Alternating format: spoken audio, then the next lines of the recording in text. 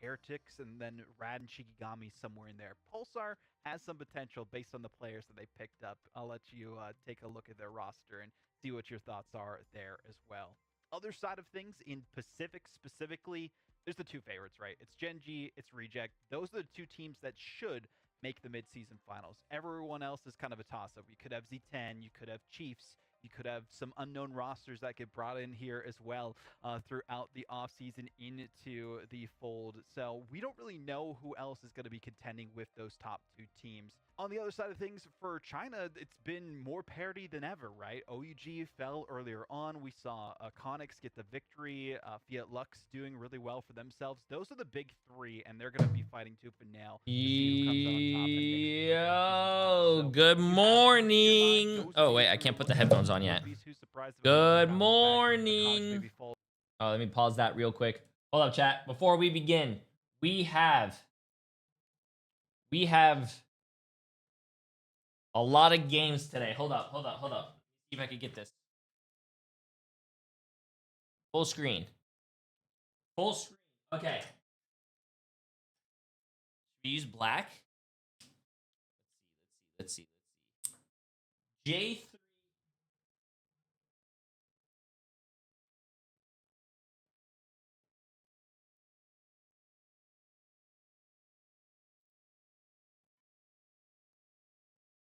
Can you see that? Jay3's get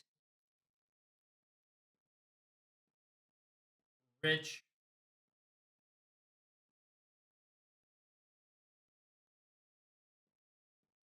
Jay3's. Is that how you? Do you guys see that? Jay3's get rich preds. God damn it! Is it not getting in focus? Who do you have? Let's see. We have. I think the stuff is. Oh,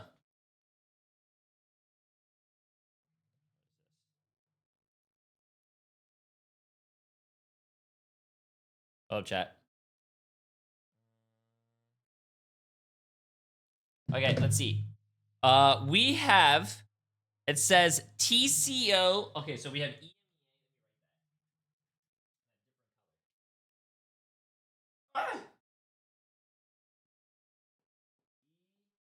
EMEA. You guys see that? And then you have.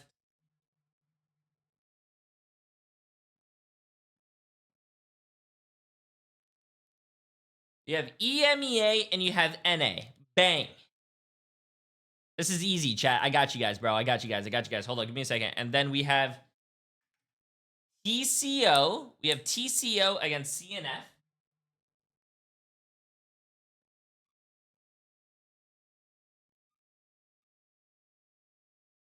TCO against. You have FYR against RSG.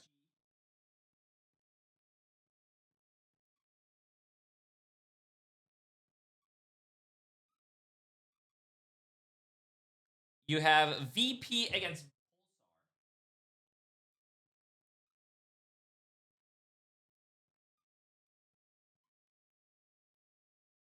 And then you have. Who else, chat? Rad against Alter.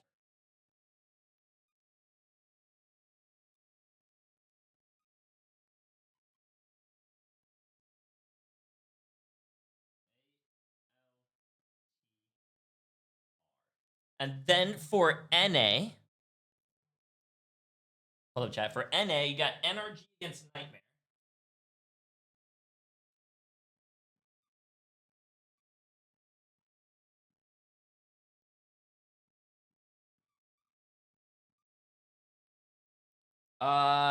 Who else? Today, I'm winning all my predictions. Bro, chat, all you guys gotta do is copy my predictions and you guys get it all right. Easy. Let's see. You got 100 Thieves against FlyQuest.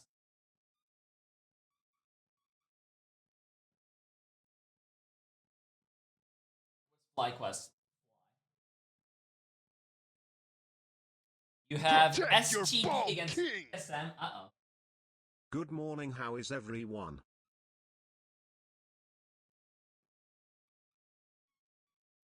And the last one is YWL.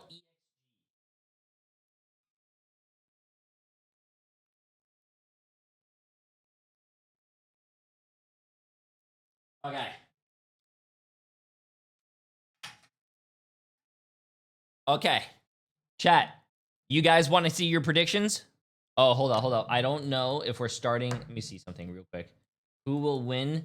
I guess the first game is going to be TCO against CNF. Wait, Crownfall against the Chosen Ones. I'm going to start the prediction now because I think that game is going to start here in like about 5 minutes. Chat, bang.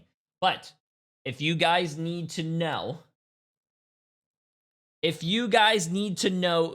is winning, I got you guys. You guys ready? Protect your ball. Yo, only Zol. Appreciate you guys have 2 months. Sikira. Appreciate you guys have 11 months. If you guys want to know who's winning on Jay3's Get Rich Preds,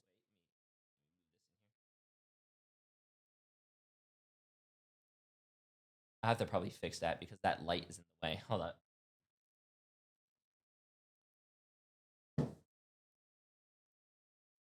You guys see the J3s? Okay, J3s.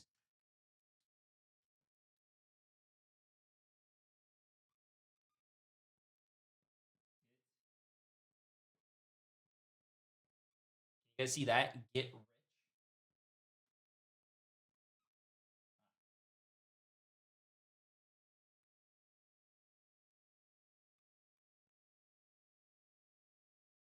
J3's Get Rich Preds. Can you guys see that? Bang. You have EMEA and you have NA.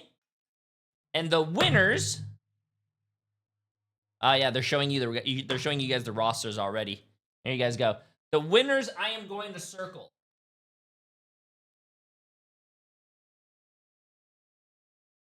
I don't know who any of these players are.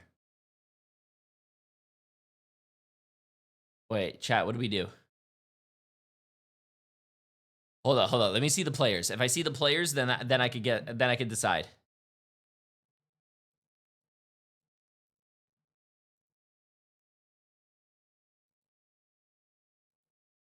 I don't know who any of these players are. Uh-oh. Well, it's time to guess. I think the Chosen Ones have a better name. Fire Against Reason. Did we see Fire Against Reason yesterday, chat? Fire Against Reason. Did we see Fire or Reason play yesterday? No, we did not see. Fire Against Reason. You know what? Who was better in the preseason, chat? I don't remember.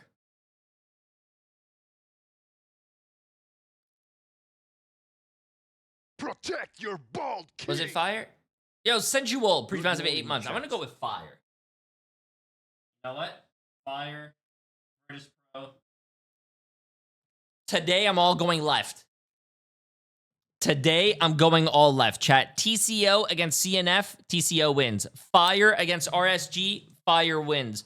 Virtus Pro against Pulsar. Virtus Pro wins. Rad against Alter. Rad wins. Easy. Easy. And then NA should be easy. NA is NRG against Nightmare. NRG. 100 Thieves against FlyQuest. 100 Thieves against FlyQuest. Ooh, bro, I don't know. This is a whole new FlyQuest team. And apparently, Morning, Jay. I don't know. How did you Apparently, 100 Thieves, you know, what do you call it?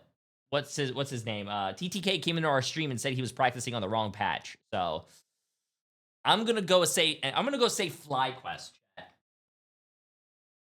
STD against TSM. I'm gonna have to root for TSM. And then YWL. And then YWL beats EXG. There you go. 100%. Look at that, chat. 101. Where's another marker? I need a...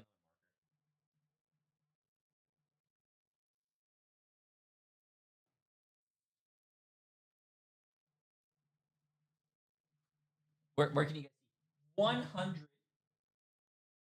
my god, this marker sucks.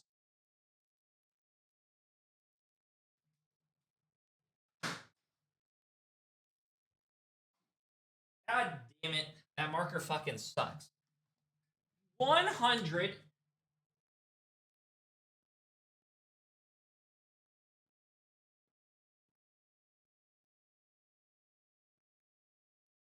%100% accurate. Never.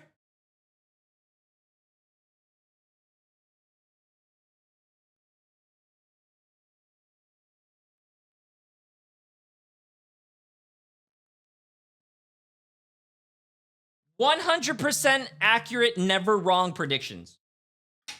There you guys go. There you guys go. There's your predictions, chat. And that's Easy. how we've got the likes of the Chosen One. So this is not really like a baptism of fire, but it's like, oh, we're very familiar with these guys because they're also like from the Saudi like region, a Middle Eastern team. They've all played each other in some division. Yeah. I have never seen STD play though. Style of each other. So it's kind that's of why a I'm really going with big region TSM. that's, Guru told me over the last, when I got Guru in a MRCs team terms of on ladder, he said they were doing really well, and this might be the meta for them. I don't know if he's telling the truth or not, but I'm gonna trust him. Competing, there's I'm gonna trust different countries that do have there, but Saudi Arabia, we've seen like the level of players continue to elevate. So I've really liked to see the different performances that we've seen, from Lions all the way over to Crownfall here and now Chosen Ones. It shows that there is like a lot of different levels to their specific region that they come from. But I'm more excited to see, Heavenly for 7 months. if any of these players on the Chosen Ones, have some insights onto their opponents. I mean, a couple of them have played against Ayano specifically on, or played with that player on Crownfall. So they might get some insight there. I have the into, prediction what to going for you in terms guys of, right like, now, compositions that they're which going to go apparently for. is a That's what I'm interested to see here too, Ryan. It felt like during yesterday, and especially in like Americas and OC, predictions. there's like two different mindsets. It's like, hey, we either ban Gambit first or we ban the Dino first and try to go for one-sided Dino. And I feel like for most teams that are going one-sided Dino, it's not working.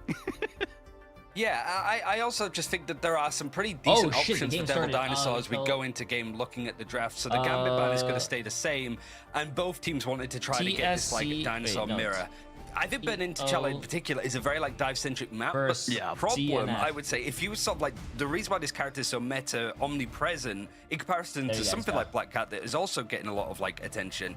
You just kind of I do not know any of these players besides probably Abuhu. And on domination, I don't know. I have chat. This is EMEA, bro. I don't think we run into a lot of these players on ladder. I mean, I saw. Also, I think it was in the Swamp Gaming Sentinels match. The Devil Dinosaur had like 124k damage block, which was insane. So, I mean, seeing the way that they could absorb the damage from your opponents. Yes, the ult charge generations. Like I think it's -35%. I slept based on the stats pretty specifically, so it's not as good. Purple but it's still pen so case. much HP that doesn't really tier 1 matter sub, my too friend. much. How I you do doing? like having the Captain America save here though, on the side of the Chosen Animated ones. Lord Dino. I'm pretty sure these guys are playing on a tournament patch, chat. So all lords and champions and skins and all that stuff is unlocked for you. The trade between Black Cat and the Daredevil as well. So I'm curious if we see that on either side. And the White Fox too. I mean, we got to talk about the White Fox Luna team up. So deadly against dive. I can see why it's banned out for Crownfall.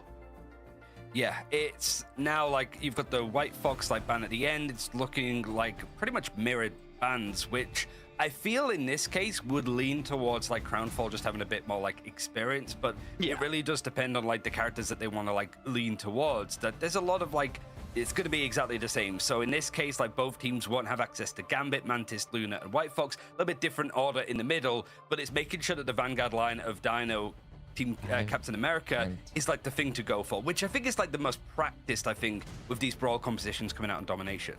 Well, you can also see why, White Fox has such a priority in bans now compared to the preseason, right? Because she just enables so much of this composition. So not having that on the table is a great thing for them. One thing I do want to mention, because we didn't see them on the actual roster graphics, 7Minute, the only player of this roster who actually competed through every single match for the Chosen Ones during MRC Season 7. So this is definitely a big pickup for them, specifically to have actually playing in this matchup. And I'm really curious, what we can expect from them, the veterancy for this roster and sticking with this team, and probably more directing them on what to play and what comps to look at. So much at stake for Crownfall, narrowly missing out on playoffs in preseason. But now it's also I'm running the Brazilian. risk of I don't relegation understand if half you of go what into you the say, but I watch your streams MRC daily. teams. That's Chosen crazy ones, they because sort you of got have to this better position grammar than through 98% promotion of my of chat. sorts. Now they That's want to keep that insane. spot and get Appreciate the it. same experience that Crown Fall's been able to get. A great way to start domination, and we get to see a little bit more Black Cat option as both sides are looking to run it. Both sides What? are looking for, you know, a tangle of sorts between these two Black Cats that are just going to be Okay, let's see this bobbing chat. and weaving around, but also using the team up as well, giving all the fortune to Captain America, the extra shield. Who did and I Jay think pick the to win? deflection I of that think the is gonna be a very chosen useful ones effect against some of are these more actually the hit-scan chosen players. ones, chat. Immediately, it's looking into the fight. It's Captain America.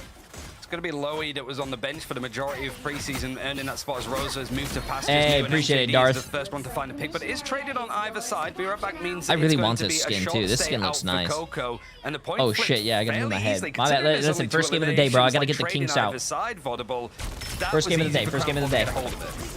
Yeah, I mean, a tough spot for the Chosen One, specifically having two members go down so quickly. I do love this focus for JDX, specifically on the Star-Lord. They played a lot of it, but not looking as good as they could. So for Crownfall specifically, this is more of, you know, the standard affair of what we expect going into this matchup, right? They have the Ignite experience, they have the veteran season. All right, let's get it, let's get it. What they've expected Yo, with seeing God, these free time teams to find play sub. through MRC and probably watching some of their VODs as well just to prepare. So a great look for Crownfall in that first We're gonna fight, see and, Black Cat you know, players this will just turn dominate around the their whole record lobbies, for chat. It's gonna be a domination lot of going fun. into stage one.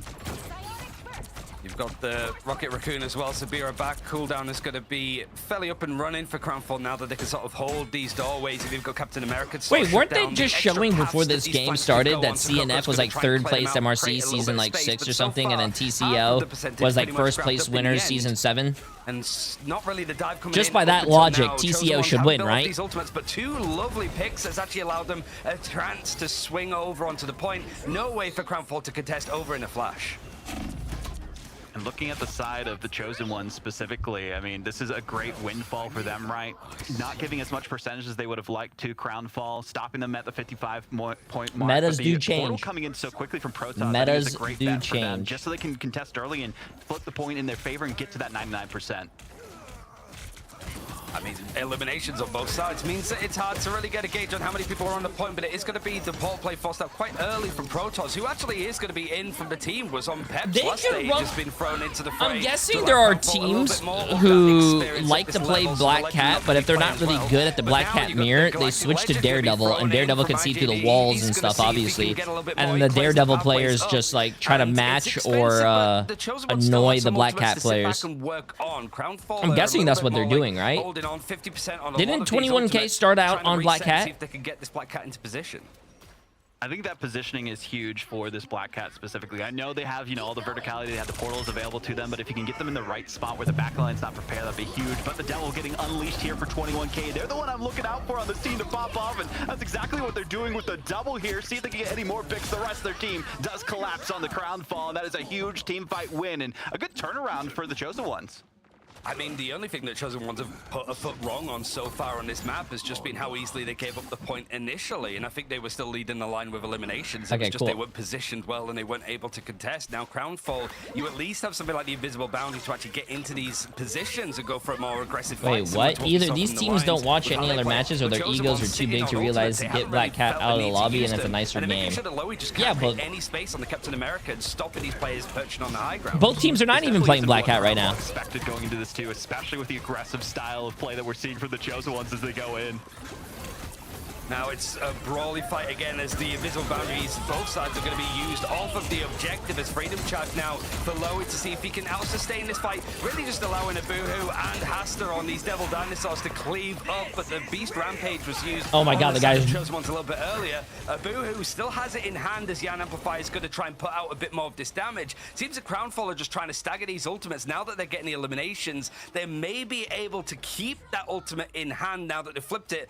But Vaudible, it's at 99%. There's not much space to move off of now from this first objective. A lot of resources burned, but they had to, right, for Crownfall to at least try. Like, and you guys are bring more themselves worried back from the about brink of Black extinction Cat, bro. in The this character first that I see submap. here that I'm So annoyed by is really looking not on how even the Rampage is Daredevil. gonna come out I for Abuhu specifically, hate seeing, you know, the Captain way that America, they bro. scrims, which is all we really have to I go off of. I mean, they hate did rally Captain behind them America, pretty dude. well during those matchups, but again, they were against other teams and other stories that they're facing off, and I don't think this resistance that they face themselves in is pushing them to the adversity that they did not expect. And Abuhu, as I say that, though, getting a double.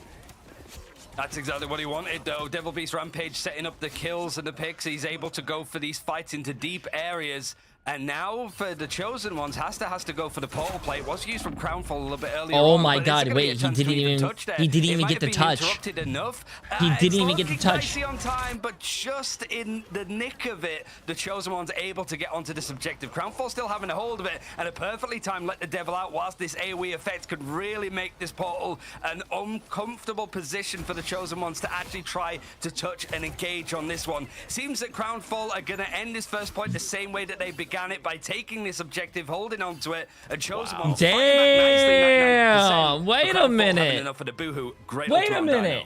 I mean, seeing, you know, the difference between these two teams. Right? Wait a minute. Wait. Chat, who did I vote for again? The one that they're kind of like rallying behind with the Daredevil specifically. And I kind of expect that going man. This, right? They're the dive player, the dive duelist for a reason, but Majid on the other side, I mean, they are just electric. The 10 final hits on them against 21K, I feel like that's going to be the duel between those two duelists that we expect to see. Jay hates two of my mains, Cap and Mag. Having, you know, well, Mag is Mag. You can I can't I don't even have to explain. All Mag players just do is fucking solo ult me 24/7. So yo, if you're a Mag player, flark you. Second of all, Captain America players don't even play the game, bro. All they do is play. They just run around, watch the game happening, and jump up and down while doing nothing. And just like, sometimes throwing your shield. They're just annoying as shit. I would really like to see a lot more of like this Phoenix because, like, from their perspective, we saw a lot from Elsa and how much space that they were left up with, and FHD just seemed to be able to do that damage from distance. He doesn't have to rely on the sparks to do the burst damage anymore. Just the left click is going to be enough to be. Still gonna do that tier list today. I wanted to before I started my stream, but I kind of was a little late. Some of the flanks and stuff where they had control of the objective. But if there's too many crossfires going on, FHD is free reign in the skies. Yeah, especially on this submap, right? So much verticality, but also just room to see where everyone is on the objective and just snipe them from when they're least suspecting. But you gotta keep an eye specifically on 21K and Majid as they do go in against each other. And more of a brawl beer at back means that it's going to be a chance for Chosen Ones to keep on fighting this one. And unlike the first point, they're actually able to contest the objective a little bit more. It is very brawly when you're looking at the Daredevil and Devil Dinosaur combination. But the pick's going in the way of the Chosen Ones again, forcing out that Ensog Inferno to see if they can trade out a pick. And they do get onto Crazy. The copy goes over from the Loki to get this Yarn Amplifier. And we saw this a little bit yesterday, I think, from Lions, just being able to sort of stall them out one at a time. Iron Koji's is going to be used up, so you would imagine a Protoss is going to be next. If he isn't going to be hounded by the Devil Dinosaur, damn, dude, that Devil Dinosaur ult's crazy, man. Yo, Odari, pre-class new tier 1 sub, my friend. How you doing? 11 months. With God, pre-class prime sub. All damage all the way. That's what reminds me of this Loki specific play with the Rocket Raccoon, nice right? shots. So you can just have the double Cosmic Yarn Amplifier, get the extra HP and everything else. And, well, Fahad, as we're seeing here, is going to be cleaning up the pieces towards the end with Majid going in as well. So, I mean, Crownfall, I feel like they got humbled a bit on that first sub-map, and now they're locking in. Yeah, Iana Koji actually switching away from the Loki. I feel like whilst he was the only elimination that went down for Crownfall, the play was still the right one, and I think so much of what he could do is still going to be handy. It's not like he has to deal with the Phoenix on the other side, but Yarn Amplify, let the Devil Out combination is going to come in from Chosen Ones. Do you want to try and go in for the counter attack? I hate this character, bro.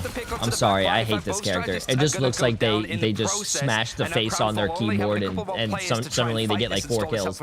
I hate it. It's going to be about 35% that they're going to have to settle on. Chosen Ones' aggressive nature, great play with the ults. Yeah, I mean, Coco and 21K, the coordination that we're seeing from them is electric, but also JDX, right? The flank ability that you have for Starlord. You talked about the team up right EMEA starts at 12 o'clock tomorrow, EST. With the self-teleport. Same time as it did yesterday. Frames in case you're about to go down, so a lot of options for that. Speaking of going in, though, here's Coco. Push right in is going to force Freedom Charge on the other side as the Daredevils duke it out against each other, but it means that the Chosen Ones, any elimination that goes against them, Vera Backs have found a lot of value from 7 minute here. So now it's FHD. If he can actually get an Ensog Inferno lined up. Like I said, chat, all I'm seeing is the Captain America. Bro, Captain America has to be one of the most boring characters to play, bro. The Chosen Ones, they have it, it's Jeff, and it's going to be forced out. I can only see Captain America being fun is because you just never die, and that probably pisses people off. To actually get the elimination onto JD that's actually peeked out a little bit further on, and whilst this is a fight that the Chosen were looking to try and like win out, bro. they had the numbers. You just jump around, never die, and run away, and just live. One's maybe looking to reset. as close as it can be between these two, right? Neck and neck, and this is a lot more than we expected going into this matchup, especially, you know, one team having that Ignite experience, the other one coming from MRC with a bit of a different look for the roster. But potential portal, like, shenanigans coming here from Margin, just waiting for the right time to see if they can maybe kidnap someone through it. It would be kind of crazy to see that go through, but either way, Crownfall do recontest and, you know, have the sustain, and they are going to keep that initiative for the extra percentage. I think that's, you know, a risky one for the Okay, Chosen that's a ones very because it risky was portal, Crownfall and they took won the that. pretty cheaply. And this could be a dangerous thing to do as well. Like, you have got the Galactic Legend. It's gonna No, force why up would the you ammo run before away you from get your? picked, but it's Why an would you instant run away turnaround. from your It ults? didn't really feel like the Chosen ones were ready to go That makes for no play with the Galactic sense. Legend at that point.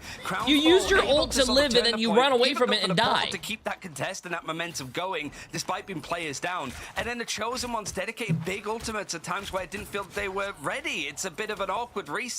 And now Crownfall 90%. It has to be a portal play, surely, for Chosen ones to go in and try and touch this. But it feels like the rotations are going to be a little bit slow. That's the tough part here for Chosen Ones, especially because they need someone to contest. Thankfully, someone is, so they will get the portal play in time to at least get on the objective. But Crownfall, they have things locked down for the most part. No ultimates to work with, though. And 21K, they need to get them out of the play, and they do go down immediately. This is not a good look for Chosen Ones. It's a best of three. You can see by the score right here. There's 2 blocks here and 2 blocks here. Whoever wins 2 first wins. No eliminations come out from the Chosen ones at all. I actually cannot believe no. Perfectly positioned to just block up a portal means that it is going to be Crownfall taking this first map 2-0. Good moments from the Chosen ones. But at the end there, I think there was just that I little bit of said the experience Chosen that ones were winning. Crownfall. No. This is a great first showing for a team, you know, coming up from MRC, you know, didn't quite expect to play, right? Because there's no way that the curse is active this morning. It's like, hey, No. we're gonna lock in. We got some friends that could come in No, and ring no, for us, no, and they're doing no, a pretty no. good job, all things considered. I don't know if it's necessarily speaking more, you know, about Crownfall in terms of like their caliber of play that we saw from preseason, or more about the Chosen ones. Yesterday, we'll see, you know, I got stage 1 goes. listen. But I'm really excited to see what goes on. Yesterday, I had 5 out of 6 predictions correct. What the Chosen ones are choosing for their second map. 5 out of 6. We'll see after this quick break. I actually cannot believe.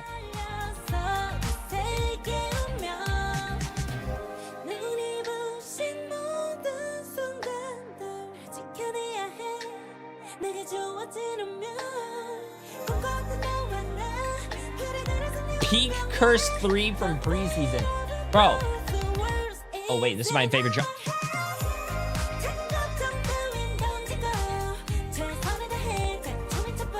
Oh, this is probably like this is a fire song right now, bro. Alright, put it here.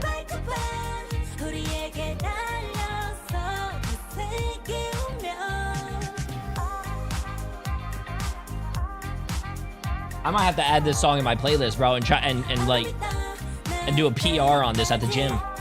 They're gonna be like, hey, yo, bro, why are you deadlifting 5,000 pounds? What song you listening to? And they're gonna put this on. They're gonna be like,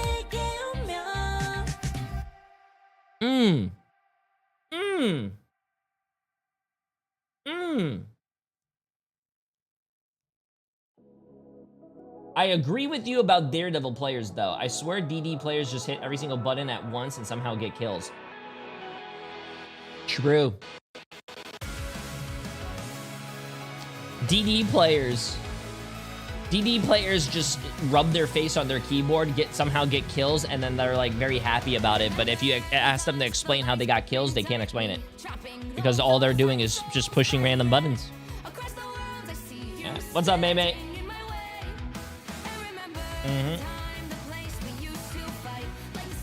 I think Black Cat's a little different though, because Black Cat you have to know like what to buy, and usually it's the invisibility and all that stuff, and then yeah, it's usually, I don't know.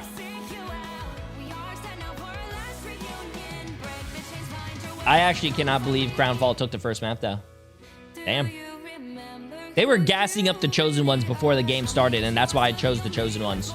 I still believe. It's a best of 3, chat.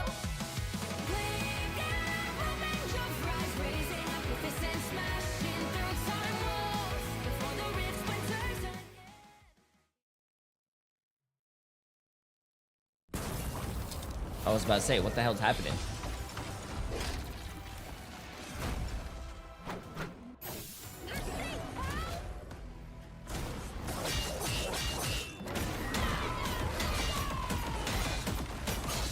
That's crazy, bro.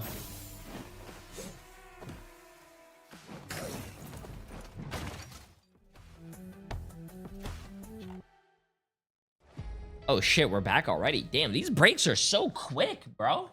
God damn.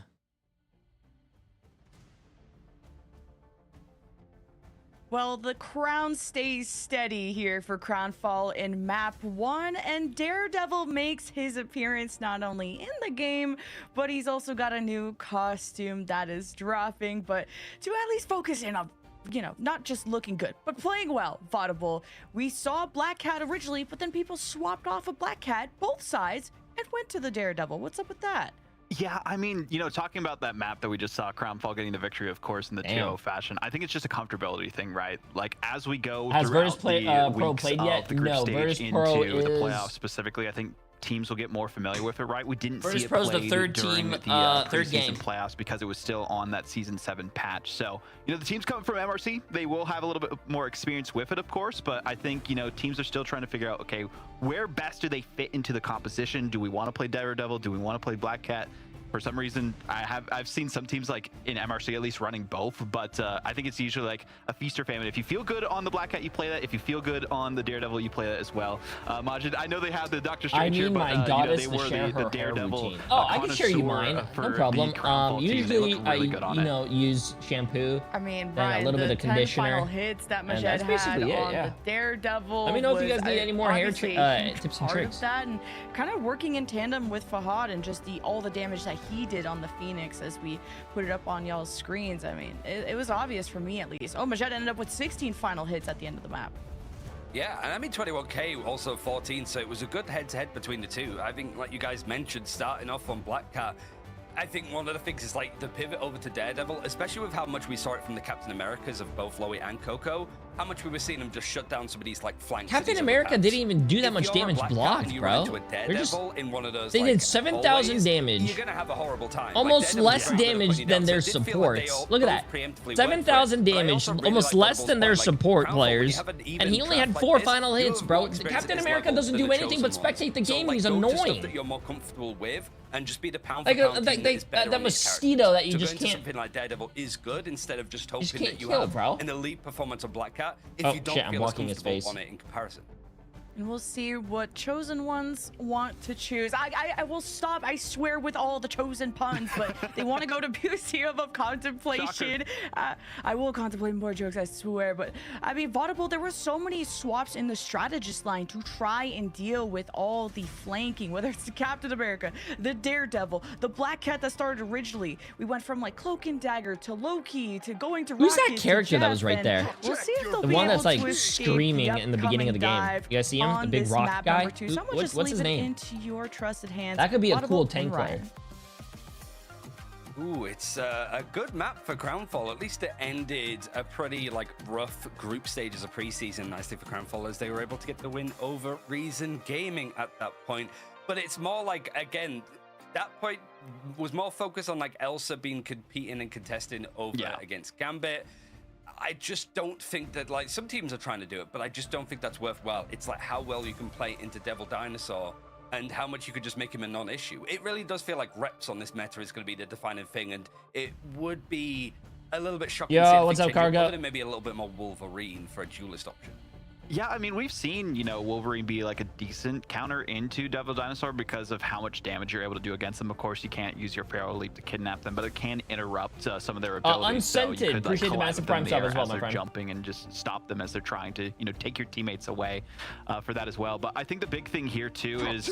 Okay, Luna Snow, first ban. Okay, second ban. Okay, second ban. I was like, we're going crazy here now. It's going to be the Gambit first bans. I think both teams and most of the region have realized, hey, we shouldn't allow it to be one-sided Gambit. Killer. Appreciate Prime Summer, friend. Welcome. And the Devil Dinosaur is going to still be the Apex Predator, the king here. And for these Merciful teams. I'm more interested on Dudes. seeing, Appreciate the what massive saves are going to be right. Prime We saw sub, the my Captain friend. America Welcome. save from both ends, and this is a That's great popping map, off. I'd say, for Yeah, Captain sorry America. about that, chat, by the way. All the but new there's also followers been, like, out good there, months, new like Boohoo's had that good, like Vanguard Deadpool. I have a True, weak true, follower good. limit on Certainly right up now against because Devil there's some person Dinosaur, hate like, in rating both a lot cases, of you're gonna be the playing Marvel as, Rivals like, category, who's good so with to Emma prevent Frost as that being person from up in the play rate as well. Titan, But we still being banned out have on 1 either week side means follower it is a limit little on bit to more, like, talk, gonna be but you balanced. The same can skip bans, like, that these 1 happen at week. the same time. I think it's If going you to be the sub. exact Surprise. same.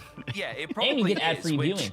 if you're Yeah. the chosen ones, Yeah, but I there's think it a makes guy sense to, running like, around if you've being been practicing that kind of like composition as much everything as you bad, possibly can. racist, I do like homophobic, Rednex onto you know, Emma. Cap sexist. is Yeah, good on he's domination, just but Emma has just a always been failure good on like convoy and maps in waste of particular, space. but also just But, is yeah. a lot better now because a lot of those nerfs that she hit earlier this year have been reverted and then some. So she's a little bit stronger than she Is he was. actually in every I'm single? curious if we see more of like the yeah, that guy has triple strategy from no. Crownfall and That guy has defense, right, no based on the life, side that bro. they're It's playing. sad. Like that could be what they're going for too. Having this Emma save, banning out the Phoenix though, I think is a great option, right? We saw how effective FHD was on that too. You know, they're only they're still going bought down in. 3 times. The least Just as a heads up to all the new followers out there, appreciate you guys, but yeah, we have to have this on. And there are some insane points that you can Team use Bonk, Phoenix, specifically appreciate around the the massive new second tier 1 checkpoint. sub, my friend.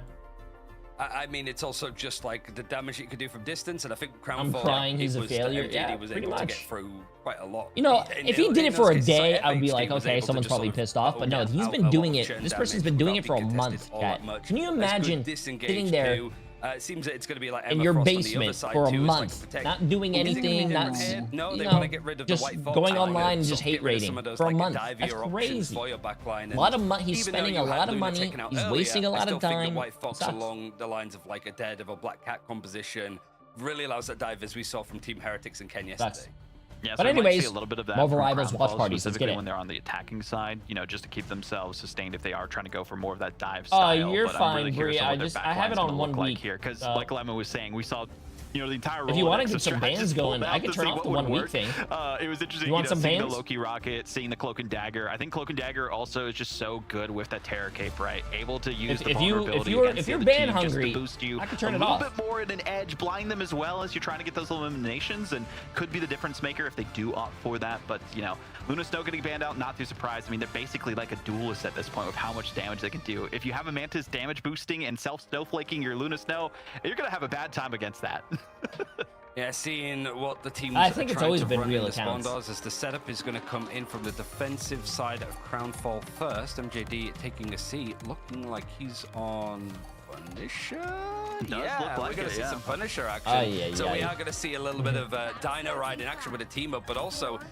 Oh snap! Are we seeing? Wait, we have a Punisher, chat. We have a Punisher and we have an Adam Warlock, something we have never seen. We seen a Punisher yesterday, but this is a crazy team comp. Yeah, Rocket's probably just going to be a mainstay in this meta just based on the damage boost that we have, but also the ult charge, you're able to get it a lot faster too, and also having the extra healing orbs as well, just to sustain your team. So buffs across the board for Rocket. You can see exactly why they're being used as efficiently as they can, but I'm kind of curious on how MJD will do on this. Do they use the team up? We saw it a couple times in scrims, but not to as much effectiveness as they would like. I mean, it's the fact that, like, yeah, the Phoenix was banned out for Jean Grey. Even Elsa's getting passed up on this one, but he's just able to churn out so much damage and even play close quarters with the shotgun, which often is getting a lot more attention than usual. The CC is great, but the amount of sustain the Devil Dinosaur has available to him is unfounded, and it's really That's crazy. That character can just go invisible, like, instantly for a few, like 2 seconds. Bro, second you see her, second you don't. Losing players on the side of Crownfall, but the Be Right Back is helping this defense stall out for a bit more time. Yeah, even with, you know, the Cosmic Iron Amplifier from Crownfall actually not getting taken out by the JDX Ensong Inferno, so did stay up for a decent amount of time just to keep them engaged on this first hallway turnaround. So a great stop potential, but I do like 21k specifically on the Black Cat, using the invisibility, and JDX will also clean things up. Yeah, JDX has found himself free just with the left click. Sparks be damned, it's not needed. Crownfall. I don't know what Crownfall is doing, but I really want to know if that comp is going to work. That comp looks very interesting. Amplifiers, you will have the copy on another one and also a Punisher ult. And you have very little to actually contest that when it comes to like damage from distance, right? So could have been iffy. 21k is switching over towards. Yeah, I think I saw that person in some smaller content creators for Rival streams too. Yeah, chat. If you guys want to help the fellow Marvel Rivals community or a streamer that you guys are watching, just tell them if that starts happening, tell them to turn it on 1 week follower limit. And I mean, it sucks because the new followers can't talk, but I mean, it takes away the bots. Or turn it to sub only. the Chosen Ones. Yeah. Yo, Fat Drake, Well, please now rise how and are do they tier gonna 1 sub, my fare? friend. Like, How you doing? 21K How you has doing? actually built up this ultimate very quickly because of switch around, so now it's still just absolutely plummeting. You got the Flaming Orb to get some information on where these defenders are going to try and contest from. They want to do it together. They don't want to overstep. You want to make sure that, like, if you're going to go for a copy, you've got something to copy, but instead, you actually lose the cloak. It doesn't matter, so Dean. Koji doesn't have much They're to literally work with. They've got taking a real mischief. people's You can't go accounts. for the Eternal Bond. It doesn't to try matter to if you platform have your way email onto this point. verification, And phone it just seems like verification, they've still lost goes through, bro. complete control You're acting past like the I haven't done that objective before. into third. Trust me, Crownfall I've done won't be able everything. to actually contest this, it looks like.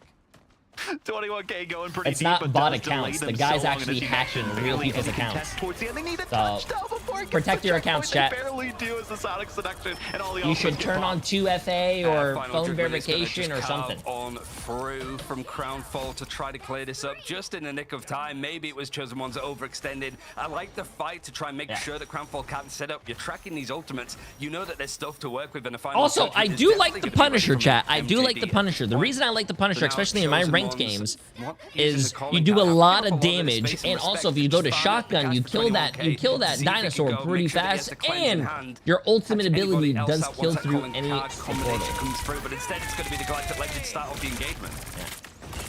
I mean, the Phantom Pursuit usages from 21K are great, but here is that Galactic Legend, as you mentioned, does bait out the invisible boundary from 7 minutes, so... Oh, no. It was looking like such a good hold on the defense, but it's like, wait, nobody's on the point. You have to go and fight this back What are we again. doing? You have the bodies as well to just stick on an objective, but it's like Lowy wanted to take a little bit more of this space, but they managed to get the point not capped onto second, but the Chosen Ones trying to use this newfound area that they have control of with this Ensong Inferno, slamming down immediate elimination onto MJD, so that's one Nice of ult, those main nice pain ult. points on this defense, stopped in its tracks, and there's still the contests going in. Chosen Ones have managed to use up a lot of this time on this attack, but it's maybe going to be turned around in the end if it wasn't for this Devil Dinosaur and the switch run. Groundfall are doing a lot of work. Iron Koji, especially on this Loki, done well to try to stall this out, and a portal play is great for Groundfall to actually keep this going. I like the Mento Fish usage as well, just to slow them down so they can't use any of their escape abilities. And Coco getting a triple there too on the Emma, almost has their ultimate available. They cannot be stopped, and the slicing and dicing of 21K is just so lethal with this Black Cat. They are using it perfectly, zoning them out, slowing them down with the CC abilities, and Dude, chasing Black them Cat down, is and eventually insane, they are dude. able Oh to my get that God. second checkpoint. So great look for the Chosen Ones, but hey, Crownfall, that's a good turnaround compared to almost just giving them the point by accident. Oh, entirely, yeah. So, like, at least Crownfall were able to fight this back. Chosen Ones, it is those fine margins. Good It's gonna Black Cat define a players team. are Like, these small very mistakes can scary, be man. punished at the highest level, and the Chosen Ones that brief overextend could have potentially been the difference here. But Chosen Ones not only been able to cap the point, but hold on to a lot of ultimates and force good stuff out in the end from Crownfall, who have, again, switched around this backline, having the invisible boundary from Ayana Koji, moving away from this Yarn Amplifier low-key combo, which is also something that the Chosen Ones have done with 7 Minute moving over to the Invisible Woman to farm up these invisible boundaries and just maintain some control for JDX that is going to have some of this space shut down. Crownfall actually completely changing up their lineup as well. We don't see the dinosaur at all. Lowy is just going to be on the Captain America instead. The calling card coming out and just going to be slicing through every rank of Crownfall. And a tough spot for them to be in. Dude. Even with the ults that they are She using to does counter. The Sonic Seduction really so just slowed much the roll. damage. You see the Rampage Oh with the my calling card. Just such a goodness, deadly duo man. combo from our two new heroes in stage 1 compared to Oh preseason. my! 7 Nah. Minute is, Nah. We're gonna need a nerf on Spider-Man, bro. Come on. We're gonna need a nerf on Spider-Man. Like This the is not Chosen real. Ones, much like a lot Nah. of the other like Saudi teams that Nah, we have nah, seen nah, from nah, this nah, action nah, of Big nah, Night, doing better than expected. Like the One thing that I noticed that works really well against Black Cat chat, you can go to more. Very aggressive, much The like a lot of Squid's the other wall Saudi shoot, teams like we saw with the Lions or yesterday. Bucky. Crownfall need to try and fight fire I with do fire. mess up MJD some switching Black over Cat towards players that with the Daredevil. more Wants to see if Bucky he in can my maybe ranked make sure games. that 21K can't get much more success out of the Black Cat. I mean, speaking of that Black Cat, talking about the experience, right? MRC Season 7, you were able to play Black Cat for the first time, so you can see exactly why they are more veteran, I guess, on this hero and know how to use them very effectively, but both strategies ultimates coming through from either side. And Crownfall, they do have a lot in the bank. Invisible Boundary was potentially used. It wasn't interrupted clearly because it's still in the hands of Ayana Koji, but he goes down, not going to be using it, thankfully, in this case. Still trades out. The Chosen Ones have to reset. There's only a minute left on the clock, and the defenders having 4 ultimates, only using that Eternal Bond from Protoss. means that they have plenty to sit back on. So like now, 21k, JDX, are they going to find these picks in the neutral? It's going to be tricky to find these ultimates other than the amplifier. Is that going to be the difference maker? Could be the difference maker. It needs to be, specifically for the Chosen Ones, especially looking at the ultimates on the other side. Freedom Charge coming through. Eventually, the Devil will be unleashed. And Oh, poor little Rocket, man. Poor little Rocket. He just wanted to live his life. Now you got Ensong being Uh-oh, used, they had slamming 1 minute down. left, and It's now they been only very have good 20 for Jay3 to seconds. actually confirm They gotta get their elimination shit off the back. together It's here. not just going to be used for clearing out some of these more deployables. And there's Do they not have a Crownfall to TP? worry about in that 18 case. So seconds? They have to that TP, right? going for them, but Chosen One still losing out on plenty of players. You've got Coco that's going to switch Okay. over towards the Doctor Strange to go for this play, and I would imagine Crownfall are going to be wise to it. They're going to try and close this distance down. They have the Star-Lord actually just jumping for the portal on the other side. Just, hey guys, how's it going? But the point is going to be touch, and Crownfall doing a very good job to actually be very subtle in how they're playing. It seems that the Chosen Ones are like, where are they? We're seeing like there's the dinosaur at the very least, but where's this Star-Lord with the Galactic Legend? The invisible boundary planted on Bro, top as that well. I was The gonna say that amplifier, earlier, it was man. It deployed sucks from when the you're playing Chosen Ones. Star-Lord It's and they gonna rocket ult. diddly Bro, squat you as cannot FHD auto-aim the drops rocket down ult. from It his sucks. perch, and Crownfall stopped the payload in its track. That's still a good push. That's still a good push. I mean, this goes to show, you know, what we saw. We from might last see map, a right, game where 3, the chat. We Chosen might Ones, see a they game had that 3. Actually, we will see a explosiveness, game the 3. You know dive why? capabilities from Because I them, and the voted neutral game for was TCO great. to win, and Individual TCO is ultimates, losing right now. perfect So if usages. TCO wins The this problem map, was chat, when we're they going have to a come map 3, together and then as a TCO is squad, going to win, 'cause they and haven't played Jay3 as long together never as gets a most of the prediction Crownfall wrong. members Watch. have, right? Even with Loey Watch. coming in from the sub spot, of course, they've been scrimming with them in the meantime whenever people Watch. were busy, then also getting ready for this stage 1. So they know, you know, the call Watch. outs, they know the comms that they No. need to go for. Watch. They know, hey, I'm just going to be using the strategist ultimate. That's all we need for this team fight. We saw them bait out so many of the options from the Chosen Ones during that last engagement The towards that third Chosen checkpoint, which One. is the hardest to get in the game, I would say, aside from Lower Manhattan, from what we've seen. So That is true. Groundfall, I mean, they turn things around. The only issue is it going to be enough, especially, you know, being on Museum of Contemplation. We've seen so many, you know, full holds and holds around that second checkpoint, and Crownfall did make such a mistake to allow so much room for the Chosen Ones to get towards that second checkpoint. So that could be their demise towards the end of it, but a great stop, at least at the end of the road there for Crownfall. There's always that kind of like balance that you need to work with. I think with the Phoenix Jean Grey play as well for JDX, putting out a ton of damage, but luckily and like to the plan, I want he's getting Crownfall to win eliminations, so we final can watch hits. If 100 he's, Thieves. like low on final hits.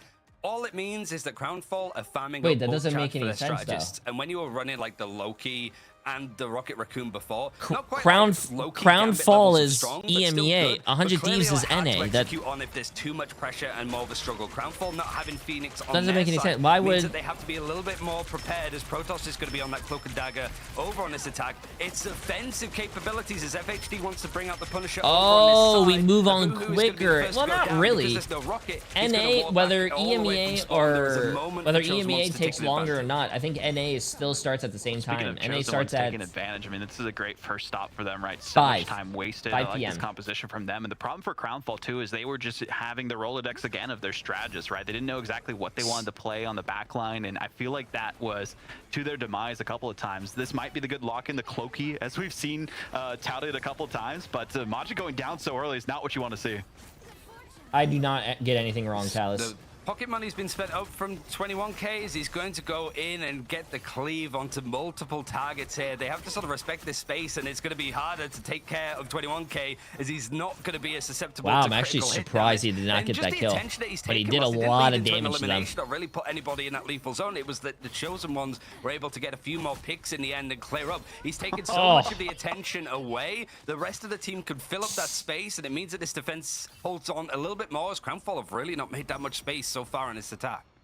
I mean, I think this is also going to show that Crownfall aren't as practiced as they could be against, you know, this Black Cat composition, right? The flanking ability of this What hero, other the invisible characters options that you have from the Helm of counter Hades is such a nuisance Black Cat to other deal than with, Namor and especially 'cause they Bucky. can use it I'm as pretty much sure as you they could go want. Daredevil. So now going Daredevil, back to you the can see drawing people board through again with walls, and Loey you can see where the playing Black that Cat is and mark the Dinosaur Black and Cat. Inferno from JDX. So many bubbles to try and prevent it, but hey, it's still going to push them back.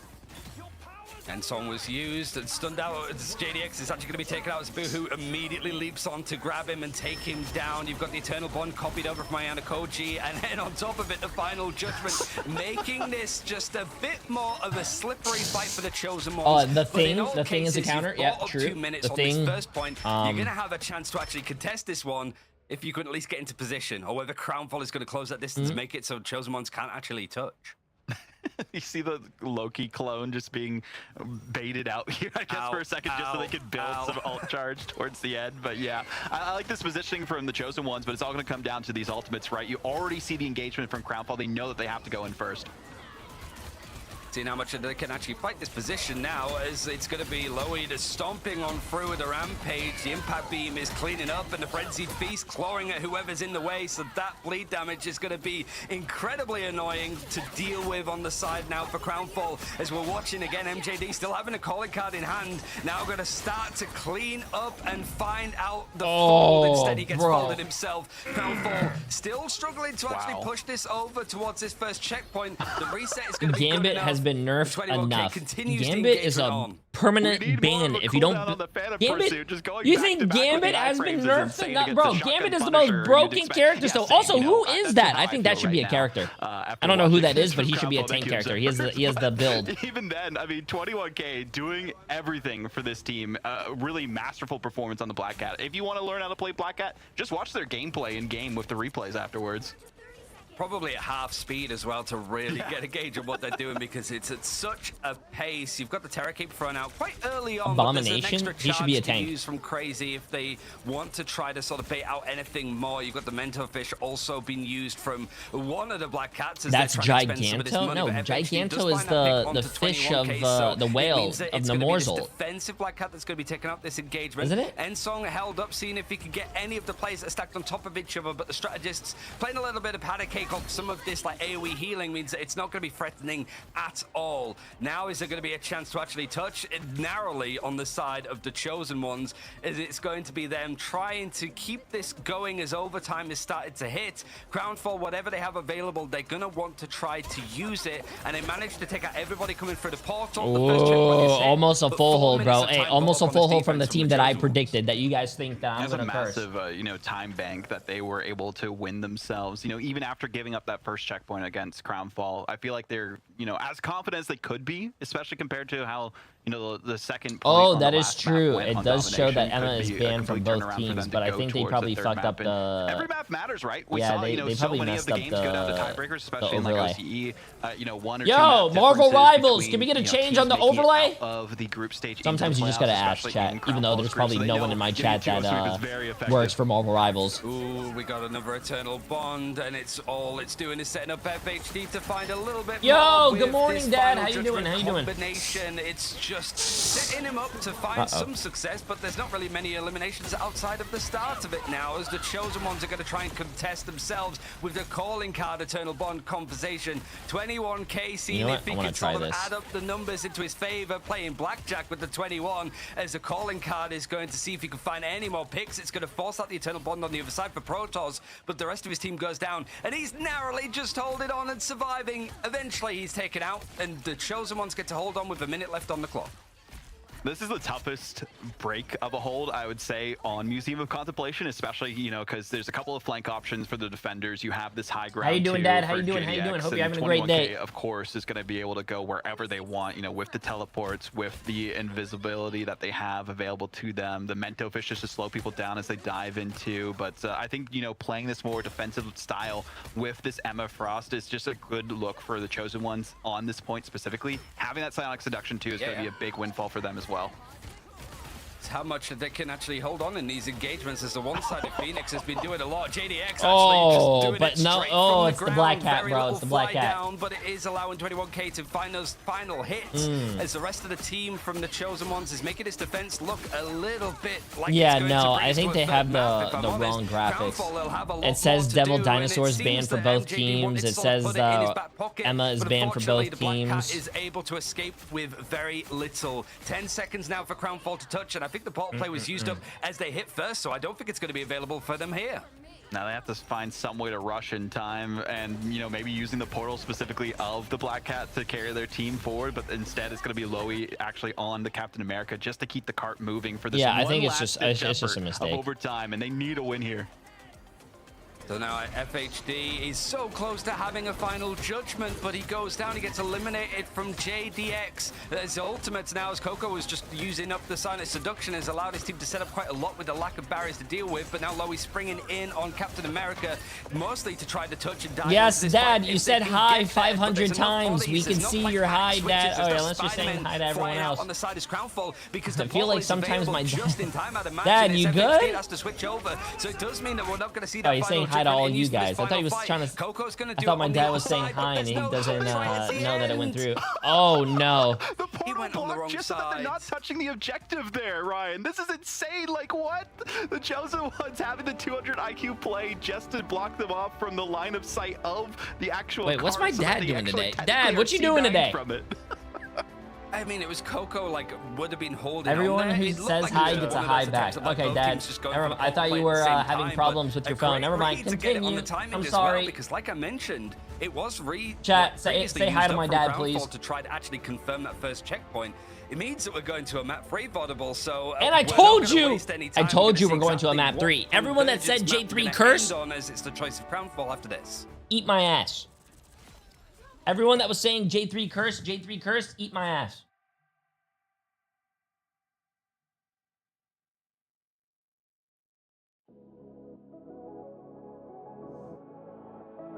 Oh, Dad, make sure you get PJ to help you.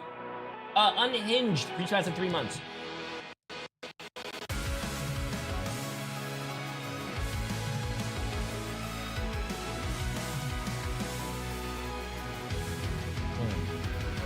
Remember the dusk, the lights gripping tightly, trapping all those fighting souls, but yet across the world I see you. Is my YouTube arguing about if Gambit is broken or not? Chat. Even though Gambit has all these nerfs, he's still the most banned character in the game. He's the most... he's broken. He enables so much more.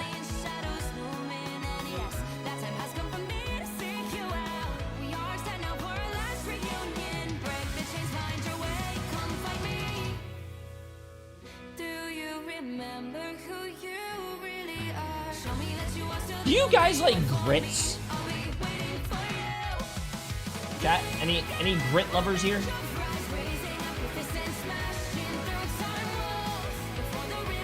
You guys like grits?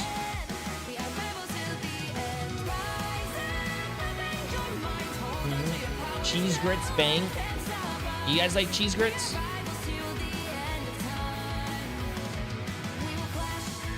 What's the song? I'm pretty sure this is called Rivals to the End of Time by, well, Marvels.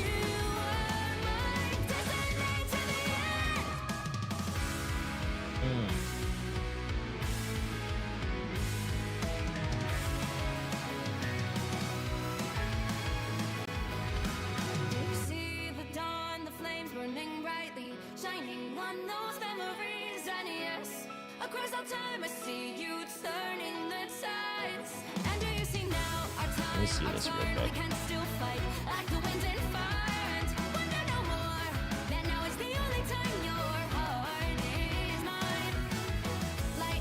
You know what? I'm gonna try this. I'm gonna try what chat says here.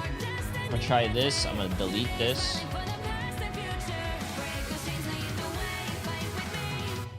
We're gonna try this. Bang.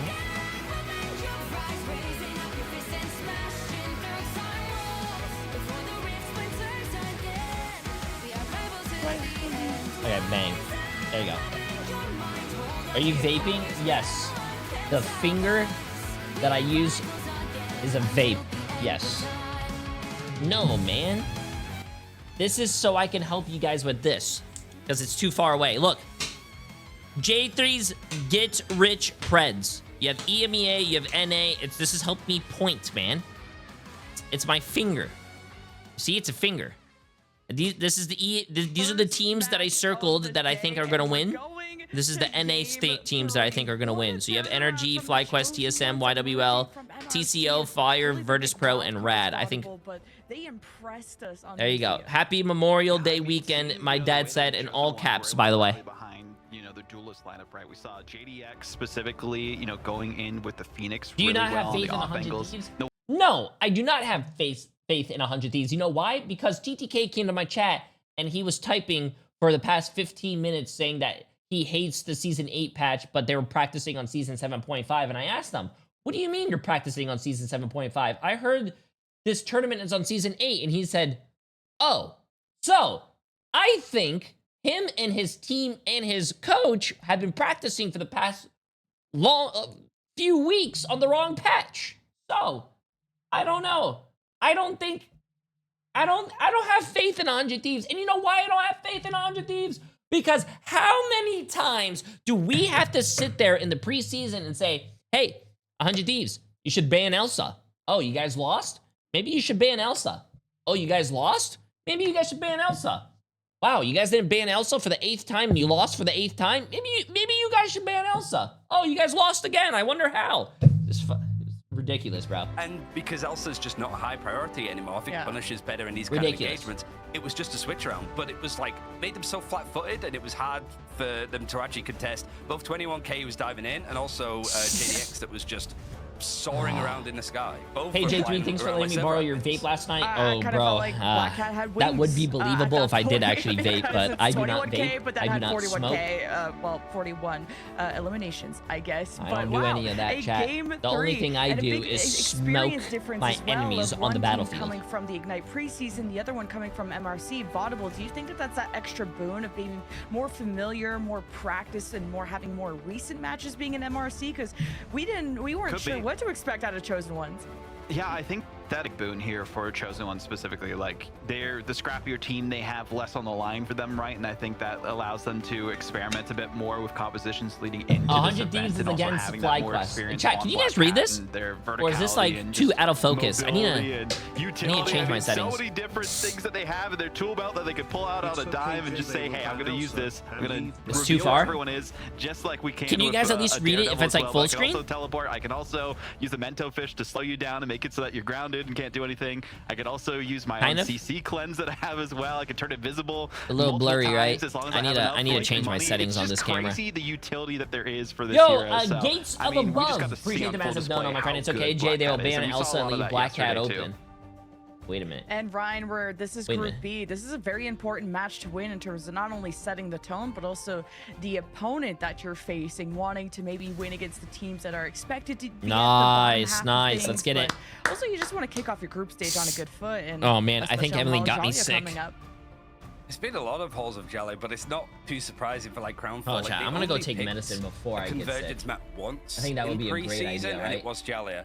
The problem is that they haven't won on either the Halls of Jelly that they picked and played there, or Shin Shibuya, which Vision forced out in a third map against them. So we have seen like Crownfall have these kind of like moments where they have been able to basically like go to a full free mapper, especially against some of the other Saudi teams with like the now Lion squad. Convergence, so, like, Hall the of have, like, a good chance here to just pile on the pain. And also, like, both these teams are going to be keenly looking at the fixture after this because that's Firestray's reason. The other two teams, I think those 4 squads are the ones that are competing for those 2 final playoff spots behind Shikigami. Do you think TTK is going to roll out on Emma? On Hall of knowing that kid, the only thing that he's going to be rolling is rolling out of bed when that match starts because he's going to be late. As we head into the game. Now I'm curious on whether it's going to be more like of a change up in draft, if there's going to be anything like going on with basically anything else, right? It was basically the same draft that we saw in both of those 2 games. Okay, I'm gonna go get my medicine. Lose out one of the vanguards, but I feel like with some of this experience, like looking at like a Boohoo and stuff, like it's gonna be like the protect over onto Lunar Snow. It's gonna be double bans on Gamut to begin with. So yeah, it's not the Devil Dinosaur protect to begin with. They want to go for the Lunar Snow, maybe to sort of set up some like White Fox play. Whether they want to go for like more Emma Frost because those team ups do help. But it just means that your backline can be a little bit more like CC centric and make sure that the 21K like Black Cat can't do as much. Well, seeing the one-sided Devil Dinosaur makes me worry for Crownfall here specifically, right? Like, usually when we've seen a one-sided Devil Dinosaur, the other team's been able to like lock in Gambit, right? Instead of the ban coming out initially from that, and it's worked out because they have Gambit. But because you're focusing on the Lunar Snow, likely going to lead to the other team, you know, banning the White Fox because they don't want to worry about that team up, right? Because of how effective the charm specifically is with that, and like the chain that you can do with it too. So especially because of the dive composition that we've witnessed from the Chosen Ones, they would be I don't know. It wouldn't be the smartest if they didn't ban out the White Fox specifically, because I think that's going to be the prioritization for the backline here. Because the backline's been the biggest struggle, right, for Crownfall, is they haven't known exactly where to look specifically for what they can play. And banning the Black Cat, I respect. Do they know where the LAN events will be? We saw how good 21K was on absolutely that. not. I mean, I'm just curious. I don't like, think they where came out with it yet. Want to go for like the pivot here, because both teams have been trying to go for this like rocket Loki, like just copy the Yan amplifiers and just send it kind of strategy. But If both I have had to pulled away guess, from it maybe so LA, often. right? So it is going to be a protect onto Lunar Snow here, but it means that it's going to be one-sided Dino right at the start. There's a chance here for maybe Crownfall to protect their own Black Cat here, like potentially Could do at the that. end, because there's not going to be that final ban. But I also do like the Ultron ban on the side of like the Chosen Ones, because this is a very like strong map for the I don't know. likes of If I Ultron. had to You've already gone guess, for protect and I am onto not the strategist of Lunar Snow, you want you to build know, around it. But yeah, the Jean Grey ban I at the don't end know. means that they are very If much I had to tracked in the duelist guess, of the Chosen Ones. Yeah, I mean, making sure and that this is the just like chosen common ones do knowledge, not right? have that Marvel much priority. Rivals There's the Phoenix isn't. Protect that I mean, was we talking had a about tournament before, in so having China. Luna Snow, I think, is a good thing for them too. We haven't But seen a Mantis ban. that was from a closed Chosen One, event. so Luna, Mantis, But I and think potentially Rocket. Who knows? So Marvel what they wanna do. I Rivals mean, just White has Fox a as well bigger is still fan available 'cause base that hasn't been banned in either. America. I think because they focused So on the wouldn't Phoenix for the save, that it makes make it more a little bit sense more to have a difficult for the LAN Chosen event Ones in and exactly what they America? want to prioritize in terms Even of though banning. a If it is LAN the event backline in that they focus Asia on again here, will be yeah, I so think you have fucking to get rid of awesome. that Mantis, because that damage boost on both Luna Snow and Phoenix, especially with how much damage Luna Snow can do and heals, would be too much to overcome, and on Phoenix as well. I feel like if you're the Chosen Ones, you're quite happy with how this draft has gone for like some of the key areas, but it really is now like a test of like how the duelists are under this pressure, right? Like 21K, you'd still have That access is to also stuff like true. Daredevil, If for the example, tournament but was in China, you don't have, the like, time Phoenix difference or is a little Play, you've still wild. got But access to, like, I mean, Star-Lord and the Rocket to be honest with you, combination. chat, There's stuff to China work was fucking with, amazing. But it feels like just some of Their these, like, their win conditions production that the and Chosen Ones are gonna be everything over happy there about was from absolutely Museum insane. I and got in sick, play. So but it's whether they can yeah. actually go to plan B and have Protect something your planned up bald there. king. Well, we do see the Rocket here from 7-minute, and I don't believe it is just to give Paco, them the appreciate armor some packs. 2 months, They've my been friend. How you rocking it doing? How you pretty well doing? so far for their team? I mean, JDX, when the Phoenix isn't available, as you mentioned, has been playing that Star-Lord, and the composition's been working out great for them, especially having, you know, the team up with the teleport here. Bro, Crownfall, I'm very the interested food to over see there if was this is the insane, option that chat. they are going for, or if I they're just, ordered having fun like with a potential buffet mines, of that they might food. throw to see if they can And catch anyone off usually, guard from that. if Yeah, you I know order off Koji will be DoorDash here, rocking the it would be Luna like, Snow. I'm actually if I more ordered the same surprised amount of food, it that would we be like don't see 70, a 80, White 90 Fox bucks, on and then their end tip of and all that things shit, either so for 100, Crownfall 110. specifically, Bro, because, I you know, that ordered team up's so good much against food over there, Dive, and it with was the charm $6. being available to both the Luna Snow $6. and the White Fox, and you can cycle it pretty well with It was that crazy. and the freeze. But USD. they're opting for the Rocket themselves with was insane. the Star-Lord, and I respect it. Yeah, I think it's Emily and I went to a Michelin star restaurant as the Chosen Ones have tried to build and around ate this so double much dinosaur food, and it ended up being compositioning like and protecting the 80 Captain bucks. America earlier in It the was series crazy. to make this the Vanguard Delicious, line you want good to be quality. consistently Oof. running. But Triple Strategists is the main key factor. You'll have some dive to work with like Crazy being able to be on the White Fox, or at least deal with any dives that are coming in from Crownfall with this pressure. But MJD having a bit of support from the Luna, able to put like the be right back teleport. This is a good into flank right a here. Position that is going to be threatening for the Chosen Ones. That's a Try good and fight flank. this. They're either going to drop down to the low ground to go in onto these engages, and it's perfect from Coco as he finds 2 of the strategists in the back line, and a reset is going to be required from Crownfall. That's a huge defensive effort for Chosen Ones so far.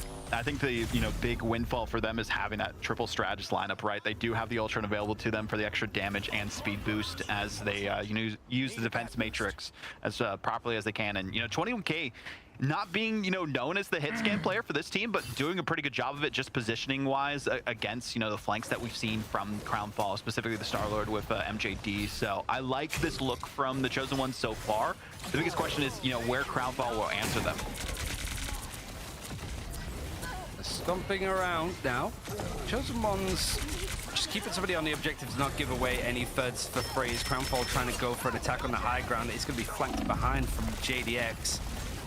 It's more the reset, try to use the low ground as a little bit of cover, but he's got all of that Oh, looming in. he actually lived. Wow. From FHD, he was able to get an elimination just beforehand onto one of the strategists in the backline. Is Crazy on the White Fox is the one to be eliminated. He's going to have to try and leap back into the engagement, but there is a window to work with, and Abuhu wants to carve this out to be a grand opening onto this objective. Progression has been made, and Yan Amplifier is going to be forced out now as the attackers want to really put their heel down onto the throats of the Chosen Ones. Galactic Light Legend following a little bit afterwards. Not quite lined up perfectly for Protoss, but it's forced out quite a lot of that sustain from the Chosen Ones. Then I mean, those guys are going to have to die. They're staggering themselves right now. And expecting that this first point is going to be handed over to Crownfall with just like 4 minutes on the clock now. Yeah, not many resources having to be used by Crownfall either in that Just team. die, bro. Just die, die, die. What are you guys doing? You're staggering yourselves. Die, die, die. Oh, no, they're leaving him back there. Might have been a better option for Chosen Ones just to go full in if they could. I think the problem was because the strategist lineup was separated. Chat, if you're ever in that little situation, jump off the map, die, run into the enemy team, jump on the point so they can't cap without killing you. Continuing to push here. You don't want to stagger yourself, bro. FHD is able to find a pick, and he's actually found a little bit more as Crazy goes down. I think just trying to jump in and leap in to help. Tries to go for the Sanctuary, but it's not going to quite work out in the end, which means that Crownfall actually have this momentum working very much to their favor. Jay, are you claiming that you give not really 2 times faster using drops? Too many of the ultimates. 21k over on the there's Daredevil 2 drops is going to going find on. that focus That's over why there's to 2 Boohoo, times but drops. he's not really too deterred. Even when the Not side 2 times used up, faster. he is going to give up this sort of space. Galactic Legend's going to be used up, and immediately the Emma trying to catch him out of the sky to CC him. It narrowly misses, and that narrow margin is going to allow JDX there's season 8 drops, and there's also nowhere near having the Iron Amplifier, but Freedom MRI is drops. going to act as another strategist ult in its own right, but unfortunately, it's not enough to sustain this engagement as has to find to pick onto Iron Koji.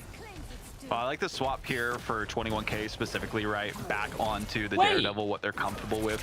I don't want to have to bring up this game though, chat, but isn't Overwatch having a tournament right now in Japan?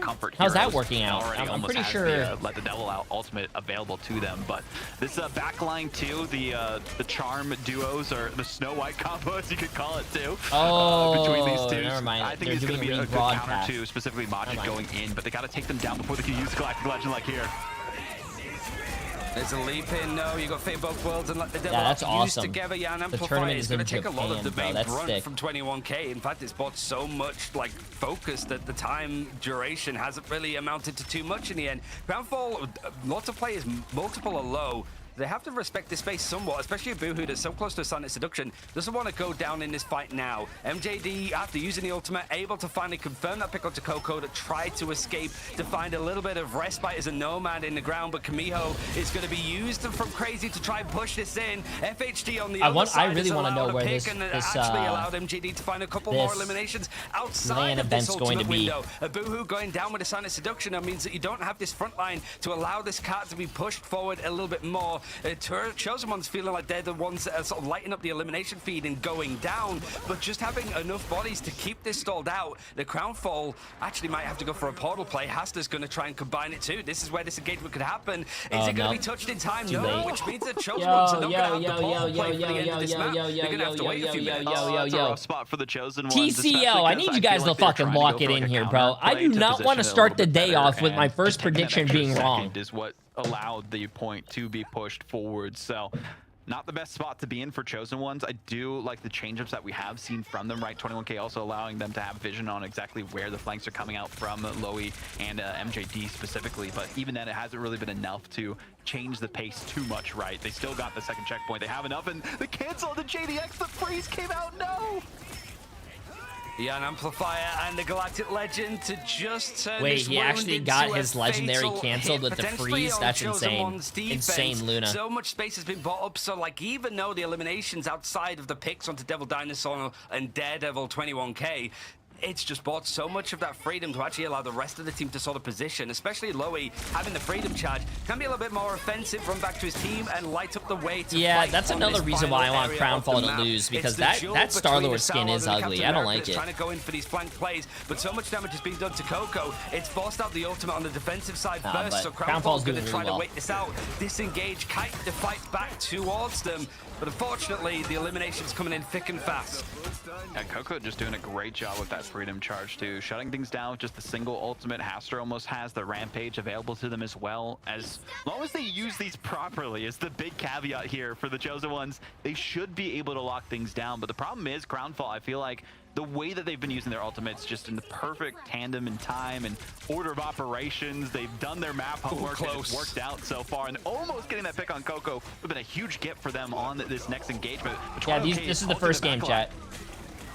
Iced Out Diamond not quite catching on to the target, but there's the offense for Crownfall. It's pretty much all go time with Freedom Charge and Ensoul being used, and now the Silent Seduction alongside the Fate of Both Worlds. It's going to be mirrored from 7 Minute, and now Galactic Legend from JDX. It's the front line that's gone down first, though. Devil Dinosaur means it's one Vanguard in play for the Chosen Ones as JDX trying to go for a flank play to catch these like backline players, find the strategists, but everybody's leaped forward from Crownfall. They've gone for a more offensive option, and it's only now there you go, there you go, there you go, TCO, there you go. One has been brought back from the Be Right Back, but everything else is covering in blue. Chosen Ones looking to end the map here. The play was used up from Iron Coach. Look at the Captain America. He's doing nothing but jumping around, like I said, bro. That's all Captain America players do. But overtime at least was triggered. You have to imagine it's going to be set up, but no, Iron Coach is switching over towards the Jeff. Seems that it's not going to be enough in the end. Crownfall making good progress here, but we've already seen that it's not really enough. As Chosen Ones could have a great attack inside here to finish out. Yeah, we've seen so many chances on this map go down to the final Played hour, against someone named Jay3 last night on Rivals and had to check to see if it was my lots of hair tall streamer. This is going to be a huge There's a fake Jay3 going around. That's for interesting. Crownfall specifically, and I feel like that's been a bit of their struggle, right? We saw it on Museum of Contemplation where they couldn't stop the other team until like the final hour. But I think that was also more to mistakes that we saw in, composition on the back line and the positioning that we saw from them, the usages of the ultimate too, where they've improved tenfold since that last map, at least in that case. And I like the way that they were kiting, the ultimates that we saw from Chosen Ones, right? JDX had to go towards the back line, trying to use. I think Cap is very good because a lot of teams. I mean, he's good at stalling, but he's also good to help dive. Likely should have if the Chosen Ones used their ultimates as efficiently as they could have. So Crownfall, they got a lot of room that they had to grow in between the last map and this one, and they have done spectacularly. But the question is, will it be enough? Yeah, this is what I'm worried about. You sort of look at the damage at MJD, 19k, 5 final hits, 24k from FHD, only 7. 33k healing that came in from 7 Minute on the Lunar Snow. Like, that Protector's done quite a lot. And it means, like, it's sort of like the eliminations, not really that many onto Chosen Ones on this defense, but so much damage churned out from Crownfall isn't quite going into, like, lethal products.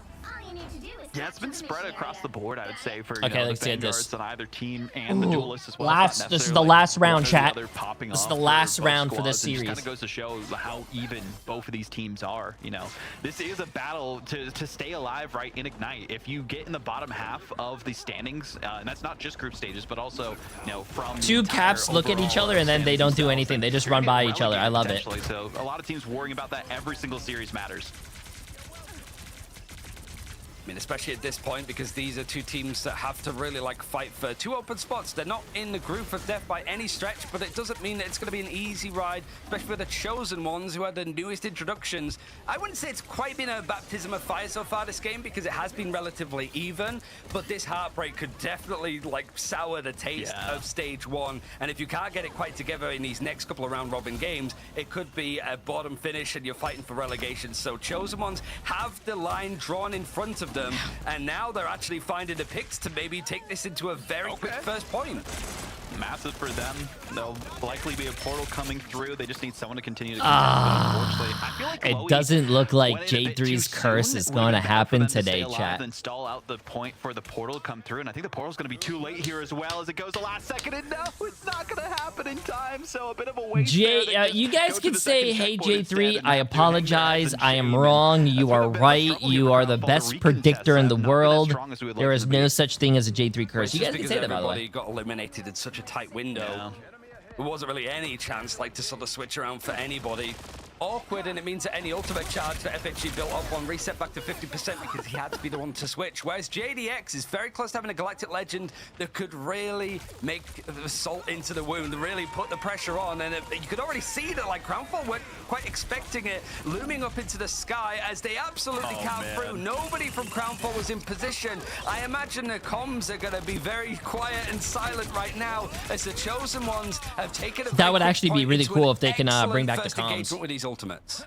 I know Koji's going to be wanting that freeze back every single time they replay this in VOD review. Yo, because they used it too early. They thought the 3003 was months, my coming friend. How out you doing? post-haste, and unfortunately it was baited out ahead of time, so they didn't have to worry about the interrupt and perfectly were able to just wipe the floor of Crownfall and make so much momentum towards the second checkpoint.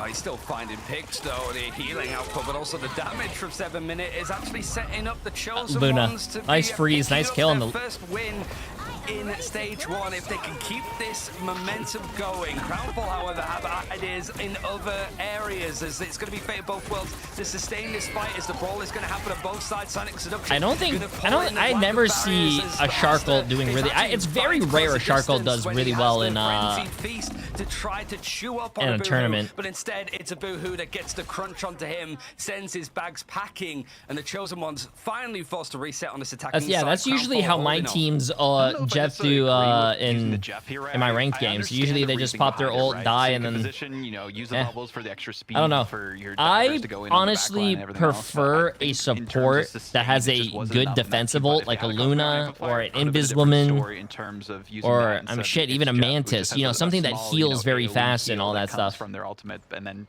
we saw what happened with Majid going in with the Galactic Legends. So awkward usages of ultimates from Chosen Ones and a lot of resources wasted. So this is a good. I really don't like those support ults that are very like offensive. Jeff ult. So some of the coordination with the I just don't like those. as you go along, but let the devil out if you're just around the enemies and you can. Or what's that other ult that I hate, chat? White Fox. I hate White Fox's ult. I think White Fox's ult is one of the most useless support ults I've ever seen in my life. Different server at that point. With 21K able to find a lot, is trying to block some of this damage coming in. He's actually going to go for the riposte. MJD, don't even try it, Sunshine. Never mind, Koji gets the pick and then jumps off of the map. So anticlimactic, but Crownfall having to reset because it is onto that second checkpoint. You know, I mean, that was sometimes, right? I think it was a bit of an sometimes when you have a brain like me, chat, and you know who's going to win, it feels so good proving you guys wrong. It's just so, it's so nice. Coming into the last moment together and, maybe not having as much synergy to struggle against them, but it's been no smooth sailing for them. It's been rough waters and a hurricane's coming in, especially Legends. What a freeze! Whoa! Crownfall to make sure that ultimate wasn't going to come in, but it's 50% easy to charge it when you just leap into the fray with a barrage like that. He's pretty much almost got it again. There's so many characters from Crownfall to farm up, but it forces the Yan Amplifier. Rocket has a go at Starlord and says, I'm the real leader of this ragtag group.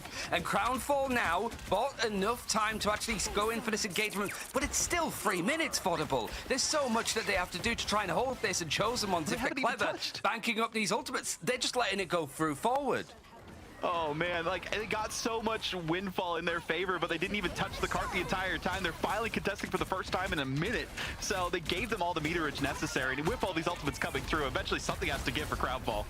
Oh, that might be an opening, though, as MJD is going to bring the end song to find a pick and immediately gets onto Hasta as well. The Galactic Legend, if there's a chance for Crownfall to survive this, it might be enough to win out this defense, even if you've got so much time to hold, and they hold on, even with the Freedom Charge, to see if they could sustain out the Starlord a little bit longer. He's shot out the sky from MJD that has saved Crownfall on this defense for the time being.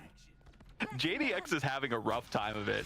Canceled ult multiple times, getting shot out of the sky by MJD. They're just not having the best chances that they can to enable their team, but the rest of their squad does chat, bro, we have 2 minutes, man. Stop. I'm not even worried. Especially with the let the devil out from 21K, if they can use that effectively towards the back line. I think Crownfall know that that is online, so they'll have to protect themselves as best as possible.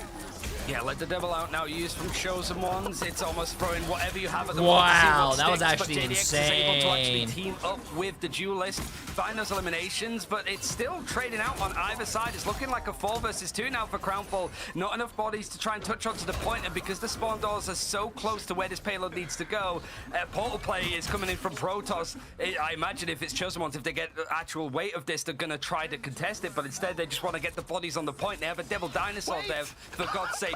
He was charged off of it, but he's still able to touch. You've still got to get past this Dinosaur to actually keep up with where Protoss is for the rest of his team, as they're currently just down to these 2 strategists. Does FHD has to switch over towards the White Fox?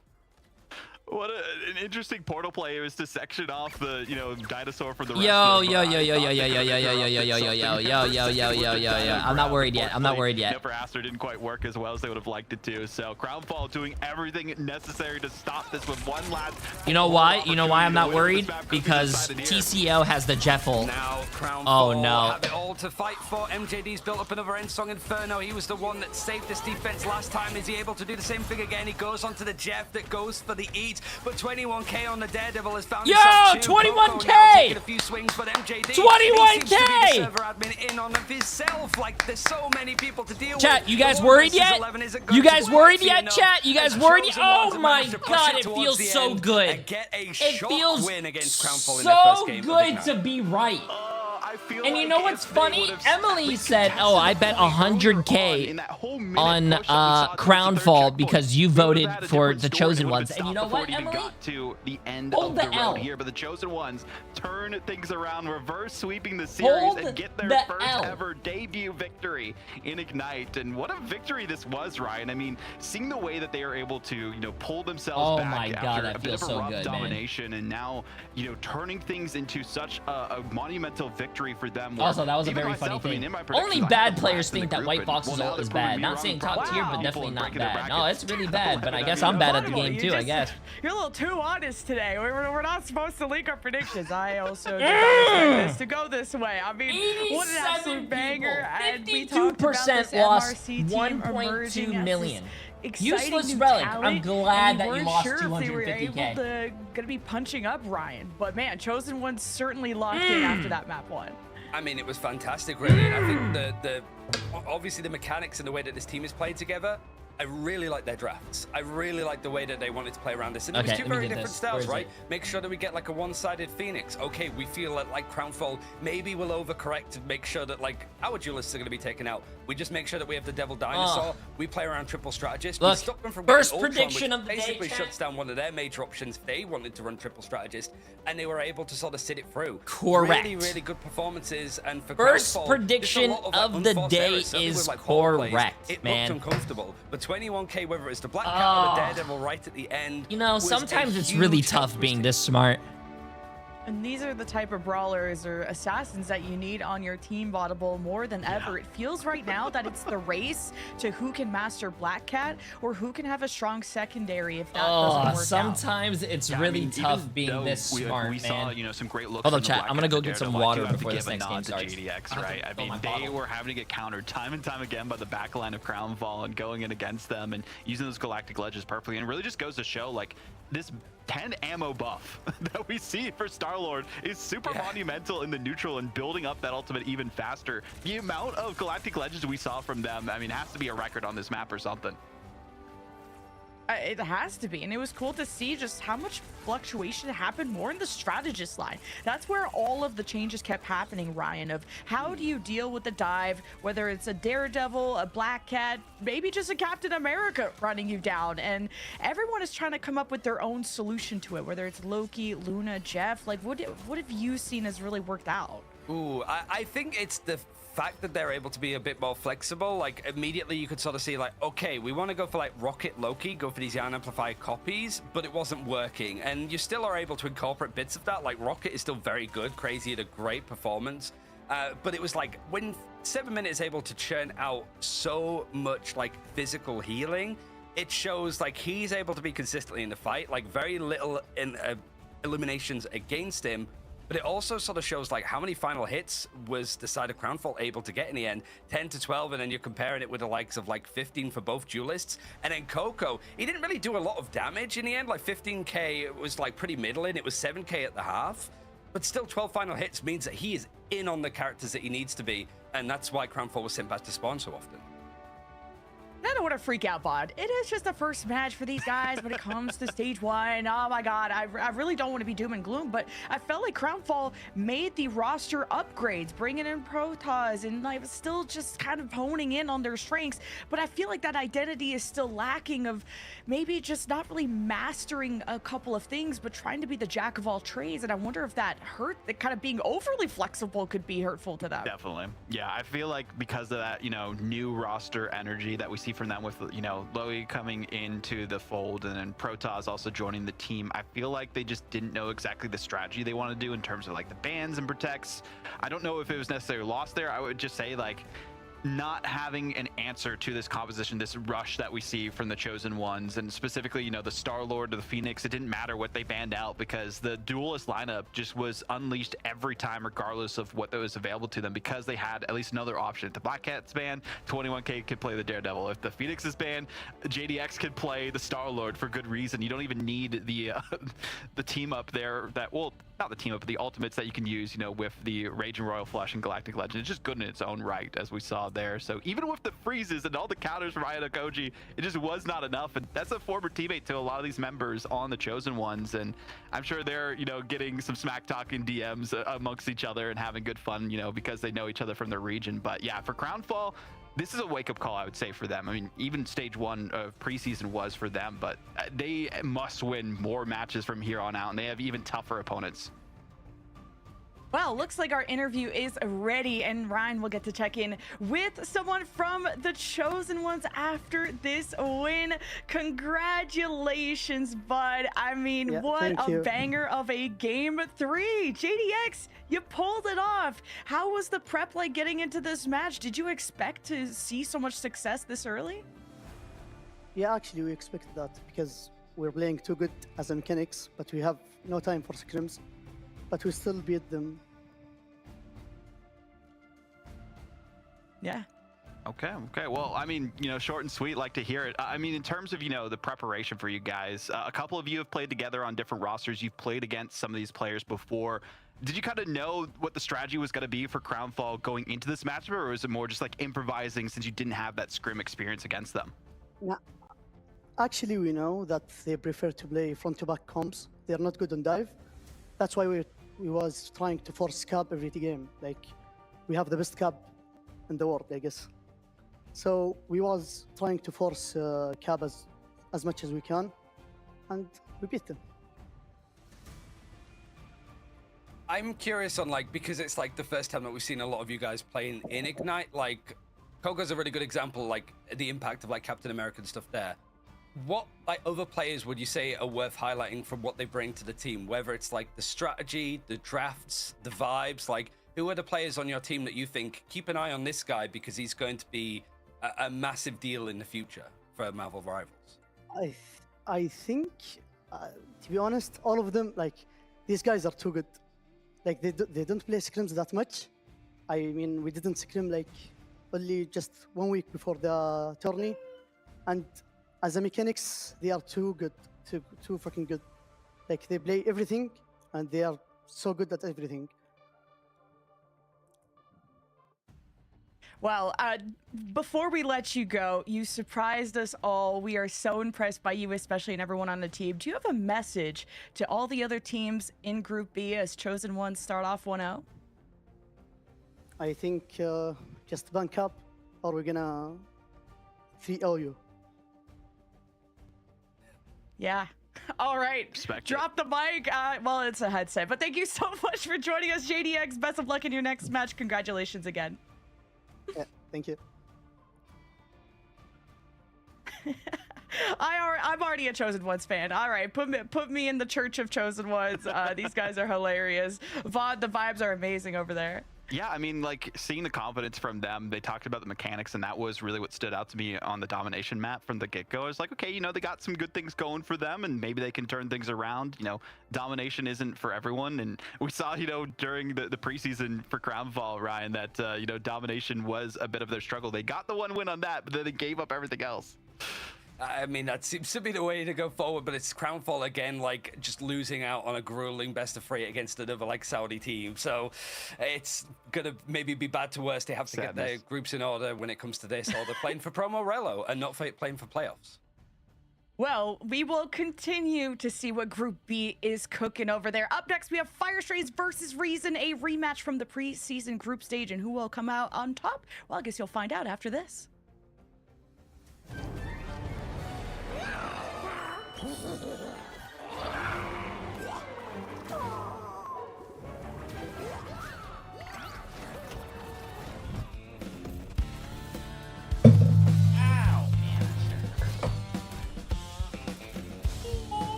Nice, nice.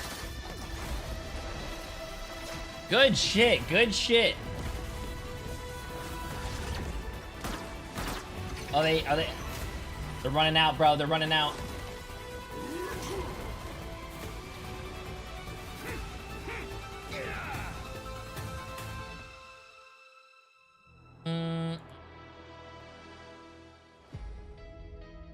Nice, good stuff, good stuff. Can you go through your predictions I missed at the start of the stream? Ooh, it's all on the board, man. It's all on the board. About a minute. He said a minute. These are the predictions. You have EMEA and you have NA. So this next game, I said TCO was going to beat CNF. Guess what? I was right. Fire Strays against RSG. I think Fire is going to win. Virtus Pro against Pulsar. I think Virtus Pro is going to win. And I think Rad against Alter. Rad's going to win. Yeah, that's what I think. Bang.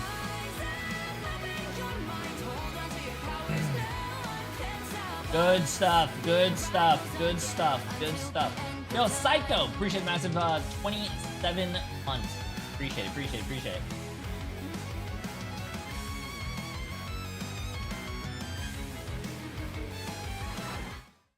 Good stuff, good stuff, good Well, stuff. the shop's always got something for you, and this time Penny Parker will get some love, and of course she looks good doing it, but maybe don't play her in my game, but at least you'll look good in my games, at the very least. But we have another amazing match around the corner, everybody. It's Fire Strays versus Reason Gaming, and Vodable, this is going to be exciting because we've already seen these two teams, and we've seen them against each other. Yeah, I mean, Fire Strays, they want revenge, right, against Reason. This was one of the, like, marks against their grade card that they had in the group stage specifically. Because they might have had an easier run in the playoffs if they could have gotten that victory. So, you know, Reason, they've had some roster changes and some woes. Okay, they had some, like, loans come out before. So I'm really interested to see what they can do. But Fire Strays, Ryan, I mean, they have, you know, a lot going for them.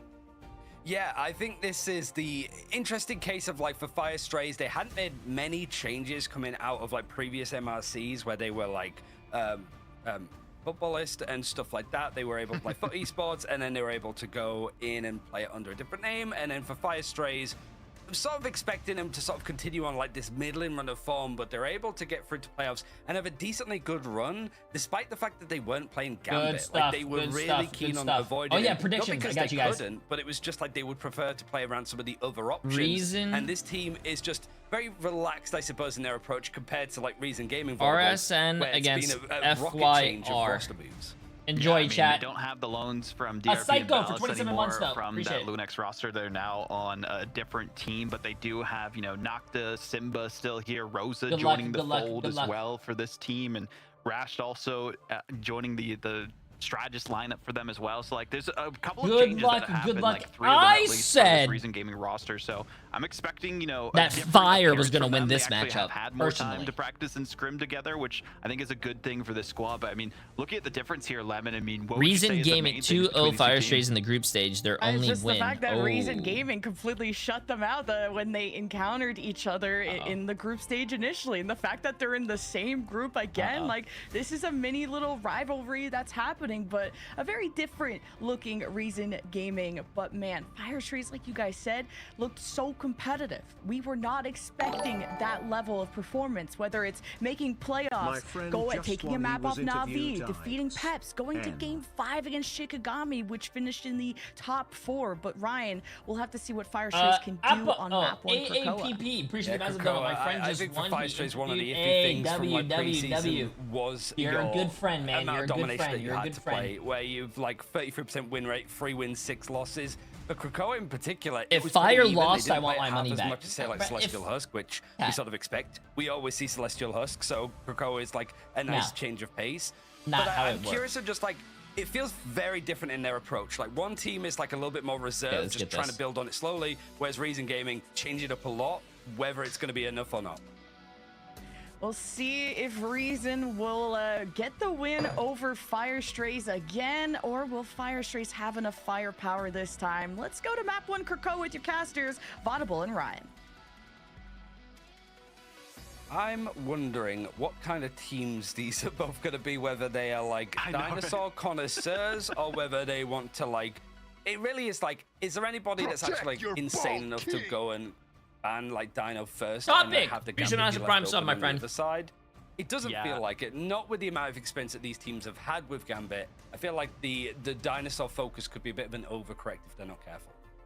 I think a lot of it too is like some teams. Do you think if they Dino don't want needs to play nerfs? I the don't Dino think so. specifically. Bro, I they'll think be able Dinosaur to, is one of the focus easiest on characters to some counter, other bro. You strategies shoot that they him can and he go for, dies. Right, we saw a little You bit guys of know that? between Crownfall and Chosen Ones in that last series, so maybe we could see a bit of a different story if you're not wanting to run that Dino. Depending on the map, though, I feel like Domination is like the Dino domain for most teams out there. Then that kind of peters off a little bit for Convoy and Convergence depending on which map we get there specifically. But for Krakoa, I feel like it's got a lot of usages, especially depending on the sub map, right? I feel like the more open areas maybe not as effective because you could just get hit by a Phoenix from any angle so often. So we could see some differences there. But we are seeing the Gambit double ban. I'm not too surprised by that. Devil Dino save for a reason. So we'll probably see Fire Strays also saving the Dino as we were expecting for Domination.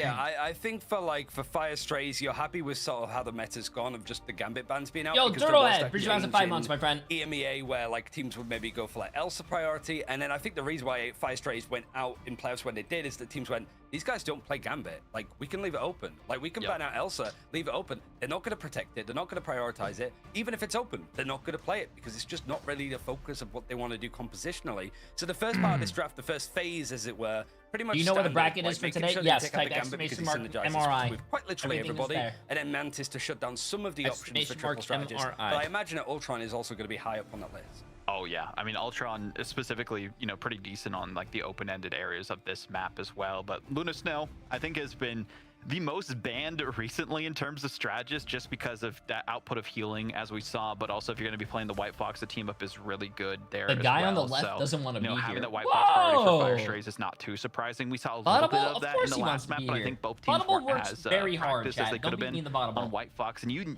really need to know White Fox in this meta, in my mind.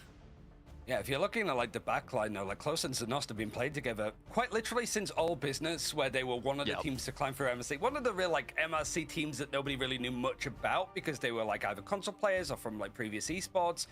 It just felt like they sort of, and it continues, right? Even if it's a couple of different changes, you got Fire Stray still continuing on that. But the Jean Grey ban at the end, I think this is clever because we saw just how much damage she can do when she's left her own devices. The problem is it is going to be one-sided for a reason.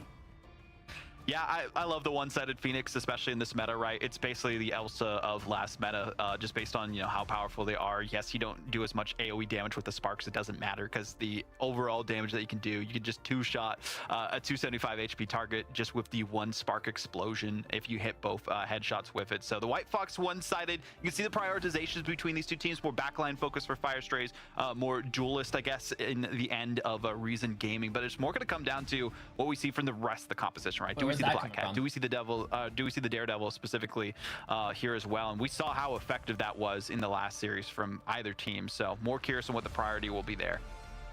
This series was the weird one of preseason. Whilst Fire Strays went on a good run into playoffs and beyond, Reason Gaming just changing up their roster a lot with various players coming in and out. Looked inconsistent up until they played Fire Strays, where they absolutely dumpstered them in groups. Is that going to be the same here, or is Fire going to show some of that continued form? It's a pause to begin with, but at least we get to see a brief glimpse. I don't think Demon's going to be playing on the Black Panther, but it does strike a point. Like, Demon or melee characters on Black Cat, I could definitely see him doing quite a lot of work. But his duelist pool has increased more than just Wolverine, for example. He has grown a lot as a duelist. Cleaning them out. Yeah, I mean, speaking of, the different versions of Deadpool, I'm curious when we'll see the strategist Deadpool come into play with like a rush composition, right? We saw some of that in Americas towards the end as well. Yeah, we've seen, I don't think see some of any of those. I don't know how to rebound these. In, like ranked, I know I've seen people on like social media just raging because they have just double strategists with like a rocket and a strategist Deadpool, but they're almost there. They just need one more support or one more strategist, and they'll be a little bit better on their end, and maybe we'll see something like that crazy composition-wise thrown in. I know Coach Cuffy now on Reason Gaming, they've been cooking up some stuff for the back line specifically, so I'm excited to see what they come out there with their team. And I do like that, for Reason Gaming, talking about last preseason into now, they did have some great players who joined their roster, but the problem was that they didn't have enough time to like figure out, the momentum that they needed. They looked a little bit better towards the end. Crownfall lost, the Crownfall series that unfortunately lost. they lost and lost their chances to make it into the playoffs. But I think with time, this Reason Gaming team can be great. Jay's making me hungry. I'm sorry, man. Like, Listen, it's my breakfast time. This Fire Strays team, then they'll look much better than they did during, I think confidently at least, during the preseason. But Fire Strays, because they've had so much time together, I think it's going to be even more difficult than it was last time. Yeah, it's always like hard, I suppose, for these teams to actually get it together. I think that's what I'm worried about with like Reason Gaming. Like for Fire Strays, they could lose this series and still like just have the demeanor to turn it around, but not panic about it too much. For Reason, because it was a whiplash constantly, like the roster changes and stuff. I was really excited to see Simba like join this team. Like he seemed to be like one of the standout new players to potentially keep an eye out on.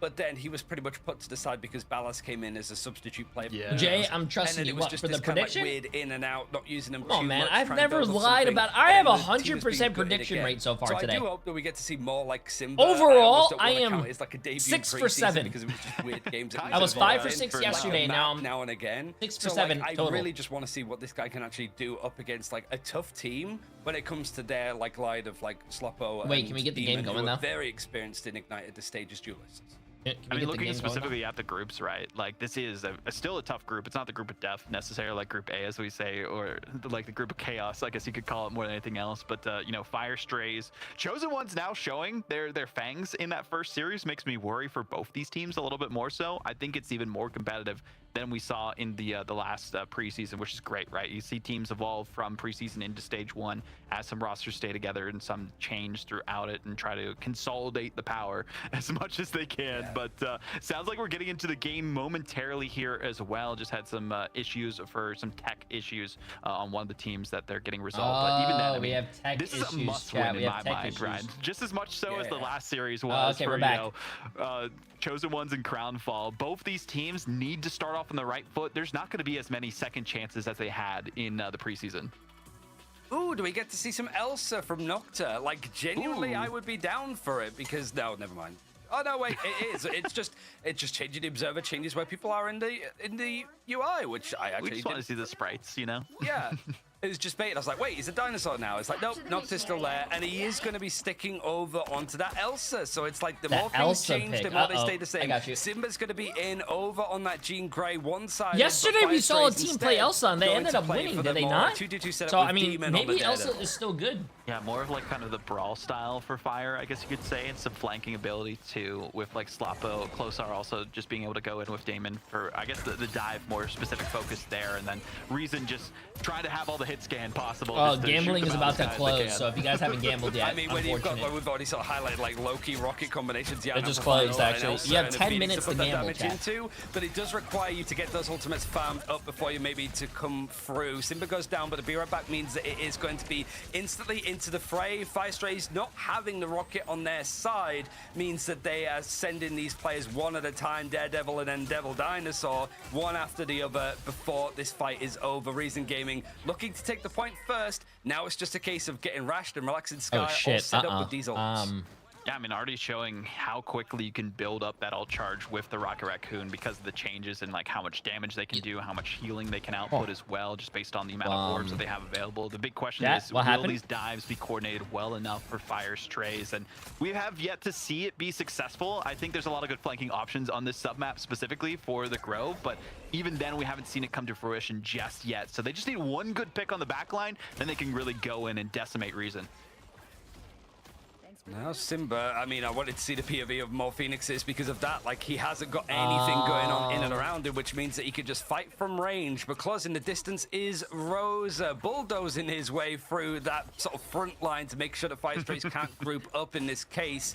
But it means that like Demon is going to struggle to sort of get set up like with these flanks. You can see just how grouped up Reason are in these sort of setups. And yeah, you're playing around these ultimates, but having a low-key Rocket and then a Phoenix just sat on top of each other means that like the Daredevil is going to get more than he bargained for, even with some support from Zenost and the White Fox. Yeah, I like the Xenos like White Fox support, as you mentioned, like able to use that teleport just to bail their team out. But I'm really curious on how Sloppo will be positioning themselves for this Galactic Legend, right? I think that's going to be a big boon for them if they can at least get a pick on the back line. But the problem is Cosmic Amplifier is available to damage boost the ultimates of Reason specifically. So if they can't take out that rocket fast, it's going to be a dire straight for them in this team fight. Yeah, it's bad habits, it's a honest. Legend, nothing to be used. Gambling in channel tandem. points It's creates just a in bad habit, isolation, bro. But the response is just I can't tell you how many times I wanted to gamble channel points and then go to a casino. Focus away from Sloppo, and Simba's able to get a pick without The answer is zero. any form of ultimates. Reason are comfortable right now as Fire Strays have been tiptoeing around the objective and a team fight for quite some time. And now that they don't have that main go button of the Galactic Legend, Yo, Fire Strays. I don't know if you guys saw, but I need you guys to fucking lock it in here, bro. I voted for you guys. Ensog Inferno might slam down right in between these players from Fire Strays, just in and out of this hokey-cokey fight. Blacksout's going to be taken out at a really impactful time as it's going to be the Seduction used on the other side. Yeah, chat, just ignore him. I'm pretty sure that's a troll. And its range from fall-off is a little bit I stronger don't think that guy too. understands. It's Jeff going to try to eat to pull people away from this engagement, and Kamiho now seeing if the Fox could brawl up against the Dinosaur. Fire Strays. It's just basic prey for the apex predator that is Rosa. The cleanup is nice, and Fire Strays. Yo, I understand the Jeff hate, in the middle of those fights. but don't go kill the Jeff when you're in an overtime situation and you gotta touch against points. Reason, right? Bro. And I feel like because Reason have had time to cook, they have, you know, their new coach and coordination that they have for their staff as well, just to practice as best they can. I mean, they've been screaming their hearts out leading up to this. Is it too late to change my prediction? The meta, and I think that's the big difference here, right, between, you know, preseason into stage 1 and the last weeks of preseason. Is it too late to change my prediction, chat? I don't know what the hell this team's doing right now. The fastest are going to be the ones that do the best in group stage, specifically because we've had so much little time in comparison to the preseason specifically to learn. Do I see? Wait. Do I see that right? Changes with the Daredevil has 2,000 damage, but the Rocket has 4,000. There as well, but also just how good Elsa still is even after the nerfs, and so many teams just like not relying on it, which is still crazy to me. I've been saying that, like, I sort of, like, you know, like Elsa was one of the main characters. I would have been shocked if she sort of fell out of the top 5. Her percentage played so far across all of Ignite is in the single digits. She is not even involved in the conversation, so it is nice to see a bit of vindication for a character that is objectively worse and also switched away from, I think, as Nocta's going to switch over towards a Doctor Strange to go for some triple Vanguard action, immediately taking out Blacksout, who just could not get going so far in this game. It's tough for Black Sal, especially because they had their ultimate available and they kind of knew where to position so they could take out one member who has their ult available. But the tournament servers, Damon, and this is going to be a tough spot to be in for Reason if they can't stay alive, but they actually do manage to sustain themselves, relaxing. It doesn't matter because they got res, and that rocket res beacon has been a monumental boon for them. It's been a little bit more to bargain and deal with than you would have wanted. You have got Binary going over towards the Devil Dinosaur too. I think Black Soul came out on it first and then switched over to the Emma Frost. So there was that period of Fire Strays, despite protecting Dinosaur, was not really using him. So now they're at least a Binary over on it instead of the Captain America. You're not now on the Star-Lord. So it's looking very like standard. But Reason Gaming like sticking to this, looking a lot more like banded prepared for this whole like outright strategy as Fire Strays just looking for an in and an opening constantly in these fights. Fire Strays seem a lot more scrappy in terms of their compositions and just going with the flow on whatever they feel works at the time, whereas Reason are more calm and collected and calculated. But you know, we still see the explosiveness of Fire Strays. Never trust Jaden's prediction, bro. Massive, but unfortunately, my last prediction was right, and guess what? CNF beats the other team first, the first game, and guess what? The other team reverse swept. So don't say, oh, don't trust Jay. I am sticking with Fire, and Fire is going to reverse sweep. Watch. Yeah, the last time that they played, so it was problematic when he ulted in spawn, and I will continue to bring that up to the point that he's fine with it. He's used to it. Oh my god, I just witnessed murdered. He's not going to be too fussed about it. Simba sitting on ultimates, that's the main thing, I think, Vodable, right? Is just the reason of winning these fights and have so many ultimates just saved in the bank that they just don't need. Agreed, observers. Agreed. That's my thought process on Fire Strays right now as well. I appreciate you illustrating that as best as you can there. But, you know, Fire Strays, they have ultimates in the bank. They have a lot working for them. The problem is they haven't been able to coordinate. Fire Strays is going to win this next team fight, and you guys are all going to be like, oh my god, J3 is going to be right. Watch this. Watch this. Watch this. In domination.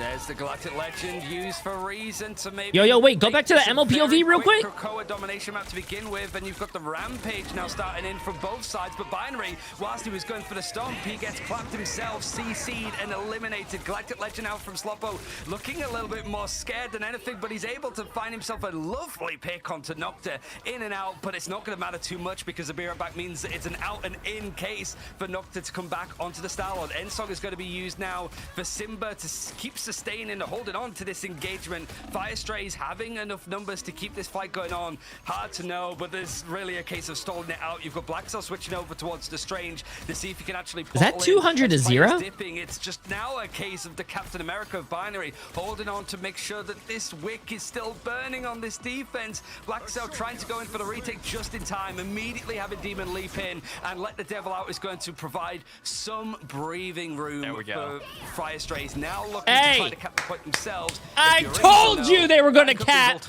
Hey, this is the reverse, baby. Yeah, this is the reverse. Let's get it. Their ultimates, the problem is that they had to use so many resources to try and hold onto the objective and try to close out this win as well. This is the reverse, man. I can smell it, bro. I can smell it. I can smell it. Timing for Firestrays to get their own windfall that they've been waiting for. They were dead in the water themselves and just had no paddle, and we're hoping for a life raft to come through and save the day for them. And well, that portal was just that. But the problem is, will they be able to sustain on the objective? I mean, this is the first team fight that they've actually gotten percentage, and they need a large comeback here.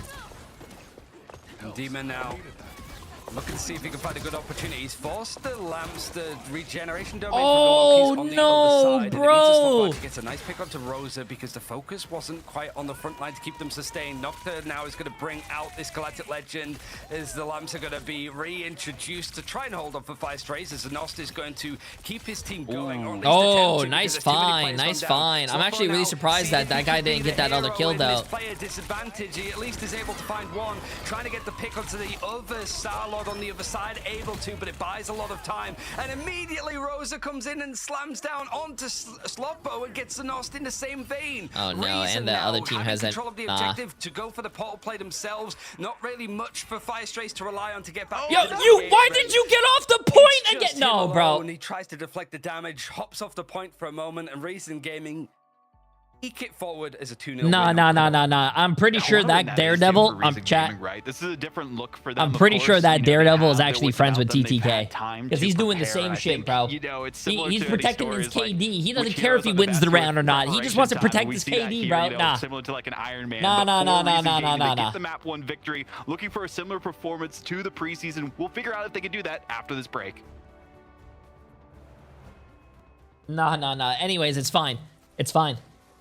Just like last prediction. Just like last prediction, Crownfall won that first game against TCO. Exactly what I saw from the scrims. And TCO ended up winning. So, hey, still doable. Nope. Oh yeah, this is my favorite part right here.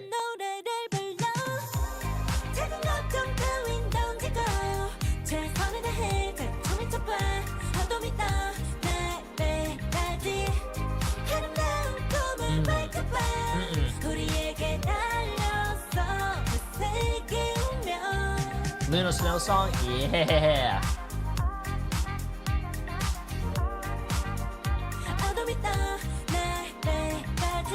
We have a 2-minute break here, chat.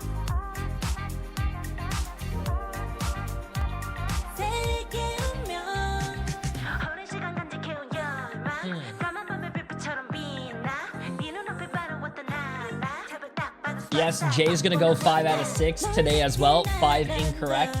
No, I am not. I am 6 out of 7 predictions correct.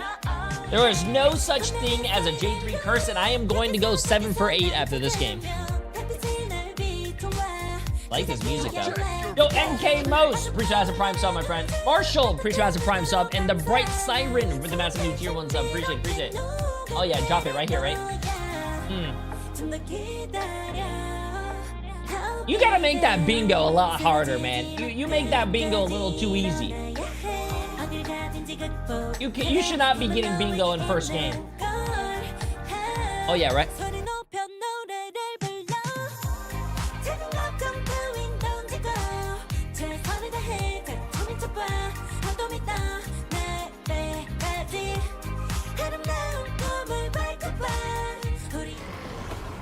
Oh my god.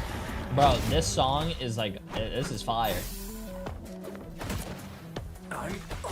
These songs are fire, man.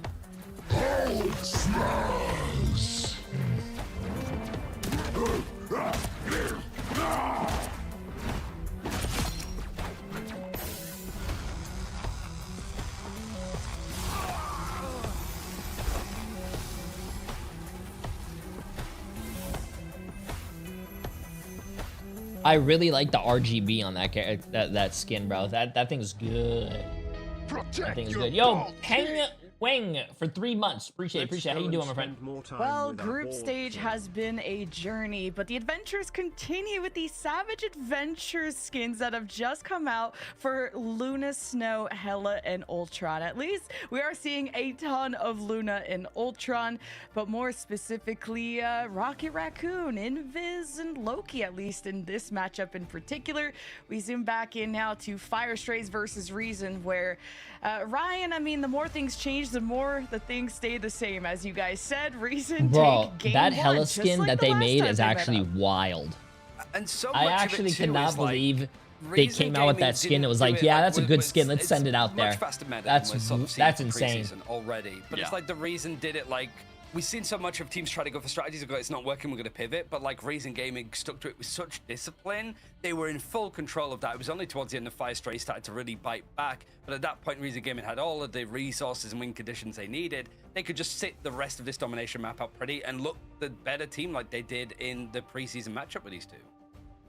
And Bod, we're just really looking forward to Reason settling in with a roster and a core that's going to last throughout the group stage and try to make that big push for the playoffs. Like, surely this is the stage for them.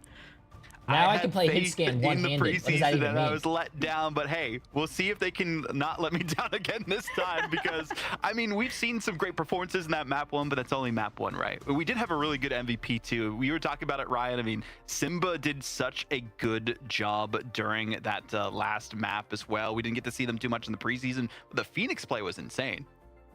It pretty much is a whole talking point on Phoenix, I think, as well, of like, she can't keep getting away with this, and you get glimpses of watching the Phoenix's POV, and it's just so much room to breathe. Here, for Reason, they had people just in and around him, like, just as protection to go in from those points, and whilst, again, it's leaping over onto the Doctor Strange at this point, right at the end of the map, it was mostly that Phoenix. And it's nice to see, like, with all of the chaos not happening in the server, whether he's playing a map or not, whether he's playing against Virtus Pro or not, he's still able to do quite a lot, and this is why he was picked up in the first place. And that was the thing, right, Vaudable, that when we looked at Simba last Fire Strays in the is not preseason, looking like a he good didn't team come right with, now, like, this man. huge resume Bro. of competitive esports experience. It was like a lot of this ranked stuff, and we weren't sure what to expect out of Reason. They had a strong start, but then teams Look at this. like Look at this Fire right here. Strays Their really started to support almost flourish has near the end. 9,000 Do you damage. think That's this more is than the their roster for DPS Reason character. That's more than Gaming their to tank character. really That's pull more than off their a tank character. strong Only group one stage person consistently? I beat think it is. I think their this is the roster support for and them, damage. And That's specifically, you know, no, talking to bro. Minty, their manager, they're saying that their backline Fire feels a Strays, lot y'all need to stronger fucking than lock did it in before, here, and man. there's I don't know more what y'all are cohesion, at doing, least but between I this voted roster for you than we saw guys. last You guys time, got to as I step it mentioned, up, because they've man. had more time together. But Museum of Contemplation, looking I'm really good. interested to see this be a change of. Last time they went to How you Yggdrasil doing, Path, Paws? and it was a 3-0 for the victory for Reason Games. So I like this change up for Fire Strays. I'm looking forward to seeing if Fire Strays have something The up feet their on the sleeve. Hela Of skin course, are we're gonna put crazy. The Star-Lord's out there. The talent is there, but it's how it comes together that really matters. Series point for Reason Gaming. Let's get into the map. I'm wondering, like, how much, like, I Fire need Strays more just seem to be content the kind of for team us that just feet starts off lovers. slow. I'm not panicked about them in this group. That's would consider, YouTube like, right there, even chat. with, That's your the Chosen community. Ones That's you definitely guys. impressing, I would still put these two teams that we're watching over the other two to qualify for playoffs alongside Heretics and Shikigami. That's expected, but already predictions might be broken because of the Chosen Ones. It might be broken here because I would have assumed that Fire Strays would be able to continue that form on, but maybe a new meta means that they're just a bit slow to adapt. Okay, see, this is what I'm talking about. You know, some teams aren't feeling as confident on like the Devil Dinosaur composition, so they're going for different prioritizations. And how do you guys feel about this ban phase? Sided in terms where of what you could play outside. they're of doing Devil the Dinosaur. bans I with love the mid to the save, casters especially on the because of damage screen. boost. What do you guys focus think about more that? around your duelists, keeping them, you know, as damage boosted as possible to see if that'll be enough to outduel the other team. And it felt like because of the explosive power of the hit scan that we saw from Reason Gaming was just too much to overcome. So Rosa, of course, is going to continue to play the Devil Dinosaur, but I'm curious if we see more bans targeting that duelist lineup from Fire Strays after that last map. I'm going to ban out the Luna here. I imagine that there would be a Mantis ban at this point because it's just consistent. Like Fedban Mantis seems to be the way that this has been played out in the end, but just making sure that you get rid of Luna before another Protect can come in from Breezy Gaming is probably the direction that Fire Strays were thinking with that. I mean, at least they're trying stuff. They're trying stuff. I like to see what the teams are clicking though. I like to see the map and stuff. Yeah. The Loki being able to copy onto the likes of Rocket found a lot of success from Reason Gaming, and they know it. And they're certainly going onto a convoy map. They don't want to set up any more potency from a Rocket composition. Is Gambit still a ban because of Star-Lord? I don't think it's because of Star-Lord, but Gambit is just strong in general. He enables so much. Both of them are going to be leaning towards the Mantis, which means that I think these last bans are going to be prioritized actually towards the back lane entirely. Interesting there for Fire Stray. So they're probably going to focus on locking down. Okay. What are we doing here? They can just ban the Phoenix and make it so that you can't enable your Phoenix here. I guess we'll see what they take down here. The Visible Woman, I guess, in terms of like dive, if they're going to be playing. Why would you save Emma Frost when you went 2-9 on Emma Frost last game? And having, you know, some of the chat, that's like, have you guys? No, bro, I'm sorry, I have to say this. Have you guys ever had like, let's just say your team was like, hey guys, let's ban Spider-Man. They have a really good Spider-Man on the other team, and then there's someone on your team that goes, hey man, I'm actually the best Spider-Man player in Silver. You should trust me. I could diff any Spider-Man player out there. And you're like, okay, you know what? You want to play Spider-Man? I'm going to trust you. And then that Spider-Man that you were going to ban in the first place, that said he was the best Spider-Man, is 1-12, and you're like, wow, why the flark did I trust this guy? And now you're losing because of the Spider-Man ban that you should have done. You're going to have Rocket no matter what. Why are you saving a 2-9 Emma Frost? And Charlotte Lemon in the background as well, giving us a good insight too. Black Style is actually a really good group player. We saw a ton of that during the group stage, especially when they were playing the Doctor Strange when it wasn't available too with the team up, but it's kind of fallen out of favor based on the compositions we've seen so far. So right now, I think that is a good ban. And I'd say Groot's a decent counter to Devil Dinosaur, especially because you can section them off from the heals that they desperately need to stay alive in these team fights. So not having to worry about that is good for the side of Reason. I believe we got to get those bans swapped around. Yeah, it is Fire Strays that are wanting to claw back on their map choice to see if they can quite survive it, but Black's out protecting that Ember Frost was probably the thing that they wanted to leap forward and go on to anyway. Yeah, Adam Warlock is versus a Moon Knight, which we haven't seen a good pick because a lot of teams want to try to full hold this, and Adam Warlock res is pretty good. The Devil Dinosaur. Oh shit. I misspoke on that one. The bans are correct. I'm just blind, but it's okay. We got glasses for a reason here, Ryan. Either way, though, Reason Gaming knocked it going down initially. We didn't even see the Adam Warlock work so well in the last time we saw it showcased on this map. I mean, you were mentioning, you know, it's been played a decent amount on Museum of Contemplation, but this just full hold comp strategy hasn't been as effective the dinosaur jumped off the map. How much damage is able to be unleashed by he picked someone up and tried to jump off the map with them, but you can't do it with the flying character. Very quick first point take, so wants to try to like dive in and sustain this fight a little bit more. Rosa going over towards Magneto. Or not the flying character, but you aren't worrying about the Devil Dinosaur on the other side, so I guess it's just like an attempt to mitigate some of the damage coming through. Certainly when you got like Moon Knight on the obvious other side, you're not just going to get snowballed by the giant lizard. Okay. You're not able to touch the point either. Reason okay, yo, Fire Strays woke up, baby. Fire Strays woke up, baby. And this guy's not on the Daredevil, bro. He's on the Moon Knight, the Goon Knight, bro. It just goes to show, you know, the 5 minutes for the whole second phase. You see the spawn hold break from Fire Yo, happy road. Strays is so lethal, especially being able to get that ultimate so fast, but just the burst damage that you have available after you use the Onk and then just use your Crescent Moons to bounce off of it back and forth, and nobody can really escape it, especially based on the comp we see from Reason. So rough spot to be in. Some swaps coming in. Nocta actually moving off of the Adam Warlock onto the Ultron. Might be a better bet for just the double damage boost on the Simba. And Reason not changing up their composition at all on the first map of Krakoa, changed it up 7-8 times now, as it's going to be the Ultron now in play. Rosa's still dedicating to the Magneto as Freedom charge from Fire Strays, seeing if they can keep this attacking side fleeting forward. I'm pretty sure it was a mess up, Axis, but thank you for doing the unban thing. Found the pick onto the other side with a little bit of help from the Yarn Amplifier as a damage boost. Rage of Ultron not going to be needed, but that extra little bit of damage Superhuman. Simba to get the pick into the neutral. What is that? They just have a book that's like in the collection? For now, but there's a lot of time in the bank for them is the big thing here. I mean, this is the fastest, at least in today on Museum of Contemplation, we've seen a team get towards the second checkpoint. And yes, it takes a while to get around this one cylinder, and this corner is the one of doom, I would say, on this map. But even then, there's a lot of ultimates available, and this is a good counter for Fire Strays, using the Soul Resurgence to ban away, I guess, this Rage of Ultron from Nocta.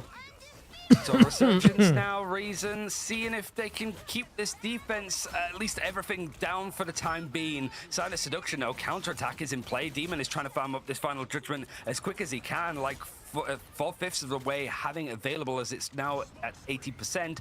But there's a little bit of a lull, a quiet moment as Binary is going down. You can see him consistently on these flanks trying to go for picks. Might have overextended and overstayed as Rosa finds pick. Meteor M would be the first one that we've seen for EMEA from Magneto, because we've seen very little of one of the more common Vanguard options. But it I makes think this sense guy's dead. when you've got some of the other There's no way changes he's not being dead. made That's wild. here.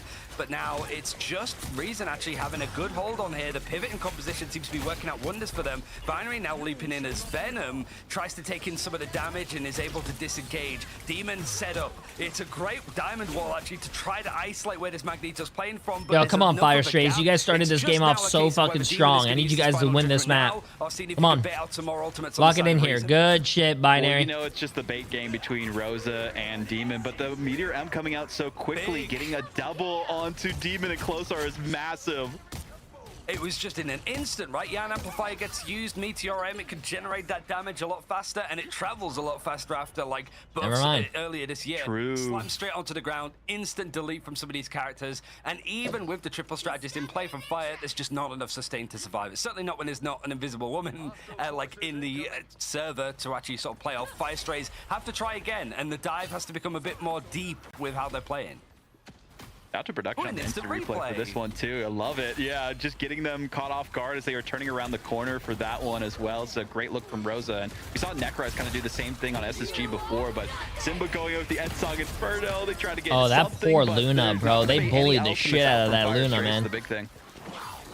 It's Jeff now used, placed down some healing in area for Fire Strays and seeing what it can grab, but a Rage of Ultron from Nocta means that he's not going to be going too far. But there's the final judgment. From Demon, the devil that is able to try and get a few more picks, and it's a Scarper out for Reason. If they want to try and reset, maybe go for one final fight on this checkpoint. Look at Captain America, bro. Captain America doesn't do anything. He's just jumping around and surviving and just being annoying. Hold on to that ultimate as long as they could, but hey, I think it was a perfect time to use it against Reason to at least force the issue towards that third checkpoint. But an early if he got that kill, if he got that kill, that would have been massive, dude. A little bit further away from that would have been a big pick. Ooh, the grab onto Nocta. He was pulled in, lulled in by the sweet tones of Emma Frost, and then grabbed around the throat, and his chip was ripped straight off of What's your problem with the Cap? Cap is stupid, bro. All he does is do hop, skip, and jump. He plays hopscotch in your back line, and he doesn't die. But they're managing to buy. He's just so annoying, dude. It's not as clean as it was on Krakoa, but you're still gonna take it. There's now 45 seconds left, and a fate of both worlds is the attempt to try to get across. But it's a capital M as this defense from Reason has found its absolute footing, and these ult combinations, even without a Loki to get these Yarn Amplifiers working, they're finding so much. This is a 5-minute hold, by the way. Yeah, remember, 5-minute hold. Yes, they sectioned off, you know, Zanaz. Fire Strays needs to hit that TP now. And switch that was here as well, and the rest of them can get a portal through. Now, nice block. That was a good portal. To block that, entrance off. That was a good portal. For Reason Gaming, but this is more of like a brawly attempt as Ensong is going to allow Simba to jump onto multiple targets and find the picks on afterwards. He's consistently. How are they not winning? Just a neutral damage from the left click now. The buffs have done him a great service as he's looking like the king in this server. Pasuo over on Venom though has managed to stall up these fights for such a good amount of time. The demon has to bring out the namesake. He's built up a standard No. a very quick pace and leaping Rosa out of the line of sight from the strategists. It means that Soul Resurgence has to be used up and expended, and it's a great time as overtime is in play. The wick is still pretty chunky with how much Fire has to work with, but it's now Reason having to like make sure that they don't jump off the point too much. There's so much flowing movement. Everybody's hopping in and out of these separate fights and points, and the Eye of Agamotto is trying to cut off the supports of the team as they're trying to get onto this objective. They're off of it long enough. A great play from Reason with the Eye of Agamotto. I'm seeing the same shit happen over and over, bro. They're never on the point. They're always...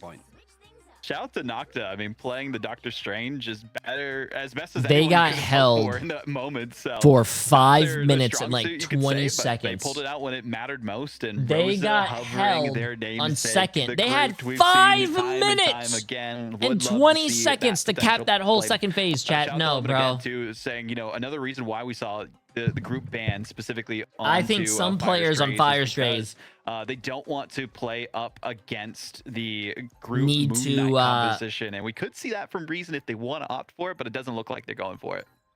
I don't know, man. No, it doesn't look like it. It was very panicky for like Reason with how that first point went, and then you see immediate like changes to various like players not only just changing hero once, but twice in some cases, but then sort of landing on like Rosa being able to play the Magneto. You think Magneto's really tough in this meta, and then you realize, oh, they don't actually have to worry about Devil Dinosaur on the other side that is just going to bulldoze right through. Wait, that doesn't make any sense. They had this guy that's 13-2 with 3,000 damage, 17,000 healing. That's their DPS player, but why is the DPS player playing support? What? And also, whilst we've Bro, been glazing over what is this team doing? Why are they all over the place as well? And it's a perfect hero for him. The two newbies, I suppose, for Reason Gaming and Ignite on signature heroes. That you know what that reminds me of, chat? I'm sorry, but I have to throw this team under the bus. Sentinels, bro. Sentinels are pissing me the flark off, bro. Why are they taking one of the best Daredevils and a really great DPS player and putting him on fucking support, bro? Dude, I am hating Sentinels right now for doing that, bro. Rye Amazing is a great DPS player. They put him on support. I just don't understand. Very briefly, I don't know, man. With how we saw from the defense of the attacking side of like Fire Strays. Even actually, it was Nocta who's gone back over towards this Elsa. So you have. Who are you annoying more by? Sentinels 100 Thieves. Both teams piss me off. Sentinels doesn't let their best DPS player play DPS, and 100 Thieves. I don't know what 100 Thieves does, but they're smoking on that shit for their ban phase. They piss me off with their ban phase. I don't know what's worse. And the rest of the backline running away is Sloppo just not wanting to really fight on this one. The portal might be a last-ditch effort as well for Fire Strays, right? There was Wait, why would you put the portal that way, though? As much as they would have liked, in the Kazuya Amplifier, just gonna. Why would you not flip the portal, bro? Rough spot to be in, but they need to build up that ult quickly for the Unsung Inferno. The bro, might be enough to sort of push this and eke this over the edge. Remind me. You've got I'm sorry, bro. And an end song combination to work with. Remind me when Fire Strays plays, chat. I don't care what team they're playing against. I am never voting for Fire Strays again. Remind me. But it is like Reason have a great, straightforward, very easy win condition to try to go forward with this one. And Fire Strays having to hold on this point for almost 5 minutes. Yeah, not the best position that Fire Strays want to find themselves in, specifically against I Reason, feel like they're doing so many like mistakes. This doesn't. Oh my god, bro! I feel like they're doing so many mistakes, like mistakes that you shouldn't even be doing as a pro team, bro. Those ultimates were used in combination quite early on in that engagement. So it does mean that Reason do get to push this towards the end of this checkpoint and maybe make this a very quick series like last time that we saw these two teams play in pre-season. You've even got the Apex Predator used from Noct to see if it can CC some characters out as they're trying to regroup, but it is going to force that Soul Resurgence, and Fire Strays sort of like ants running onto the objective as quick as they can. It's a bit unearthed, and Simba's looking to rock the ground beneath them as Ensong has allowed Relaxing Sky to set up this team for clearer views. Fire Strays on this defense pretty much bricked out into a corner. corner as Rage of Ultron now floating in from Demon to see if he can save his team. Meteor M is going to soak up a lot of that damage, but it's not leading to any more eliminations from Paso this time. Reason Gaming on the ground, having to sort of give up some of this engagement. The Fire Strays losing out on numbers, grouping up front to back over on Maybe I was a little too harsh, chat. Listen, Fire Strays had 5 minutes for this phase. Maybe Fire Strays can hold them for 5 minutes. What are your guys' thoughts? I do like the usage of that Meteor M from Paso just to relieve some of that pressure too. Now have the Cosmic Guardian Amplifier and sectioning off the front line. This is huge for Rosa. A Terra Cape is great as well, which means the Black Binary even's going to find so much more problem. He's forced to dash out, and luckily Sloppo is able to get a pick whilst all of this chaos is happening to this front line.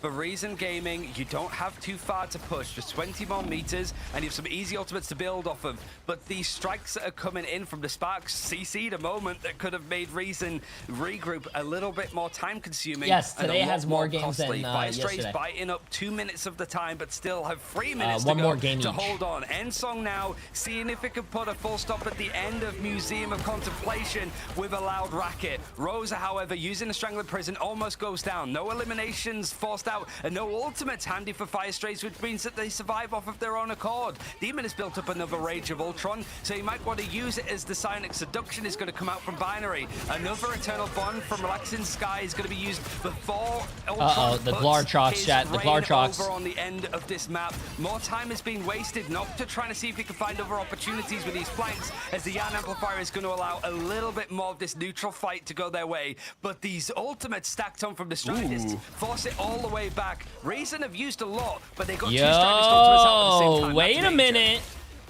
Wait a minute. I mean, they're having Maybe I was a little too harsh, chat. Maybe yes, they do maybe I need to stop being a little harsh. But Fire Strays, I think. Wait a minute. I really like the usages of those Strategist ultimates, right? They were able to push them all the way back to their spawn, have more of a forward positioning with their defensive style. I mean, they did double support ult, but yes, I mean, you know, sometimes you just gotta smile, chat. Any smilers that we're used to seeing from like a Doctor Strange, or even having the walls for group because that was banned outright. I think there's still potential. If BlackCell can use this effectively, take out the back line for this next push, I mean, that could be all that they need to even things out, but it's going to come down to how Passivo uses his as well. Apex Predator, we haven't seen as many Glortrox moments, naturally, because we haven't seen as much Glortrox full stop. Meteor M off the back of this Terra Cable. Doesn't find wow, he lived. Good stuff. But it's going to be used on the other side, broken just in time, so BlackCell's not going to get much either. Nocta finds that. Wait, where was the Glortrox? I didn't even see it. Difference maker. Reason Gaming outside of the ultimates have found key eliminations, and they oh no, that's game, that's game, that's game, that's game. Elsa is not to be ignored. She was the queen of the meta in preseason. She might have a claim to the crown again this time. Fire Strays just get the portal out in time for Zenost, and Demon forced to jump through and contest this with the Rage of Ultron. Finds the pick onto Rosa and finds some space for the rest of his team to work with, but the Ensong Inferno from Simba might be enough to try to clear this out. Members from Fire Strays are fighting this on, and 5 minutes is brought down to 30 seconds. It might not matter in the end though. It ekes on to the end. Fire Strays having a great hold on this second point, but it's just not enough. Reason Gaming, it's that lightning in a bottle again from preseason, the 2-0 win over Fire Strays. A lot closer than we saw in the previous battle between these two rosters. But even then, I like the changes that we've seen from Reason Gaming. Fire Strays, they have evolved. That is not my fault, bro. That is not my fault. Take them the entire week, I would say, to adjust and eventually in week 2 turn around their run in the group stages. But they have some things to go home for. I am 6 for 8 on predictions, chat. Do not even disrespect me. In the team fights, right? We saw. Listen, I got the first one right, the second one wrong. Into this, I don't think I get the third one wrong. Virtus Pro against Pulsar, I don't think I get that one wrong, bro. I mean, that was competitive, but also Reason Gaming to come out swinging like that in the very first match. It really shows 2.7 million from 200 people. You guys kept talking about that coordination, Ryan, and it was very apparent. I'd love to see these Reason Gaming players, this talent, stick as a core and actually still kind of bring that same firepower from the preseason. I mean, that's what you would want to see, right? I think Rose has come into this team phenomenally as well. Like, he had a good Happy showing Rogue. of, like, Appreciate it for 2 months, my friend. Spots as well. Like, it's sad to basically hop between teams from every single tournament we had in EMEA. Here he feels like he's the pinnacle, and I think him switching over Wait, towards the bro. Magneto to find some of those Somebody, key moments. I have a Certainly I have a with the combination with 75% Rocket, you could sort of see prediction that, like, rate. That's where not this bad. team really wants 6 out of 8? their Is that? bread buttered. Where's my Honestly, calculator? That's what they want to go for, and they're able to double down, and the team's all in on the strategy, which makes them look phenomenal. I have a 75%. Yeah, that's not bad. The ban phase and how strong that was for Reason, and just mostly not just banning what's strong in the meta, but what was strong for Fire Strays and Simba, back-to-back MVP, of course, on the Phoenix. He was roaring. I just don't understand Museum, what. But going back to what I was saying, I really like the Reason game. I feel like against Fire Strays, they forced them on these secondary and. I feel like Fire Strays was a very, very disconnected, disorganized team, man. They, on, like, their offense, their first point offense right here looked phenomenal, but then they fell apart, bro. They had 5 minutes and 30 seconds for second phase, and they failed it. On the Phoenix yet again, and that seemed to be a big difference maker with, you know, how they're comboing that with the strangling prisons that we saw from Rosa there as well, and then, you know, the meter M's that also came out that you were seeing towards the end there too. Also, like, Pasuo also swapping to the Magneto. It just seems like going to what you're comfortable with is the difference for a lot of these matchups, and, you know, playing what's meta isn't necessarily always the right answer, I think, is the thing both these teams can take from this matchup, and probably some viewers at home as well. Yeah, and going to a map like Adriana, by Fire appreciate Strays, the massive 14 months. How you doing? How you doing? Hope you're having a great day. Open, and it really lends to playing a front-to-back style. Hey, for sure, yeah. I think it's also for, like, Reason. They're going to be feeling really good about this one, too, because it's like, yeah, if you don't want to deal with a dino, you can just ban it out. They protected it. They didn't really need to use it, frankly. Like, they could just go into a draft Emily and ban out DM'd me Dinosaur, and then said, if it gets banned thanks out, like, for the mirrored, channel points. they're not going to mind. Should I ban Emily because for my they've shown chat? that they could make some of these other Vanguards work when a character I'll like ban that is Emily. taken out. And even with the likes of, like, Black Cat and Daredevil being available, we only saw, like, bits and pieces of it from Demon with the Daredevil over on Krakoa. On a map like Museum of Contemplation, really was just this, like, front-to-back style, the triple strategist. You've got, like, the Ultron focus that came in from Demon, and, like, the Mantis protects for Reason Gaming to sort of play around with it. They've just had so many options to work with that, like, it's going to be hard to deal with drafts going forward without just relying on, like, Dino. Yeah, and just the strategy. We were wondering if we were ever going to see Elsa again, and Vaudable Nocta came out, and especially with how chunky the Vanguards are these days, Elsa has to be on the menu more. I mean, the flanks that we saw from Nocta is part of the main reason why they were able to win at the end there too. But it sounds like we have an interview here, Lemon, a good old friend of mine, Minty, so I'm excited for this one. I'm excited too, because it's not every day we get to say hello to the back room. So congratulations, Minty. Yo, those headphones are actually kind of goated. Wait a minute. And you know that revenge match still goes your way. Yo, Winter for 17 months. How you doing, my friend? How proud are you as a manager for this team? Extremely. We've been working so hard. We had a really, it's no secret, we had a really disappointing preseason. But it didn't go the way we wanted to. We've made a few roster changes and we've swapped some things around, and well, here we are. We're really, really pleased. And I'm super proud of my team. We've got players making their Ignite debuts today. Rashid especially, this is his first ever Ignite game, and you know, if you look at the predictions, I mean, if I was watching the stream, 80% of the viewers at home voted for Fire Strays to win this.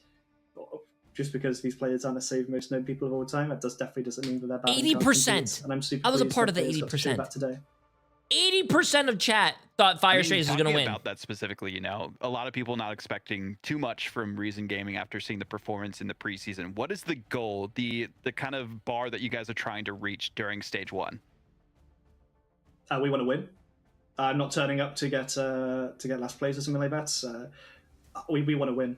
What's the point of turning up if you don't intend to win? And what is a Shikigami anyway? We're gonna win everything. Like, it's gonna be, we're gonna be sitting at the top afterwards. It's gonna be so good. What does that even mean, right? It's like, no, I love those guys. I'm only kidding. But we're here to win. Like, we're not here. We've tried our best today. We're playing some stuff that maybe other teams they don't expect. But a lot of the players on our team we've come from all over the place, and we've all turned up with that one goal, like, to win. It's going to be really, and we're doing our absolute best to do that. Everyone's giving it 100%. We're trying super, super hard. We're reviewing and putting plans into action literally every day. I've never been with. This is the most locked in a team I've been with has ever been to win, and I'm really glad we got to show that today. I am never trusting Jay again. Well, chat, I think Virtus Pro is going to win the next game. Are you not going to trust me there? Checkmate. I dare you guys to vote against Virtus Pro, because I think Virtus Pro is going to win. Crownfall, and then it's been a while since we've seen Relaxing play too. So what have they brought? Rosa Verdoza has brought a lot of very valuable things to our team. Rosa's a really experienced player, and he's one of the better tank players in the region. Rosa's come over from Crownfall alongside our new coach, Coach Cuffy. They both come from Crownfall. Relaxing Sky was actually set to join Crownfall as well before he tried for Recent Gaming and decided this is where he wanted to go. So these players have joined our team, and they brought just Jay3, you made me lose all my channel points. Can you shake it for us? Because I'm sad. Seems like you got to shake it for channel points, bro. You got to get the money back, not me. Look at the again with all these different Start shaking, bro. That kind of bleed into each other and lend together. And having a player that has all these different opinions because of that helped to expose us to all sorts of different ways to play the game. And when we're taking advantage of opportunities to review fixtures as regularly as we are, having these different experiences is so helpful in the learning process. And I think we've shown that, some of these players that you've just seen win today were some of the lower rated players individually at the end of the preseason. They've all had the opportunity to compete, having the knowledge that they've gained from this. And we've been together for 2 weeks with this roster. We've got at least another 2 of stage 1, right? And it's only going to keep getting better and better and better for us. And I mean, it starts off pretty damn well. What a result. And it's so incredible what you were able to do with this team with all the different levels of experience. And thank you so much for your time, Minty. Congratulations again. We cannot wait to see Reason Gaming very soon. Yeah, thank you so much. And you'll see us a lot more. Oh, okay.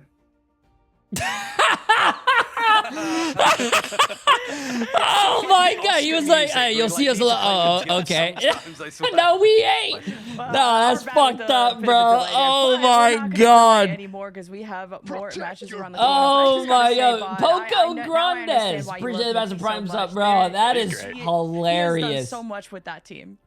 Yeah, I mean, hey, you're gonna see a lot more of a cut. Call him that during the series. Oh my god! So much insight too for Minty on the roster. But I mean, Levin, it's been great. Ryan, it's been great to have you here and cast of you as well. And I'll be taking over the host role in just a sec as well. Yeah, and we're gonna get leg day on the mic. We have 2 more matches to go. Up next, Virtus Pro. Wait, we got leg day. First match of their group, and we'll see how things shake up after this. Bro, I can't believe production does that, man. They cut me off before. Okay. Since you guys don't believe me, and if you guys look at the whiteboard behind me, I said... Wait, I gotta get my stick, my handy-dandy stick, sorry. I said Virtus Pro is going to beat Pulsar Gaming. Now, that is my prediction, and if you guys don't want to trust Jay3's prediction, that is entirely up to you guys. But just know, if you vote, you guys are not going to vote against me. You guys are not going to vote against me, bro.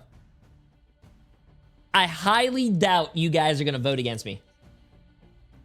Jay, I want you to cast games? No, bro, I'm not a cast, man. I don't cast.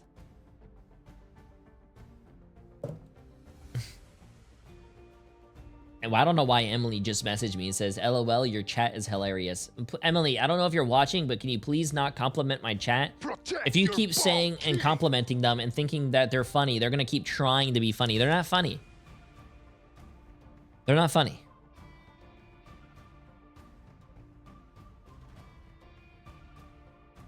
Also, wait, I voted against you.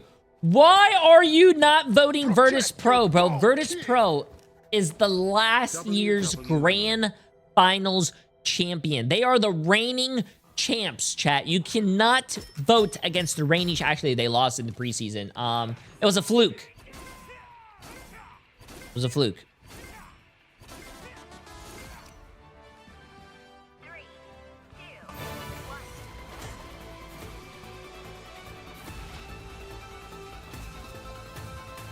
I don't think, chat, I will okay, listen. Virtus Pro is winning this matchup. If you guys don't believe, I will get naked and take the 3-day ban of getting naked on my stream if Virtus Pro loses. Welcome back, everyone. We have the Lemon Leg Day duo to close out the show, and we had some very entertaining first 2 rounds to start off the day strong. But we have 4 matches that we'll be playing, 2 more remaining, and we have a pretty good one coming up here too. Virtus Pro facing off against Pulsar. I mean, Leg Day. There's a lot to overcome, I would say, for this Virtus Pro roster for the first time in a while. 4.5 million, almost 300 people. Pulsar doesn't even have 500,000 with 75 people. From what we saw in the preseason, it seems like in preseason Pulsar couldn't quite find their footing. They're a little bit more of a newer introduction into the scene, and putting together their roster was a little bit difficult. But speaking about Virtus Pro, Lemon, you see a lot of champs here, right? Well, you know, I think we recognize a few of these names, guys. What do we think? I think, well, Virtus Pro looked almost perfect, pretty much flawless in the group stage, in the preseason. What was most important is they are meta-proof. They were unbeatable. You just couldn't ban against them. And then we heard from Nevix during the playoffs, once kind of Virtus Pro fell off a little bit, that they felt like they lost touch with the meta and really perfecting their ban phase. That is what's most important to these players. And they're usually able to secure the comfort picks for their duelists, and that's going to be the highlight for Virtus Pro. And when it comes to comfort picks on the other side, like, Crisis might be out of their comfort zone here on Pulsar, because Crisis has made a role swap here, Vaudible, which has been very... It was all about premier hit scans in probably the entire world, as we saw at World Finals when he was playing for Na'Vi in that Punisher/Winter Soldier role. A little bit of a Phoenix play as well.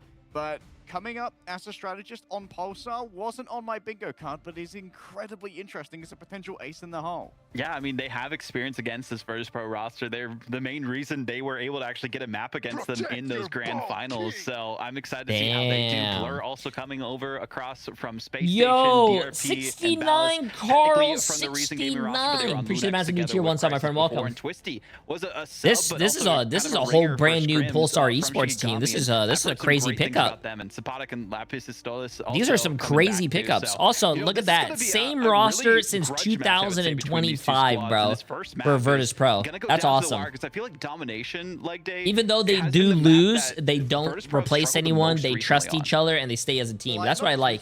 That is very rare, bro. Virtus Pro, even though they lose, they still stick together and make no swaps. That is awesome to see. Usually kids these days, if they lose a game or lose a series, they all leave teams, they all go to somewhere else. They never stick together. So all's fair in love and war. There's a lot of different geographies here to try and allow for both dive compositions and some heavy poke. Well, we are. Jay, are you scared about your bet? What, against Virtus Pro against Pulsar? I'm not scared at all, bro. Virtus Pro, the current world champions, but not the winners for the preseason, looking for a rebound themselves. And yeah, bro, I wish a lot more teams were like that. Just because you lose doesn't mean like you're a bad team. Metas change. And the rest of the roster can turn things around for themselves. Maybe one meta might not be your best, and the next meta might be your best. I don't know, bro. I mean, it's all about consistency, but like I really do respect a team that will stay together even through like the bad times and the good times. I really do. That's why I like Virtus Pro. That's why I really do like Virtus Pro. A lot of these kids nowadays, they lose a game, they lose a series, they all say GG's, forfeit, and then they want to go to a different team instead of like staying together and building the team cohesion and the team coordination and all that. And with how, I mean, Captain America was so strong already in the preseason, and it's very much the Vanguard du jour to go with the Dyna, whether it's the Emma, the Captain America, there's some Mag, there's so many different team identities. I think that's just on YouTube, by the way, Tay. Jay3 having more views than the official channel is crazy. I think that's just on YouTube. I don't have more viewers than Finzi, but does it warrant the ban? That's why Marvel I said Rivals on Twitch. When you ban the Vanguards, then you can't just let Sparker run Star-Lord, Elsa, whatever he wants. Well, that's actually crazy. Is ever so flexible. He'll learn anything you ask him to. So Pulsar have a lot on their plate in terms of the homework, and right now it's a one-sided Dino affair. Yeah, the one-sided Dino, the Black Cat being taken away here. That's probably a respect ban towards we would assume to be the. That's with all the co-streamers. Marvel Rivals has 7.8k viewers. All the co-streamers had a lot more viewers. Well, White Fox being taken out as well is probably which is good for esports. They need a lot. They need to have more co-streamers. They also need better drops. If Marvel Rivals had better drops, this game's esports scene would be massive. And this means that Virtus Pro might be turning up the tempo a little bit here. Wouldn't be surprised to see something like a Jeff or a Venom or even a Cat Ban. Oh, Ultron, interesting. Yeah. I've just seen a lot more success from teams that target the Virtus Pro duelists, and I very much agree with the Black Cat because true, what it was is. unique about Virtus It's Pro because is it's how nicer to good they watch were at with Psylocke, someone well, else a than lot on of your things, but own. That especially is the true. Psylocke, and I feel like That that's is true. very transferable to the Black Cat playstyle of dashing around, being elusive, being invisible, being annoying, and Sparker was so amazing at being annoying and winning at that. So I think that could have been a really strong hero for Sparker at that time, and we still don't know what is going to be the Virtus Pro strengths going into this because Elsa is very much fallen out of the meta, and that was Sparker was #1 in the world at that. Okay, Captain America going to be the last ban taken away here from Pulsar. So we might see a Venom come out. Equally likely to see the Emma Frost. Emma Frost definitely has been resurgent after her buffs in season 8. Okay, before this game after, starts, I gotta go pee real quick, chat. Give me a second. After being essentially Thanos for a while and receiving nerf after nerf after nerf until eventually she was buried under the ground. But now it does seem that, especially with the prevalence of Devil Dinosaur, who can struggle into the large amount of damage a fully charged Emma can push out, that things do get a little bit more difficult. Kick off on Burning T'Challa here on the Imperial Institute of Science, where it has that giant pillar in the middle, but it's very, very open. So this can be a little bit of suffrage for the Vanguard players as a Vanguard main myself, but really who could suffer is Pulsar, depending on how much time they put into really practicing with this newly retooled roster. Virtus Pro, if it ain't broke, don't fix it. And some people may have said that they looked a little broken and not in a good way in playoffs, but VP went flawless in the group stage of preseason. And I feel like we're all forgetting that. So let's see Virtus Pro back on the hype train. All right, Virtus Pro looking to start strong as our reigning champions of the world, although not currently in EMEA. And they've got the speed up as well coming through, courtesy of the Jeff Bubbles. It's one-sided Dino, and man, is he ever. Has his own sustain. It's really going to act as an anchor. You're going to have a kind of a hybrid style of the Captain America is going to be on off angles and harassing the backline, as you can see that Finzy's already trying to do, but the Venom has already marked him, and VP are looking to cap first. Pulsar have to step up. Also, under a lot of pressure here. That corrosive detonation is going to make sure the Crisis one's on the other side. Sorry, with the ice gotta go pee. breathing through both heal and damage. It's going to be the next to fall. What? Pulsar took the first point? Back. Yeah, what a big fight win. Pulsar playing very reactively, making sure that they just don't really rush things, especially with an Elsa. You're going to do that percentage health damage, so focus on, well, warding away the Captain America of Finzy, and then see if you can chunk down Nevix, because again, this point is very exposed. Not a lot of cover to play around or corners to do, so Pulsar will be front and center at the choke point, looking to make as much space for Ballas as possible. But now Sparker has made his way around and also is getting harassed himself by a Venom.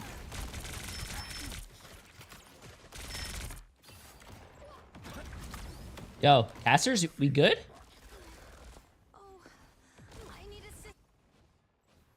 Yo, casters. Okay, fine, I'll take over the casting. Okay, ladies and gentlemen, you have a Venom giving someone the 19 inches on the high ground. Oh, shit. Okay, casting's done. I'll get leg day back in a second. My bad, guys. But, I don't know. We'll see. That was my casting. Here very soon for Blur, who's just been constantly on top of VP, marking Sparker, who has the Galactic Legend, but Fire's already missing. So Pulsar, 6v5 are giving it to the world champs of VP, having a bit of a slow start, but it's how you finish that matters. At this point, it's looking like it might just be a 0 to 100 comeback. Galactic Legend now in the sky from Sparker, and Pulsar are out in the open. There is no shelter from the storm, and Sparker just finishes off everything that is served to him on a silver platter. And for the first time here on the Imperial Institute of Science, Pulsar will fall to their knees, and VP. Jay, I'm starting to think you get us to bet wrong on purpose. Bro, Virtus, chat. Virtus Pro is a great team, bro. Just because one team is winning in the beginning doesn't mean they're going to win the game. If you lose the first team fight of a match, are you calling it a forfeit? Are you calling it a GG's? No. You keep playing until the end. Virtus Pro's not losing. Shredder, if you will. lot of straddled still for Pulsar to mitigate some of the issues that could come out of VP. And now here's the Feast of the Abyss, but the Soul Resurgence gives enough of a cushion to Pulsar, who not only live, but thrive even. Look at these punishes onto Virtus Pro. They drop 2 as soon as they dive, and the poke at a distance takes care of Sparker, who's now on the Phoenix.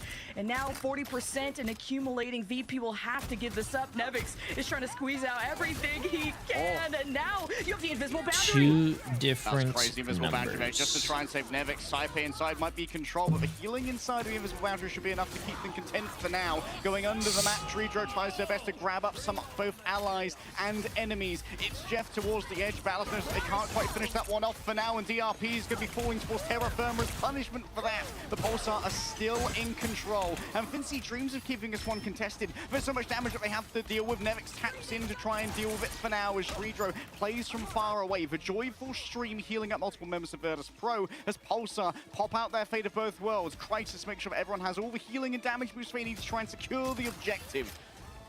Now Pulsar exhausted of ults, and now the final portals do come in. Overtime in favor of Pulsar. Sparker exposed, and you see Nevix trying to bail him out, but there's only so much he can do. Fi is also on the Strange, but he's finding himself behind the portal. It's just Soul Tactics, but now you got the Apex Predator claiming Finzi. The Apex Predator is a big pull here from Ballas. Still, Saipe has plenty of space to work. Wait, this new Pulsar team is really good. Wait a minute. Maybe I kind of underestimated them. But I still think Virtus Pro is going to do really well. It's just that Pulsar is holding their weight right here. I like it. Fincy's out of LOS. Needs to retreat back towards the Invisible Woman, but Twitzy is quick on the trigger when it comes to chasing them down. Nevix gone as well, so there's no one to contest. And VP lose their debut domination round in our season. That Virtus Pro, insane. bro. Talk about a snowball. I mean, first Pulsar just played reactively. They played so far back, they knew that they had to just mark where the Captain America was, and if you deny those off angles, you're gonna see Finzi coming. And if it's not him, then it's Nevix. Pulsar have the Elsa, who's just gonna be a Vanguard Shredder, as I said. And not only that, you have a brawler like Fi, and if he's not perfectly Finzi, zero finals, bro? Nevix, zero finals? No, this is not the team that I know, chat. Fi has taken more damage. Pulsar got exactly what they wanted in these early fights. Wait, where was it? No, go back. I gotta see that stat real quick. Go back. Pulsar got Fi has... was he playing support the whole time? No, he wasn't, right? exactly what they wanted in these... In the nostrils, and the caffeine do be flowing. Virtus Pro. Once again, looking out with the Devil Dinosaur. Bro, Fi has taken more damage than damage he's dealt. Damage that... what, you guys know what I mean. Found something other than the Star-Lord wanting to just play that distance battle and contest someone like Ballas. Pulsar switching it up too with the Emma, and the poke phase so strong, especially when you have Fi on the He switched the Doctor Strange to TP to the point. And overtime. Forward, you have the divers of Pulsar right behind VP. Already having forced that rejuvenation domains as well from Lavzi. So Tilas almost has the God of Mischief ready to go. Ballas notes the approach of Fincy, getting onto that catwalk straight away to make sure that he doesn't feel any freedom getting onto that back line. A quick chomp there coming through from Avena as well. Gives over a little bit of additional overhealth. Survivability, but doesn't need to be given over by the strategist. Redro looking for an eat towards the ground. Oh! It's a fully solid Oh! including two Manti, by the way. I don't know if that's a plural. Oh! Tilas and the God damn, that fucking eat was huge! Sort of a different strat line. I guess I'm not used to seeing Fi on the third strategist. This was a team that relied so much on the double duelist. And how can you blame them? Now you have the damage boost onto Sparker so we can get better headshots going. And Tridro, that was insane, bro. It just came down oh to yeah, I think sometimes YouTube does that, chat. Sometimes you go on like the front page on YouTube. The round 3. Now you gotta be careful of cover though. I don't think it's a glitch. Just like how sometimes Twitch you can go on the front page. Value just based on the walls and the structure of this point, as all eyes are on Blur on how he puts pressure on Sparker. Oh, Blur feeling the pressure himself right now from Sparker. The damage boost constantly applied to his Phoenix really is making him a tricky customer, as of course every directive has been buffed in Season 8, and well, Tainted Turtle, perspective 81 months, my friend. Absolutely insane. That's a very long time. Crazy. How you doing? Now they have an opportunity to move forward. A lot more safety for Nevix on the Dino, going unprotected. The Psionic Seduction from DRP is trying to drag the strategist in, forcing Sparker to end Song Inferno. Crisis with the fate of both worlds just in time to bail out the team. Blur needs those resources. Yeah, I remember Crisis being the DPS player like they said, chat. Crisis was that Bucky player that we watched. Now he's playing support. That's crazy.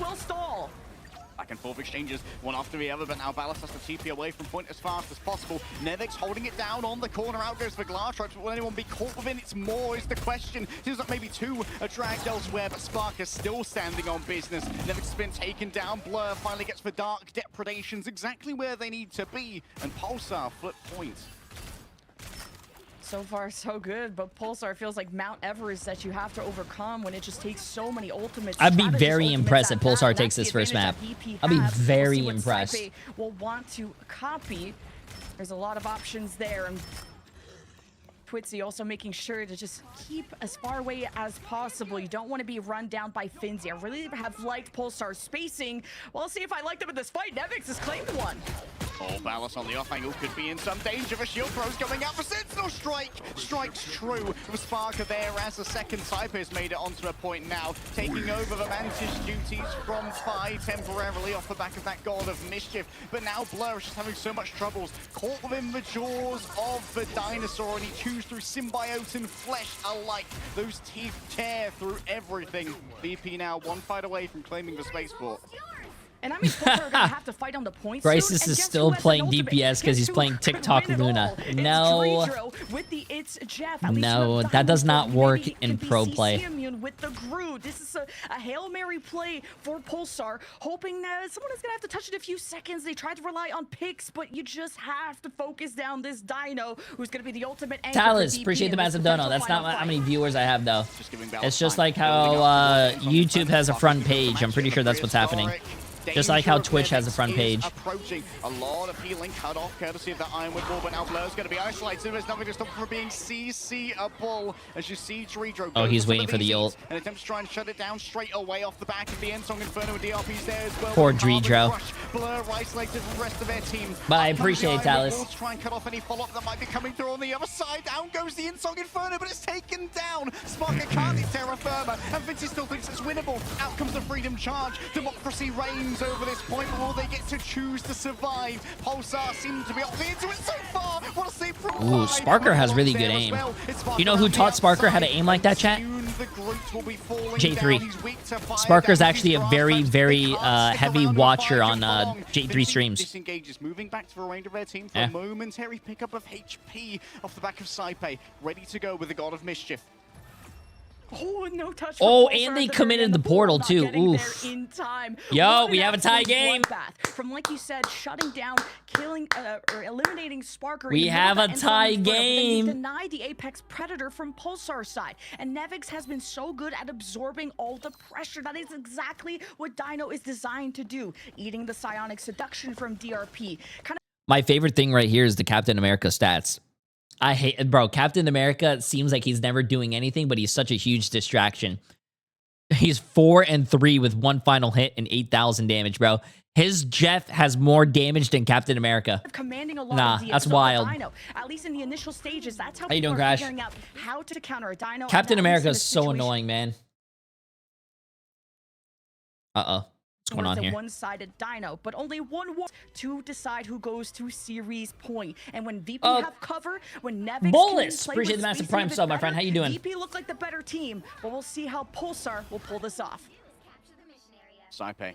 Over on the Loki, this has definitely been a big swap. We know that Saipe has been a great Loki player and also got some buffs in Season 8, really focusing on the healing rather than the damage, but does mean that Nevix, who is greedy for that healing on the Devil Dance, has a great time surviving. Oh, with the damage boost from Twitzy 2 onto Ballas, you can see that Nevix has to be a little bit more careful with how he plays around safety. He's already been brought down to half health, but I'm never really sensing too much danger from VP, and this is where things ramp up with the Soul Resurgence. Soul Resurgence ready to go, and the Ironwood Wall's down as well. Big strike towards the back coming from Spark with the Ensong Inferno. Isolation here onto DRP, surrounded and eviscerated. Oh, man. From limb, oh, man. And the remainder of Pulsar oh, man. Any better luck as Sparker just watches Ballas and Lapsi Sotila. Young Dagger. Appreciate the massive 2 months, my friend. How you doing? My goat. Well, Pulsar will be on the retreat at least for now, and just these early ults have been huge for VP, but now that's off the table. Now the ball is in Pulsar's court, the strangling prison. There's not any real shields except maybe the Nevix Dino bubble at this point. Yeah, I really like watching Sparker play. I'm a fan. You know why I'm a fan? Because when I watch Sparker play, it makes me realize this is the type of stuff that you guys watch when you guys watch me. Just like the crazy aim, the crazy mechanics, the wins. I see a lot of resemblance. Damage continuously hit with that blade, looking for a quick grab, gets their own Devil Dinosaur, and the Ensong Inferno seemingly avoided for now. A nice body block coming through onto the Carbon Crush from Nevix to make sure that DRP cannot Wait, stop did the Groot just use his ult? Blur is off, but Vinci traded on the other side. And so The Groot just used his ult! What is he doing? Oh my god. Forcing Sparker into this more submitted position, and it's down to Nevix to just try and keep this one contested, momentarily sedated by the Mantis, but surrounded on so There's many no way he just tried to ult that, bro. If he'd saved his ult and then switched, he would have had 50% ult charge, chat. You retain up to 50% ult. Strategists who still remain up, and now he needs to peel against Pulsar, getting into the VP backline. Still 80%, despite Nevix not being here. VP are still kicking. He was swapping hero. It doesn't matter if you're swapping hero, chat. If you swap heroes with ult, you still retain 50% ult. So you're 50% closer to your other ult. Inferno. And now Nevix is back to just keep this one contested on the other side. Still Pulsar managed to flip in the midst of all of this chaos. DRP thinks that it still needs securing power, and so Veron Seduction is sent down the lane, but Sparker is unbothered knowing that Rejuvenation Domain is behind them. And VP say, hey, you know what? We got an ult out. We're out.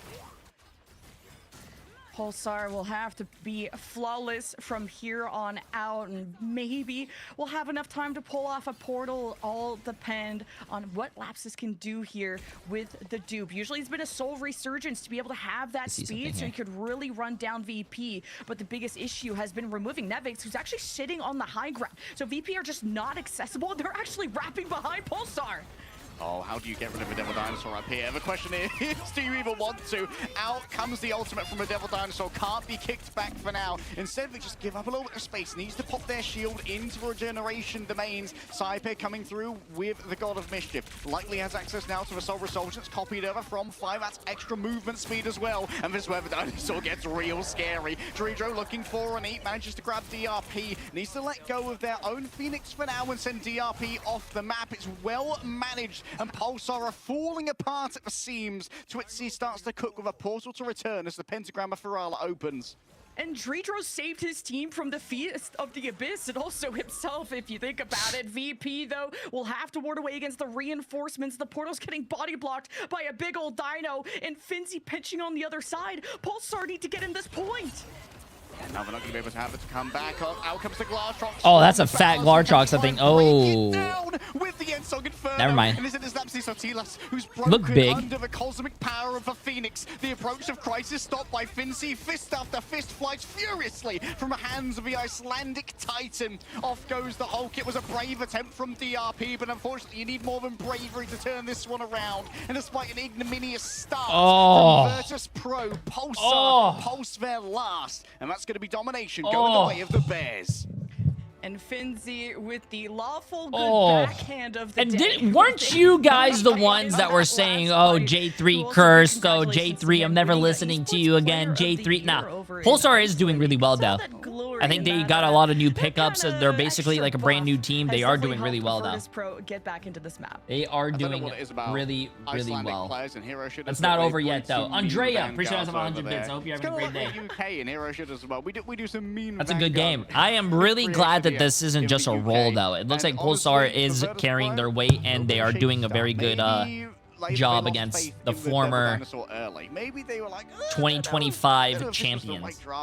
But they double down. Nevix gets the additional healing from having Saipe on the Loki, which is a lot of sustainability compared to the Invisible Woman, who's still a strong healer as a strategist, but not quite as much as Saipe is on their magical Loki. We will see if Pulsar can clap back. What happened on YouTube, 67K watching? It's I'm pretty sure what's going on is like, chat, you guys need to understand something. Sometimes on different platforms like YouTube, like Twitch. I don't know any other platforms because I don't really watch any other platforms. There is a thing called the front page. You can go on the front page of Twitch, the front page of YouTube Live. You can do all this stuff. Sometimes it boosts your viewership. Yes. Also, this is just a good example to say. You remember when you guys say Twitch is better than YouTube? How come Twitch is at 3.7K? YouTube's at 72K. I don't know, man. Maybe YouTube is taking over. Maybe I'm a YouTube streamer now, chat. What are your guys' thoughts? But yes, I do think it's the front page. Sometimes you can apply for the front page. Sometimes they give you the front page randomly. Chat, yes, front page. Front page. Also, one thing that you guys should know, stop looking at view count.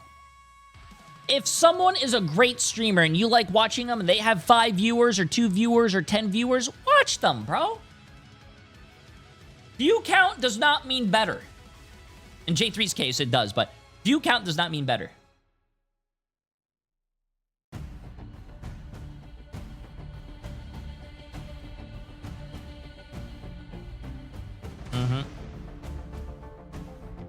Everyone starts out somewhere. I was a streamer for 5 viewers for... I remember the first time I started streaming, I streamed every single day for 12 hours to 5 people for the first 8 months. Every day, 12 hours, 5 people. Yeah, you have to... Yeah, everyone starts out somewhere, man.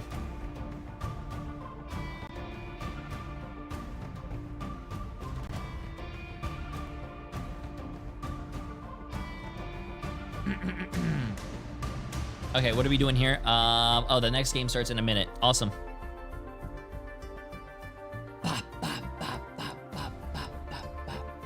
12 hours? Yeah, I used to stream 12 hours a day. I still stream 12 hours a day. Whoa, whoa, whoa, whoa, whoa.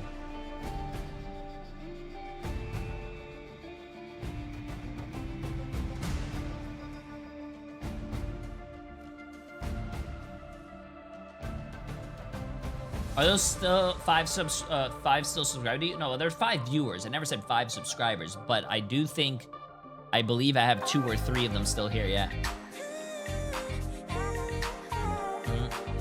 More like 6 hours and less view party. That is definitely a lie.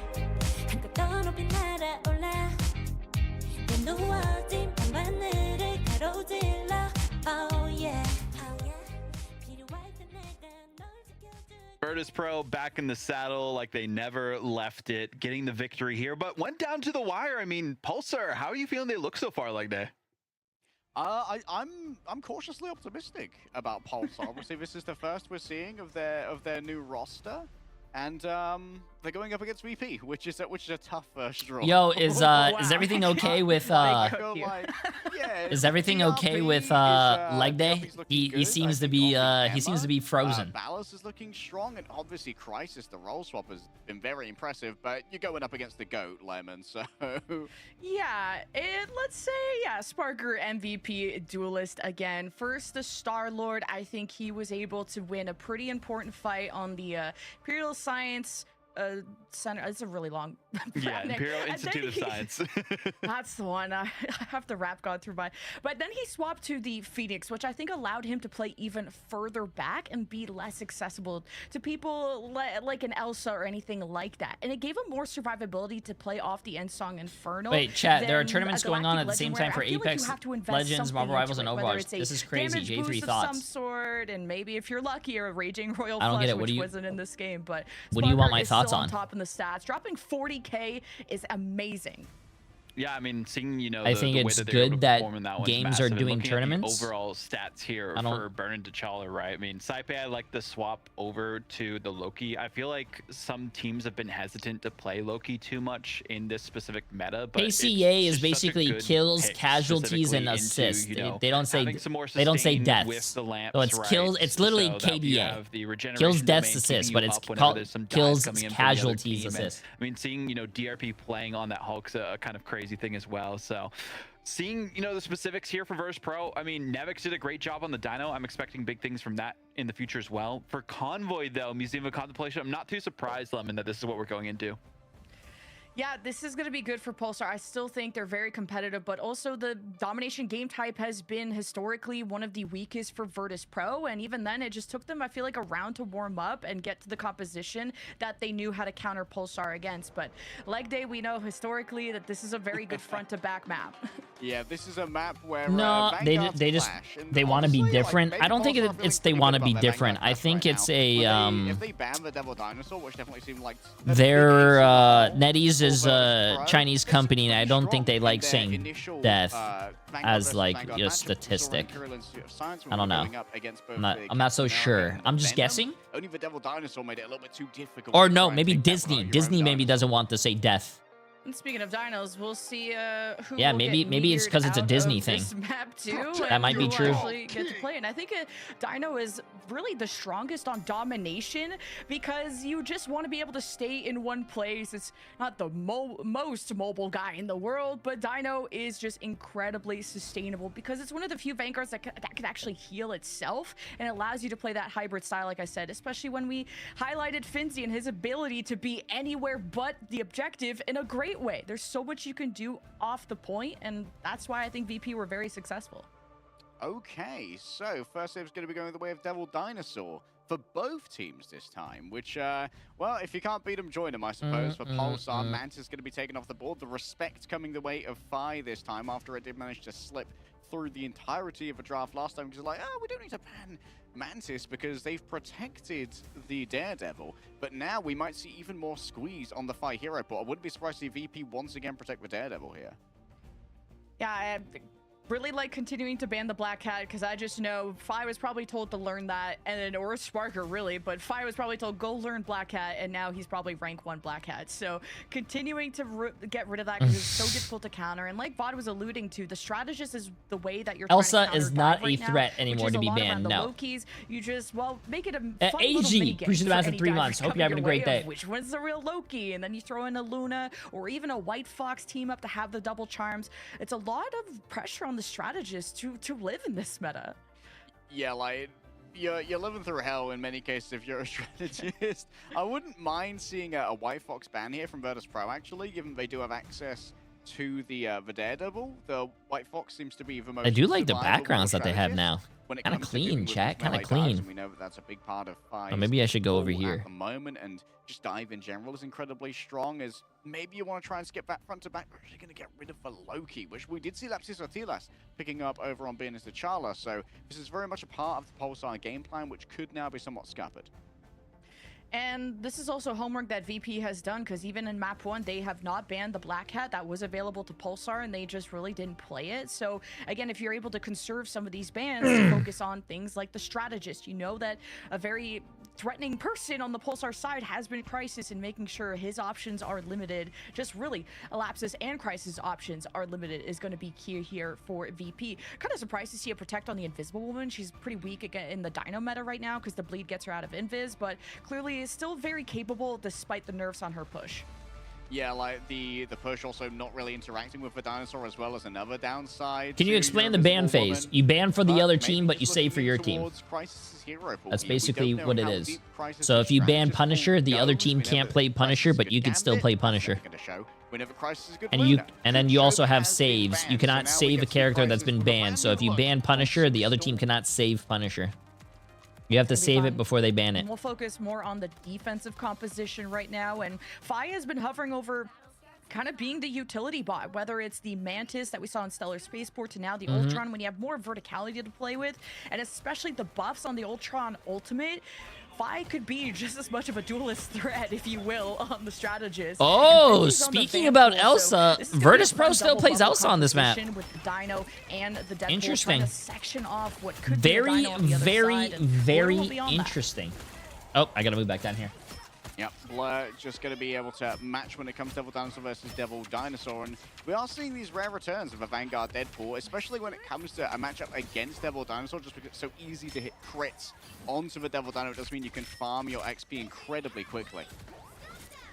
So far, so good. The Moon Knight special comes out with the Groove. This is just going to be a guaranteed win condition if DRP can get a big strangling prison. There is some flank, though, from VP, and even Finzy's back there causing trouble. Pulsar's attention is a little split, but still focused on pushing off this Dino, which right now Nevix is not unhealthy, but he is giving up a lot of space, and you need to see Finzy kind of achieve something back here, pull these strategists away, or VP are just going to get bulldozed. They're stuck at the choke point. I don't know what you want me to say. Jay, answer me. Why do pros love Museum of Contemplation?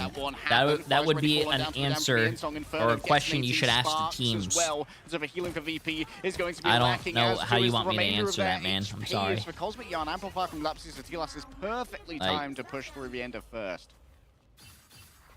That's the thing. It's VP tried to do so much, and while that was being set up, Pulsar push, and I like that tempo shift, and especially when you utilize a Groot, it's going to be good for these sections of the map through these doorways, and DRP is strangling prison. I will say, though, of course, you have the Moon Knight ready to pull that trigger. If VP are too grouped up, Pulsar Esports, man, so I'm starting to become a fan of them, bro. They are, they're a good team. Is not overly worried about taking a 1 versus 1 against Spark. You were pro before, so I assume you know the strategy behind the pick. I was a pro in Overwatch back in 2016-17. This is 2026 Marvel Rivals, chat. It's a little different. Follow up here with the hands of Khonshu, but it was up on the wall, and so they're a little bit far away from the detonations of the claws. It just was slightly mistimed, and it was only on Sparker, who just simply flew away out of the storm. 2 ultimates for no eliminations. Absolutely sucks, if I'm honest, for Pulsar, but they'll try to stabilize off the invisible boundary, and that is enough to catch Nevix with the slow. Wait, what? He ulted in the room? Okay, that's a little interesting. Once again, caught in the corner. Where can you go, Dreedra? But into the jaws. What am I watching? A white fox against a dinosaur just in a corner, just smacking each other. Just has to try and get out of here. Extricate himself the safest way possible.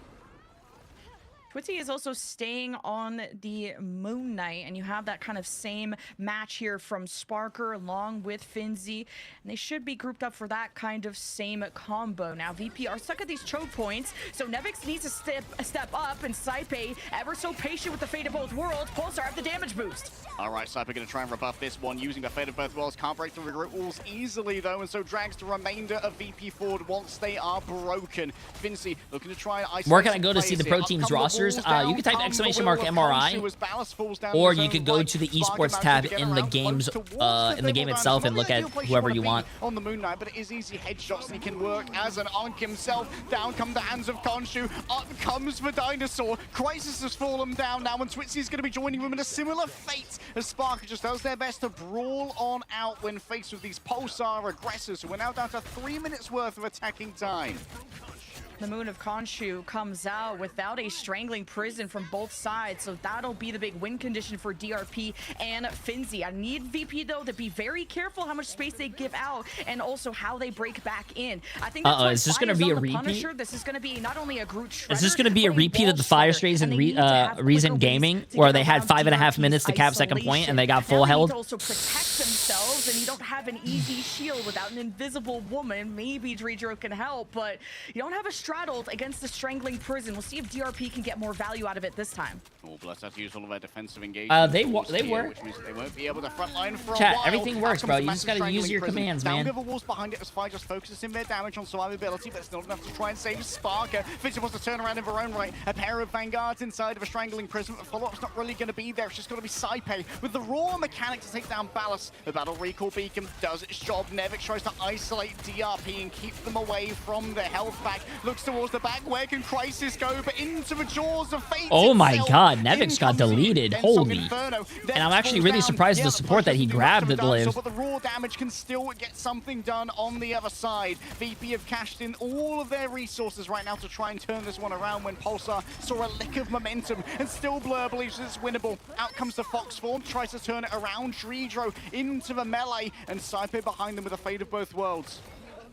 Yeah, Twitzy with the Star-Lord has been really mobile and hard to lock down. As soon as VP step out in the open, their Vanguards have really been Oh my punished. god, this Nevix Devil has to be more Dinosaur is going conservative with how crazy, he goes bro. for these kidnaps, and Twitzy is, well, very aggressive. Say goodbye to Sparker. A quick sanctuary erected there by the White Fox after a TP, just because a momentary little bit of safety for VP to try and work with. Sparker's going to be able to come back with their own ultimate here, but it's going to take a moment to try and commute, and so Nevix has to step onto the car and put their body on the line to keep this one from moving forward. Blur isolates the strategist for about a second to try and keep all of that healing away from the remainder of VP. Sparker takes to the skies. DRP going to be one of the primary targets here. Oh, bro, getting someone so low and not finishing him off is so tilting. To avoid their doppelganger from the time stream, and Sparker now looks once again towards Crisis. Soul grabbed by Emma. Quick flip comes through. Invisible boundary drawn up now by Crisis. For slow and for survivability could be all that Pulsar need to try and turn this one around. Once again, Ballast comes in close. Vincey's fallen down. The element guns are getting it done as Twitzy moves away. Needs to try and get away from Nevix. The Dinosaur's scary, but you know what's scary? Dual element Oh guns my that are god, he amplified by shredded the it, bro. Cosmic Yard Bro, itself. 50 bullets? 50 bullets and the damage, what do you call it? The damage boost from the This is where the Vanguard 40% from Rocket? swaps may Oh need to my happen. god, Finzi dude. I don't think locked anyone down with the Strangling Prison, or just fell like pretty much immediately. VP were so good at retakes and taking so much time off this clock, but now they want to rob this Emma Frost. DRP will activate the Diamond Form to have that damage reduction to get towards the strategist. So kind of a nice approach for VP, but they won't have that portal for later on. Here is now the Psionic Seduction. To try and get that seduction in. So Dr. Strange will kneel beyond the might of Emma Frost. Psypo's there with the rescue, and fires come out on the Daredevil. VP want to get up close and personal, and they are going to have the double charms off the back of both the White Fox and the Lunar Snow to try and make that one happen. Nevix has access to their own ultimate, but Twitzy has an excellent angle here to try and make I want to see this. with the Galactic Legend. First, he's I actually trying don't think burrow he's through going to all get of any his kills, shields, and but now let's has see. eyes towards the back line. Once Saipe out comes the White Fox. The Kumiho form is Hey, go aggressive. You can still probably kill one of the supports. At least Dojo is Saipe. happy popping that. They really wanted to take the fight anyway, so you will trade that with the Galactic Legend as Finzi tries to jump out and block the End Song Inferno. And now both Vanguards of VP are victims. Pulsar need every ounce of momentum they can get, but VP absolutely shredded Pulsar's time bank. But it's about how far you can get and where this finish will be, which Pulsar are already halfway to the end of the map. But it will be an overtime, which means you need to take I the really fight do hope basically on Pulsar top takes this of the map. float, which will be very tricky. But this I want to see a good game, Chad. I want to see a good game, bro. Thrive, along with the Rocket Raccoon. I want to see a map 3. I don't want to see these 2 zeros, bro. 2 zeros are boring. Ultimate, trying to really access someone like Crisis or Lapses. If you deny those straddles, VP could just win out right here. Dreams of letting the devil out, but it's got to be the Galactic Legend that's woven first towards the back. Lipsy Sotilas lets loose of the Cosmic Yarn Amplifier, and now Spark is taking risks, continuing to peek into this one, going up against their counterpart. Where can Twitzy go? A quick stellar shift here and there as fire begins to unleash the devil onto the back line of Pulsar, but it's been a little turnaround. It's the invisible boundary from Crisis that turns it again. Fincy's gone too far. It needs to be now or never. They've put it all on the line to make a backline dive work, and it seems like they've come up a natural 20 on their strike. A critical hit Dude, onto the back of Pulsar, I will and never VP stopped the understand. It's advancement been on third. almost, what, a year that this character's been out? I will never understand how Daredevil players play this game, bro. It seems like they're just literally smashing buttons. I don't know. But that was a really good push by Pulsar. That was a really good push. Caught on the first point. So Pulsar almost made it to the end with the different swaps, and having both strategist ultimates at the end made that a good tug of war. That was But a if there's really anything good about push by VP is that the Pulse P by stands for Pulse by patient. Pushar. And Pushar, the push, Galactic push, Legend push and to let the devil by out, Pulsar. force out Pulsar, the straddles. But Pulsar once by those Pulse. had expired, so did Crisis and so did Lapsus. VP will set up camp on top of your backline, and if you don't trade backlines or do something about it, the fight will eventually go VP's way. But that's still, like I said, a very good pace for Pulsar to set, and VP have to match that, or we're going to map 3. I'd agree here, Lemon. This is an incredibly defensively favored map. We see so many holds on first and second. I never played Marvel Rivals, but I watched I'd say one we see a game lot of of holds on UJ, third, and I but went we from rarely get Bronze to 3 to third. Bronze So, 2. Hey, I think Pulsar are I pretty call that happy a with how W. things are. Have a look at the stats screen here. Like, does this look like a defensive victory for VP? I dare say no. I mean, jeez. The 22,000 from Sparker. I love the different choices that he's brought out, including from, what, the Moon Knight. I mean, there was Moon Knight originally from both sides, but the Sparker Punisher has been huge to deal with the Groot, which is forcing Pulsar to now other levels of strategy off the Groot to the Emma and the Dino, which has really been what's defining the meta right now, especially against other Dinos. Yeah, Crisis moved the Pulsar Gaming, and now he's a support player.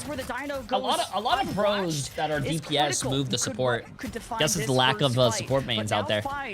Chat, if you guys ever want to go pro in a video game, just play support. Apparently, there's a lack of support players in this game. Shotgun will do exactly what they need going up against Sparker, and so VP, they're going to just disengage back to the drawing board. Oh, Foxy Moon, pre-spasm 2 months. Coming through here from Twixy off the back of those drones placed on Ballas. And that's the tricky part, right? Moon Knight doesn't necessarily need line of sight to do damage. You kind of just throw the frisbee of death and hope for the best. But as soon as Spy turns the corner, Pulsar paid attention. It is going to be 5 versus Ballas. Again, Pulsar rely on the Elsa. That has been around their identity to try and chunk through these Vanguards of VP.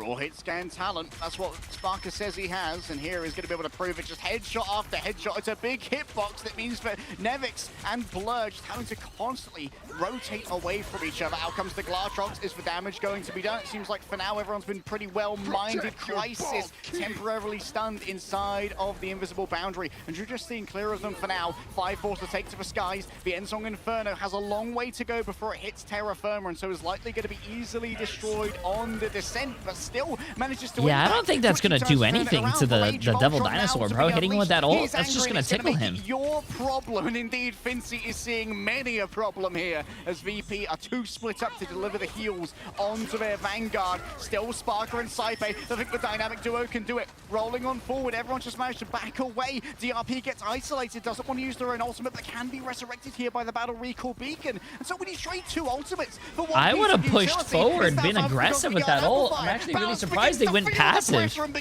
Oh shit, Virtus Pro's getting their... Wait, what's it called, chat? What do the kids say? BTA. And the spacing from Pulsar has been fantastic. I know Emma Frost is distracting, guys, but we really Punisher ulted at Emma, who was kind of in cover. I mean, huge play for someone like DRP to sacrifice themselves, allow the rest of Pulsar to get to safety after initially maybe not having the best invisible boundary just to stabilize, but that was enough to draw VP to their last 90 seconds. We may not even get to see the rest of this map if VP don't lock in. A Jurassic Rampage here from Nevix, trying to get all of his damage over onto Blur. The question is, will the Battle Recall Beacon be up in time? Seems like it still hasn't come off of cooldown, so it's going to be a long return here for Blur. May decide to go over onto the Doctor Strange instead to try and teleport back as Fire tries to get stuck in here on Matthew Murdoch.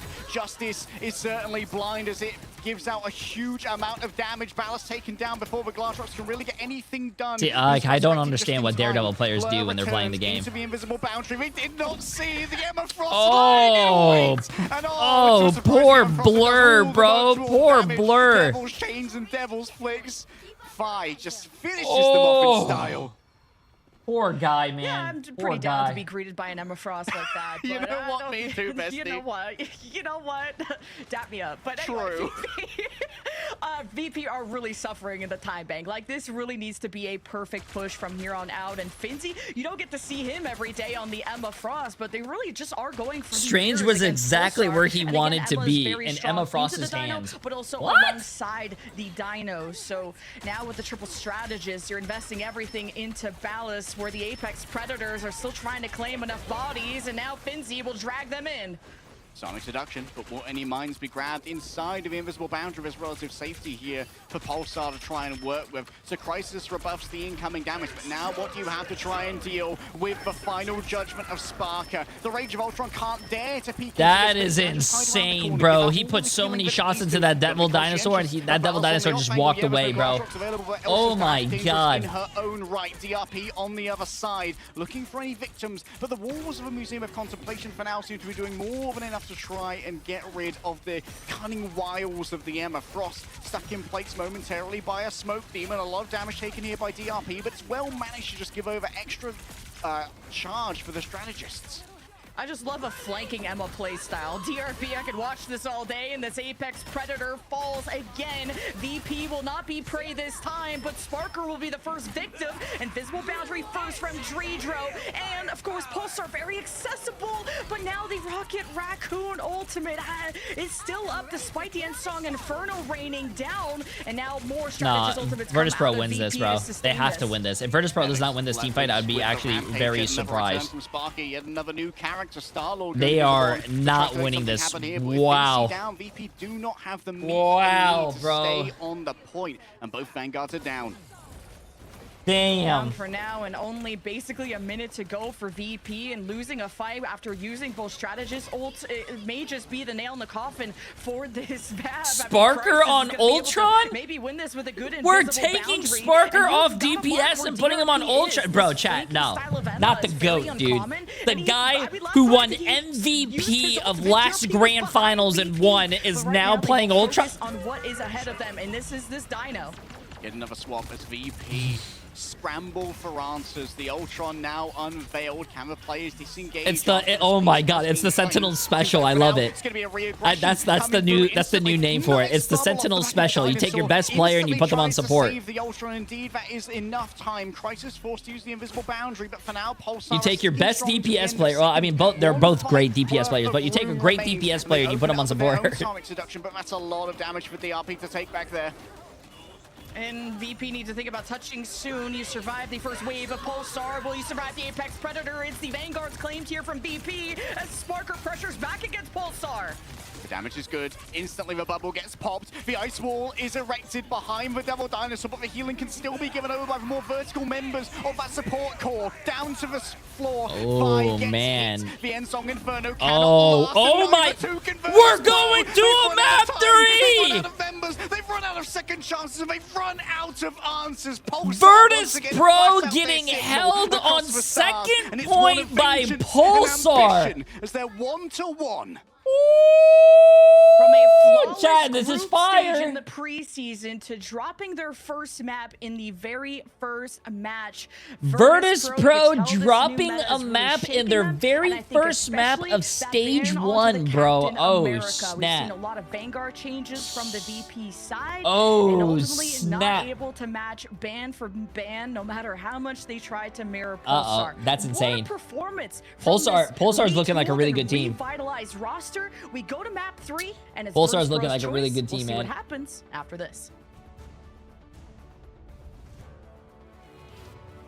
And when you wake up, open your eyes, raising up your fists and smashing through time walls. Before the rift splinters again, we are rebels till the end. Rise up, open your mind, hold on to your powers. No one can stop us. We are rivals again until the end. See a lot of old Overwatch pros in this game. Yeah, I mean, I think Overwatch is one of those games where it's very hard. I think Overwatch is a very hard game.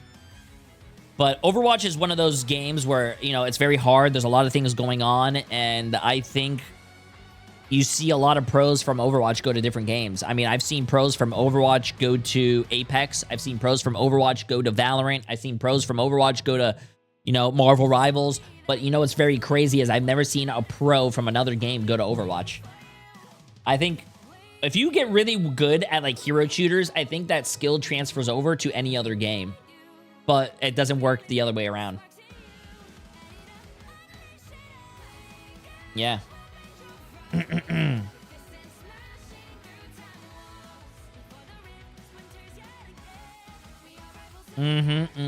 Why is Virtus Pro struggling?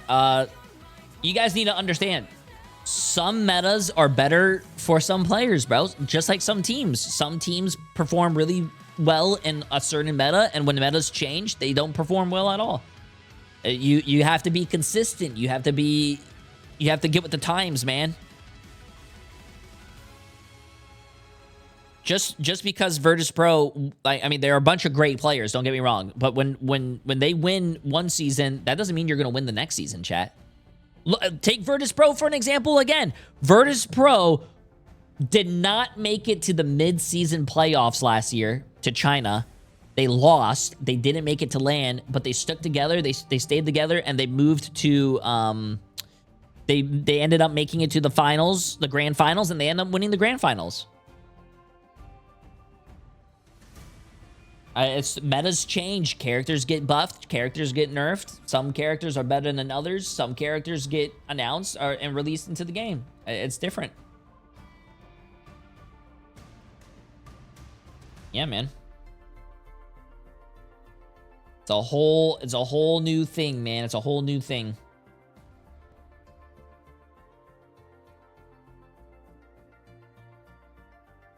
Jay, I have a pro scene question. What are your thoughts on feet? What?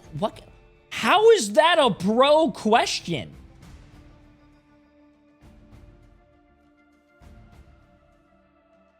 What?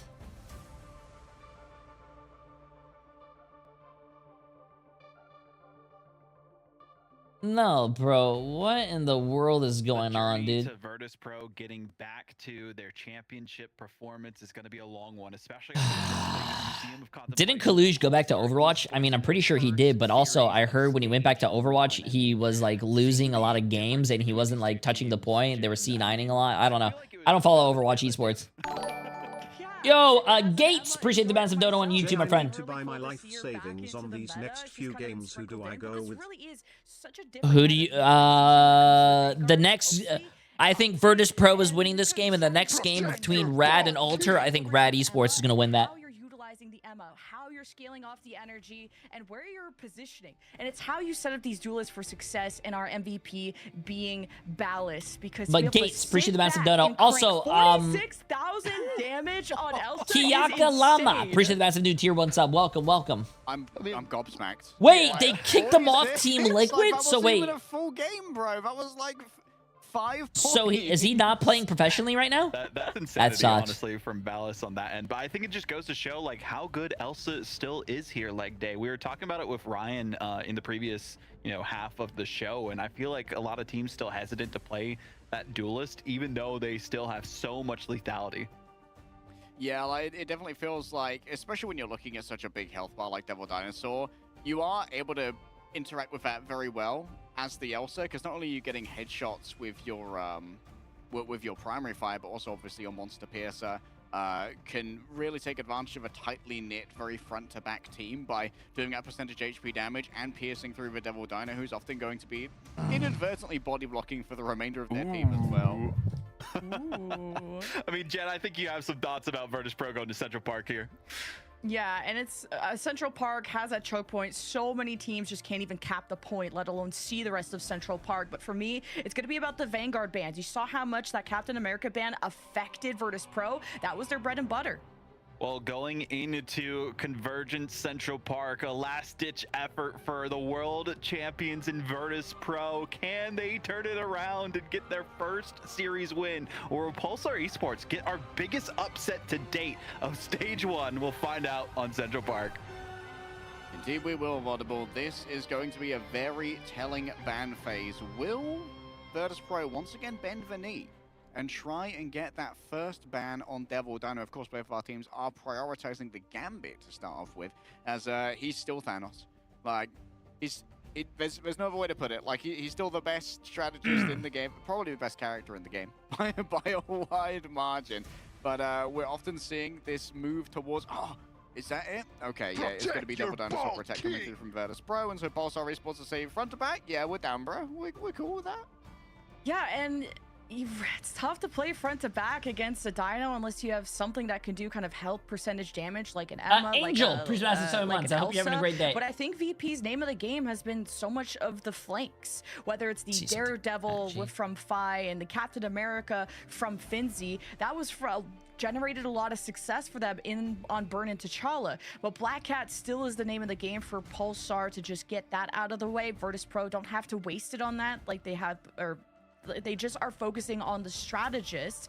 And right now I'm wondering, is there going to be a ban on that Captain America? Because Pulsar have to protect first, but that's got to be a consideration.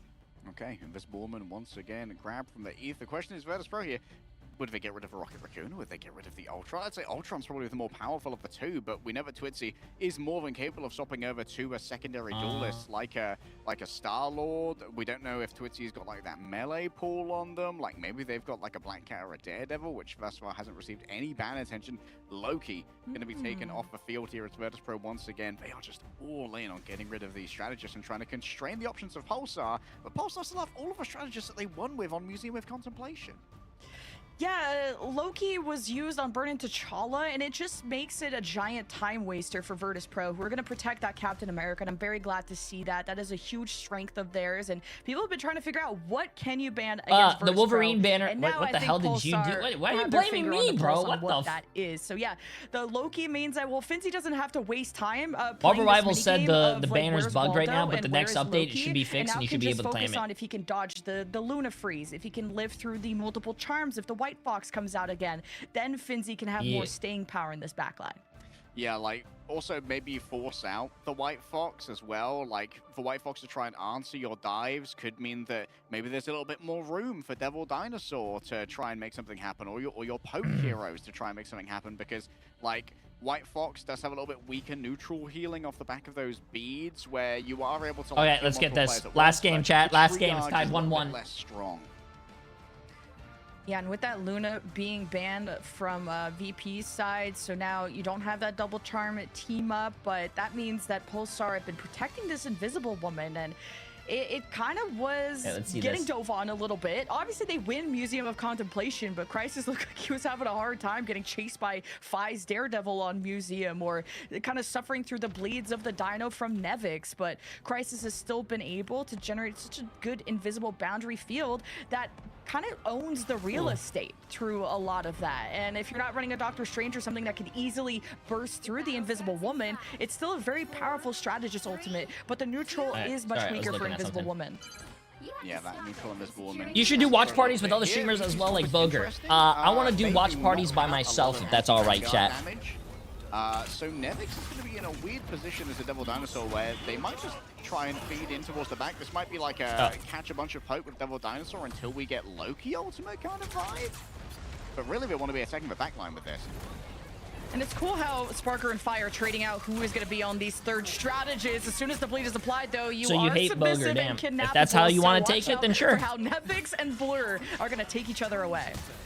All right, Sepo's managed to claim quite a bit of space here, brings out the regeneration domain, and that's a great grab onto Blur. The question is the follow-up going to be there? No, counter kidnap coming on through, and you can see that Finzi needs attention, isn't able to get it in time. The bleed gets it done. Get exsanguinated, idiot. As I was sick, Boo Love. VP. I was literally sick. Where did that one come from? Your ranked comms are coming out. You're spreading misinformation. But, hey, Pulsar win the first wave, and they are playing a more front-to-back composition and running the Emma, obviously, instead of a Captain America, as Phi will linger. As soon as the approach happens, he's looking to jump right on top of Crisis, while Twitzy in the air will be more difficult to actually access, as you can tell. Phi's approach is noticed. Twitch is already used the Imperative Firewall here to give over that additional HP and damage boost as well. And now Phi's finding themselves alone. I know you just hate other streamers. Bro, is drawn on up, and Crisis answers readily. I don't like co-streaming with other people because it's going to be too much talking, and then you guys can't hear me talking, and you can't hear the casters. Oh my god, Virtus Pro just rolled them. Finally, VP found their calling. There could be time for a recontest here, and yes, Crisis is going to start opening the pentagram of Ferala. Yeah, I'm worried about the Dredro invisible. It was actually such a bummer that you got sick. Slow to make sure Pulsar could not Yeah, the escape, first day but I no, got to Horror China, has been I canceled. actually had Crisis is diarrhea. gonna It was abandon my body was and not the used to the rest of food. Pulsar will Also, just when I play first got to for the China, long game. they So didn't have those fantastic normal job by toilets. VP. The first toilet that I had to There use was when I had actually diarrhea, canceled. They chat, just felt like they didn't was have time. those But now in-ground VP have toilets so that many I've never seen ultimates, before. and namely Also, I just want to let you guys know, before I went to China, I hit a nasty leg day. So just imagine how my first experience was in China. Also, let me keep in mind that the bathroom that I went to also didn't have toilet paper. So I had to steal the next time I went to my hotel, I had to steal the toilet paper and put it in my backpack. this is good stalling, and this is going to be the job of the Dino to really own this corner. But how much attention do you want to commit to someone like Finzi, who is now behind the Elsa? Yeah, man. Ballas gets pulled off by the But it was, I love China, bro. I would go back. It was such a great experience. The Devil being led out, but Fi a little bit nervous about going much deeper when faced with Such a great experience, man. Also, I don't know if there's any Canadians here, but I am very jealous of Canada because they get to have those Chinese cars, bro. Oh, those Chinese cars are fucking awesome, man. Now it'll be all eyes on Blur, while VP, they still have their own strategist ultimate. This could be the fight that never ends, and I think Pulsar need to take a lot of minutes off this VP. Yeah, it's not Canada, yeah, it's Canada. All right, in comes the Freedom Charge. Finzi drags everyone forward here, and Fi certainly needs the overhelp. So much damage coming through. The Rampage of Nivix is now going to be well known. An attempt to try and kidnap DRP. The Tenacity is proc, yes, but I don't think it does too much here. Finzi gets momentarily stunned, and we need to try and put in even more damage. So Sparker lets loose with the Rage of Ultron, and anger management didn't work for the young droid. So anyways, PLDR, I really don't like co-streaming with other streamers because on top of my talking, you'll have another streamer talking, and if you have another streamer, there's 3 people talking. You can't really hear the casters. There's too much. It's just too much noise, chat. Just too much noise, bro. I don't like it. And I think it's not good for the viewer experience. And of course, you have 2 Strat ultimates. The sustain is in VP's favor, but they still have to get some card push going. So Pulsar have time, and this is an aggressive invisible boundary. Yeah, the slow being applied to so many members of Pulsar here. Saipe is ready with a second one with the God of Mischief. Also, Sparker's on the Ultron again, man. He's not on DPS. It pains me to see such a great DPS player playing another support. Now has to be drawn forward by Crisis with her own invisible boundary, looking for a target. Fire is going to be the primary one, taking to the skies the Monster Piercer. What can it get done? Pulled on into the midst of a strategist, but maybe they've bitten off more than they could chew on the side of VP as they find themselves temporarily cornered by Blur. Nevix looking for her own kidnap, but unable to really connect as Pulsar seem to have found some stability here. Yeah, Pulsar living through that wave. I don't know if I agree with the invisible boundary. Now it's like the strategist is now the shot caller in that moment, but Finzi gets checked at the door. Good punish from the Elsa. Now VP really in trouble with only 1 Vanguard. Now no Vanguards. Oh, yo, they're making Elsa work, bro. They're making Elsa work. Get stepped on by the White Fox. They need to take off Sparker off the Ultron though. Put him on Phoenix, man. Have Fi and Sparker both play DPS, bro. Still have to get to that second point, and we had 2 strategist ultimates. You had Finzi on the flank. It's just not coming together as the way that VP envisioned it. Now Apex Predator, Rage of Ultron, these are all things on the menu, and Blur is exploring that menu. Dude, Blur just took Fi's lunch money. Whatever is on the menu, bro cannot afford it. Sparker makes a fall on down with telekinetic beam. He doesn't even have a brain, and yet Emma Frost still gets it done. Yeah, but Virtus Pro has better ult economy here for the last fight. Big, and now only 30 seconds, and VP will have to find a way to touch the cart very soon. Finzi is on his own adventures, and Ballas is staring him down. Appreciate the massive 3 months, my friend. How you doing? And their Vanguards are just struggling to do just that. Now the strategists are accessible. Saipe can't die here. Devil unleashed here by Fi. Healing should be good coming through from Twitzy. Grabbed in place by Blur. And while we get chomped on down upon the rest of the that's not good that Fi died. They had better ult economy too. What's going on here, chat? The Glartrox is going to pop off. A very aggressive usage here of the invisible boundary. Try and drag them forth from it. And the healing can't be delivered onto Nevix. And now VP start to see their lives flash before their eyes as Ballas is going to be taking the role. Pulsar is going ham right now, bro. If Virtus Pro loses their first matchup of the stage 1, chat, that's gonna be insane. Yo, Tutter, appreciate us getting this up to Jay3 VODs. Multiple players via the teleporter, but you're going to be debuffing yourself straight into an invisible boundary, but both by Crisis and by Saipe. A momentary stalemate, and this means that there's no more dinosaur to play with after Nevix has had to swap on over. It's too difficult to try and stay on this point. Fi tries to make something work around the outside, but there's no way, bro. There's no way. Virtus Pro, oh my god, chat. Stopped midway through second. Man, Blur is looking crispy. Virtus Pro is I can't lie. Bubbling off Saipe and the rest of VP's strategists from the double Vanguard anchor of Virtus Pro, who are still try to contest. I mean, it was an uphill battle, but Blur's ability Take to walk on this Sparker has to be off studied. Ultron. Like, I mean, He is there's, like, too 4 of him, and goated he's still to on play Steve and Arby to support. try and take down Slap this it in Dino. chat, bro. And then the healers Has are not being able Virtus? to get to people like Does anyone here follow any of the pro players here, chat? Do you guys watch their streams? Has Virtus Pro been scrimming fucking Sentinels? Are they trying to copy the same shit? Hey, let's take our best DPS player, the best DPS player in the world, and let's just slap him on fucking support for some reason. Bro, what are we doing? Virtus Pro! getting walked like a dog. He hasn't actually suffered any casualties. He's really Bro. this Dino's time, and they could have their own Oh, thank you. Wait, why are you guys switching? Okay, wait, they heard me. Now they put Sparker on DPS, but they took Phi off DPS and put him on the Ultron. Wait, that's not what I was talking about. Run 222. Professor Guang said 222 has the highest win rate. Solo DPS Daredevil, when you're trying to play this kind of front-to-back approach, unideal. I much prefer the Elsa here, which lets you play your front-to-back a lot better, because it was just so hard for the remainder of VP to get in onto that backline. Fincy and Phi kind of just couldn't get a dive together going up against 3 strategists.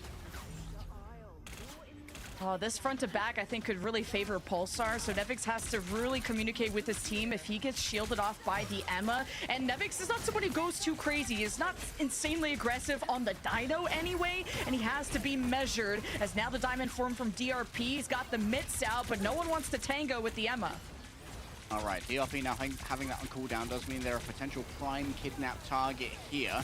Question is, has Blur made it happen already? Nevix gets grabbed on in, up come the shields to try and block off some of that healing, and Twitzy just forced to watch from afar for now. Can't really do the burst damage just needed to get rid of any of their opponents, but it's all about balance building. Already 69% of the way towards a nice ult. Yeah, Finzy also back on the Emma. Wasn't a comfort pick on Museum, but it's going to be a lot simpler to do it on a map like this. But Pulsar have really crept their way in, but Blur is looking less and less healthy, and Nevix tackles him to the ground. Oh, what is DRP doing back there? Homie is in Narnia, needs to be rescued off the back of the Cosmic Yarn Amplifier, and this is where you get the value. That's going to be a huge kidnap, and it means that Spark is not going to be around. I gotta go to the bathroom, bro. I don't feel so good. Temporarily, the Emma Frost has to be rescued here. Rashrujo brings up the invisible boundary. DRP too far out, the damage is good. Twitzy lays down their own with the Rage of Ultron, and it's an exchange of fire between the Ernstwhile robotic overlord. Good hold so far from Virtus Pro. Ran out of momentum. Good hold so far. Pulsar not winning that Apex Predator fight is pretty massive, because now Sparker has his, and in a tight choke point like this, in a very long lane, Sparker dragging attackers into the defender's base is going to be really hard for Pulsar to get the resources to those claimed members, especially against an Emma Frost Shield. Oh, Blur, yeah, it's it's not looking good for Blur. Gets kidnapped, gets seduced by the pretty lady. What more can a dinosaur get before it gets turned into oil? VP have brought this time bank down to half, and now it's time for VP to put on a Oh my show God, against Blur is getting bullied right now. I feel bad for the guy, bro. The rampage is strong here. Blur has died 3 or 4 times in the span of like 2 minutes, dude. I feel so bad. They've lost half their time. He's died, he got revived, he died, he came back with his team, he died, he got revived, he died. Exchanges of Apex Bro. Predators, and I think it's gonna be easy for VP to play the perimeter. I This feel base so is hard bad. to claim, while Pulsar are gonna have to look directly into the sun, directly into this Apex Predator. And VP have been good at, you know, taking care of that ultimate and eliminating it in the past, but Sparker is getting checked. You gotta help him. All right, Ballas can jump inside of Invisible Boundary now, but still wants to try and challenge Saipei. Uses both of their dashes to try and make this one work, and so is going to be in a pretty difficult position. Still, Vincent. Oh, he's going to want to use his Glartrox off the map. The Moon Knight has changed everything here. Twitzy with a quick identification of Wait, he didn't hit anyone with his Glartrox. Uh-oh. To the dinosaur. Virtus Pro does have 3 ults, though. Damage boost from Pulsar, but VP way more tools in the bank, including an invisible boundary, which could just stabilize them and the field, make it so Pulsar can't move, but Pulsar have the damage. Lapsus Atilis and Blur about to do so much damage. The Glartrox going to drag players inside of the invisible boundary. Ooh! Sparker with the 2-piece and the ult. Hey, what did I say? I should be a coach. Even though I really don't agree with the 3 supports that they're running, I told you put Sparker on DPS, chat. I told you. I take credit for this win. And everyone that was saying, Jay3, how does it feel that you made everyone vote Virtus Pro and lose their channel points? Eat my ass. Lick my feet.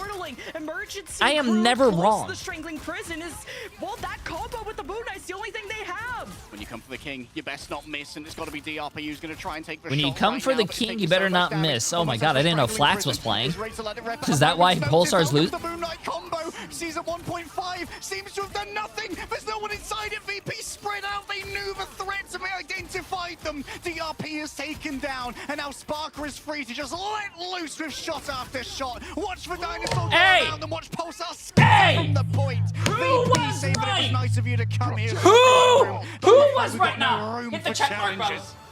Check mark. On the Who edge was of right? defeat and on the Who edge of was the right? fight. That is a You are heartbreaking welcome, way bro. to end the series for Pulsar, but also Bang! Didn't I tell you? Put Sparker on DPS. And it's almost like bro, my brain is so big. It's like what's that cartoon, chat? It's like Jimmy Neutron, bro. I am 24/7 in brain blast mode, bro. 24/7 in brain blast mode. Stage 1, I'm excited. Yeah, I mean, oh, let's get it. Let's get it. Much of a thriller of a series as we could ask for, 410 right? people MVP trusted and me. Pulsar. I think this put a lot of 116 teams people on did not notice trust me, and against that's why Pulsar they're in their losing group, $1.2 specifically million. how close they played the world champions themselves. But I think the big thing also just goes to show that it's Virtus Pro at the end of the day. You know, you Yo, can take a shot at the Rado, crown, one but you better not Rado. miss, Appreciate and us to that's be tier exactly 1 what sub, we my saw friend. How you happen doing? here. You know, yet again, shout out Flats on that one. But even then, I mean, talking specifically about the stars of Virtus Pro, right? I think Saipe really locked in specifically on this last map. I mean, you know, going into that second half, didn't have a single casualty against them specifically, and really just being exactly where they need to be for their team, knowing how to kite perfectly, how to stay alive and keep them sustained is so massive in this meta where, you know, these strategists are just getting deleted left and right. And I think that's the issue that we saw specifically for Pulsars. They just struggled to keep their team alive towards the end there, Jen. Absolutely. And I mean, just getting through Central Park choke point, I thought the front to back would have been enough, but once Finzi went to the Emma, you really are matching that mirror and that shield. As soon as you walk in on the attackers, if the strategists don't follow along, that Emma shield is going to deny so many sight lines, whether it's the duelist and also the strategist. And despite, you know, speaking of staying alive, Saipe had 0 casualties in that first half, so it was really impressive. Yeah, great look from them, specifically looking at Sparker. Again, another MVP performance. Not as much damage as last time, but some great accuracy, as we could see their leg day. Yeah, maybe not as much damage, but that's because they were spending half their time on Ultron. And honestly, if I'm VP, like, it was a victory, but we gotta go cook a little bit harder on that composition. So don't really vibe with it. I'm not sure what Yo, it's Smellfish for 3 months. Like appreciate it. could never get on a target together, but the second that Sparker swapped over onto the Elsa and they're a little bit more focused in on their front to back, like, we saw like the change for Blur's reality in real time, right? Like, there was so much more damage going Blur's way. Could not play this audacious, like, as Lemon was pointing out during the cast, like, there was so little, like, Vanguard damage coming out of VP to start with. Blur was just sitting in their backline. He was just eating Saipe the entire time. It was like, oh man, my favorite flavor, Asgardian, yum! Frost Giant, if we're being pedantic about it. But I think that Virtus Pro made a good adjustment to put Sparker onto the Elsa, and they definitely recognized from that previous Museum of Contemplation, this Elsa character's still pretty good. Yeah, I mean, seeing Elsa the Monster Hunter slaying a monster, it makes sense that it works, right? So that's what we saw. Artstuck Platish with the from 10 gifted subs on YouTube. combination. Absolutely insane, my friend. Appreciate it. If it ain't broke, you don't need to fix it here. I mean, in terms of like improvements we need to see from Pulsar to close it out next time here, Lemon, what was like the main thing you thought was like lacking from them?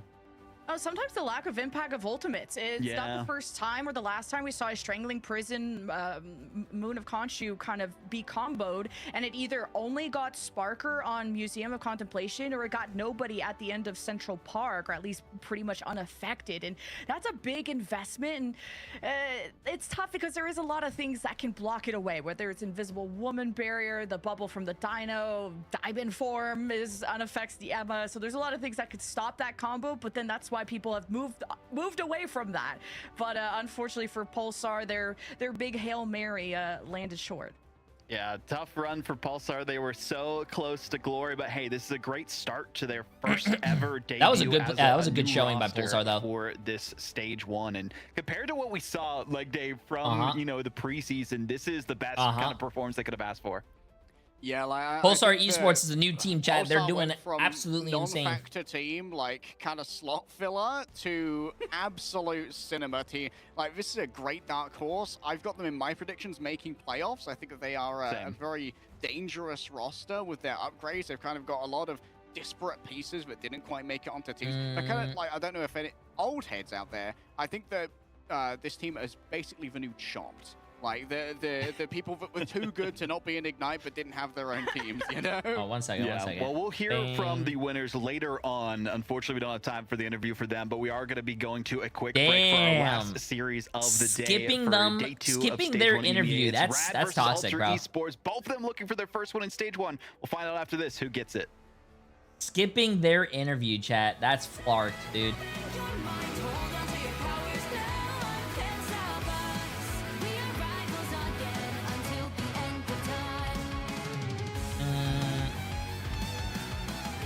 One second. Bang. Oh, while we're doing this, I'm gonna do the next predictions, chat.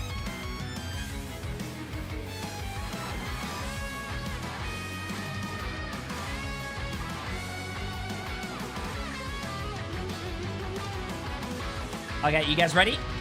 Next game, we have Rad against Alter Esports, which I think, in my opinion, that Rad is going to win. So I'll let you guys do your predictions here, chat. Good luck, have fun. Good luck and have fun, chat. Good luck and have fun.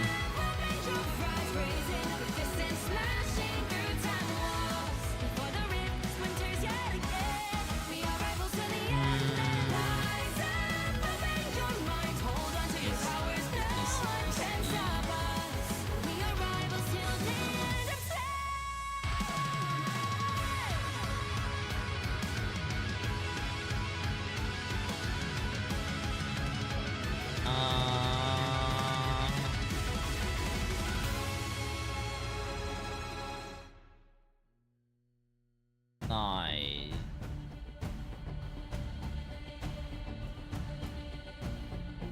Sorry, one second.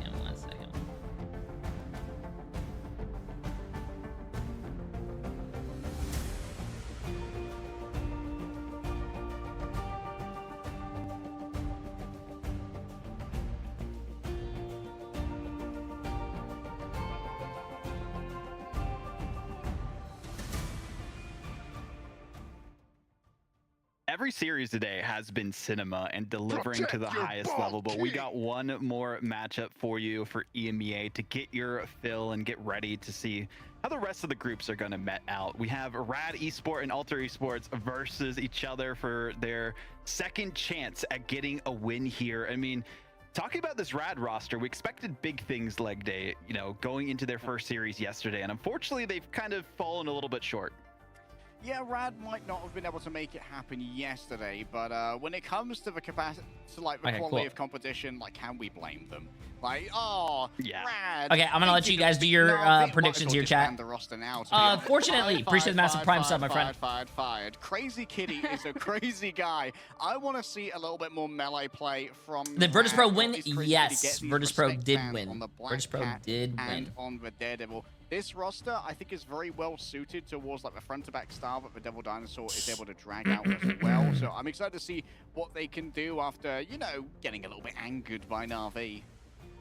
Yeah, I mean, Crazy Kitty is legally obligated to play the cat, and he's going to get his lawyer involved if that gets banned out. And Alter Esports also went to the map 3. Both these teams starting off 0-1. I would say Rad, more respect to losing to Na'Vi, but Alter, you know, losing to Lions after they won the first match was, or they had responded on the second map was really appreciate the massive prime sub. Jordan for 33 months. Appreciate it. Fortunately, appreciate massive prime sub as well. Their strategists, the communication broke down. There was a lot of punish into team. Who are you going with this time? I think Rad's going to win. Boxing is still trying to find his pacing on the Emma. So Alter, I think Rad was looking like a really good team yesterday. Rad played. Who did Rad play yesterday, chat? Rad played Na'Vi. At the placements even though they didn't win, I think they did really well. MRC matchups. This is a bit of a grudge match between these two teams, right? First place went to Rad, second place went to Alter Esports, of course, having a little bit of a different result in the playoffs. Specifically, Alter Esports didn't make it there last time, whereas Rad all the way to top 4. This is a much-win moment, I would say, here, leg day, for Alter Esports to kind of change their fate in the eyes of the audience out there. I mean, they kind of need to after losing to Lions. Like, Alter Esports are already in a very dangerous position because you've got to think about the people in their group. Like Na'Vi is one of the teams you're gonna have to go up against as well. Are you gonna be winning that one?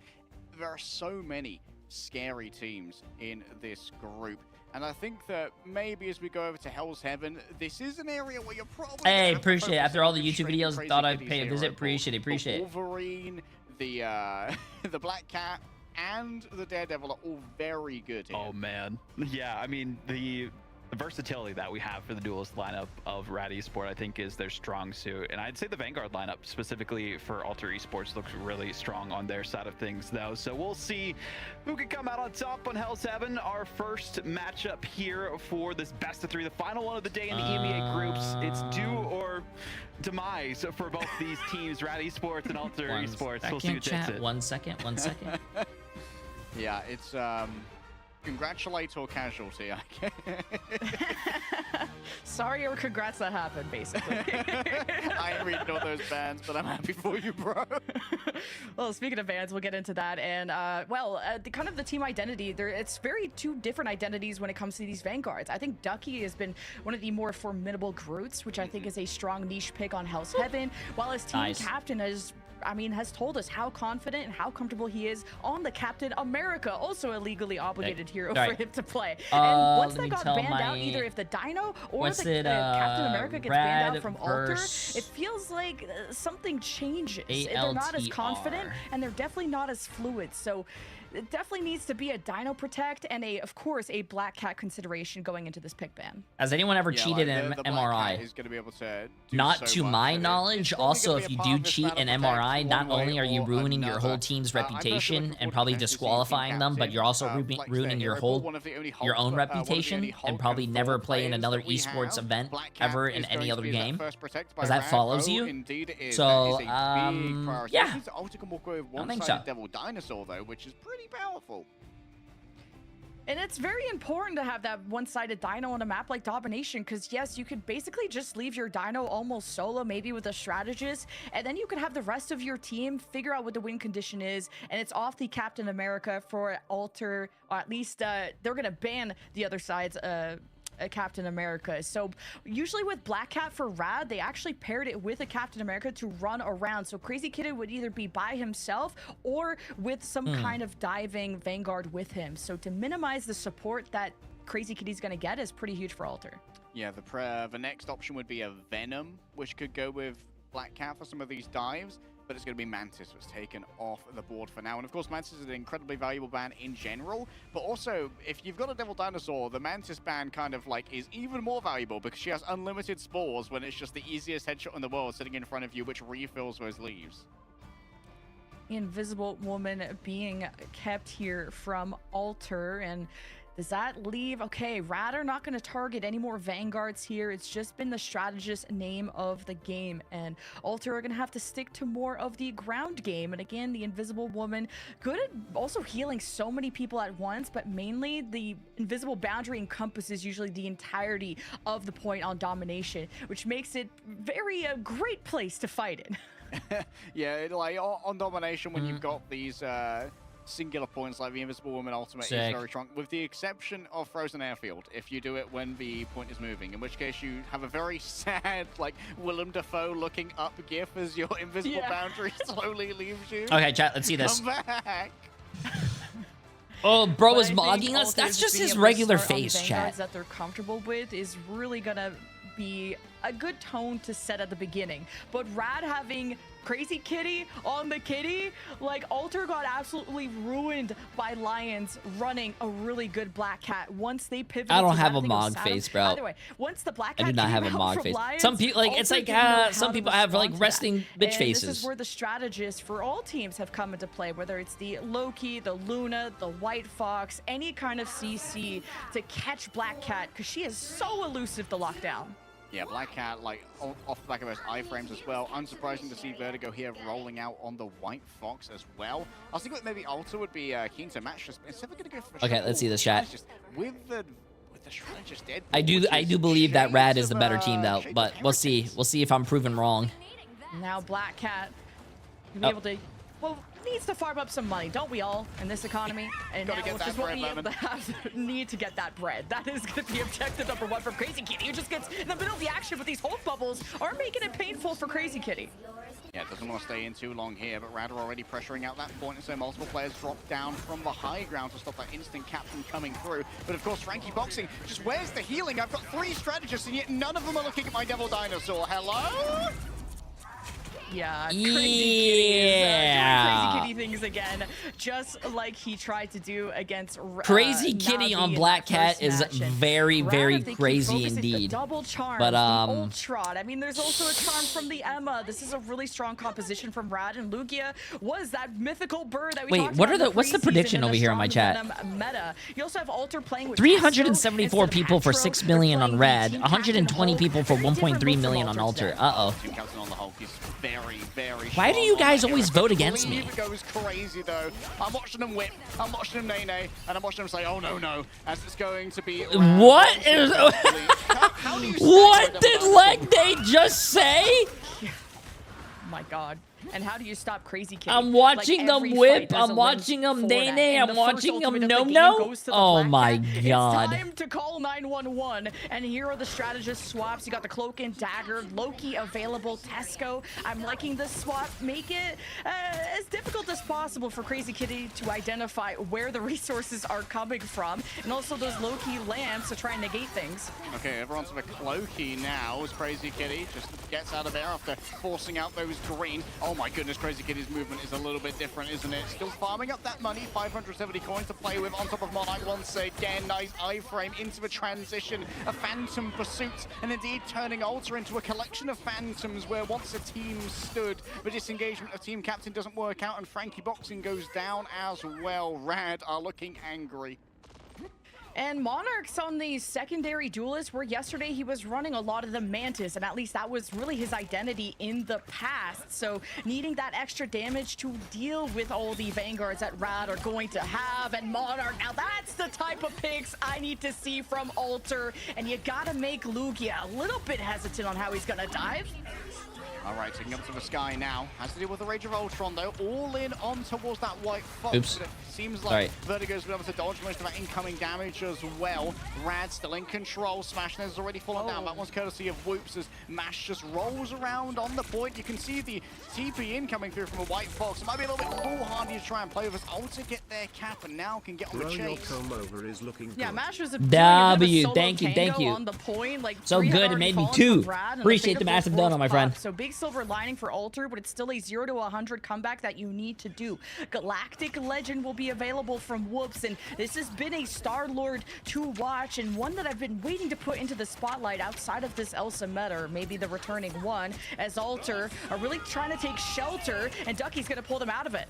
Team captain drags everyone forward with a freedom charge. It seems like there's a good chase out here onto the Black Cat. Yes, there will be some survival for Crazy Kitty, but at least isn't involved in the fight for now as Alter continue to climb up those percentage points. Looking for an opening now. Vertigo starts off with the Kumiho being unleashed, and Crazy Kitty's fallen down to the auto aim of the Galactic Legend. For Rad, I think it's back to the drawing board as they just disengage and see if anyone overextends to try and chase them. Yeah, an expensive fight though for Alter, but the Endsong Inferno more to just help Monarch escape things like this as Lugia does go for There's the no piece of way. the There's no abyss. way The Alter fate is Esports fucked. I comes like back that and for reverse Enzo, but he sweeps them, still right? locked it down, After and being this Fred is in dominated for the trouble. first like minute and a half, 2 minutes of the game. Exo needs some triage instantly, and Mash is there to give it on over. Exo's been taken down by a phantom pursuit of Crazy Kitty. Only healing coming through now is going to be Tesco on the White Fox. So has to unleash the Kumiho to keep the remainder of the team healthy. Still, there's going to be so much damage going their way. Crazy Kitty's just slicing on through. The calling cards have been extended, but do you want to continue throwing forward here? As it is going to be a quick TP. Opened up. How is in the Rad lane playing by Ultron Exo. when Frankie Alter Box banned is him? to emerge and begin their rampage. They feel the need to do so, but Rad are falling low on resources themselves. Mash moves forward. What you're Out comes seeing the in the fate of top both left and worlds, right healing are up the banned remainder of the characters team. for that Can't get Ducky team. in time. Smash So Missile Ultron is floating banned too for high Alter above it Esports. to Alter find the Esports can't play it, AOE. but Rad can Alter still in play it, control chat. at 95%. There's one last fight for it. This is the 0 to 100 comeback. Mash yet again, the fate of both worlds, just to escape and not to thrive. And here comes Wow, this is Alter actually yet insane, again though. at I did full not force think now Alter with Esports was Exo gonna come on back. the Doctor Strange. You still have 2 I shots did here for not think they Alter. were gonna come And back, all but eyes this on is Team crazy. Captain. And if he could try to trade backlines, because the Crazy Kitty is relentless. Dude, Monarch came back in an emergency on the Rocket Raccoon. What a grab for Frankie Boxing! And that meant that Tesco got resurrected as well by the Cosmic Yarn Amplifier. Now just sending out the beads, all of the marbles going into the healing right now as Frankie Boxing just chomps on through his favorite flavors. There is no way. Alter take away the first submap of Hell's Heaven. What a reversal! Absolutely. After Alter were really having their backline ravaged by a Black Cat, Alter just stayed composed and stayed resilient on the front lines. Frankie, this has become more of his comfort pick now on the Dino, and when he could be trusted to play solo and be the ultimate anchor, there is no eliminating this Dino at the end of the day. 10k damage for a reason, whilst the other side... Bro, chat, I did not think this was gonna happen, man. Listen, it's not a curse, bro. It's not a curse. It's not a curse. Phoenix almost every single time. It's not a curse, Phoenix bro. is going to be your best option to be as survivable as you can. If it's not going to be a Star-Lord who's just going to straight up fly away. But Rad, their dive is looking very menacing, but Alter's space taking is looking better. And what a comeback that was from Alter. And we'll see if they could go all the way as When they is the will Swamp open up this Gaming first fight match? with the Galactic Swamp Legend. Gaming does not play today. Legend's going to be huge here. Not too much to try. If you guys ever need to know what the games are, exclamation mark MRI. For Whoops. Also, Alter, their fortunes definitely turned around when we moved over towards the White Fox, which is great at rebuffing these melee-focused divers. Whoops is just trying to find an angle, and Rad at any point could escape into that back hallway. So I like the patience here from Whoops. Maybe wait for the point to unlock when everyone's going to be forced to be within arm's reach, as Whoops is getting eager, and the ice walls from Ducky to try and keep Alter off of their back. And the cap will not go Alter's way quite yet, not until Lugia has been removed. But when you're forced onto a point, that's when Whoops could try and find his opening here with the Galactic Legend. Lugia Goat attempts to eat, but doesn't find much in the way of nutrition. Frankie Boxing found around the other side. Whoops continues chasing and taking cover inside let's see this. of all of the architecture. Ultron seems to have found their man. What a great split here from Rad. And they found their 1v1s as well. Started to win them. Lugia Go eats through Tesco. Call that one a meal deal. It's going to be Crazy Kitty finding team captain on the other side, and Whoops can't do nothing. The counter positioning from Rad was really good. They knew what to expect out of Alter, that Galactic Legend. They just played cat and mouse, and Whoops never found a solid opportunity. And then you have a double health percentage of Lugia's Feast of the Abyss and a Ducky chunking down Frankie Boxing. So Alter, they can only buy so much time for these duelists to make the magic happen. Frankie Boxing almost has a rampage. Doesn't have much HP to try and work with, though. As Rad, they have plenty of ults to try and stop this next push. Lugia needs to be rescued. Does get alarmingly low, but it seems like the remainder of the healing has been sent their way. Whoops trying to get some quick clips over, and of course this is going to allow Mash to build up towards that fate of both worlds. Smash Days in the air is going to be in a lot of danger, and Exo needs to try and rebuff all of this, using the Eternal Bond towards the back. They don't know where the targets are. The pings aren't there. Monarch had no information to work with, and so Alter aren't getting so much value off their ultimates right now. Mash going down, there's team captain in the back. It's a great dive. Crazy Kitty! Oh, stopped in their tracks. The Kumiho was unleashed. Oh, it's so cinematic. Absolute cinema here from the White Fox versus Black Cat matchup. And Alter subtracted Bash from that fight. Bro, when I they was were doing 90% this. on This Beta both worlds. That would have been the second. This has player been looking sustained that would've really really helped. good Well, lately, both man. strategist This ultimates state, came I out, can't and wait a for the lot playoffs. came out I of think the Alter playoffs are going to be a lot of to fun. live through and also win that fight. So again, Alter need to get proactive in these fights, especially with the Galactic Legend. You still need to earn up to that, but creating the opportunities. Team Captain, I need to see him zone Rad into the open so that Whoops can get more sight lines out of this EMEA Galactic means Legend. Europe, Middle East, and Africa. That's the region. Damage boost perhaps onto the face of the Abyss. Yeah. At the moment, Whoops just needs to try and get a track onto their counterpart. Crazy Kitty's being annoying as they move on forward. Crazy Kitty's cleave absolutely has cloven through Alter Esports in midair. There's no way! Oh, the Galactic Legend! But I've stolen your papers, I've stolen your library card, I've stolen your hope of making this one work. Rad have Crazy Kitty to thank for an absolute mythos busting. So Yeah, yesterday, really good someone fate in my of both chat worlds said, from "Yo, Rad can to we just not get themselves on nerf the Black point Cat? and to Black get Cat is Crazy Kitty perfectly comfortable. balanced, Even and up in the air, she is already everyone so else hard is to mad track, that and she's Whoops just balanced." hesitated Chat, are we that still whole thinking fight, she's especially balanced? with how rebuffed What are Rad your was guys' because thoughts? of the strat ult. Concerns? So Yeah. Alter's win condition is very much minimized as well, we'll go and do a replay of that ultimate getting shut down. While It was a Alter, YouTube viewer, they so still I have to don't- work I their way don't- back up I to don't the know. point, and it's the last fight before round 3. Crazy Kitty wants more cooking, wants onto Whips. Phantom Pursuit gets them low and now into stealth towards the back. By the way, Already Jay, so much sorry I damage can't has see come those. their way, though. Wait, you Smash can't Nest really? is gonna be It's forced just to use the activity range feed. of You can't see Ultron. the activity feed? Remainder of Rad are nice and healthy, and Alter can't feel You're good, confident you're good. moving forward. Still Frankie boxing with a rampage, ready to try and work. Inside of overtime, they're forced onto a point, but he isn't overly bothered as he moves on forward towards the back. Mash is assaulted from so many sides, and Team Captain just carves through them with the Vibranium Energy Saw. Where can you go? Frankie boxing, but back to the Cretaceous period. You're no longer welcome in the modern day, Devil Dinosaur. Crazy Kitty finds another Exo Falls on the side, and Rad strike back with a vengeance. And this is what's hurt Alter in the past of investing everything into Whoops, and if that doesn't get pulled off, then there is no plan B. It is the only plan for Alter. You know, sometimes all the good. Vanguards, I think, can win it out, but that's if Crazy Kitty isn't going crazy on your backline. So Rad seemed to have a more easier execution and more burst as well from a Black Cat versus a Star-Lord who, you know, it's very mechanical to try and one-clip everybody, even with the extra ammo, and it's even harder to do through a strategist ultimate. So Whoops is still the MVP for those final hits, but it is going to have to be a team effort from Alter if they want to end up winning this out. Because right now, Rad, it's very clear that Crazy Kitty is the final boss of Hell's Heaven. Crazy Kitty might be the final boss of the EMEA, honestly. I've become such a fan of Crazy Kitty over the last, I don't know, 6 months. Homie has went from, who is this guy on an MRC team to, oh, he is the guy. I'm looking forward to seeing how Lugia and Ducky deal with these Vanguards, because like I said, the double health percentage, the crystal grab from Ducky, Lugia with the feast of the Abyss is let's see this chat. Focus onto Frankie boxing, and Rad have really split up the objectives well, and Alter are getting split.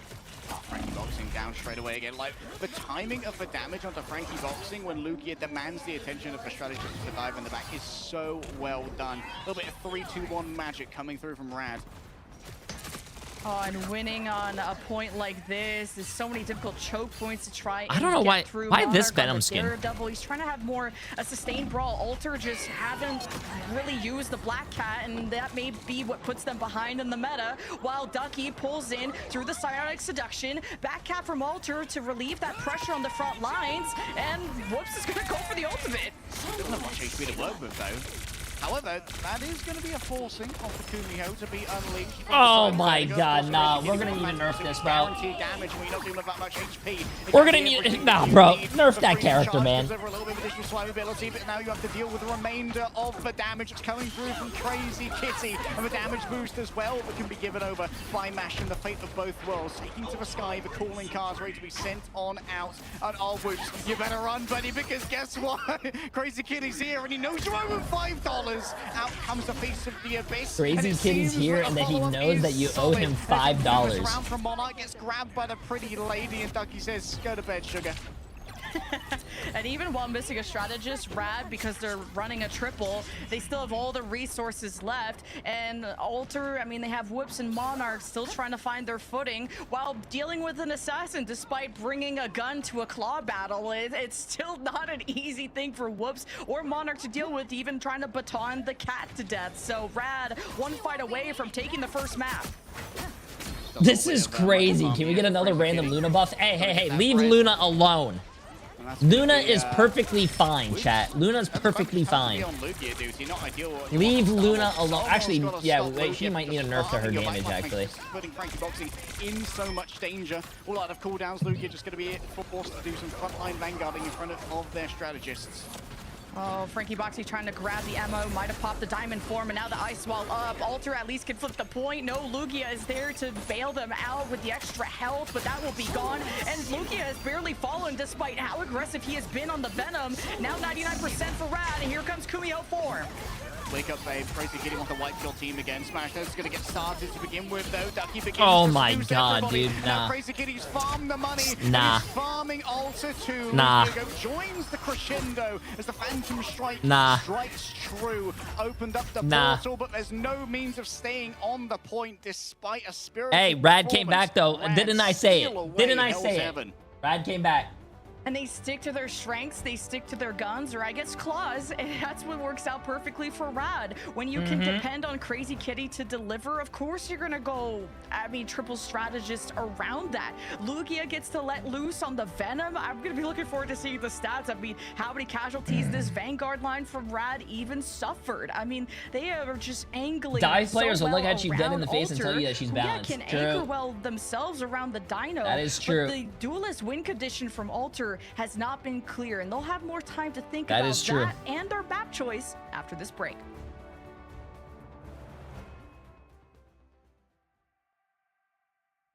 Nah, it's crazy. Jay, can I see your America's predictions? My America predictions. Bang. NRG against Nightmare. NRG wins. 100 Thieves against FlyQuest. I think FlyQuest is gonna win, chat. I don't have faith in 100 Thieves right now. They need to earn my faith back. Then you have right here, you can't really see it, but it says STD. STD against TSM. I have TSM winning. YWL against EXG. I have YWL winning. Yeah. There you guys go. Why Quest is ass? In the preseason, they were butt cheeks. But as you can see, the difference between the preseason and stage 1 is that a lot of characters got changed. A lot of players got removed. A lot of players got added. So it's a whole brand new team, chat. So it's gonna be different. It's gonna be different. I mean, look at Ultra Esports. No, not Ultra Esports. Look at Pulsar. I didn't know Pulsar was gonna do that well against Virtus Pro, and they did. So yeah. Look at Reason. Fire against Reason. I thought Reason's popping off too.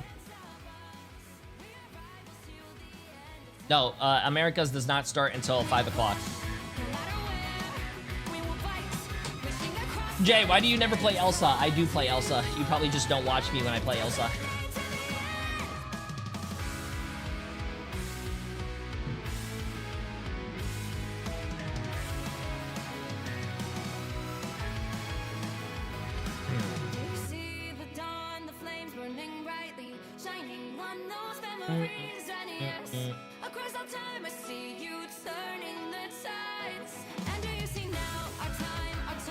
Nice.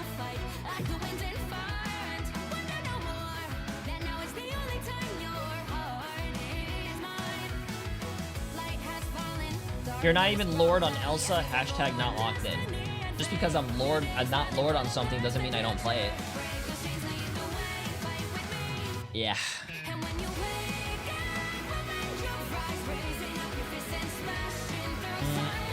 Star-Lord ult has 40 bullets. Yes, I don't think Star-Lord's ult is gonna have 50 bullets yet. If Star-Lord's ult had 50 bullets, that would be very broken. Yeah, but it is very weird. Star-Lord's original kit has 50, and then when you ult, you go down to 40. It is weird, in my opinion, at least.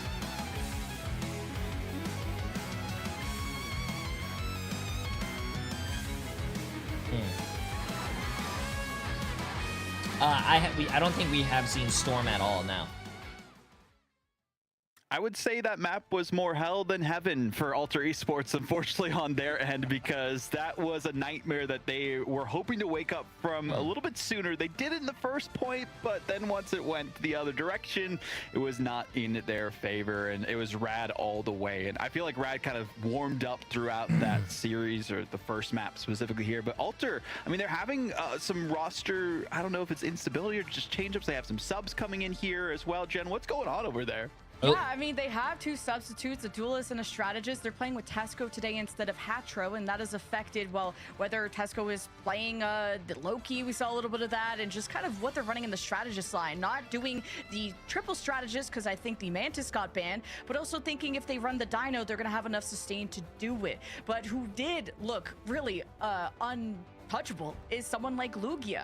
The Venom returns, only experiencing 3 casualties. That's what I wanted to see. This guy dives in and there is no punish towards him, whether it's like any kind of charms. That's actually grabs, insane. like, I don't know if you guys can Lugia see that. accomplishing as much as he 31 did was kills, incredible for 3 Rad. deaths, 8 assists. I mean, like, the 42% accuracy as well on Venom is kind of disgusting. And we talked about, like, keeping Frankie sustained on the front line, right? And I think Lugia is a big part of why that couldn't happen so much, because while we may see that swap over to 2 like primary healers as strategists to try and make sure that you could keep. I do think Venom is really good, especially if the other team is not running a Invis-Woman to pull you back to kill you. That back line again and again to allow for the remainder of the team to just collapse on Frankie and destroy him. It was pretty great to, you know, see the turnaround for Rad specifically too, and I feel like that Vanguard lineup worked out so well together for it. The Black Cat diff as well. I mean, this meta you need to have someone who's good at either Black Cat or Daredevil as well that you could play on. Jalia, not too surprised on this one, Lemon, especially after yesterday we saw them get the win there against the Lions for it. Yeah, I would say like something like a Star-Lord is going to be more mechanical in terms of the movement and the aiming, while as Black Cat, it's more decision and resource balance, and you're getting so much How out many of it subs if for you you can to really watch this master POV of a that. thrower And on my not- team? Some teams are hesitant on 5,000. bringing out the Black Cat immediately. Take it or Alter leave it. doing just that, but man, Rad do ever look so good behind Crazy Kitty. Well, Rad one step away from getting their first win in Storm stage has 1. Storm has been turning used around from their loss temporarily. to Navi. When Not have too we bad. seen a It's just Storm 1-2 in on the MRI? preseason. Makes sense, but Alter Esports, they have their work cut out for them. Can they turn it around, or will they be going down 0-2 to end off the day? Well, we'll figure it out. Like, why don't you take it away? Jalia once again chosen by Alter Esports, but will they have better luck here? This does seem to be one of their preferred maps.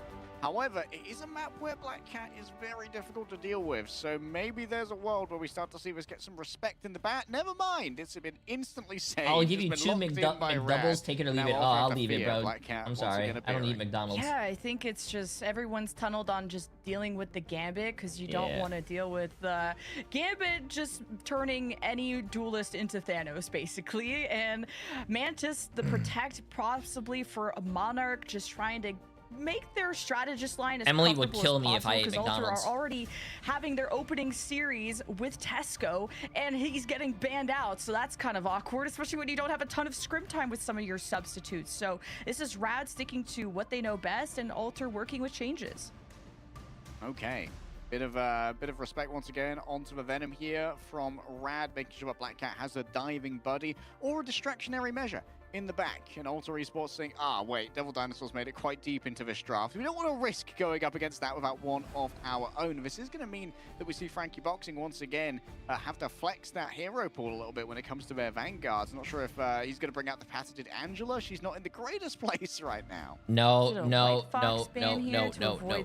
Double charm, but I also think Jalia is really good for Star-Lord based teams, which Alter seem to be centering their identity around, while as Rad, like you Captain said, America the Crazy Kitty, is banned, Rad bro. also went on Jalia, but they went to actually extra innings against Na'Vi, so that looked also really solid for them. Captain Like Na'Vi were America. also So they trying to come are up with a way to leaving stop Crazy the Kitty, Phoenix which was a out there. lot They around are the leaving Loki and the Star-Lord. strategist, and They mainly, are leaving just kind of marking where this White Black Cat is Fox going, and which Luna sometimes team with up. the Daredevil, Damn. sometimes just using your own eyeballs. Ooh. So gonna be a fun map.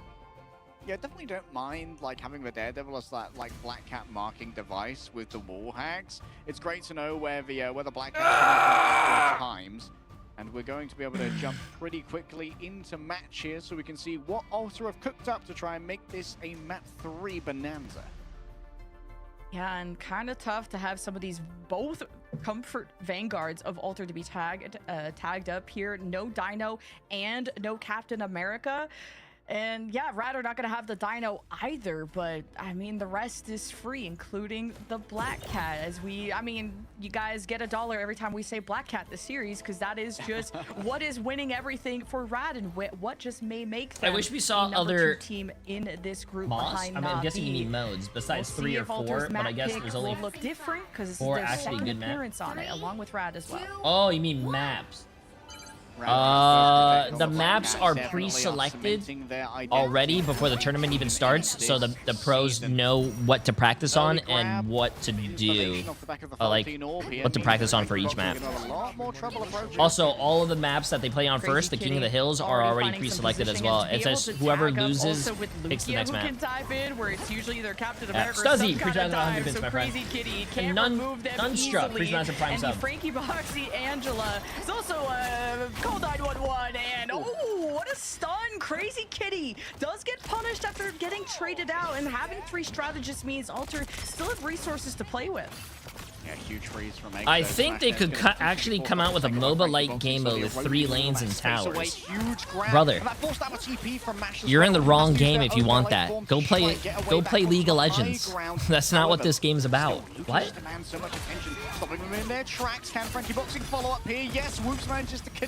Go play Deadlock. That's not Marvel. Is laying into them, and farewell to the Emma, even with a quick attempt at a carbon crush. Also, I am really surprised to see an Angela right now, because Angela I don't think is a good. I think Angela's the worst tank right now. When you ban all the strategists that could really make this Angela have a hard time, it works out. Alter can maintain the pressure here as Rad are portaling in, but they only have 3 alive, and it does not go through in time. So a very swift cap here for Alter off of that. Wow. Sad sorcerer noises for sure right there. Whoops has an end song Inferno to try and play with as well. And honestly, the Kumiho Unleashed that Mash almost has is not the greatest answer for it. But at least the Invis swap from Vertigo is the answer to this Angela. Anything from the shift to the... Anything in the Invis kit will interrupt the flight of the Angela. And then Frankie has to manage that shield well as Crazy Kitty is juggling through all these players of Alter. Oh my god, bro. Oh, I mean, Mash couldn't dodge it, but I mean, the Black Cat dodged it. Poor guy got solo ulted. Teleporting up to the high ground, leaving a sanctuary behind, and Rad haven't been able to stop the cart yet. Worried about this Groot, especially if Alter are gonna just play around the high ground or just be all people that could get away from this. Like, who are we really trying to wall here with Ducky? But it is a comfort pick of his. How do you not get bored of Marvel Rivals? When I play one half of a season and burn out, that's because you don't have passion, bro. You don't have passion. So many inside of a Heaven's Retribution. You gotta have some passion. Boxing knows that with 3 strategists inside, you can't outdo the healing with the axes of Icors, and so looks elsewhere for more easy prey. Still, it was Monarch who was made prey there by Rad, turned upon. The back line of Alter has been torn apart with the bend but don't break defense that Rad showed. And Rad won that fight also with 5 ultimates still in tow, and that is gonna be an absolute parade. From the strangling prison, if you can get anybody from Alter, especially the strats, but there's a lot of answers from the Alter side as Frankie gets proactive on the flank and Smash lets loose. Rage of Ultron goes first, counted out here by the Luna. Fate of both worlds, rolling on forward, and Crazy Kitty gets plenty of work done. Crazy Kitty now ready with the call. I want to see the Black Cat. Show us the Black Cat. Onto the back line. Quick freeze is good. Frankie boxing down, being even better. Wow, he lived. He didn't get any kills, but he lived. To this one right now, and so no reset. Nice freeze. Coming. Brad have invested so much already into this fight. Same could be said for Alter. It all comes down to the vanilla mechanics now. Finding your 3-2-1s and finding your victims. A TP away. That's some nasty tech there coming from Crazy Kitty to avoid all of that incoming damage and putting great distance between themselves and danger. But Ducky brings danger every time close. I hear ults go off and they don't show us what's happening, I want to see these ults, man. And there's nowhere for Team Captain to go. Just has to get back to their Luna. Yeah, and Team Captain has had to be more measured as well. Love these pulls, and another reason why you run the Invisible Woman, and Whoops is trying to run the field and goes after Wait, did my stream freeze? Backline's in trouble. Whoops is until now. Taken down in mid-air, though. Where was the healing on it to the Star-Lord? That should have been a star position. But now you're going to be lacking on this. Oh, waiting tears to cool down. Can they snap through the Mantis? No, the burst healing and the overhealth are too much to try and deal with. Still, it's given Lugia go even more HP to try and keep this one contested. As team captains in the back, big symbiotic corrosion being inflicted onto multiple players. The Feast of the Abyss in the back as well. And you've got to be careful. That blue health gets taken down so fast by the Rage of Ultron. It does dope bonus that's what damage feels to bad, man. bonus HP, and team captain just melts away. This is a great hold by Rad, though. Even though they lost first point really fast, they are doing very, very well. Also, I gotta go to the bathroom, chat. Forgot to go. And maybe a fight Damn that it. could be turned is now all over. 90 seconds or less for Alter, and at least you can go for a more healthy fight without throwing any kind of Hail Marys. But also Ducky has the Strangling Prison. He'll even throw it on a solo strategist if he needs. The Invisible Woman pull is making Team Captain's life a living hell, and now that extra health is already popped. Symbiotic Resilience already used, as you said. Heaven's Retribution grabs in 3 players. The X of Icons are unleashed as Crazy Kitty moves towards the back. A bunch of squishies and a Nah, way to try and bro. work Nah, with them. bro. Farewell to the back line of Alter. They were so fragile and, well, they weren't handled with care. I think Radov's just adapted to the bro. Angela very well. This is also a much more open section of the map where you can kind of see that If you coming, have a but really it's also good coming black down cat to on you, more or like economics. a friend that's Vertigo, who's Invisible really good Boundary, at black Rad win cat, the bro, fight. you This is could literally disastrous farm for games, Alter. bro. So it's a good call to get off the Angela and go something that'll be better from front to back. And Alter have their own tools, but they gotta deal with Crazy Kitty. Oh, And they absolute forced textbook out dive, forced Luna out early all from the way Exo to out their survive spawn. the No, combined bro. powers of a Black Cat and Venom both. But now it's not Forced gonna be out available Luna for the at their point itself. spawn, Luna bro. Towards overtime, calling cast towards the back. Moose wants to try and shut this one down before it can begin. But there's the first reset coming on through. Where's Crazy Kitty gone? Just trying to dodge the wooden arms of Groot as they extend towards the back line. Crazy Kitty continues to go wild, but Whoop shuts them down with the blaster barrage. Where's the remainder of the team, though? Someone's going to be on the cart. It's overtime now. Team captain's going to have to stand alone. Has the ultimate, but the Feast of the Abyss has been cancelled. And then out comes the portal. A last-second chance to keep this one contested. Lugia and Team Captain will exchange their feasts. If Rad wins Once the this, Solar if Ducky gets a Resurgence big is ult here, expired, nah, here Rad comes wins, bro. Lugia to put down the anti-heal and to put down the hammer of the Is it law. big? Is it big? Is it big? They've just dominated on this defense. Not really, and but- Ultra have generated no momentum or wind Team in their Captain sails didn't even as get the to use boat his sinks. ult. This will be the end of Alter's attack. I think that the second the Team Captain just debarked from a portal, got ulted by the Groots, and then couldn't use the Feast of the Abyss. Oh, he could still use it. He was out of the ult for a little bit. And sad times for Alter, but this is not lost yet. Alter Esports still have so many opportunities to try and hold this one. With Crazy Kitty playing like this, is it likely? And it's tough. If you don't maintain momentum after you've captured the point, it is really hard to retake because the defenders basically almost see your spawn room doors. And when there's assassins lurking about, there's so much that you have to clear and watch out for as you're leaving spawn when you're facing a Black Cat that Alter sometimes lost fights before they even began. But the impact of ults is also not always there for Alter. Rad are winning off of just Wow, one Ducky, invisible 16-1, boundary 9 final and hits. just having punishes, whether it's really Vertigo has done an amazing job pulling Team Captain, forcing Frankie off the Angela. Not too and bad, the looks man, to return not on the too Star-Lord. bad. This is the reason why you picked this map. He's looked better here than Hell's Heaven, but it's still all on Whoops, and that's almost too much to put on one person. It's a lot of pressure. Monarch is giving over the speed boost, yes, with the damage boost, the inspiration of the Mantis, but he might need more than a spark of inspiration to go up against a juggernaut like Rad. Ducky is going to be rolling out once more on the slow Groot. Okay, this is just going to mean that there could be some good separation. Oh no, Frankie Boxing's on the mag. This makes Groot a fantastic pick. Nice. It also affects like what direction Team Captain can swing in, which is just a small thing. Like he's not gonna get fully isolated by the Groot, but it does make the whole arena that you're trying to fight in very bad. And you don't, when you run only a Star-Lord, it's not easy to take those walls down. All right, Lugia Go already forced to use the resilience here, but Frankie Boxing just got isolated and overwhelmed by while the Poor Frankie, man. Does anyone know what Frankie Boxing's like hero pool is? Because I know he plays a lot of Angela, but this guy, he's getting bullied, man. And these symbiotic tendrils, they yearn for sweet treats. I don't understand running Angela. I think he's Frankie likes. I think he likes Angela, chat. He really does like Angela, but I don't think Angela's a good tank right now. I think Angela's the worst tank in the game at this season. I'll do a tier list if we have enough time between NA and EMEA, but I mean, Alter can't even regroup because the Black Cat's on the hunt. Season 8.5, I think, is June 12th, by the way. For players who are in range of it, so easy for Crazy Kid to try and plan their engagements, especially when Lugia Go just demands so much attention. Frankie Boxing has no idea the Black Cat is so close and the danger is starting to build up. Whoops is down once again. Crazy Kitty is going absolutely nightmarish right now. Just continues to chase. Yes, there's healing there, but look at all the space that's had to be given up in exchange for your lives.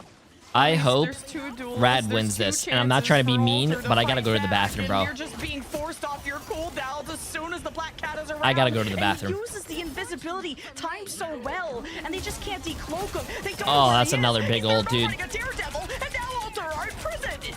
Crazy Kitty's already Crazy Kitty just killing everyone in the kill feed. Much room to work with. Ultra has to try and make it work here and now. A Soul Resurgence popped by Tesco. Surely there's going to be some inspiration over towards Team Captain. A Feast of the Abyss chomps through many, but the Kumiho gets unleashed. Whoop sees that this is a chance. It's now or never when it comes to the defense. They want Crazy Kitty so badly because he's so evasive, but inside of the invisible boundary, you can't do enough damage. Nah. He starts to chomp on through. The Feast of the Abyss is more than enough as he sees so many low players from Ultra. They're torn apart, limb This from might be limb. GG's, bro. Rad come from all angles with no mercy, and still they see the approach of the Star-Lord. Why does Star-Lord's burst damage with his E give more ult charge than his primary? Because he can hit more than one target with his E than his primary? If you dive into the enemy team and you hit your E and you're hitting 6 people, bro, you're doing so much damage. Also, that was a sweep, bro. Chat, everyone who voted Rad, oh my god, look at that! Wait a minute, Jay3 to the extra innings of Hall of Jalia, like Jay3 is 3 for 4 in the EMEA category, bro. And you guys say I have a curse. Which teams are gonna look strong just because and you guys say I have a curse. Everyone that voted with J3, congratulations. Enjoy your money. I think that was the last game of EMEA, though. We've seen some great Black Cat play from the other regions as well, and really just going to show starts why at this hero 5 is available in the o'clock, preseason playoffs because of NA starts how much at craziness 5 that o'clock. would have added into it. No pun intended on that one. Yeah, but 5. I think the big thing here is like, even with the map so pick we're for gonna Alter probably do Esports, a little bit of comp. We're gonna do some content if we have enough time. Maybe we'll even do a tier Frankie list. was doing great on the but I gotta go to the Angela, bathroom real the first quick. time we've So, seen it really be right back, being chat. played here in stage 1, but Invis is a great counter and they Right didn't back ban it here. I'm out, gonna so put it myself makes up sense here. why they couldn't really run that the rest of it.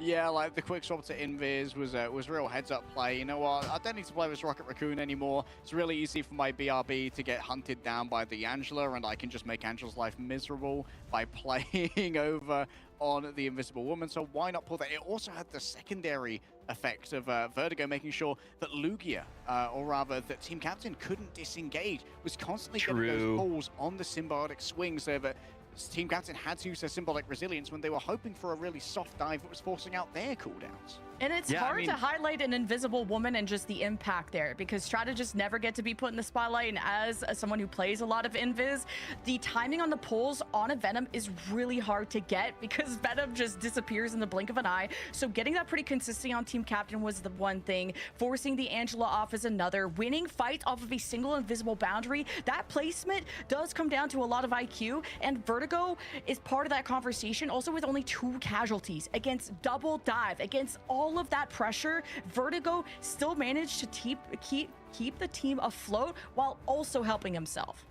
I mean, shout to Bash as well on that same end, right? Going down only 3 times. Ducky, of course, a definitely MVP performance from them, but we definitely had to highlight the strategist because there's been so much of a focus on that dive, on just destroying the backline as much as you can in this meta, and having a backline that can actually sustain yourselves throughout fights like this is part of the reason why Ducky was able to stay up as long as they did and be as enabled as they were. Same for Crazy Kitty, you know, going on the flanks, peeling some of the attention away from the rest of their team. You can see it here, you know, using the Helm of Hades as much as they can just to stay invisible, swap into the back line, and then go in afterwards. And we saw some great group play, of course, from Ducky, but it was a whole team effort from Rad. And I think that's what was really missing, Jen, yesterday from this Rad roster is they seemed kind of discombobulated against Na'Vi.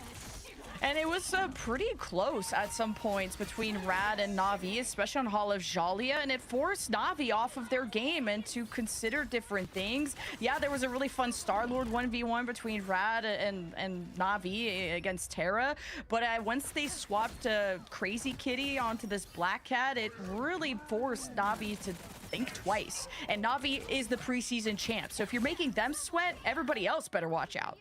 Yeah, this group is kind of insane just thinking about how strong all of the teams are that are performing it. Alter Esports might just have to take a back seat based on the performances we have seen from the other squads so far. But hey, they got a couple of things to work on. They know where their weaknesses lie. And I mean, Leg Day, looking towards the future for like that roster, what do we really need to see the most from them? What do we need to see? It's tough. Yeah, like, there are things to tighten up. We can get we'll go over it after. Player, yeah, though. yeah. We got Ducky here on the line. We'll hear from him on why they got the victory, how they changed things around from Na'Vi. So welcome in, Ducky. That's my question. Congratulations on the win, but what did you guys change up from yesterday to now after the Na'Vi loss to get the win here against Alter Esports? I think as you already said, today we played as a team a lot like better, because yesterday I don't know, it was either the first time coming back to Ignite and like playing in matches in a few weeks or something like that, but we just wasn't playing that well, and we felt super confident in scrims too, so it just doesn't really make much sense. But it must just be like first time going back, like jitters or something. I don't know. Makes sense.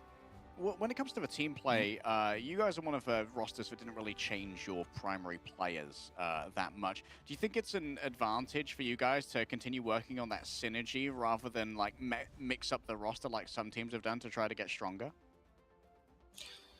Yeah, I mean, it definitely shows we all have trust in each other, and we think we can make it all the way as a team, and that's really, really nice to have, you know? Like, definitely over the other teams. I mean, like, I think like pretty much every team swapped players apart from Na'Vi and VP, so... But yeah, no, it definitely feels good to keep playing with the same people. Yeah, and it was nice to see that you guys didn't have to swap away from the Black Cat or not have that banned out. And I'm curious how you would rate Crazy Kitty versus the rest of the Black Cats in EMEA. And like, you know, who is not like who is running, but how do you compare Crazy Kitty to the rest of EMEA when it comes to Black Cat? I think Crazy Kitty is the best Black Cat in the game, but sometimes we just don't play to his advantages. But yeah, no, I think he's at least top 3. But in my opinion, I think he's the best. So we'll see. Of course, how you're a we can good use teammate. that better. Yeah, it's important to glaze your teammates as you can in those moments. Well, final question for you, Ducky. You know, you fell to Na'Vi, but you have the rest of your group ahead of you. VP, Pulsar. Who is that opponent that you think is going to be the toughest? And I mean, tell us a little bit about, you know, your thoughts on the group so far. Yeah, I'm definitely most excited to play against VP. I want to beat VP again now. That felt so good to beat them last time in preseason, and then like I just want to beat them again. And then the other teams, I mean, we definitely have to lock in. Like, we're always locked in now for every team we play against, because I feel like the gap has closed a bit more, or something is happening. Because I don't know, it just feels like every team has started playing a lot better. So yeah, but definitely the most excited team I am to face would be VP. Awesome. Well, thank you for joining us here at Ducky. Congratulations on your win, and we'll see you next time. Yeah, thank you. Thanks, Ducky. Great to hear the insight there. I mean, seeing, you know, that VP is the kind of mountaintop they're looking to peak over top of again, like we saw during the preseason, and I'm not too surprised that that is where they're keeping their eyes on here, Leg Day. Yeah, we're going to keep our eyes, though, on the big picture as we have our group standings ready to go. And you can see we're at the second day, at the end of our second day, where everyone is standing. as we can see. As expected, Na'Vi and Reason sitting pretty high in their groups, but still many games in hand for so many of our rosters. And Ultra Esports, unfortunately, are already in the danger zone, being 0-2 in Group A. Hey, I mean, EMEA has already been shaken up. For Virtus.pro to go from a flawless, not dropping a game group stage in preseason to almost low-key dropping the series against Pulsar. Like, that could have gone either way and eventually closing it out, but dropping a game could affect their map differential when it comes to who will lock in the #1 or #2 seed between them and Na'Vi, and who knows what Rad will do as well, but they have a loss currently. And that seeding is going to matter because only 4 teams from each group go to playoffs.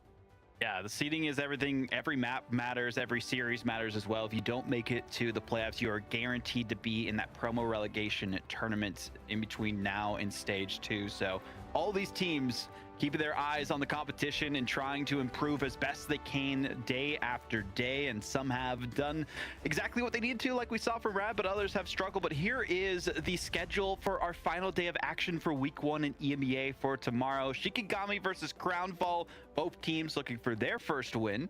And on the other end, we have Fire Strays versus Chosen Ones. I'm even more excited about that one now. And Virtus.pro versus Lions. Lions seem to be like one of those teams to keep an eye on, specifically from, you know, the Saudi Arabia rosters that we've seen so far. I mean, leg day, what's your favorite match that you have here? I think the second one. I think Fire Strays need to kind of find their footing. Chosen One seem to be a little bit ascendant. 21k, like I wasn't expecting such beastly behavior, but the Daredevil was very impressive.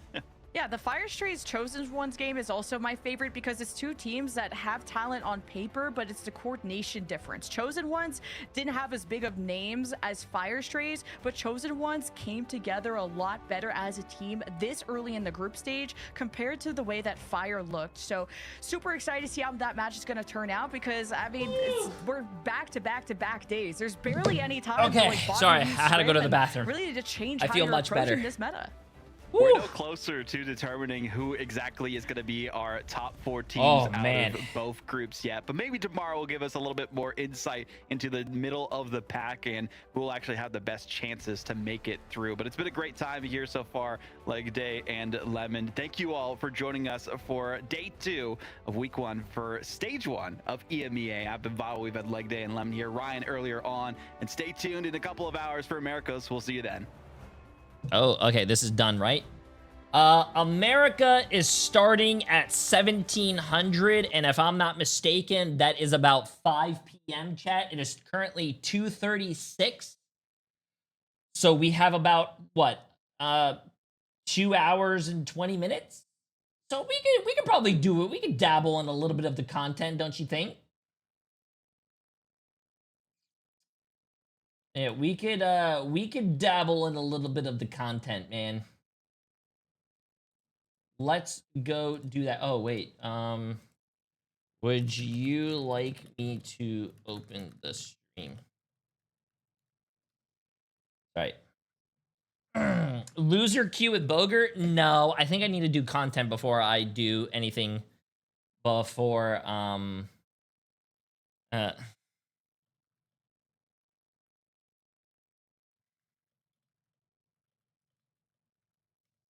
yeah, I have to do content because I don't think we have any content for tomorrow, chat. Is B or Rin or Bree here? I think Bree is here, right? Okay, let's open the game here, chat. Wait, is Bree sleeping? Uh-oh. Uh-oh. They all quit? Did they actually quit? I'm pretty sure I am working them pretty hard, so they all probably did quit. Move this over here. Unfortunate. I am going to test one thing, chat. I just wanna see something real quick.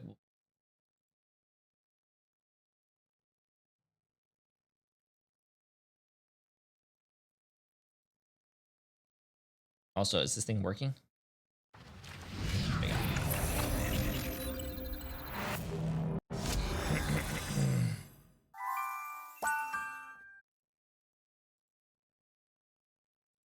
Buys Black Cat is an 80% win rate. That's actually insane. That is actually.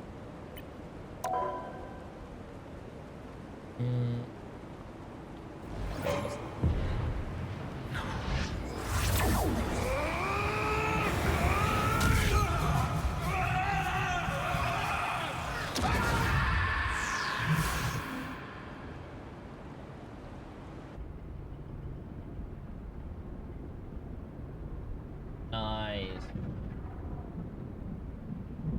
I liked all the screaming. Hold on, I'm trying to figure out what Alex wants us to do here. Alex wants us to do...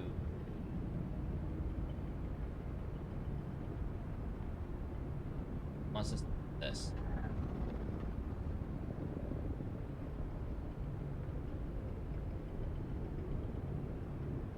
Ooh, okay, chat, we have a cheater video for you guys today. That's what Alex wants us to do. So before we go play our own ranked games, we are going to... Hey, look. That still has a problem. We are still gonna... We're gonna do our ranked games, but we're gonna do a cheater VOD before.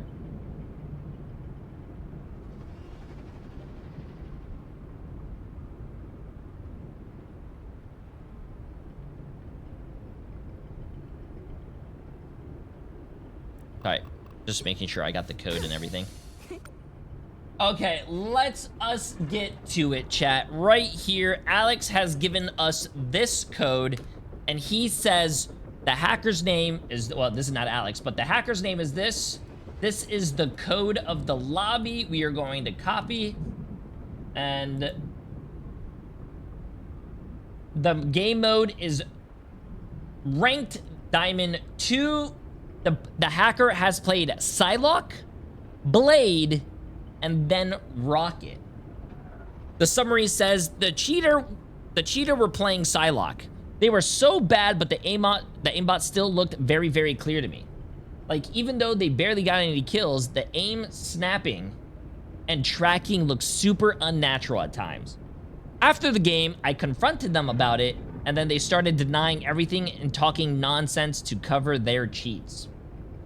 One of their defenses was, I only got 4 kills, so how can I be cheating?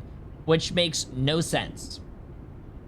They also said they have many accounts for some reason, which also doesn't really prove anything. Even my friend was saying the cheats weren't obvious because the player was bad, but I'm sure they were cheating. I already reported the player, and I'll post any updates later if anything happens. Check it out and see for yourself. So,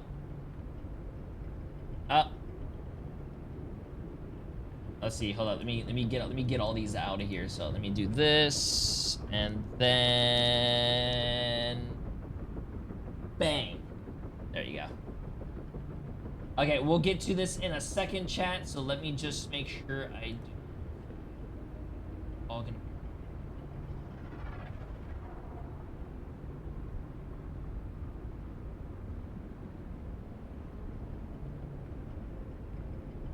Okay, give me 1 second.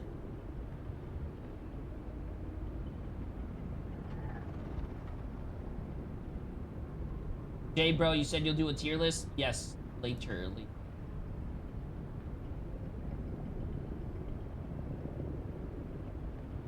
Okay, give me 1 second, chat. 1 second, just cleaning up. They call me the janitor real quick.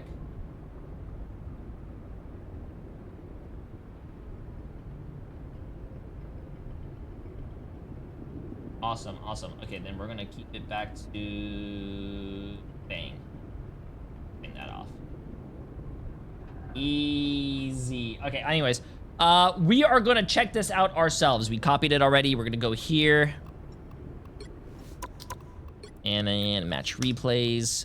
It was a 9-minute and 34-second game of a rockout. The guy went down here. He went 4 kills, 10 deaths, 2 final hits, 10,000 damage, 9,000 damage taken with 3,000 healing done. Are we really sure this guy's cheating? Are we really sure this guy's cheating? Okay, anyways, let's see this. I have never seen a cheater with these types of stats before, but I guess we could see it.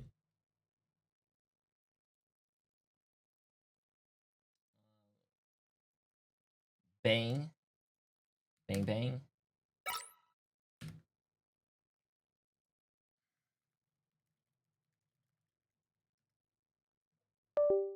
Uh-oh. I heard a disconnect. What just disconnected?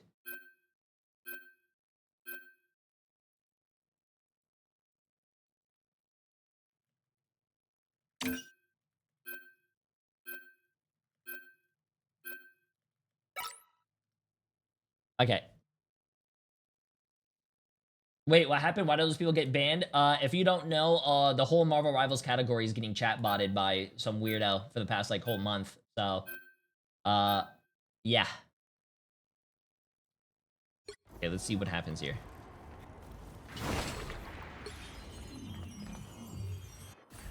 Wait, streamer mode even works in spectating mode? Okay. So apparently this guy's the cheater, chat. The battle starts in 5, 4, 3. Oh, wait. Before we begin the game, let me do a crosshair check on everyone. Protect your bald king. Okay, sorry. I had to do it. Oh, Failure! Priest Master new tier 1 sub, my friend. How you doing? 3, 2, 1. Also, this guy does have a skin, so... Enemy has arrived. The enemy will be coming. Across the galaxy for this? You gotta be kidding me.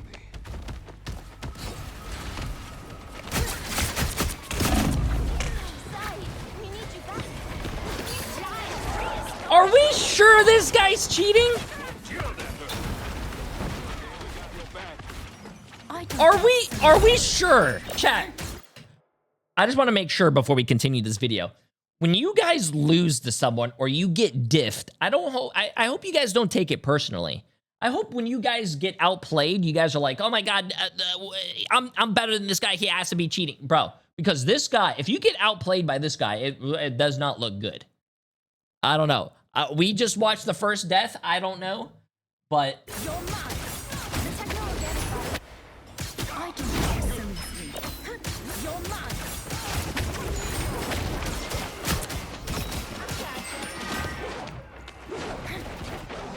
And I noticed this guy's playing on a controller. Are you sure this guy's cheating? Yet another reason you took that shit. There's no way you could cheat on a controller.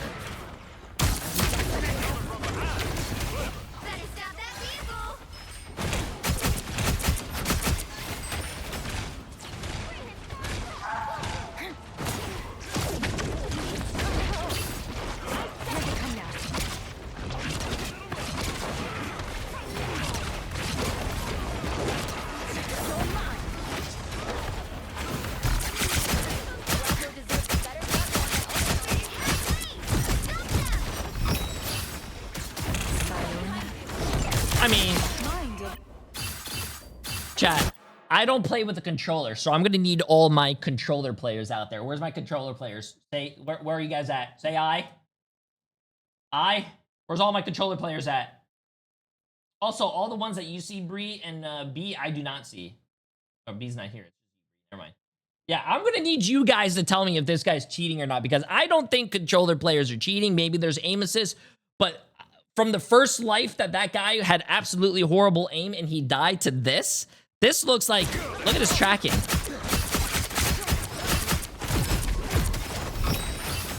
That tracking looked very spot on and very different from the life that we just saw, the first life. That looked very different. Very different. I am not the best chat. Like you guys are saying you can cheat on controller. Listen, I do not. I'm a PC player. I see PC cheats. I don't play console. I don't know what console looks like. But it does look like an aimbot, like aim tracking.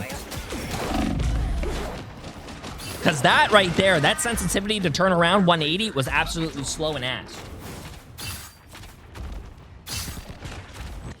I don't give up seamlessly. Step aside. Taking it all. Oh, Bree, by the way, if we'll do it after.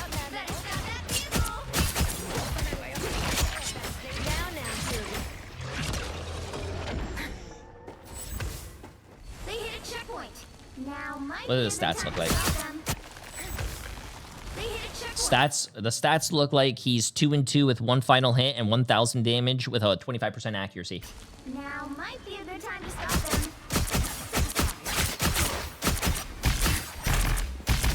Also, that does look like aimbot, bro. He is locked on the target. His aim is not off the guy. He's nah, bro. And first of all, like he snapped to this guy. He knew he was there. He snapped to him. Look.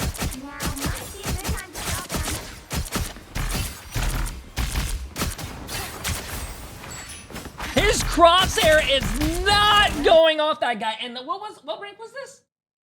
This was apparently supposed to be.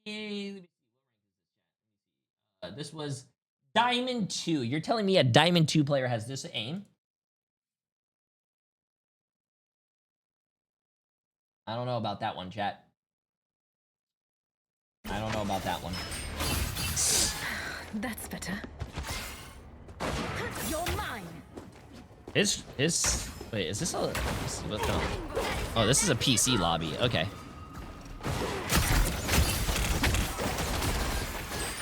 Yeah, his...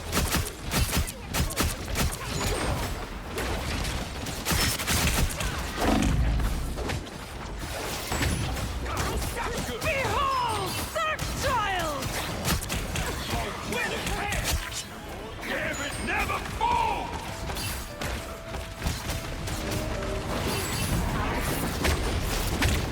Tremble before fast!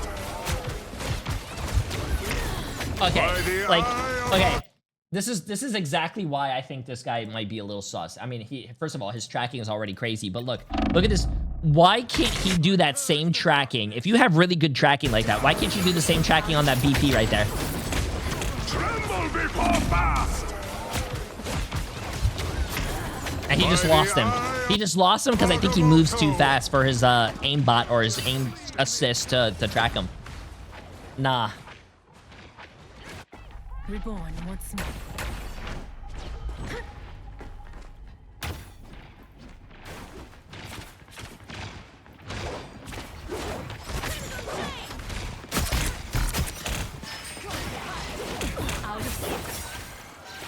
He stopped them in their tracks.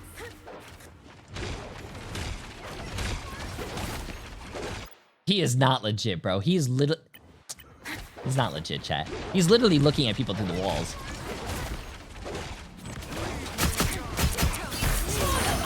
I'm ready to put on a show.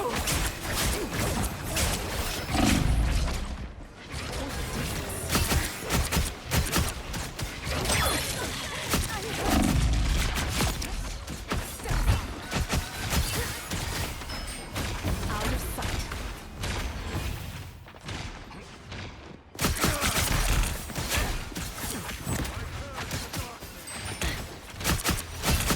The aim is just not consistent, bro. The aim is just not consistent. Sometimes he has perfect tracking and he's hitting every single shot, and then sometimes he looks like he's the actual daredevil trying to play a video game while blind. No, it doesn't make any sense. Sayonara.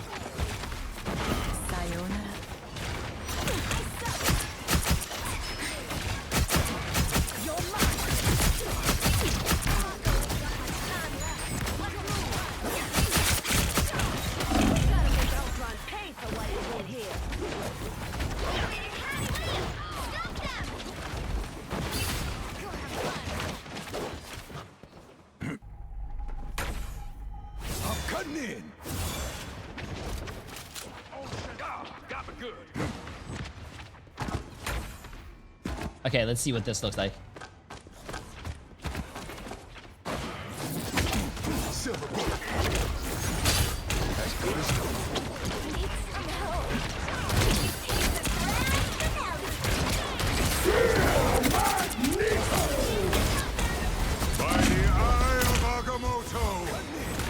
I don't think this guy knows what he's doing. What is he doing? Hold on. We have to go back. Let's go back real quick.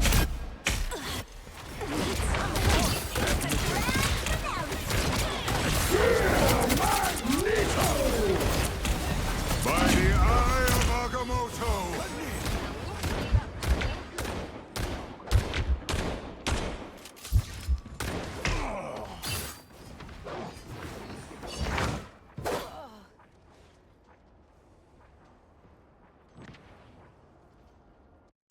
I've always walked the line between the living and the hunt is on. Stop them in their tracks. It's cold steel.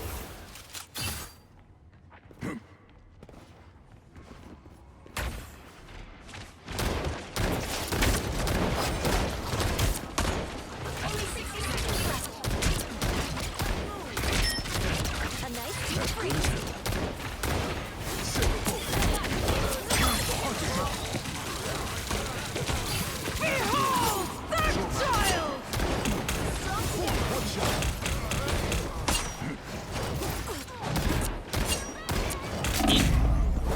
You see what I mean here, chat, though? You see what I mean? Look at his aim right here. But then once he locks on that magic, then it's like very obvious. Look at this. Behold that child! Look at his aim.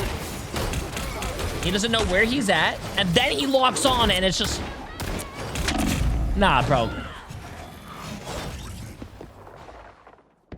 Come on, man. Down to 30 seconds.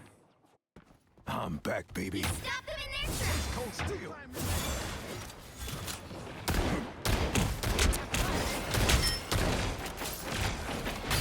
The hunt is on. 1,000 gods! Damn it, never move!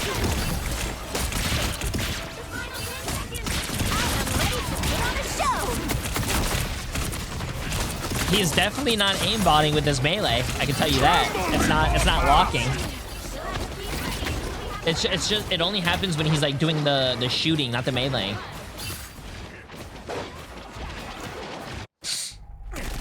Oh, and he switches the rocket. The current score is Okay, let's see this. 0, 2, 1. It looks like he's playing rocket now. Yeah, what are your guys' thoughts?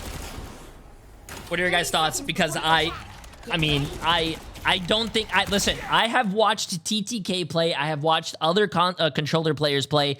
That is not, dude, you do not get aim assist that much, especially if you're playing on PC with a controller, chat. You do not get that much aim assist. That is bonkers, bro. We've got some pretty big competition on the other side of this fight. Don't you worry that pretty little head. This here thief is about to steal us. Also, I can tell you right now, something about his aim to all his other skills don't really add up. His aim sometimes is like insane tracking, never gets off the guy, and perfect tracking. And then you could also take his tracking and his aim and apply it to his other skills as well. His mechanical skill is ass. When he's meleeing people, he doesn't have the same tracking. He's completely lost. When he's shooting, half the time he was shooting the wall and not shooting the enemy. Bro. Please don't tell me you steal music too. Gambit ain't no pirate, chef. He only take what deserved. The battle starts in 5, 4, 3, 2, 1.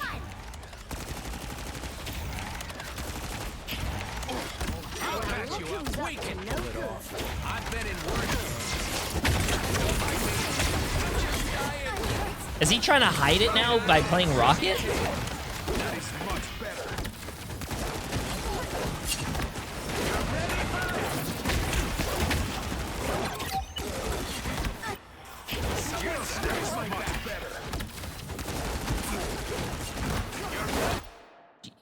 Am I crazy? You guys see that snap? He's not really hitting anything, but look at the snap.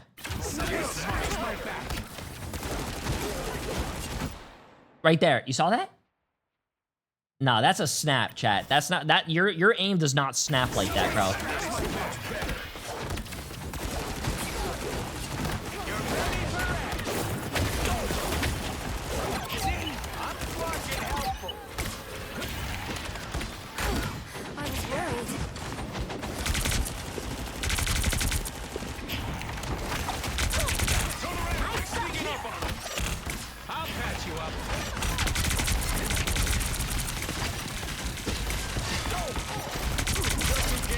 Bro.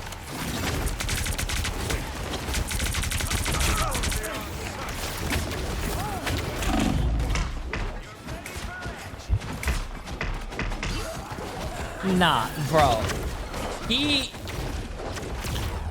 Controller players, console players, is there controllers that give you aimbot or aim assist, and is that considered cheating? I don't fucking know. I'm clueless on this one. I just know, the only thing I know about console is that it is very frowned upon, and it's also considered cheating if you plug in a mouse and a keyboard, and it's called zimming, right? I think that is frowned upon and also considered cheats. Some games even ban that. But, really? The vehicle reached a checkpoint. Keep up the momentum. That one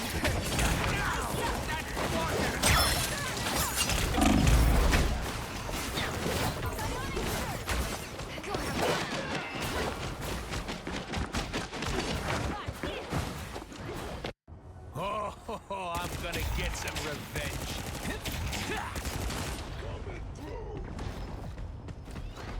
If you wish to survive, This is a nice spot.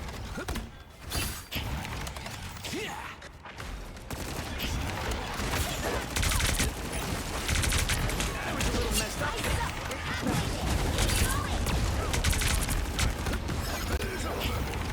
I could cheat for the day. Bro, because he goes from 100% tracking, which is perfect, to this. I don't think if you have that great of an aim, you play like this.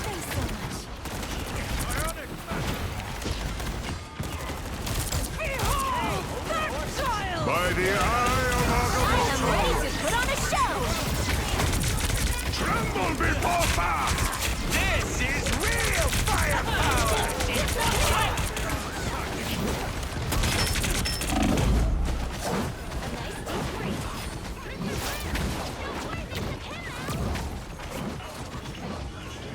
He is 4 and 10 with 2 final hits Things are gonna be different and this 10,000 damage.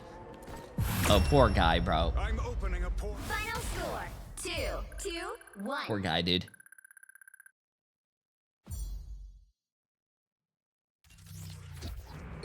I mean, let's see if this guy's profile is open. His profile is not open, chat, so we cannot go look at any other game that he's played. But I guess we could report him. Let's see what happens if you do this, because this guy has never said that if this guy was cheating or not. Holy shit! This guy was actually banned.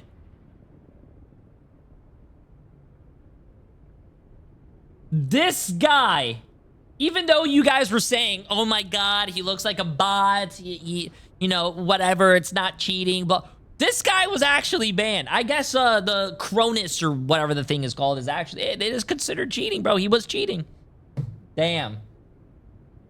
It has to be a kid though, bro. There is no way this was an actual adult. It just doesn't give me the vibes of like an actual older guy playing the game. It seems like it was a kid. He probably asked this thing for Christmas or his birthday, bought it, plugged it in, and then he wanted to climb ranks because he was stuck in bronze, and every time he went to school, his friends made fun of him, so he decided to cheat. That's what it seems like. I don't know, man. Nah, that is actually crazy, bro. Now, I do not think this guy was boosting anyone, bro, because if this guy was boosting someone, whoever who was paying that shit definitely needs a refund. There is no way. There's no way. But I do appreciate the one thing I do appreciate about this person who gave us this cheater code is that they didn't ruin the ending for us. They said, "Hey, check it out. We thought this guy was cheating. Enjoy." And it happens to be that this guy was actually cheating. He didn't spoil it for us. And I like that. It gives us that, like, debate. Hey, is this guy cheating? Is this guy not cheating? So half of the chat says he is. Half of the chat says not. And we come to a conclusion at the end. I like that. I don't think someone was boosting this guy as well. There's no way someone would be boosting this guy. He was actually hardcore cheating. No one would be boosting him if we didn't think this guy was cheating, chat. That doesn't make any sense.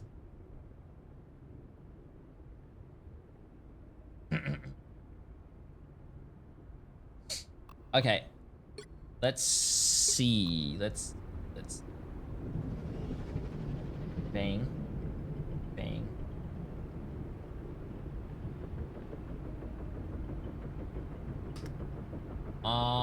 But before I go play ranked, chat. Before we go play ranked. Oh my god.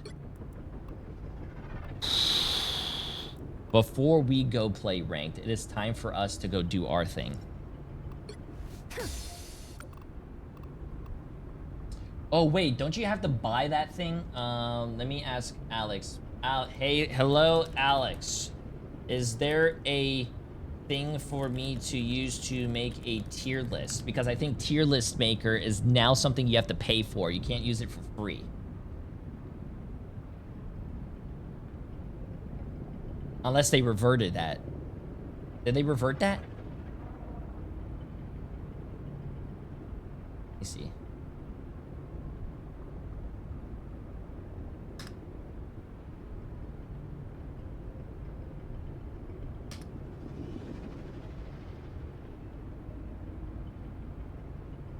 Oh wait, maybe not. I thought. No, I remember someone saying that the tier list maker thing, the tier maker website was gonna start charging. Apparently not. I don't think so. The last character to be added to the game was Devil Dinosaur. Do we have Devil Dinosaur?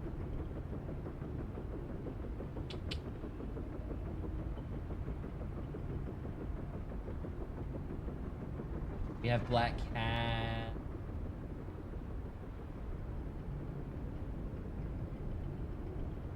We do not have Devil Dinosaur.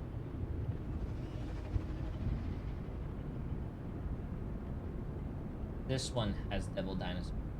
Okay,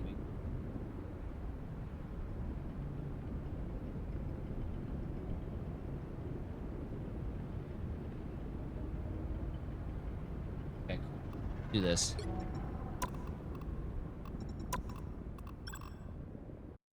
I think this is a good one, right? And then you could go presentation mode. What is disconnecting, bro?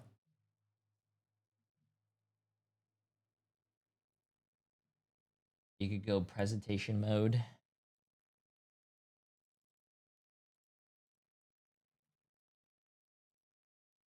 Let me see.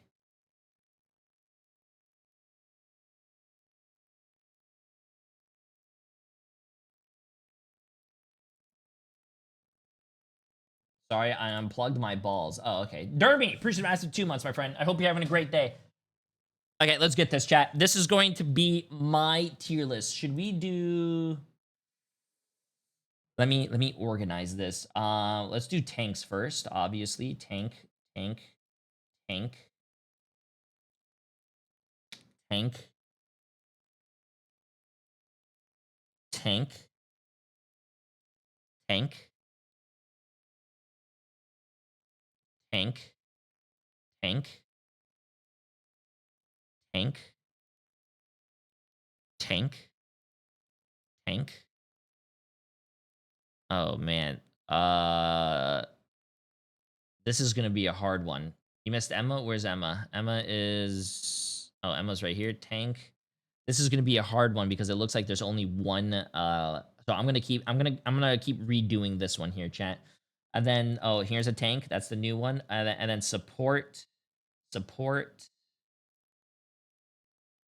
support, support, support, support, support, support. Protect your bald king. Support, support, support, and I think that is about it.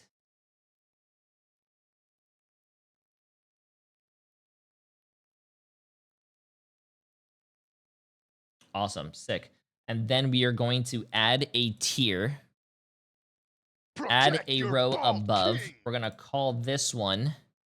What is it? Sup, Jay? Best Are you able to ask Netties we want in custom games? I've been begging Danny Koo on Twitter Lamau. Bro, I want custom games. That's all I want. That's all. I don't care about anything else. I don't care if that game is healthy. I don't care if the game dies. I just want custom games. Best in slot, S. What else should we do here? S, A, B, C, D. And then I don't know. F? Should I add an F, chat, or is D good? You wanna add a row below? Playing for the vibes. There you go. And that would be considered F tier. There you go. Look at that. Bang. So best in slot, S, A, B, C, D. Awesome. Cool. Let's get this show on the road, shall we?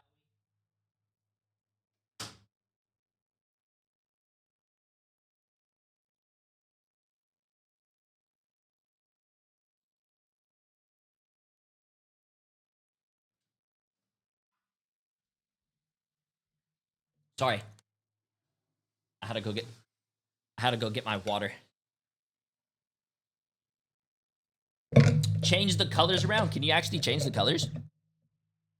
How do you change the colors? Oh. Best in slot. What do you guys want the best in slot to be? Let's go a cyan. S tier. Let's go a nice little blue. Playing for the vibes. Let's make that like a red. Let's make this like color coordinated. Look at this chat. Oh my god, we're geniuses. This is gonna be like an orange because it goes down and down. That's gonna be a yellow. Let's make this one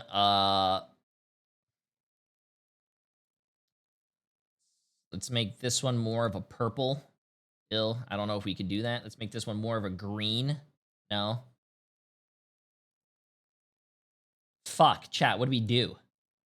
Protect your bald. Make this one a green, and let's make this one a... We're making this shit look pretty, dude. Bang, look at that. Bang. Bang. In suspension for 3 months. Appreciate it. That looks beautiful. Okay, I really don't care about the colors, chat. Let's get to this. So, first up, we are going to be doing our tanks. So the best in slot, chat. Well, in my opinion, as you guys can see, everyone complaining on Twitter, the pros, the average players, all this stuff, I do think the best in slot is going to be the Devil of the Dinosaur. I don't think we really have to have a little... we really don't have to have a conversation about this one or a debate. I do think he's just the best in the slot right now. Other characters that I think are very good in the tank slot, I do think Venom is probably going to be one of your best tanks as well. For dive, a lot of characters are dive meta right now, chat, as you guys can see with Black Cat, and we'll get to all the DPS characters later. But I do think Black Cat is going to be... Venom is going to be a very good tank character as well. Let's just go down the list, I guess. We have Captain America. Captain America, I do not think he is the best in slot, but I do think he is going to be an S tier character because he is a very good dive character. He has a lot of survivability. He's very annoying. He just does the job. It's a very good distraction. Magneto. Ooh. Protect your bald king.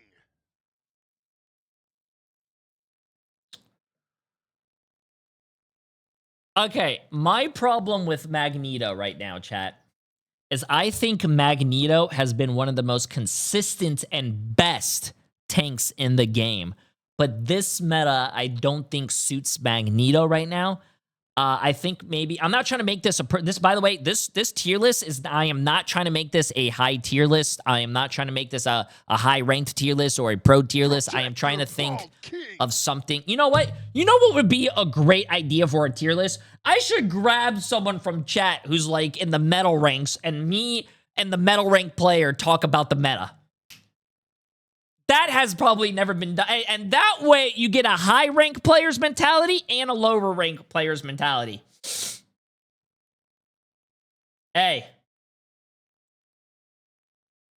I think that would be a great idea. No, where's first time hearing Jay have a great idea. Wow, what? What?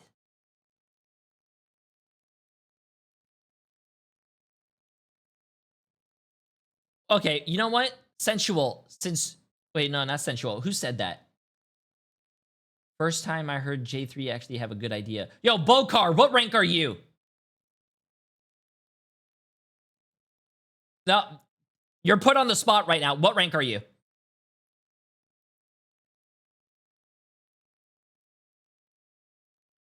Oh, wow. Bokar is now quiet, chat. Look at that. Come on, Bokar. I don't play this game, Jay. What rank are you, Bokar?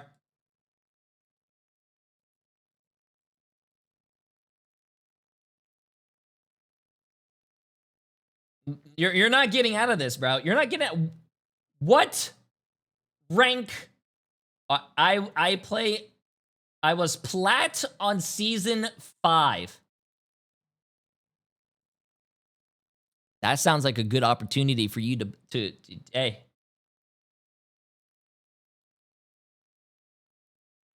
That sounds like a great addition. Yo, Bokar. Yo, Bokar, you wanna get in Discord real quick and represent the lower tier players? Sorry, not lower tier, but that's very rude. The lower rank players. You guys are going to climb. I believe in you guys. You guys are just listening to the wrong tier list. I'm giving you the right tier list. Oh, shit.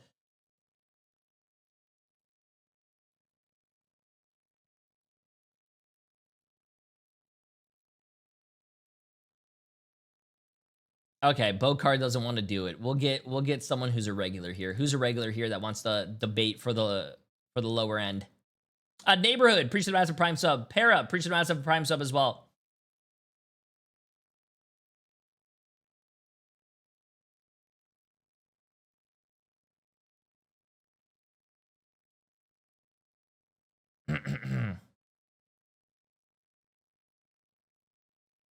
You know what?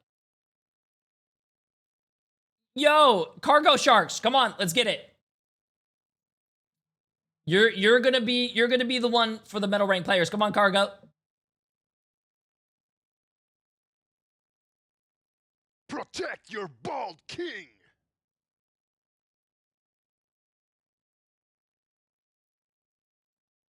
Wait, is this Devil Cargo Sword? Oh, okay. Oh, hi. Hello, hello. Do you want to introduce yourself to chat before we begin? Sure. I'm Cargo Sharks. I am peak GM season 1.5, but right now I'm hanging around in Plat 2. Which is fine. I mean, it's the brand new season, so everyone's like, you know, a little lower than expected right now. Yeah, and I'm usually into Diamond 3. Okay, cool, cool. By the way, chat, this is your fellow community member. If you be mean, I will grab you by the balls and I will fucking twist them. Be respectful. Okay. So, you are going, I'm going to, I guess, be the higher voice. You're going to be for the chatters. Okay. I think right now the best in slot, I don't know about your games, but I do think Devil Dinosaur is the best in slot character. Do you agree in the games? It seems like yes, in the lower ranks he's been beating everyone's ass. So I would definitely agree with Devil Dinosaur. Okay, awesome. And how do you feel about Venom and Captain America? And then we'll continue with the other characters. I think Venom in the lower ranks is actually like more around B tier. People can't seem to play him correctly. But Cap, yeah, he beats ass in the back line. Really? Hold on, let me see if I could do this. Okay, wait a minute. So you would put Venom in B tier. Yeah. And how about Captain America? You said Captain America is good in the games that you play? Yeah. I think he would be A or S tier. Nobody can seem to manage him. A or S. Okay, so what would you think? You have to pick one. I'll do A. We'll do A? Okay, pretty good. Okay, so I have to do all this, but I'll do that later. Magneto is the next character. Like I was saying to chat, I think Magneto has been a very consistent character, but right now I don't think he fits the meta, so I would actually put Magneto in A tier. How about yourself? A as well. We're not seeing a lot of Magneto, but I think that's also because not a lot of people are playing Cloak and Dagger. But that is a very huge. You put Magneto in A? Yeah. That is a very huge misconception, though. You don't have to play Magneto because there's a Cloak and Dagger. Magneto can counter a lot of other characters. On the top of my head, Star-Lord, Punisher. I mean, a lot. It's just yeah. Yeah, for sure. I just don't think people are playing him like that. They're not sucking up the Star-Lord ult. Really? Okay. Do people in your games just if they see a Cloak and Dagger, then they go Magneto, even though there's like a Punisher and Star-Lord and all this stuff? Yup. Really? Okay. Before I get to this character, I want to know yours. Angela. Where would you put Angela in your tier list? So in my tier list, Angela would probably go B tier. You would put Angela in B tier. Yes. Okay, I would put Angela in F. I think Angela is the worst character in tank right now. I don't think Angela is good at all. I mean, we've been watching the tournament chat. Angela is just not good, bro. I'm sorry, but Angela is not good. Okay, Rogue. Where would you put Rogue? Oh, playing for the vibes. Rogue in lower ranks is playing for the vibes, really? Yeah. Maybe it's because I can hit a freeze on her very easily, but I don't know. Really? Okay. Yeah. How about Rogue with Gambit? Would you change that at all? Gambit's always banned, so I haven't seen it. Okay. Fair enough. Personally, for me,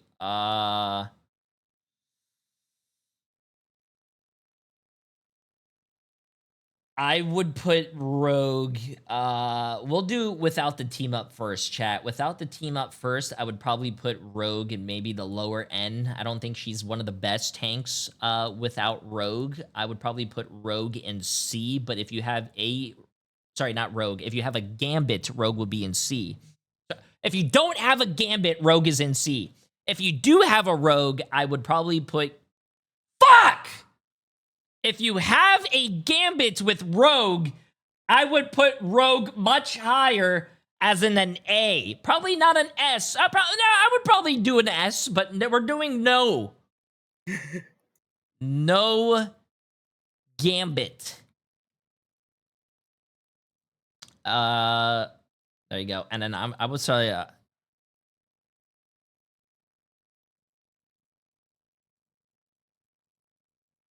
You know what? I would say Rogue with Gambit, to be honest with you. I would put Rogue as an S, yeah. Emma Frost. What would you think? She just got buffed. She got changed. Where would you think Emma Frost would be? A tier. A tier. Okay. Yeah. I would probably agree with you. But I do think she is very complicated. I do think she's much better in a spot she is right now, so I'm gonna put her in S. The reason I'm putting her in S is in my games, usually you see a Devil Dinosaur if he's not banned, and the other teammate that is not Devil Dinosaur is going to be the Emma, and that's because you bully front lines. Basically, the dinosaur will chomp someone down, turn around. If it's a tank, throw him into your backline. Then the Emma grabs him and then slams him on the ground, and it's a pretty fast kill. And you bully front lines with that.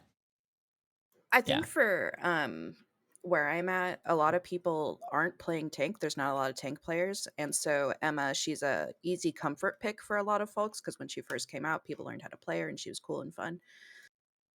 So that's like, yeah. I could agree with that. I think Emma as a DPS player is one of the best DPS friendly tanks to pick up. So I do like that. Okay, pretty good, pretty good. Where would you think Penny is right now? I feel like Penny is really broken for, you know, when I do Elo Hell videos and we're doing like a silver or gold player chat, I do see a lot of players run into the nest and die. So Yeah. I think Penny's also the same. When people decide to play her, she's also banned a lot in my ranks. I would put her at probably S. what? Penny's an S tier? No way. Yeah. Nobody kills the nest. They can't even do the Groot wall thing. What do you mean the Groot wall thing? Using Groot wall to kill the nests. What do you mean? You could put a Groot wall on a nest and it destroys it? Yeah. I never fucking knew that. I mean, it tells you how much I play Groot, but like I never actually knew that. Wow. You just taught me something. That's wild. Okay. In my honest opinion, I would probably say she's a very tricky character. I would probably put her in C.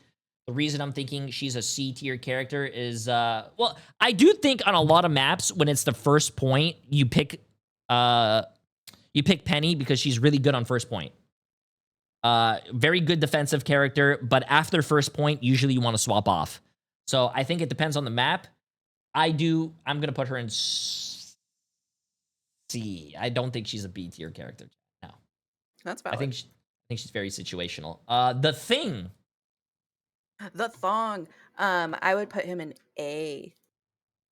A. Okay.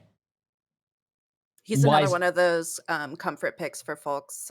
He's easy to pick up. Okay, fair enough. I do think he's a very good character right now. I would either say he's either A or a B tier character. I think he's very situational as well. If the other team is playing full dive, I do think you pick the Thing, and then he counters a lot of these dive characters. So, that's probably where I would put him. If you're not playing against dive and you're playing the Thing, I do think you're probably going to get blown up. And if the other team is running, let's say, a Devil Dinosaur or Emma Frost, you're probably going to get deleted. Mm-hmm. Thor. Where would you actually? I put this here because I want to put this guy here. Where would you put Thor? I would put Thor probably in C tier. C? A good Thor can, in at least like my rank, can actually terrorize the backlines. If he could terrorize the backlines, why would you keep him in C? Mostly because like he's also easily countered. It's like a 50-50 because like usually people pick Thor because he's popular, other than like him actually being good. So it's like a coin toss on if people are really good or if they're beating ass in the backline. Chad, is that true? Is that true, Chad? Be honest.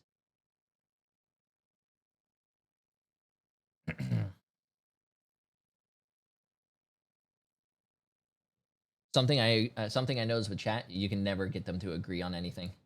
Oh, it's fine. I don't know why. Okay, Hulk. Where would you think the Hulk is? S. S tier on Hulk? Really? Yeah. Protect your ball. Why is that? A good one is like just always jumping in and out and like using his bubbles properly. Granted, I'll never get bubbled by a Hulk, but he's like impossible to kill. Really? Usually when I think of, you know, we have done an Elo Hell recently, so that's why I'm saying this. When I think of a lower ranked player playing either the Thing or Hulk, I'd never see them get low HP and then get out. They're always going in, they die, and then that's the only time they get out is because they're respawning. We literally just watched the Thing player say he was the best Thing player, and that's what exactly he was doing. I feel that, and probably I haven't been in bronze in a long time, so maybe that's more accurate in bronze. Okay. I would probably put Hulk in A myself. Not just quite S. I would say he is a very good character, though. Not better than Venom and Captain America, though, at dive. Oh, went everywhere. You. Yeah, Yo, the that sounds good. Stig, tier 3 for the 113 months, my friend. And Techi for 4 months. Appreciate it. How you doing, Mark? The last 2 tanks that we have, Groot and Strange. But we'll start with Groot first. Where do you think Groot is? I think Groot is S tier when people actually play him. Do not a lot of people play Groot? It doesn't seem that way unless like no, it's just been a lot of Devil Dinosaur and Strange actually. And Really? So yeah, for me. I'll let you go for Strange right now. Where would you put Strange? Because you say a lot of people play him. I would put Strange and probably B. So a lot of people are playing Strange right now, but he's a B tier character? Hmm. Really? Yeah, just because he's popular doesn't mean he's good. Okay. So the thing I will say is that I do think Groot is if you're not playing dive, because it's a dive heavy meta, I do think he's going to be one of the best tanks that you could play. He has always been a very consistent, strong tank. He does get his ult fast, and he also has one of the most powerful ults. Obviously, it brings everyone together, and then you could combo it with a lot of other things. So I do think Groot is good. Groot is not good until Devil Dinosaur, though. And also Strange. I think Strange is a very consistent character, but I don't think he's probably going to be one of the best. So I do think he's also going to be kind of an A tier character. Okay. I don't know. Strange is a very consistent character as well. I would even put him with S, but I do think he's A because he gets bullied by the dinosaur as well. And Emma Frost. I think S would be crazy, but I'm also not your rank, so. Soon enough, you'll be there. Imagine. Soon enough. Since you're the guest, what would you like to do? You want to go to supports, or do you want to do a lot of these DPS characters? We can do DPS. I'm a support main, so maybe my like input is also a little biased, but No problem at all. Okay, I guess we'll go from top to bottom. Where would you think our boy Black Panther would be? playing for the vibes. Playing for the vibes. Okay.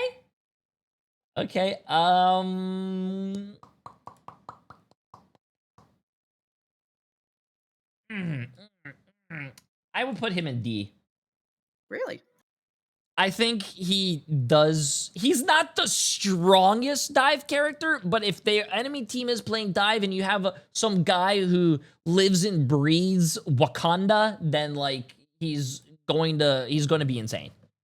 I see. I think because in the lower ranks he was banned like for so many seasons, people are out of practice with him, so he doesn't get picked very much anymore. That is true. I do think the characters I think he's a very annoying character. I do think there are, like I said, other better dive characters that we'll get to, but I don't think he's as bad. Oh yeah, I forgot tank pool. Chat, there's only one thing here, so it's actually kind of bad. Tank pool, I don't see him that much. I'd probably put tank pool in probably. The pros play him, but I don't see him at all. I'd probably put him in B. I've been seeing more support pool than tank pool because of the nerfs, which is pain for me. So you would put tank pool in. I would put him in B as well. He's still B? okay, but Okay. Tank pool, and I would say tank pool because I don't have enough things here. So bang.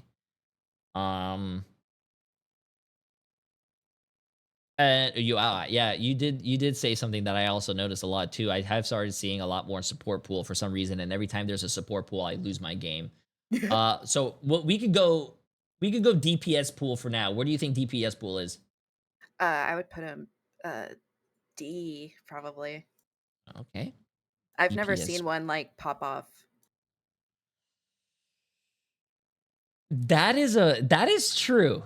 I rarely see DPS pools pop off, but the ones that do pop off are like the JIT word, or it's like it's not really a lot of people that play DPS pool. Little Souls is another one of them. Yeah, but that's what I mean, chat. Like, you have a very small sample pool, but that very small sample pool does pop off. I will say, in my opinion,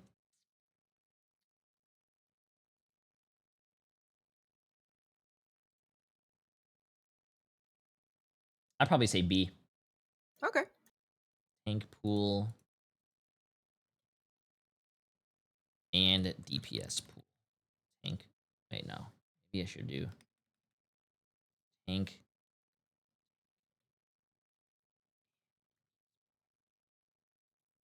That looks a little cleaner. Doesn't Necros play DPS pool? Oh, he does? Okay, so I'll probably move DPS pool to probably C now. Some chatter just brought up a good okay, so you did that. You put DPS pool in D. Okay, and then we'll save him for the supports. We'll save him for the supports. Ooh, my next character is Black Widow. Where do you have Black Widow? Oh, playing for the vibes. You'll get one that like pops off just because like people get confused or something, but no, it's bad. I agree. I mean, there's no explanation. Chat, they have to rework. I don't know. That's a very tricky thing, though. How do you rework Black Widow, though? Because she obviously is a sniper. How do you rework her? You can't have her one-shot, because if she can one-shot, then the whole community is going to be up in flames. I just don't know what you could do with that character. So what you do is like you make her ass bigger, and then like she gets a clap, and she claps with her ass, and that will stun the team. What? What are you? We'll make What that are her you E. saying? What? Okay, chat. That is not me. I did not say that. That is Cargo. Okay, moving on. Hawkeye. I would put Hawkeye in C. Hawkeye's in C. That is true. I don't think Hawkeye is a really good character right now. I do think he's not that good. I don't think he's being played right now. So Hawkeye, I would actually put... The only person I ever see play Hawkeye... Chat, the only person I can think of when I play Hawkeye is Moxie. Does Moxie play Hawkeye? Do you guys watch him? Does he still play Hawkeye? Because I would probably put Hawkeye in D tier.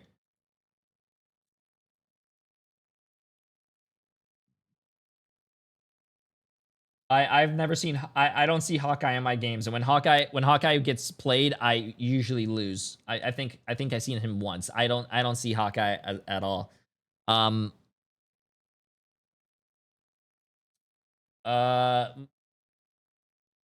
But Hella.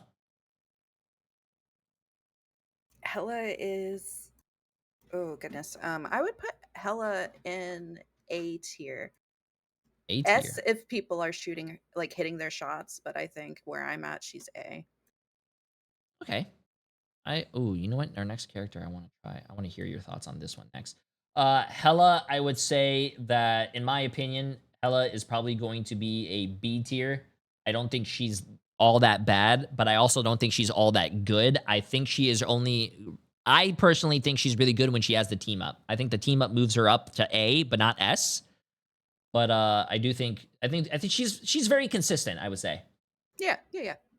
But going on to the next character, I do think this is going to be the character that you have to play. Phoenix is really good. They buffed her. She's really strong. She's going to be the best in slot.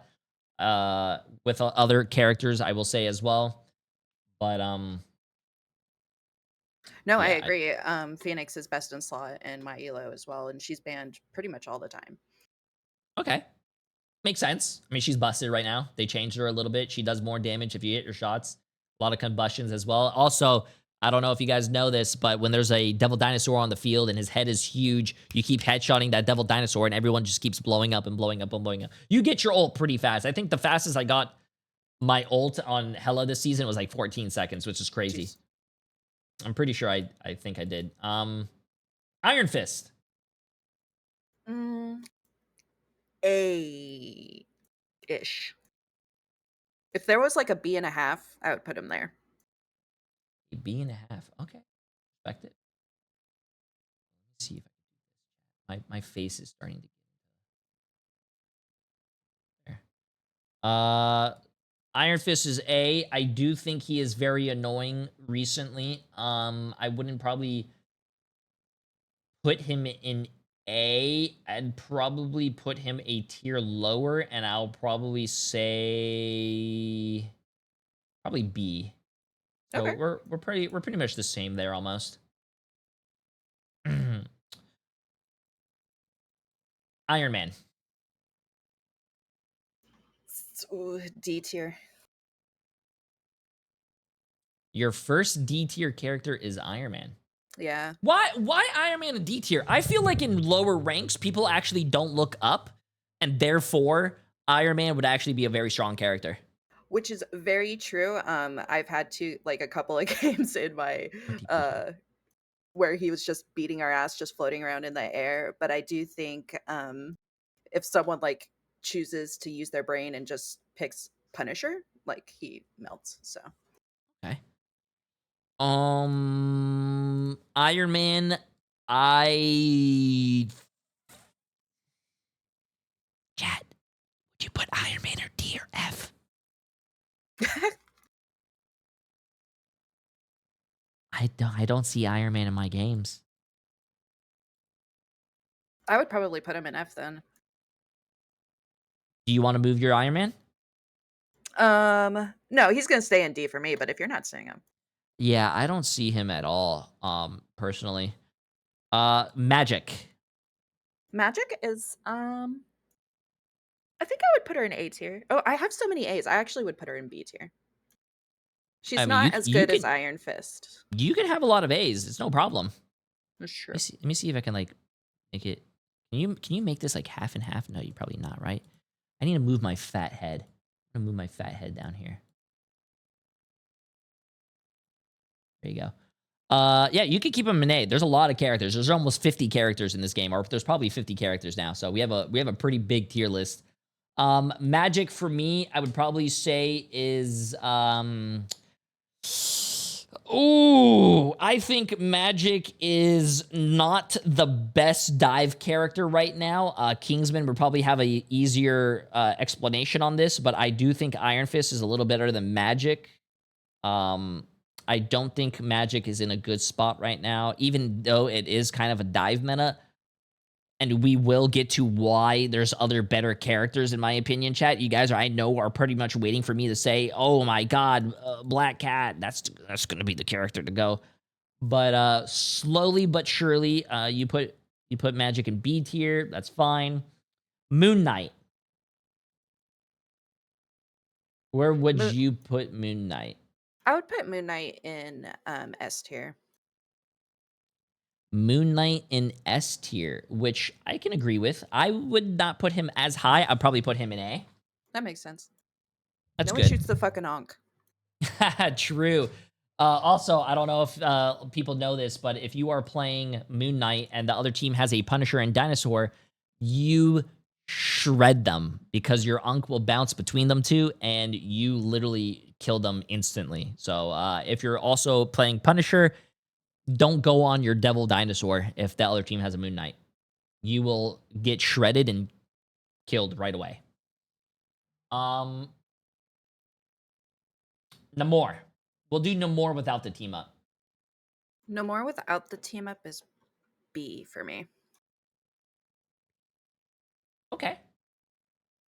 I am going to say Namor is actually higher than that. I'm going to say A. He's good at he's good for counter dive. Even if the other team has a really good dive, which is really strong right now, you put your squids down, your squids will do a great job. I think if more people flanked with him, he would probably be better in my ranks, but people just like throw their squids like either on a wall or in front of them and are shooting from the back line. Which is, I mean, that just comes with game time. There are times where you want to stay with your team because the other team is diving you and you want to absorb that dive and you want to kill them. But there are also times where you have to pick and choose your battles. You can't go on the flank. If the other team is diving your team, you could put your squids in go from the back line, but it's a battle of like, who kills whose team faster. So pretty it's a pick and choose your battle basically type of thing. Psylocke. I would put Psylocke in A tier. Not a lot of people are playing her, but she's also like people know how to patty cake through her ult, and if they're not getting picks, then they're useless anyway. Okay. Fair enough. I'd agree with you. I think Psylocke is a very consistent and strong character. And plus she's really good at dive. She can go in and do a lot of damage or flank from the back. So I do agree.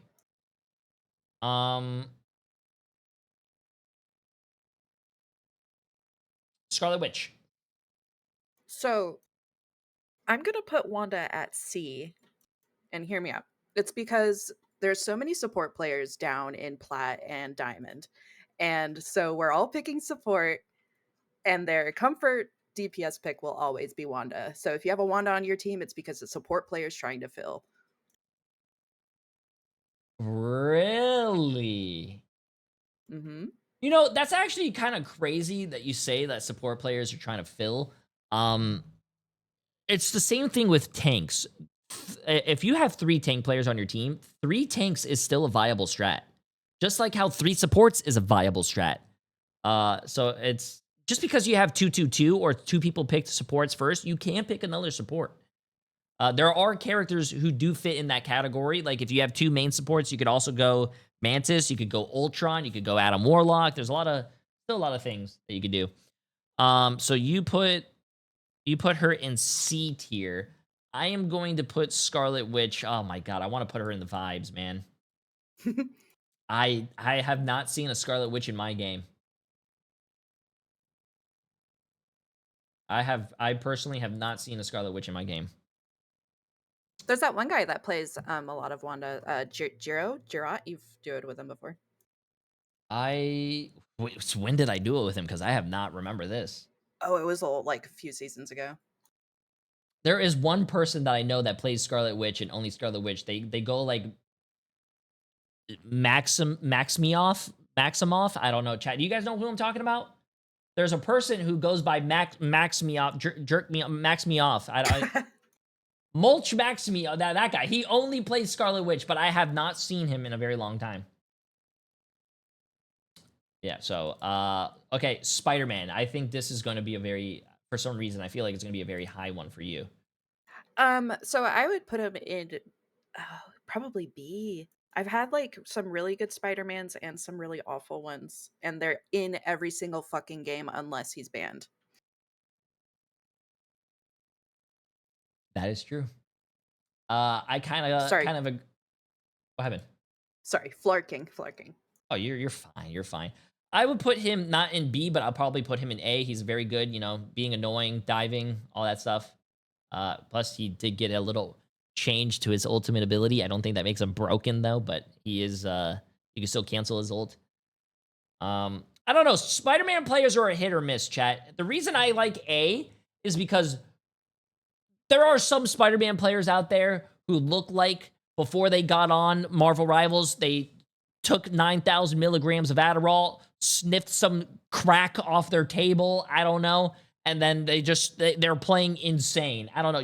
We all have seen those Spider-Mans before. A few days ago, I remember playing against a Spider-Man and saying, wow, that Spider-Man is one of the best Spider-Man players I've ever seen. But sometimes you guys get those Spider-Man players who go in your voice chat and they're like, hey, man, guys, let's not ban Spider-Man. I'm the best Spider-Man in this game. Trust me. And then you're like, okay, whatever. I'll trust you. The enemy team Spider-Man is kicking your ass while that Spider-Man that said trust him is 1-12 and you're losing the game. And he's still saying, hey, guys, I need you to trust me. Like, hey, we all been there. We all been there. So Spider-Man can be S. Consistent ones can be an A. Horrible ones, B or lower. Squirrel Girl. I would put Squirt Girl at D. Wait, Squirrel Girl. Sorry, Squirrel Girl at D. Mostly because, same as Wanda, support DPS comfort pick can go crazy because nobody knows how to position themselves, but it's still bad. Fair enough. Fair enough. God, I don't see her at all. I don't see Squirrel Girl at all. I think she could probably be good on some maps with spam. I don't know, chat. I would either say F or D. What are your guys' thoughts? I don't see Squirrel Girl a lot at all. Plus, I mean,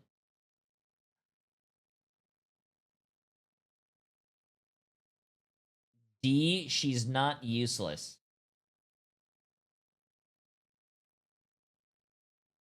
I do not see Squirrel Girl, bro. I'm sorry. I do not see Squirrel Girl on my games, man.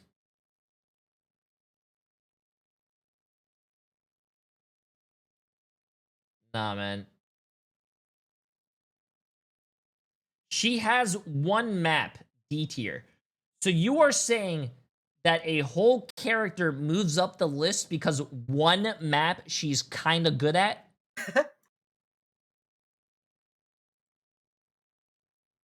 No, I don't think so. Star-Lord. Ooh, it's gonna be a good one. I would say S. Probably like one step away from best in slot, but he's pretty S. See, I would completely... See, this is a tough one for me. I want to put Star-Lord in best in slot, but I think Star-Lord is going to be an S just because I think the last best in slot is... You guys know who it's going to go to. I just can't... I can't put the same character in the same thing, bro. Oh, I messed her other thing? You said S, right? Sorry. Yeah, S. That's fine. Okay, so we agree there. We agree there. Yeah, our best in slots are looking like the same, so it's good. You know, I just wanna go ahead and do this. Black Cat in your rank. What is she? Is she best in slot? Yeah, I would say Black Cat's best in slot. Also banned all the time. Okay, I had to get that one out the way. Black Cat is one of the best characters out right now. Chat, you see her in pro play. She's just disgusting. I don't know, man. Now this is gonna be a tricky one. Storm. I would put Storm down B tier. Storm is in. Okay.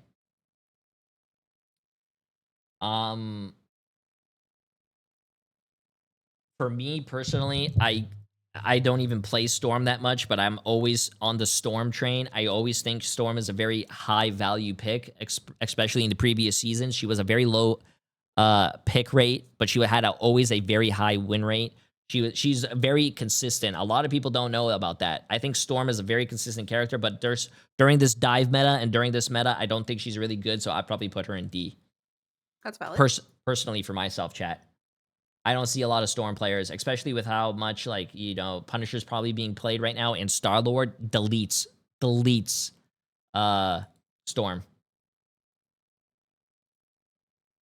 Okay, up next, who do we have? Punisher. Punisher, I would put him in A tier mostly because like he's really consistent and just an all around like wholesome pick. He's just good. He's a wholesome pick.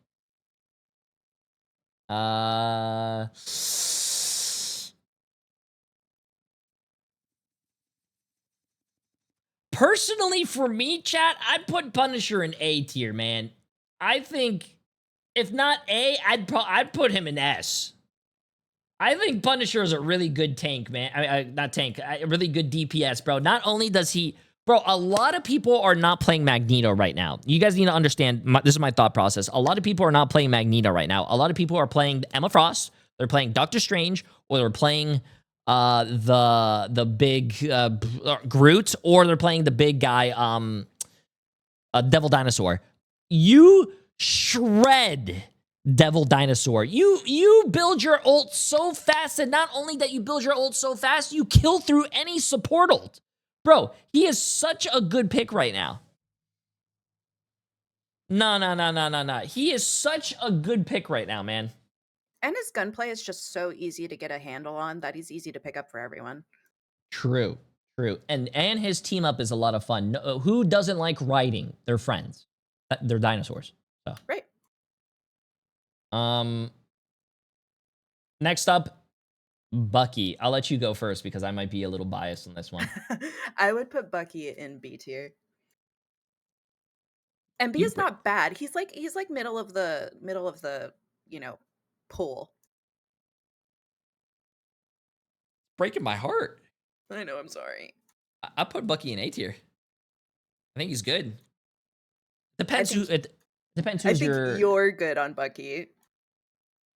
Well, I'm trying to teach, the younger generation that when you play Bucky, you need to...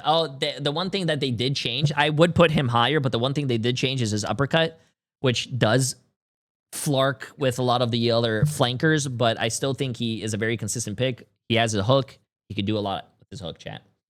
Hey, I still have... and even in this season right now, I have a 60% win rate with Bucky, so... Wolverine. I don't see him a lot. I'd put Wolverine maybe in C. You don't see Wolverine a lot, really. C tier, I think he's a very strong character right now. I'd probably put him either in A or S. A or S, A or S, A or S, A or S. Probably S. Really? He's a very strong pick right now. He deletes He actually deletes Devil Dinosaur. Wolverine is really strong. He's not the best. I would pick either Star-Lord or Phoenix or Black Cat over him, but I do think he's a very consistent. I would play him, but I am not good on Wolverine. So. Yeah, I've seen. You've seen, wow. Mr. Fantastic. Pisses me off. I would put him in D tier.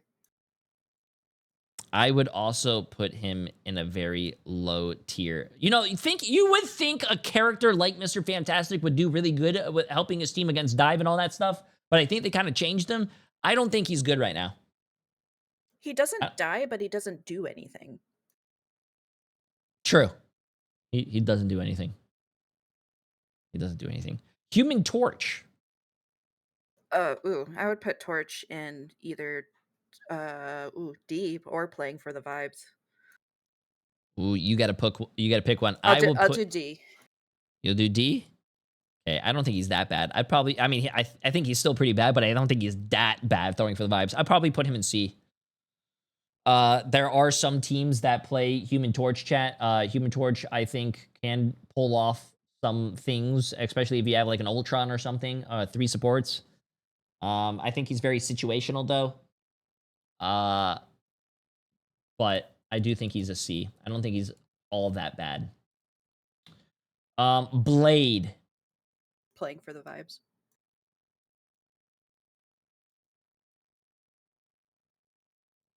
I mean, yeah. I would rather have a Blade than any of these characters down here. So I'd probably say D. Yeah. That's valid.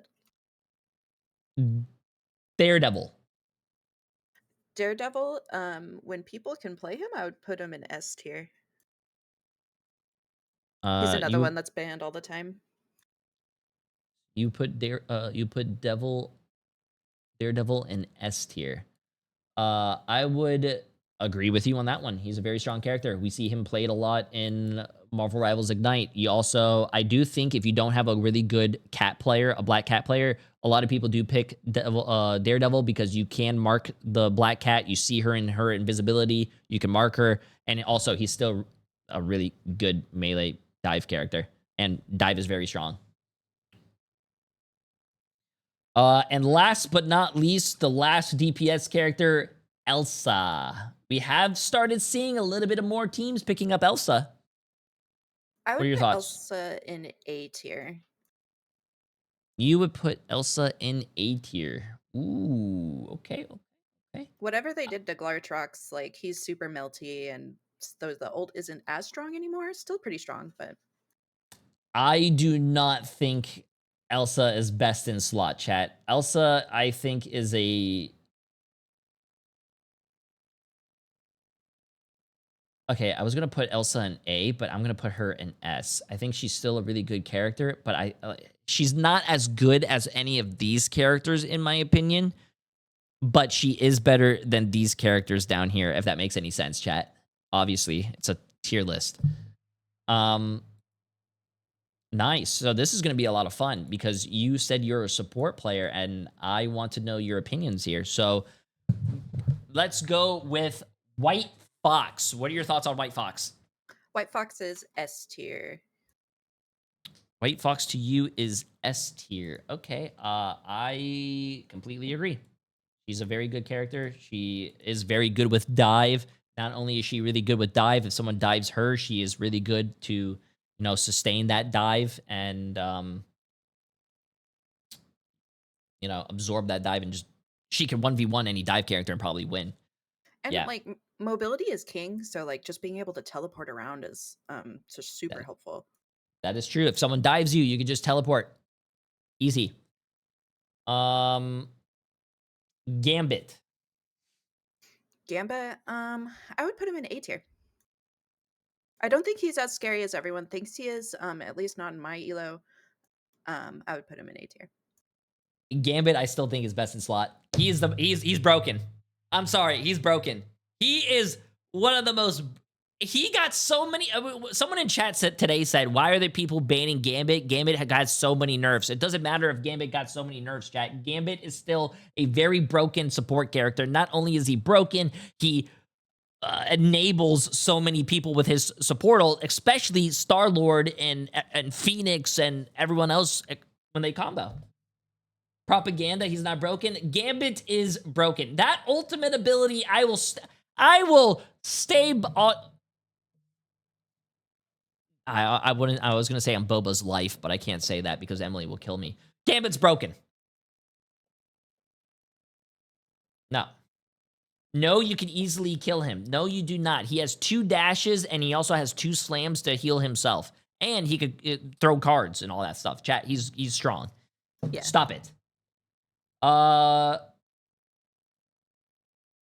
Shit, you know what? I kind of want to move like White Fox to best in slot as well. Would that be crack? No, that would be drugs, right, chat? Mantis. C? Not a lot of people play her, and that's probably because she's very aim intensive. Really? You know what the misconception there is there?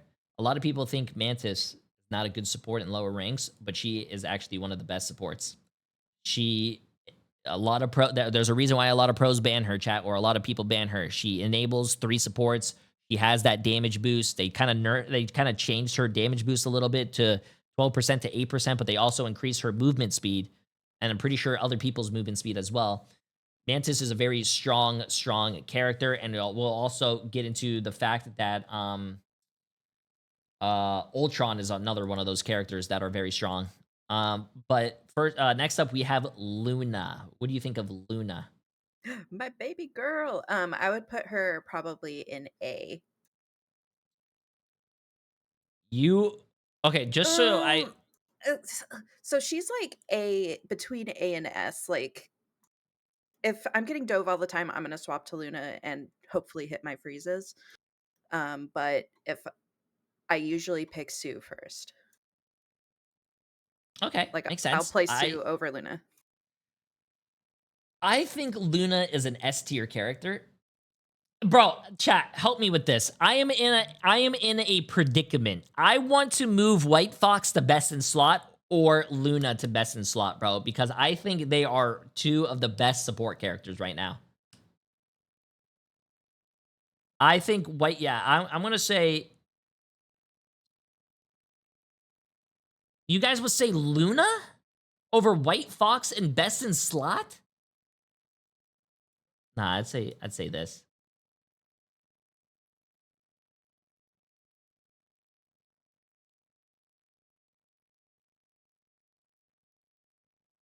Hold on, let me think.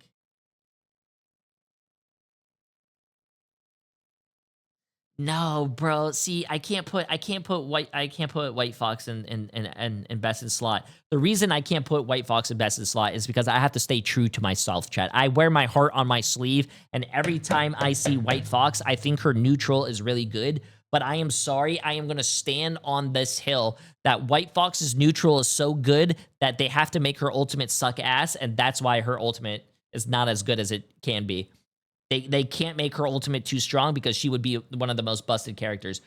I do think her ultimate is ass. When she pops her ultimate, especially in my ranks, she gets deleted. She gets CC'd. She's horrible. But that's where Luna comes in, and I think Luna, you know, she could die in her ult as well, but I think that defensive ult, that 10 seconds or 8 seconds that she's dancing, you know, no one dies. So that's why I think, but I cannot say that Luna is best in slot because then I want to say, because Invis Woman still exists, and I think Invis Woman is on par with Luna. So that's my thinking. And I guess I'll go to you as well. Where would you put Invis Woman? I would put her in best in slot. Best in slot? Yeah. Luna. Luna. You think? Oh, not Luna. Invis Woman. You think Invis Woman is the best character in your ranks? Yes. For support? I think she's pumping out consistent heals. A lot of heal botting is happening in the lower ranks because nobody knows how to use corners, and the shield is just so nice to be able to play around when you're being dove. Yeah, I put Invis in best in slot. Okay, I can't argue with that. I think Invis is really good. Okay, moving on to Loki. What do you think Loki is? I think Loki's a solid A. He's still good, but what makes him good is being able to copy another support that is better than him. That is true. That is true. See, that's where I am also in a little problem here. I think Loki is I think Loki is a very good support character. I wish I had really good memory because I would say, I know chat, you guys probably have better memory than me. Gambit is usually always banned, but if you don't ban Gambit, you're going to have to ban Loki because you cannot give Loki Gambit. That's just some of the most broken. That's broken. I feel like I need to add another support in best in slot. I feel like I need to. But there are so many good supports right now. I don't know how. I just don't know which one it is. Jeff, where would you think Jeff? I think Jeff is D. I wouldn't say he's playing for the vibes, but he's definitely pissing me off, even though he's so cute. Okay. A lot of teams that we do see in MRI play Jeff. I think because there's a lot of 2-2-2 in my elo. If Jeff is my second support, I want to die. Wait, so wait a minute. This is funny that you said that. You said there's a lot of 2-2-2 in your elos, but how come every time there's an elo hell or someone in my chat, they always complain that they're never running 2-2-2? Maybe because I'm plat diamond, so maybe triple support or whatever is lower a lot. I don't know. Okay. I would say Jeff is... Okay, I'm saying Jeff is A. I don't think he's S. I think Jeff is A. The reason I think Jeff is A is I think in my ranks, chat, from my experience, when there's a Jeff ult, you have I'm going to say you have a 1 in 4 chance, a 25% chance of swallowing someone and actually living to kill those people. Usually, you get your ass blown up. No. You get your ass blown up. Your ult is not that strong, in my opinion. It's like White Fox. White Fox, when you pop a Jeff ult, bro, someone is waiting for you around that corner, bro. As soon as you pop a Jeff ult, bro, Phoenix pops ult. You have like a Magneto about to ult you. You have a Hulk jumping to your team, and then everyone's getting bubbled, and you can't swallow anyone, bro. A Namor is waiting for you when you swallow people. A Bucky is waiting to slam you. I just think there are too many ways to counter A lot of people do use it for positioning, but when you Jeff ult and leave that puddle on the ground and you go Jeff ult back to your to live, I still don't think that Jeff ult is good. I think Jeff ult is an ass heal, just like White Fox. I don't think it's good. I do think Jeff is still strong, but I don't think he is on par with any of these other supports, in my opinion. Though he does have good survivability against the dives. Yes. Someone said Jeff is an S tier character because Jeff players are A with 2 capital S's. What are your guys' thoughts?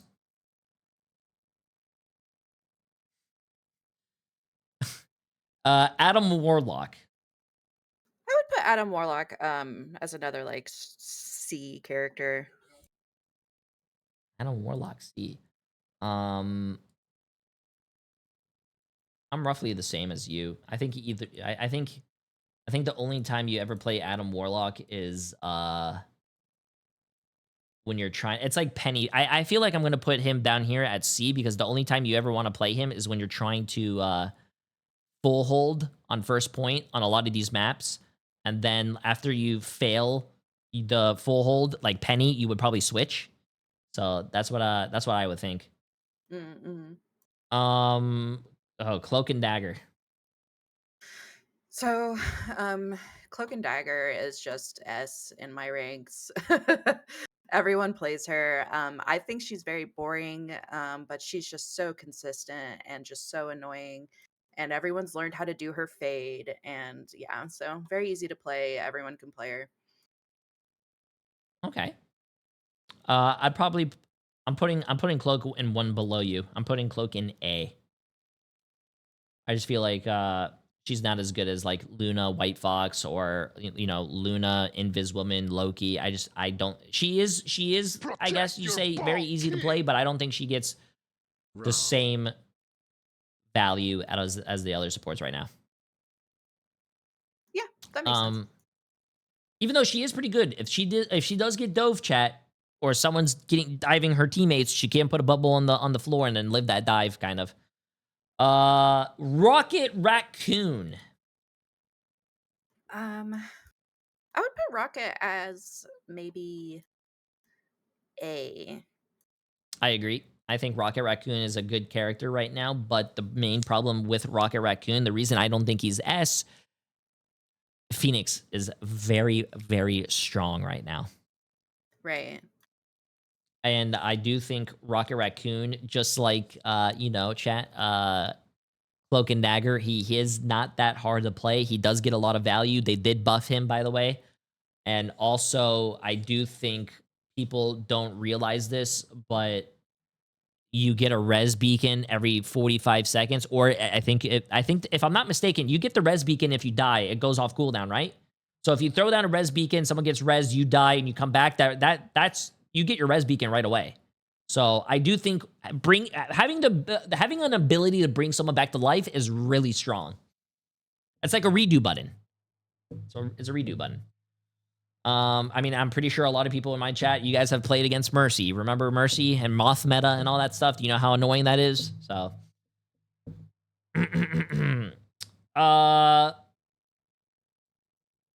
Ultron. I would say Ultron is C down with the others that require triple support. Really? Yeah. I think we see a lot of people playing Ultron right now.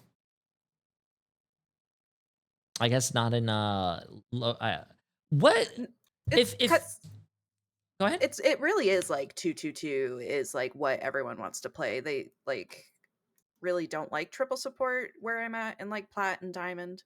They think it's throwing sometimes. I think because like there's not a lot of consistent DPS that you require that second DPS to lean on to pump out as much damage. You in your rank, and chat can also agree with this if you're in that rank. So you said in Plat or Diamond, people think 3 support is throwing?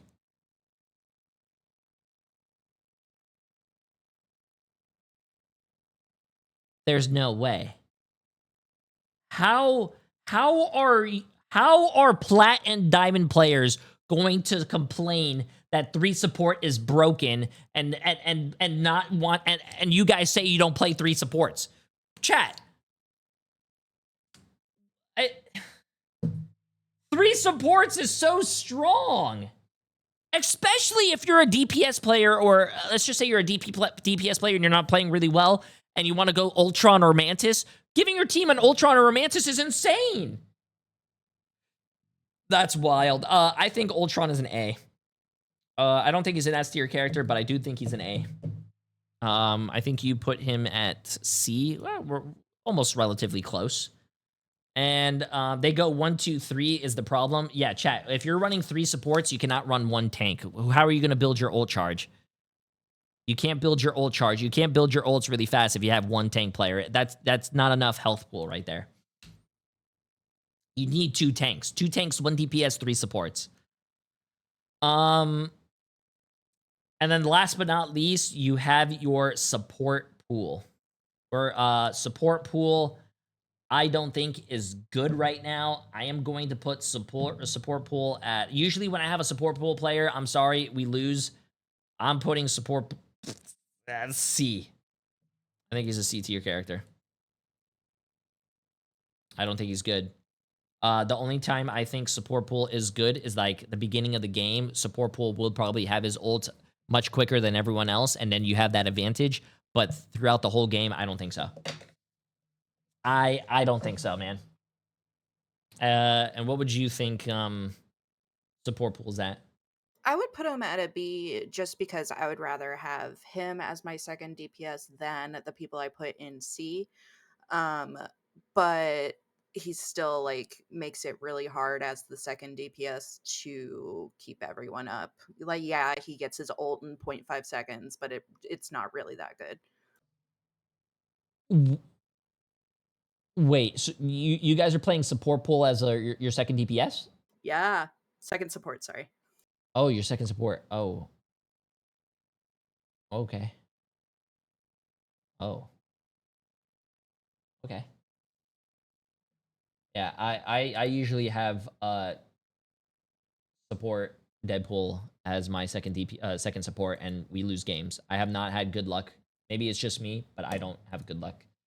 But I think this is a good tier list, chat. What are your guys' thoughts? This is my tier list of my honest... Usually when people do tier lists, you guys always say, oh, you guys are biased. You guys are, you know, only talking about your ranked experience or the top 1%, blah, blah, blah, whatever you guys might be. Hey, but this time we had a great idea to bring in someone from chat who's going to represent you guys, and that is your guys' tier list on the right side. I think bang. What are your thoughts? I think this is a great tier list. Yeah, and again, like this is the point of view from a support, but I hope I was able to represent everyone appropriately, and also thank you for letting me do this. No, thank you for joining. I appreciate that. That's awesome. Thank you. Chat, can we get a massive W for Cargo Sharks for joining us and doing her ranks tier list? Massive W. I like that. Hey, that was a little clever. Appreciate it. See ya. Have a good day. Thank you. You too. Hey, that's a little clever. I like that, bro. I don't know. I randomly thought, because you guys usually when I do tier lists, usually you guys piss me off and you're like, but Jay3, this isn't what happens in lower ranks. This is what happened in the lower. Well, we got someone from, you know, lower ranks. We put and they made a tier list for you guys as well. So you have my tier list and you have another tier list. There you guys go. Give Cargo your channel and retire, Jay. What the flark, bro?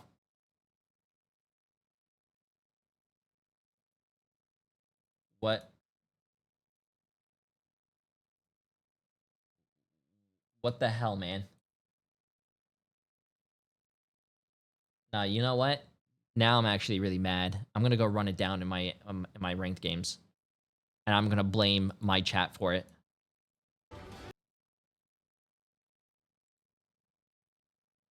Okay, this is not live right now. We go live at what, 5 o'clock, right, chat? So we have about 45 minutes. Oh man, do we even have time for a ranked game? Maybe I should just like play.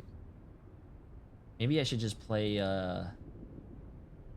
quick play.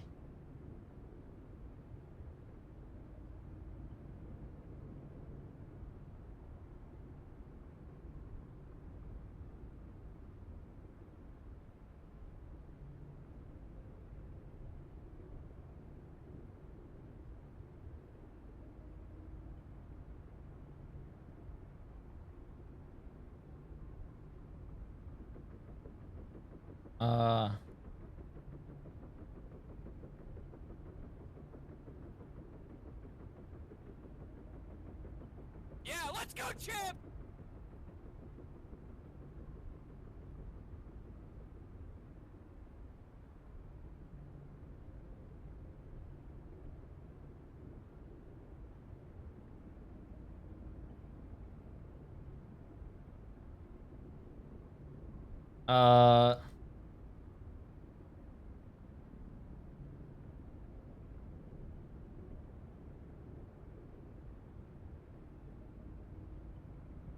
Okay, cool. Hug! Appreciate a massive gifted sub, my friend. Sorry, did I miss everyone? Missed a lot of people, didn't I? Sorry. Chili! Appreciate the massive new tier 1 sub. Champ Leary, appreciate massive 3 months. Mile Arena for 2 months, appreciate it as well. In Suspension for 3 months, appreciate it. X Zabu, appreciate massive prime sub. Bone Collector for 2 months. Jeremy for 2 months. Most likely Luigi for 5 months. Appreciate it. And Drizzy, appreciate the massive prime sub, my friend. Welcome. Okay, let's get this.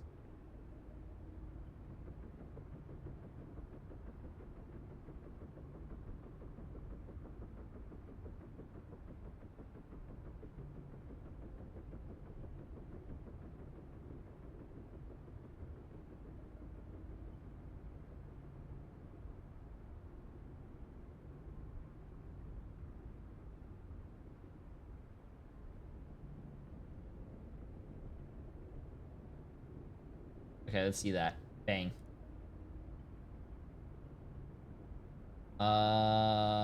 Okay, we start in about 26 minutes, chat. Yeah, we're gonna do quick play, bro. Sorry. I was just looking to see when we start. Came from YouTube, had a sub. Hey, appreciate it. If you guys were wondering, by the way, NA starts in about 30 minutes. They already have a countdown.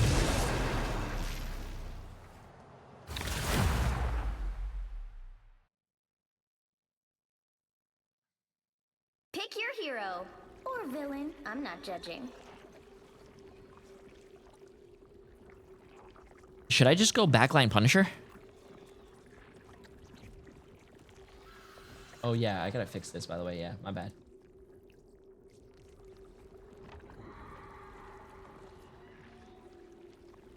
What is it? Control Z? There you go. And I go over here.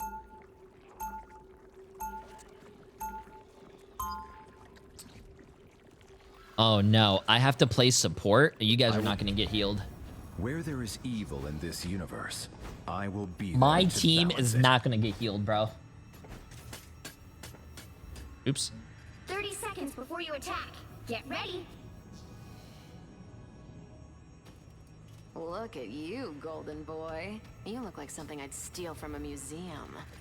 Taking that which does not where's belong to Alex? you hardly seems like a fulfilling existence. You might think that, until you roll around in a pile of expensive stolen jewelry. The only jewel The battle I need is starts the in Soul 5, Stone. 4, And I shudder to 3, think what might happen if it 2, ended up in your 1. hands. All you need to do is capture the mission area. Got it? Living is so overrated. Okay, sick. Your souls unite. Oops. GG, no heals, chat. Big Toe Brush 99. Okay. A shield. How nice.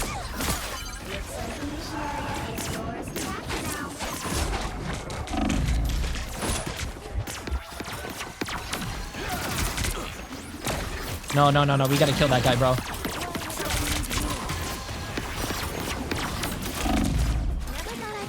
Yo, these guys are try-harding, bro. Yo, yo, yo. No, I'm not giving up, bro. Let's go. Come on.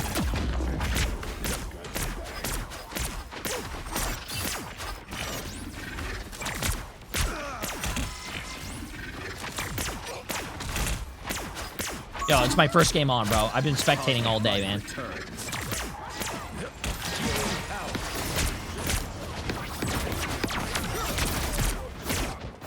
Yo, this is why Penny is in C tier right now. We cannot. What are we doing here?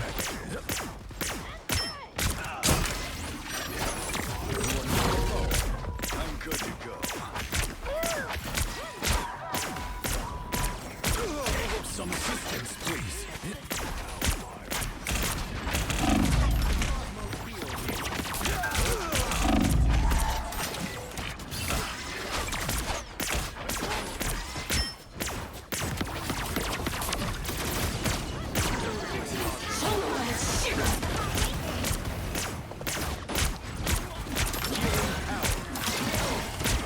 Okay, I can't believe that guy actually just stayed in there to get beat up. Born again! I will bring my team alive. Why is my team? What is going on here? My team is standing still while a Hella is shooting them. Stop. I have risen. You know what? Watch this. I'm just gonna do this. Magic is not to be owned, but to be felt, experienced, lived. I am Thor, son of Odin. No watcher, but a warrior. Shortcut through space.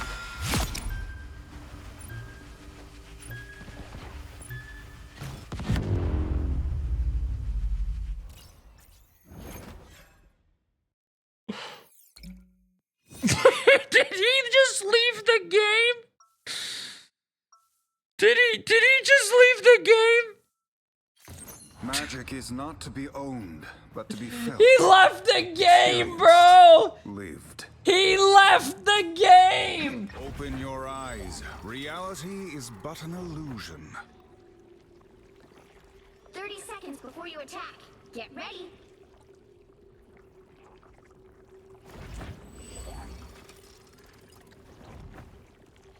I am no sorcerer.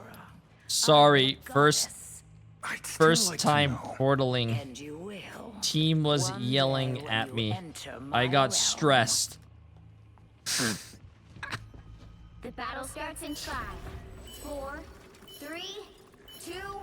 All you need to do is capture the mission area. Got it? Understandable. Didn't run from the altar. Sure as hell not gonna run from a fight. Ay, ay, ay, ay, ay. I didn't lie.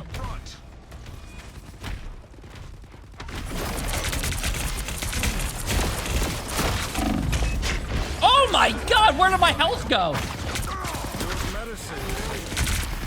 Oh my god. The mission area is yours to capture now.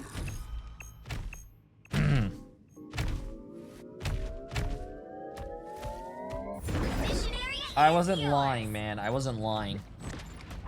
What? Chat, honestly, look at me. Do I look like the face of a liar?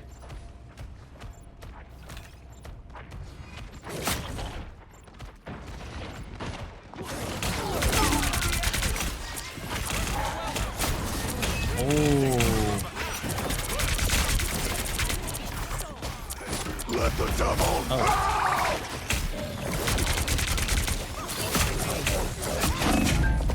Oh my god! Yo, yo, yo, yo, yo, yo, yo, yo, yo, yo, yo. What is going on right now, bro? I'm 1-4. What's going on, man?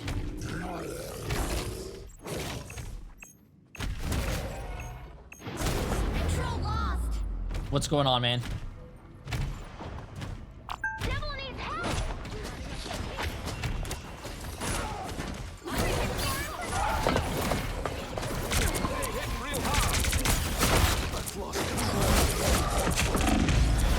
Dude! getting shredded. Holy shit. I want to learn Rogue, but you said she's bad, so I don't want to anymore. Rogue's not bad. I think Rogue is bad by herself, but if you have a Gambit on your team, Rogue is really good.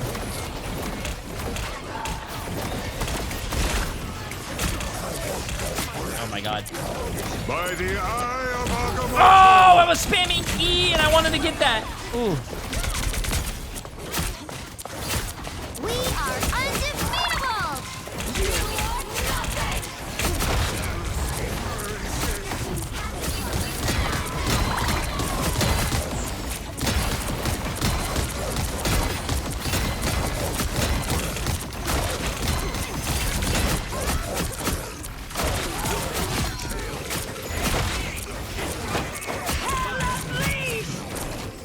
Bro. Where's the hell at?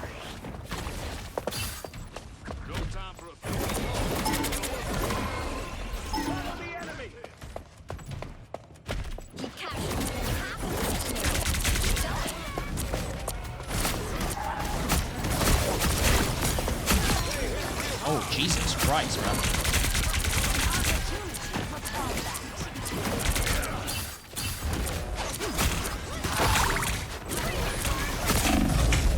Oh my goodness gracious. Let the devil out!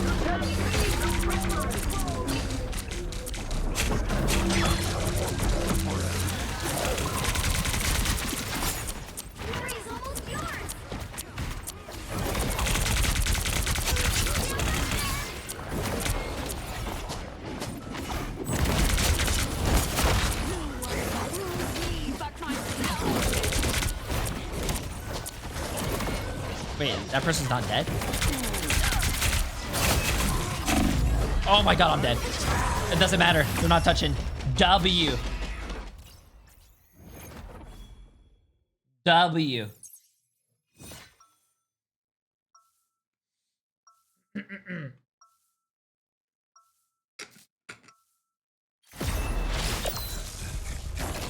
Armor packs here. Pay up.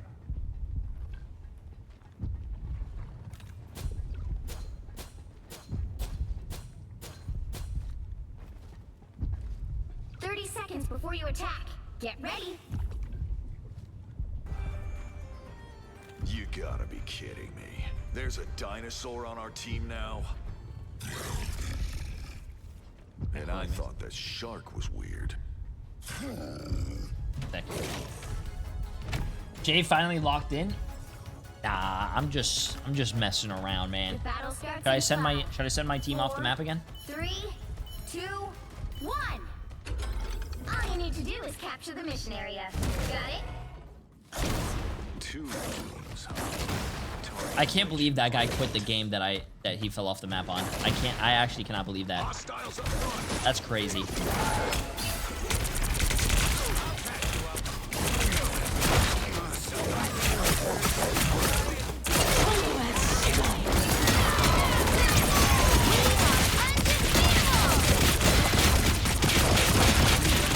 Dude.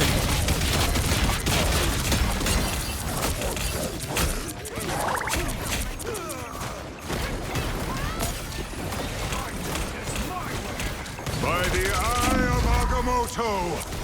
Oh, this guy's bouncing on it. Oh, come back here, bro.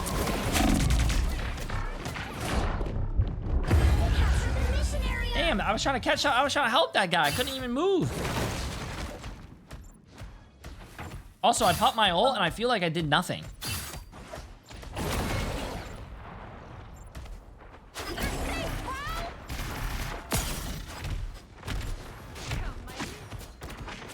Enemies perfect.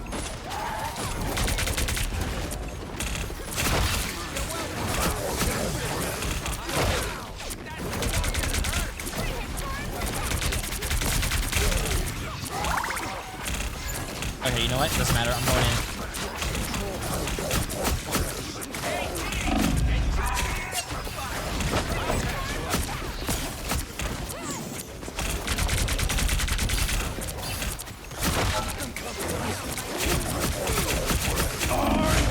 Bro, why does it feel like I am tickling people? Devil Dinosaur needs a buff. I don't care what anyone says. They need to double his HP, double his damage, make his ult last 4 times longer, and also give him 5 times on shield.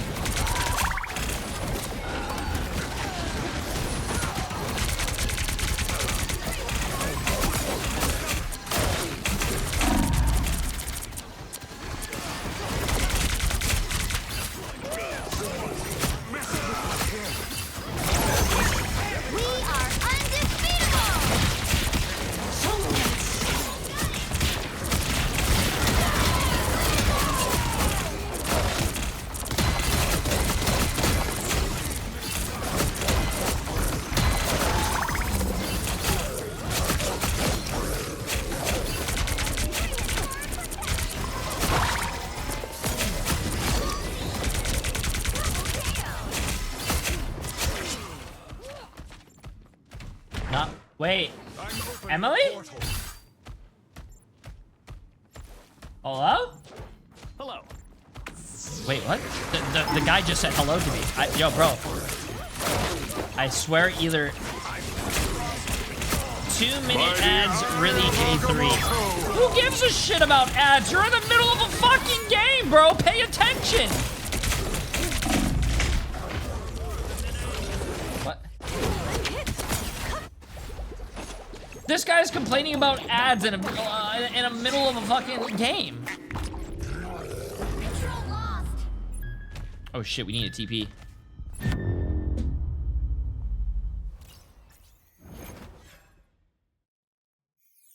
We lost. I can't believe we lost, chat. It's not my fault.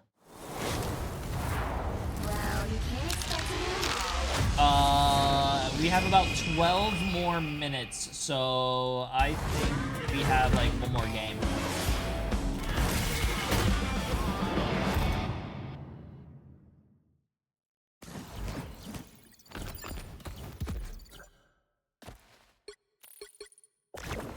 Okay, let's get it.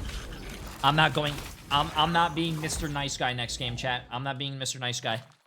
I gotta...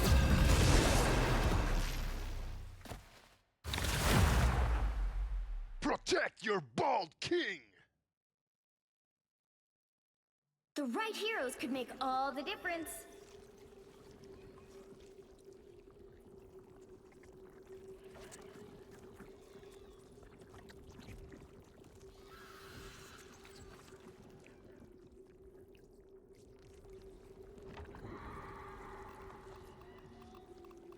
Squirrel Girl. Squirrel Girl. Dragon! Appreciate the massive 34 months. Hold up, chat. Give me 1 second. How about that?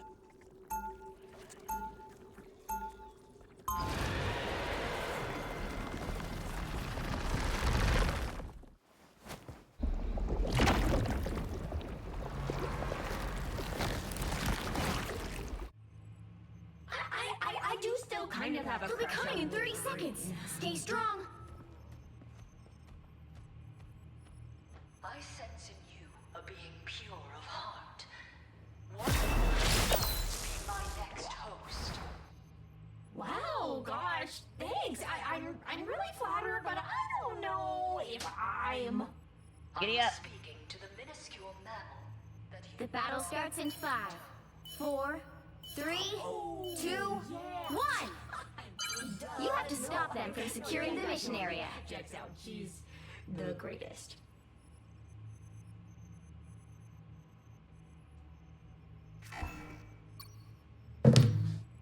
Okay, I heard a loud noise in my house, and I walked around, and I don't see anyone, and now I'm really scared.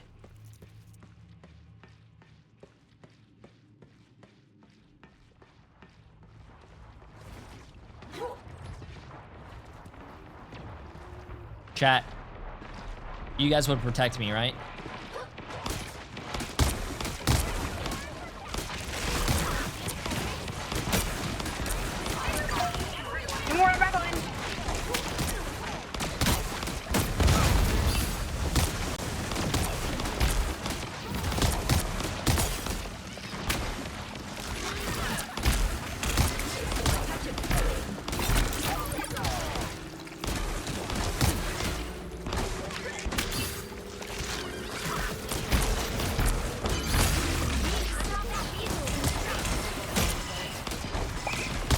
No, no, no. I'm gonna pop off here. I'm gonna pop off here.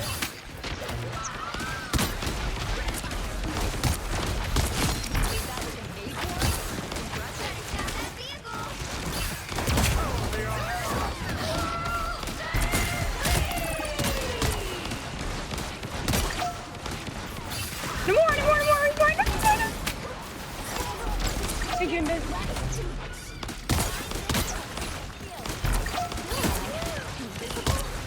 Hard to find good help, isn't it anymore? Oh, beyond sight.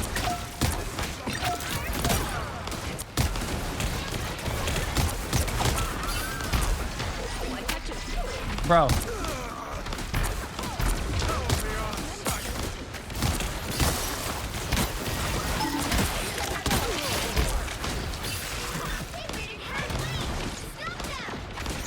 I think this guy has ult. I wanna stay away from that. Yo, what's wrong with me on Squirrel Girl, chat? You guys are hating, bro. You guys are just not one with the nuts.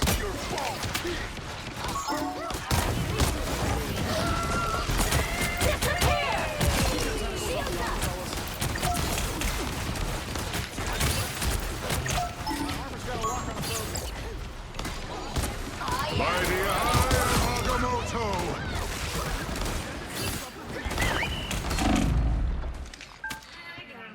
Pulse charge, fire! Did he just... What? You stopped them in their tracks.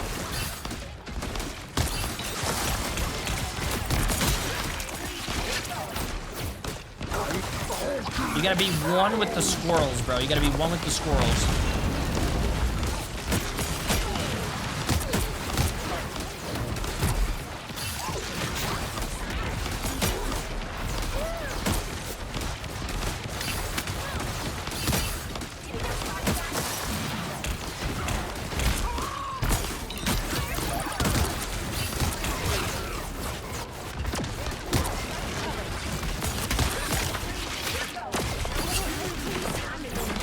No way I missed that nut, bro. You did that with an acorn? Impressive.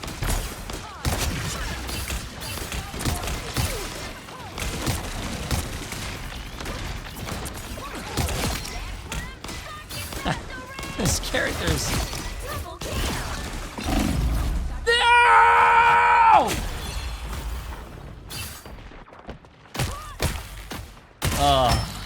You mess with the Phoenix? I'm not done with this fight yet.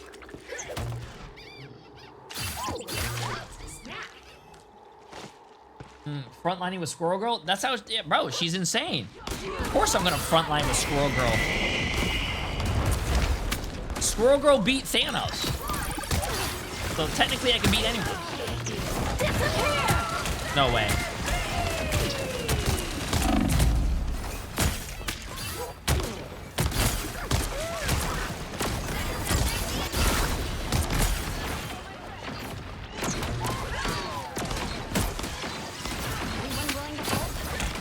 Oh, ready? Watch this, watch this. The team up ability. You ready? Watch this. That's not where I wanted to go!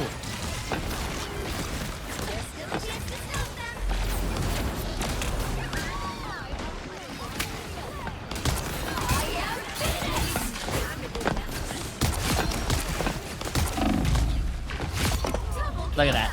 No one expects the Squirrel Girl, bro. No one expects it. And I was holding back. We're back, right, Tippy-Toe? You stopped them in their tracks.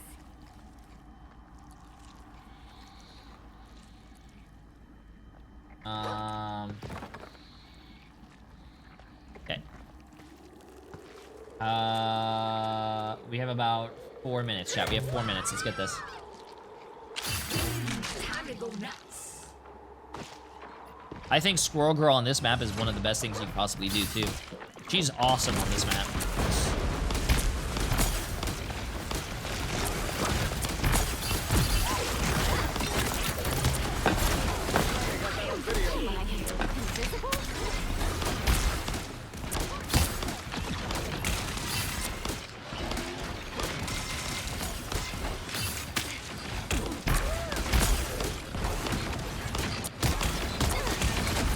Okay, ready? Watch this. Let's get this.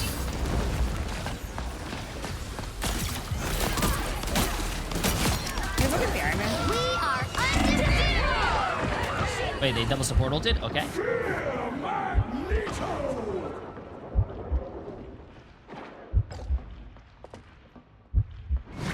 I got both healers right here.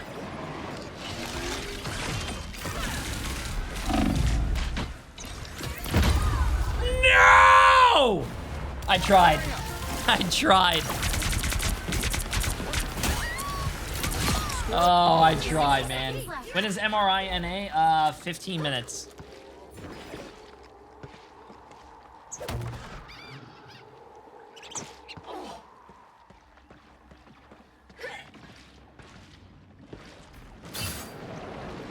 Iron Man flanking frontal.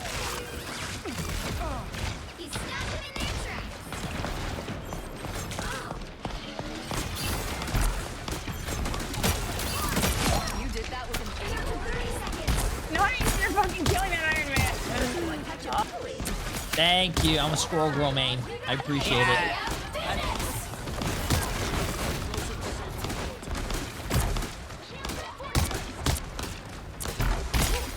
Enemies on approach. The final 10 seconds! You are nothing! Got you covered. Another epic victory!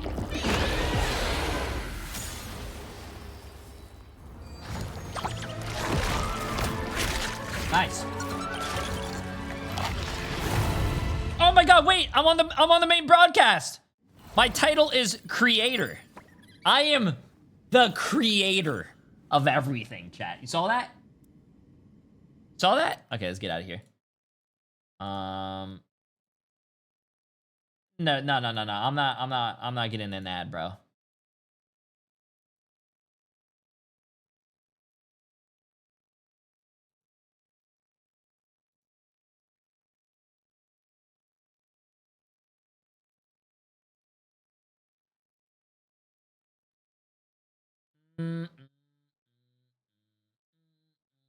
Okay, let's get this. V, who did really well for themselves, were the first team to beat Virtus Pro in a number of months in an entire series, and actually since we saw way back when during Stage 1, and now we got to see it happen again here in the preseason. Then Rad beat them as well. So Did I think they're gonna have 100 a bit of a Thieves comeback. I fire think it's their gonna be Navi, coach? then No, VP, then they probably did Heretics, not. And then Rad and Shikigami somewhere in there. Pulsar has some potential based on the players that they picked up. I'll let you take a look at their roster and see what your thoughts are there as well.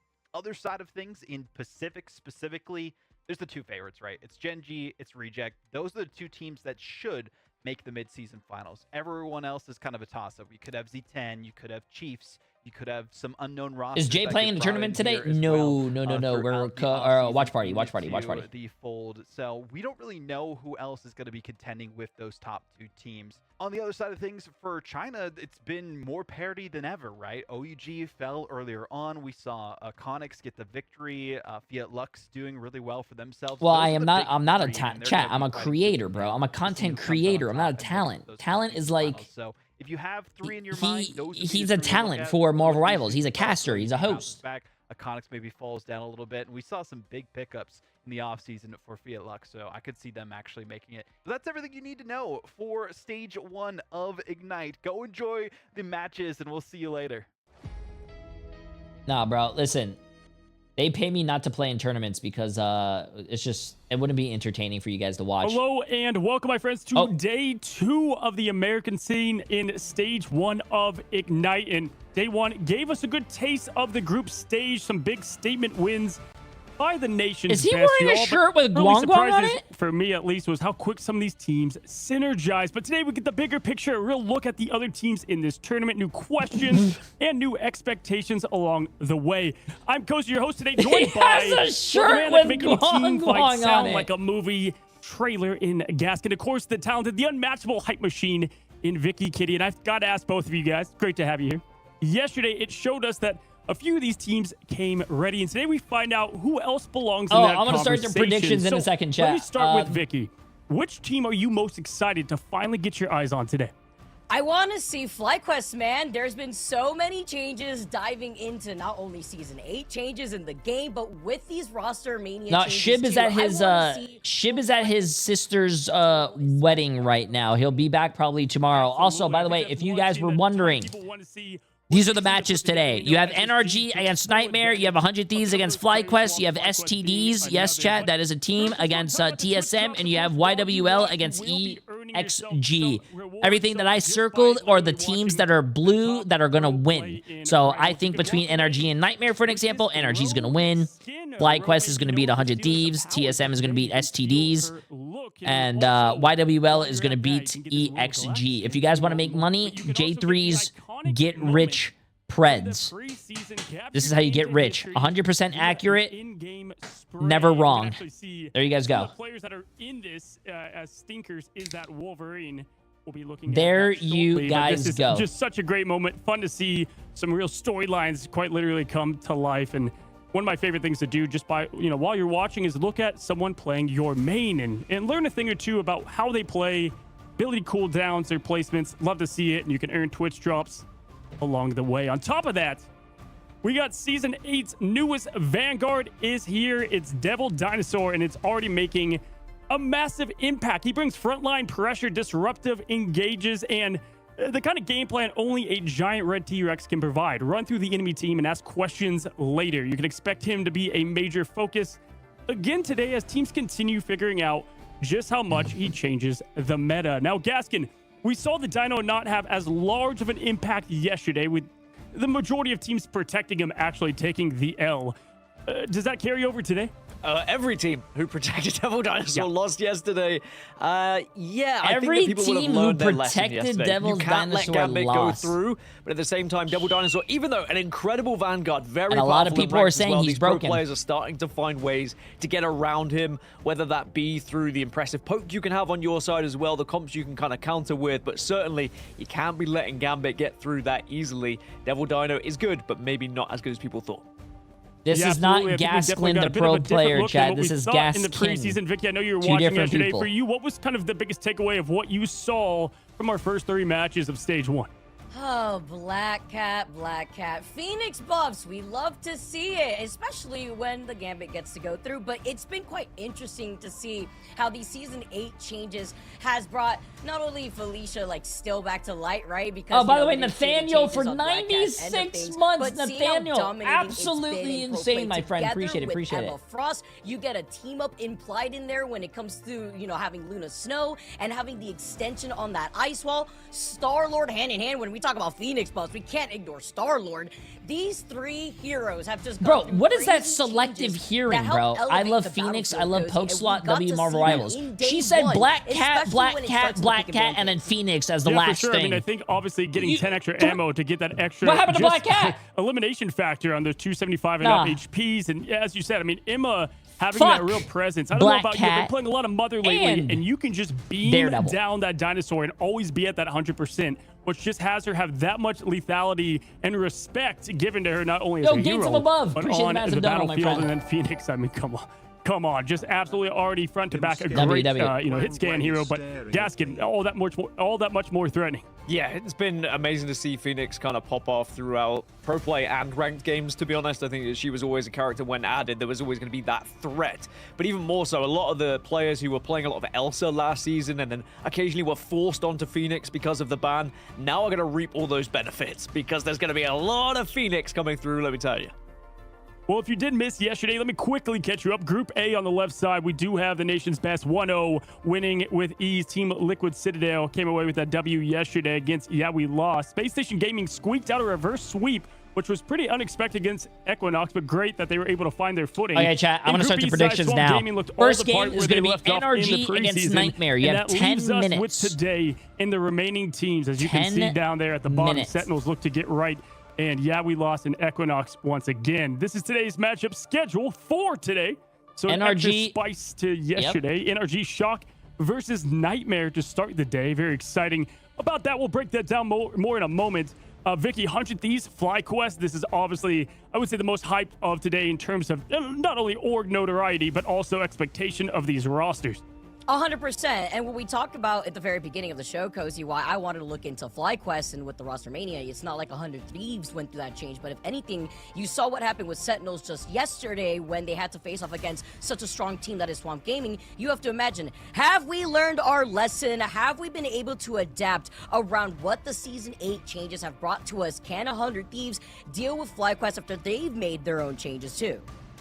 Absolutely, and you can see how we round out the rest of the day with Stick Drift, which is formerly Lunex versus TSM, and yeah, we lost in Equinox. We saw them yesterday. Both take the L. Can one of them obviously right the ship? We'll find out which one does just that. And with that, let's go to turn our attention to Energy Shock versus Nightmare, and this is going to be a very interesting matchup because if you don't know, Energy Shock, pretty favored team by a lot of people, especially the preseason. I think they came away second in their group. There's a typo. It's NTMR, not it felt completely flat in the MTR. playoffs. Whatever. 2 in a row, you know who you're voting for. Definitely look to not really right the that ship, and they do much so of a problem by man. replacing you their know backline. They went over typo Gaskin or to, not what team it is. the Pacific Fine. Asia region and found I think it'll be themselves okay. the third place team's backline.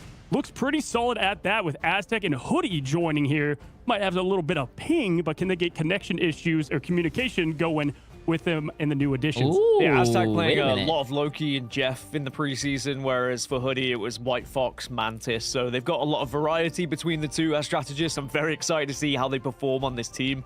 I love that teams are kind of like either finding an entire backline or an entire front line. Do you get anything from watching on Twitch? Really a solid Yes. addition to Twitch, the team there rather are than trying Twitch to force drops. someone's There's 2 different drops going chemistry on right now. off the bat. We already know they can play well together. They got top 3 in preseason, so I'm very excited to see what they can do on this team. And you add that to already the impressive roster of NRG. As you said, they did fall a little bit when we got to the playoffs in preseason, but they showed in group stages that they can go toe-to-toe with some of the best teams.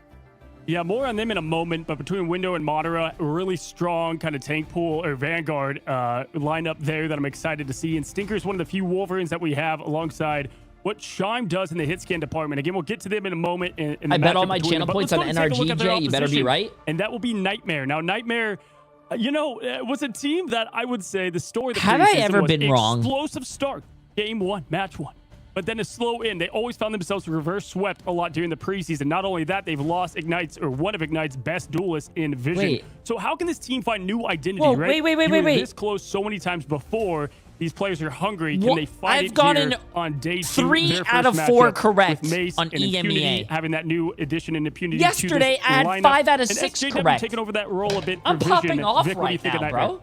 I think it's a team that has been able to include a lot of players that they could sub in, right? And I think that's been a very big highlight that we focused on in the preseason and the importance on being able to slot in a player if what you're rolling out with isn't going to work. And Cozy, Gaskin, we know in a best of 3, Bro. there's little room for error. We I was always 5, start I was our first 5 for map on 6 Dom, yesterday, so and now you I'm have 3 to be for able to 4 figure that out today. very quickly. So I am 8 Having for Impunity 9. coming to this I'm roster, 8 for 9 SJW, right now, can chat. SJW Eat fill in the shoes that you mentioned of my butt. Vision, who was going crazy on the Elsa, which, because Elsa has That's a taken passing huge step grade. back just looking at our Wait, no. performance of matches between EMEA and No. Americas yesterday, that probably Wait. is a hand-in-hand influence 5 for to 6, what we and may I'm see 3 from for 4. Nightmare. I mean, we also can't forget, I've always asked this question even in the preseason. No, I'm 8 where for is 10. Smash? I'm 8 for Where 10. has That's Smash 80%. been? We haven't really seen too much of Smash, but then 7 you for add 9? in Fidel too No, to that I'm 8 backline for 10. together with Pain, and we could kind of see how these teams are going to shape out.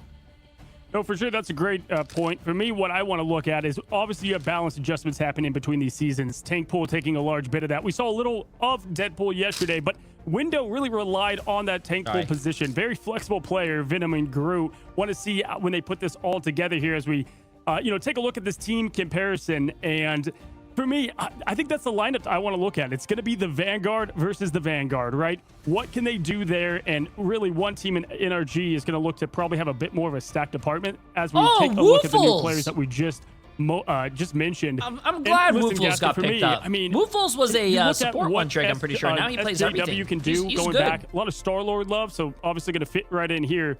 I want to see if we can get back to the good old stinkers on Daredevil, taking over the lobby. That's how NRG can really shine, is getting their prime duelists back on top. Yeah, I wonder how long it will take the likes of SJW and I hope you Pain get to this kind of one get right, back Jay. I into put all the my swing points of in things. We NRG. haven't really seen I've them never at been this wrong level before. since 2025 Stage 2 of Ignite, where they were like top 12. So it is probably going to be a little bit of an adjustment, but I'm sure scrims would have helped with that.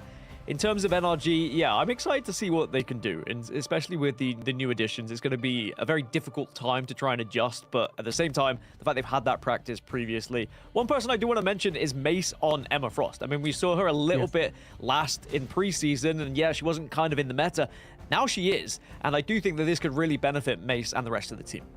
No, it's a good point. I think Mace likes to play a lot of Magneto too, and Magneto's in such a weird position. I always like to say, you know, he could be like the babysitter of the team a little bit. He's never going to be the reason you maybe win all the time, but he's also going to help your team not lose easily. And it's in a weird kind of meta right now with the dinosaur coming into picture and Emma as well. So I do think we see more of that traditional, obviously very good against Star-Lord and some of those projectile defensive ways, having that ult to its advantage. But what have they learned from there? You've got to expand your Vanguard pool. That's what we've learned, you know, a ton, obviously, here. And obviously, we've got new maps, a new map into rotation into today, too. Do we get our first look at Lower Manhattan eventually? Maybe. But we're going to start with Celestial Husk, of course. Vicky, I feel like this is your home base. It's always just a map you seem to cast. You know, I love it when Halloween season comes early. You know me, Cozy. I'm all about the fall vibes, but Celestial Husk cannot ever escape me. And I'm excited to see how this plays out, too, because you guys mentioned the matchups between what we've seen between Emma, Mace being on the Magneto. You know, as an Emma fan, we have seen Madara pop off on that hero, too. So with Emma also taking a frontline step up into the spotlight with the changes going into Season 8, Devil Dinosaur, of course, too, going into the mix. I like to see how this first game is going to play out. I mean, a big way we're going to see that is those backlines. We just talked about it. You know, you've got Hoodie and Aztec there being teammates, which I think goes a long way, obviously, right? Against what would be two others in Fidel and Payne. Fidel coming from SSG, and we know SSG getting that win yesterday. Seeing your old team get the win is always nice, but now time to prove yourself on this new team, and Nightmare can really get the monkey off their back, per se, getting themselves at least a win. Now, domination is actually their strong suit if you look back to history past Gaskin, so I do expect them to have kind of a fiery start. But Energy Shock is a team that's great under pressure. What's the and bet that's looking exactly like? Kind of what we'll see there from Chime. Is he going to go the White Fox department with the triple strap? 310 people on NRG. Not even 100 on Night team get the Gambit through is going to be the question. I mean, you'd imagine maybe one of them. Are we going to get literally replication of yesterday where one team gets Devil Dino, the other gets Gambit? Yo, and it's history Mike has shown tier us that 3 whoever for does 3 get the Gambit months. is Absolutely going to insane, win my out. friend. I That being appreciate said, it. Hope you're data having a may be great a little day. bit skewed because of the teams that were able to get Gambit yesterday. You don't give Valentina Gambit. When is everyone going to learn? But yeah, it might be a different situation today, but I just think that Devil Dino at the moment just scares a lot of people about the possibilities of just how he can control the game. But we'll have to see whether it happens here in these matches.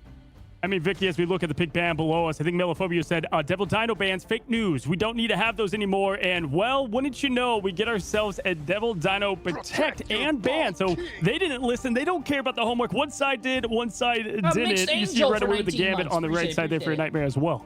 I think it's so interesting to see how Devil Dino has also played out in the pick and ban phase when we start on Dom, right? Then you see the follow-up with the ban onto the Mantis, because when you see the Devil Dinosaur too, and if you know, you can't replicate that since it was banned on your side, you have to see what you could get in terms of pings and the resets of what Mantis could do against a headshot, big hitbox that is Devil Dinosaur hurtling in your face. For sure, Gaskin, I do like the approach here, getting rid of Mantis, and then the White Fox for Chime, a comfort pick for the flex if they want to go that direction. Looks like Nightmare did their homework. Yeah, definitely been studying up who's been playing what in terms of preseason and just in general throughout scrims as well. The Black Cat Protect makes a lot of sense. We've already seen what Black Cat can do so far in this stage 1, and I tell you what, you have to. I think if you've got Devil Dinosaur team, you need to have the Black Cat alongside that. You need a big threat to be able to punish when everyone else is kind of focusing the Dino.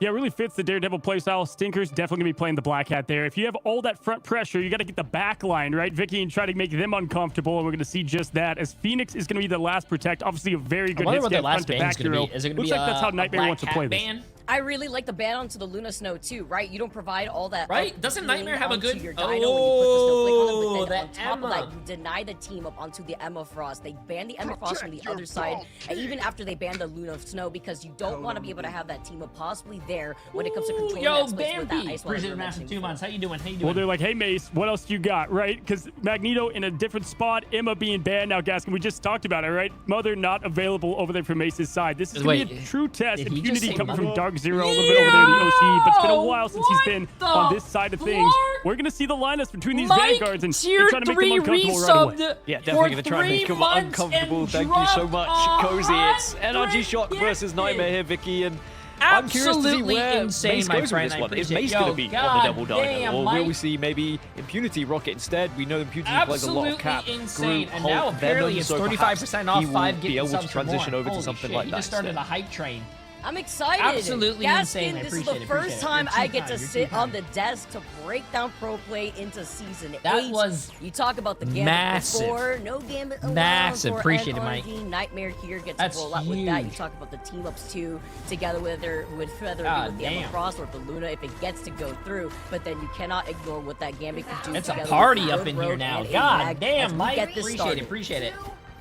And Peter, appreciate a massive 3 months. Yeah, it's going to be again We're starting, the chat. Devil We're starting. Dino versus the Gambit situation that we've already mentioned a few times here, Vicky. And First I am curious to see NA whether game of anyone the can break day. that mold, because at the moment, And just hasn't been able to Appreciate happen. the massive 5 Gambit subs. just wins out. Absolutely insane. And immediately coming in with the portal play to take the fight to them and to block out any entrance from the window. A very aggressive play that we're already seeing roll out from Window himself before diving into the bottom side. NRG absolutely now being able to insane, look at Mike. Nightmare as a And person Revenant. kind of way. Light going to be able to be on that Daredevil already, but it's going to be the standoff in the neutral here with Chime trying to take an off angle with the Phoenix. And we talk about the Rogue, and it's going to be Mace together with Pain and that team up onto the Rogue to be able to deal that extra damage. And plus, you have a BRB from Fidel to bring Mace right back. I completely forgot about Mace possibly being on Rogue. A really good addition here for Nightmare, who are definitely going to be a big threat as they try and get into the faces of NRG. But on the other side of the window, it's going to be Hulk, and we know how Hulk plays. Hulk smash. Hulk's We know how man Hulk. of many words here, but sometimes you don't really need to say anything when you're duking it out, especially when you're coming to harass that backline. Madara being on the Devil Dino themselves here. We're hyping up the ammo right before. You don't need it here when it comes to controlling. And charge the or red from that guy window. with the massive 5 unit subs as With well. the bubbles, Absolutely he's trying to insane. isolate Appreciate it, Light guys. here. He's trying to take control of the angle at the same time. SJW does have the reset available. Light literally one shot running for their Oh! life from Window. He looks behind him, and Impunity and Mace have had their way onto both Chime and Madara. That's 2 up for NRG. Yeah, Window's a really good tank player. It's an insane neutral that has happened. I by am the way, just surprised all over the place. It feels like there's that, 3 fights happening at the same NRG time. is- Light doing oh. a fantastic distraction job at the moment, allowing everyone else to create a little bit of space, but still going to be scoring as well. NRG just haven't really been able to break through. Now going into this here, Hoodie does have the invisible boundary. SJW. Yo, I'm actually, yo, it's the beginning of the game, chat, but Nightmares, water with Fidel having to see ya. it's a different, a little different, but Nightmares showing in preseason was not that good, so I'm surprised they're doing really well right now. Boundary so close into the other side of the choke, not enough for them to put one toe in line to contest on this point. Window is looking for the reset, and it's going to be up to NRG to really rely on this Eternal Bond from Aztec to survive this Ranger Royal Flush from Pain. Chime does get that opener though, so it is going to give them a 6v5 advantage temporarily, but now the push is going to come through. But Pain covering well and making sure that SJW stays alive. Otherwise, if SJW had gone down, they really would have struggled as Madara gets an opener onto Mace. And starting off with the Ranger Royal Flush, there goes the counter. It's going to be Aztec to keep everybody alive, and Chime goes in and stops Light before letting the Devil out. And the community could rally the troops together, but they're going to wait with the Eternal Bond still benefiting Nightmare for now, trying to stop for as long as possible before NRG finally flip the point, but it is at 98% in favor for Nightmare, and they still have 2 ultimates coming on. I mean, really 3 with Mace. Chat, I did not make you guys poor, bro. The game's not over, bro. Game's not over till it's over. With this kind of composition, are they able to just bully Nightmare back, constantly apply that pressure with Hulk plus Dino, and not really allow Nightmare to even get close to the surprised point? they So are a doing lot of Hulk responsibility and comes down to Light. Maybe to try and Dino. get behind on that back line, see if you can do some damage. Here is Daredevil. Let the devil Behind ground. The Devil out here. Together is going to be Impunity to rally the troops to keep them up and alive. Good way for Light to try to peel and help out and find 2K real quick onto NRG. Window and Madara, though, quick stall as Madara activates the Devil Dinosaur ultimate. Everybody is taking a trip into Jurassic Park, but Light sends Hoodie back into the spawn room gates. Window and Madara trying to stall for as long as Appreciate the possible. massive Before frames up. Wait, Mace chat. comes right back around. That's with Light losing out before. Wasn't and Impunity allowing on energy to try to NRG? trickle in. Paul comes in as well just to re-engage and make sure there's not going to be an easy take back from Nightmare, and NRG still scoring at the moment. So it was a valiant effort, a lot of it from Light, to be honest, on that Daredevil. But as you mentioned, with that Dino coming out with the ult, it really forced them back. And now it's going to be Phoenix just trying to make a difference with the Ensong Inferno, not quite What converting. team was though. Impunity on? Just trying to be able to get rid of the Sia, but was it really worth it when Impunity is right in your face together with Pain? They deal just enough of that pressure for a Nightmare to try to flip this point. There's that last member of Seekers to go out, and like you mentioned already, Gaskin, they burned out that portal he was with overtime, Amazing taking on Dark away Zero, but in no, he favor was on another for team, Nightmare. I And thought. RG really only have Hoodie's Invisible Boundary for this next round, and they're gonna have to hold on to it because Nightmare have made a statement with this first round, taking it first. And again, it is going to be the situation where the Devil Dinosaur team struggling a little bit at times, but then being able to just come out Jay, I love and your demonstrate content. Good what you stuff. can Hey, do appreciate it, my to make a friend. difference with it. I think there's going to be a lot of like tweaks that need to be made as we go through the season with Devil Dinosaur and trying to adjust around the playstyle, because I do think it's drastically Damn, different. from SJW anything is that we've seen 8-0 right before. now. 15, but it almost wasn't a bad effort 16,000 by all damage, means. almost a Though you look on the 60% side accuracy. of Nightmare and they just looked more good out there, comfortable. man. They were finding angles for Light. They were making sure Light was either protected or Light was able to distract so much. He had them on a manhunt at one point, and it allowed them to get onto that point, get behind enemy lines, and take full advantage.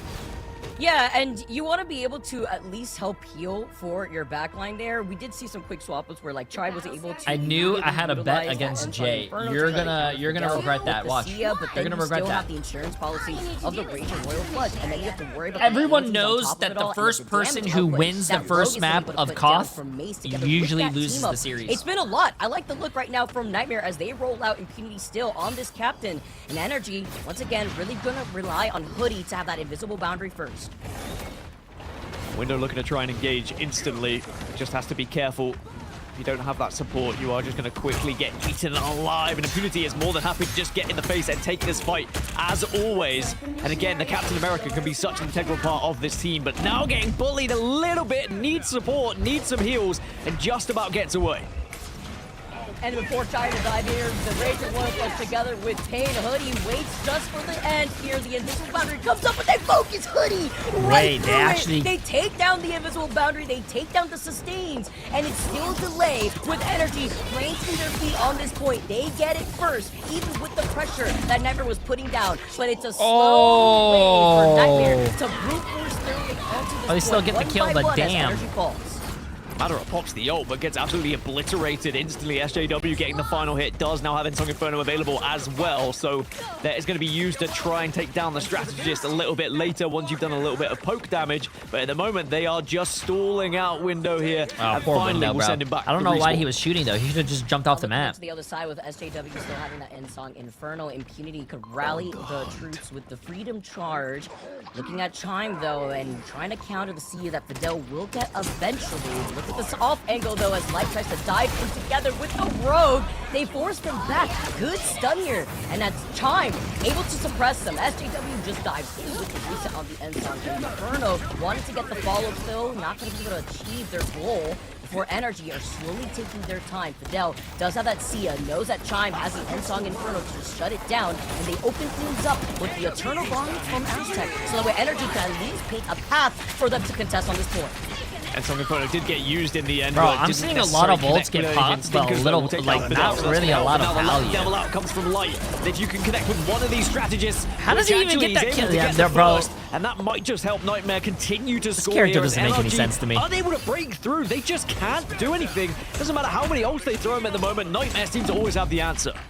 It's like a mosquito here. They're just trying to swat Impunity away, even with the markings that we see from the Phoenix. And now you get the reset from Window, just trying to harass the backline here. At least finds Mace isolated, but guess what? You still have a BRB. Mace comes back, Impunity won't, but it's fine because the Cap will be able to get back into the action just as quickly. You got 74% extra credit if you are Nightmare right now, and NRG really only have the Devil out that they could release from Sinkers. Yeah, and Pain's got Rage and Royal Flush available. This isn't looking great for NRG at the moment on this next Bro. push, but at least they are back to scoring up to 30%, so it is turning heads over towards Nightmare and see what you can do. And here comes Let the Devil Out, then Stinkers. Can you make the difference? Can you be the one?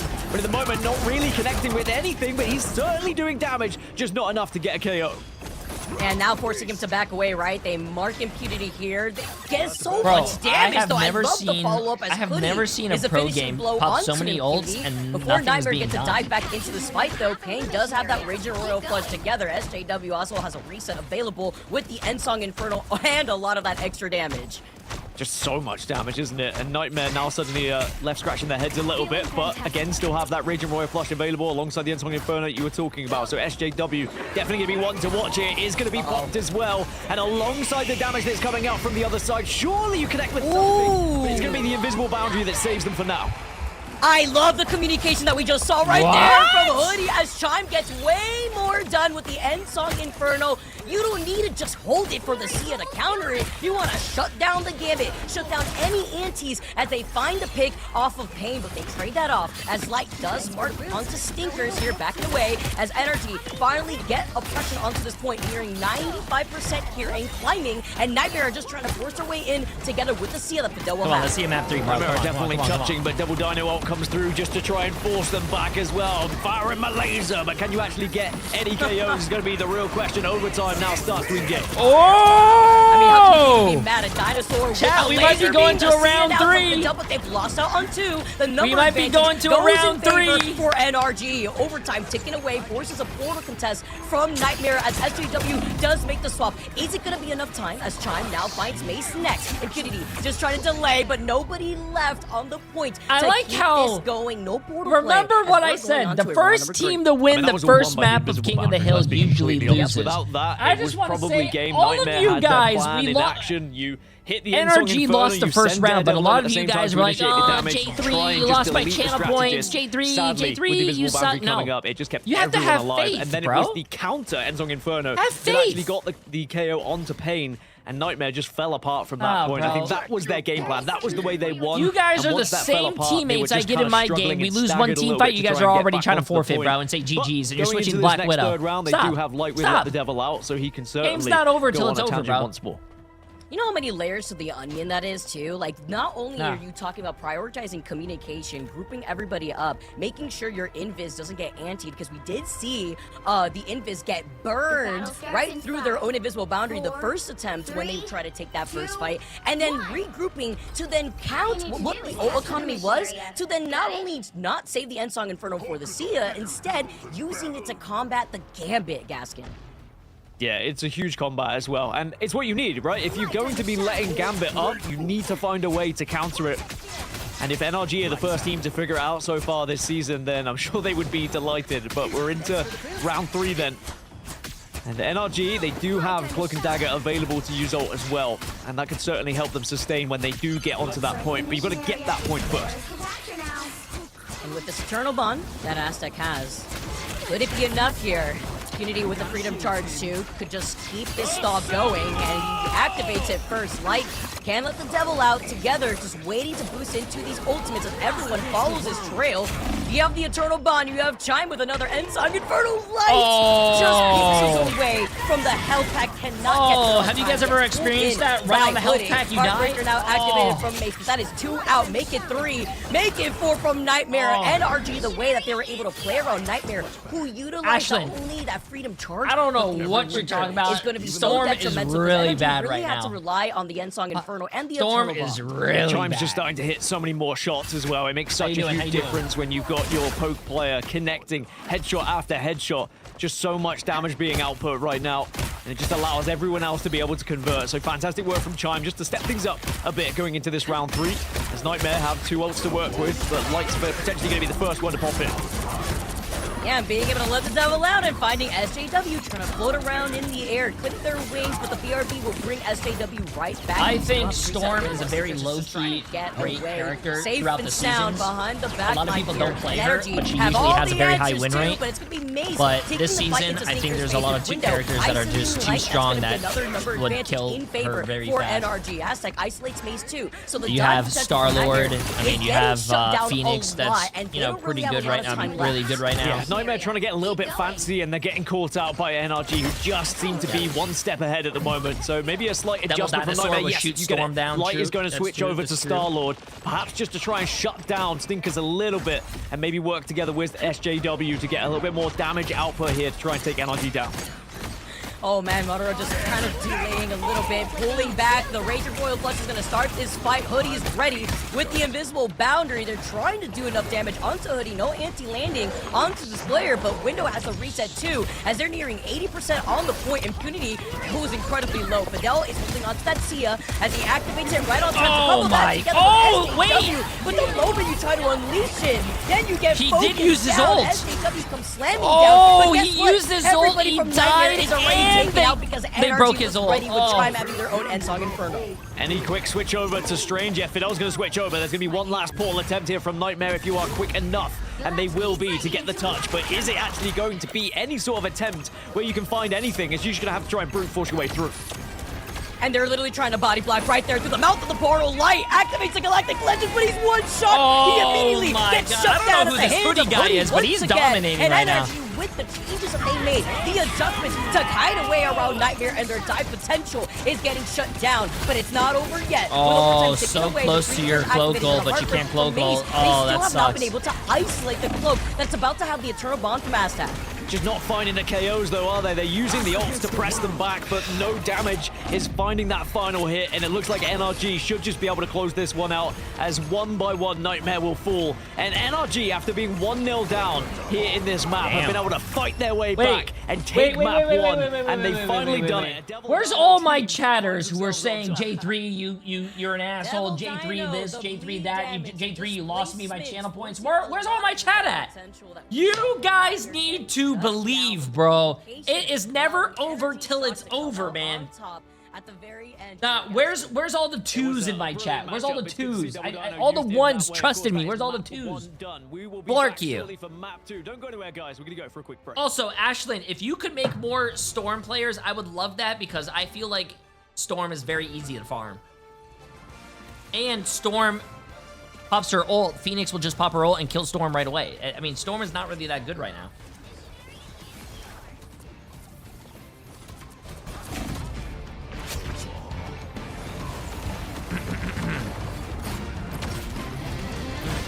No, it's the bet that we do is for the whole series, chat. It's not for a game.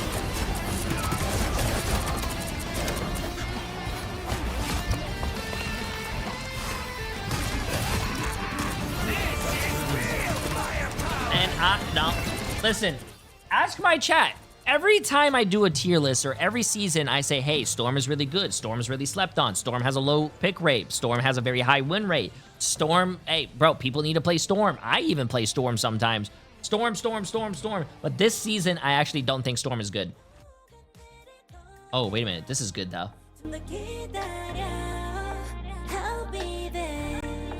I just think there's a lot of characters that are out right now that are so much better than Storm. Black Cat, Phoenix.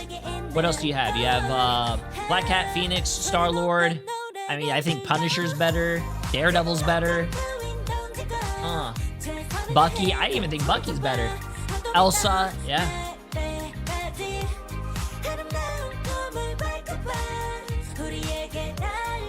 Phoenix mentioned. W Phoenix. W folks up. Slow S Zola, you're pissing me off. Every time I mention Phoenix, you say the same shit.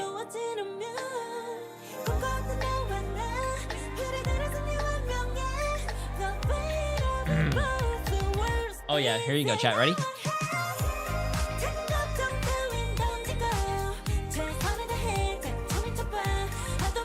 Oh yeah, I love this, man.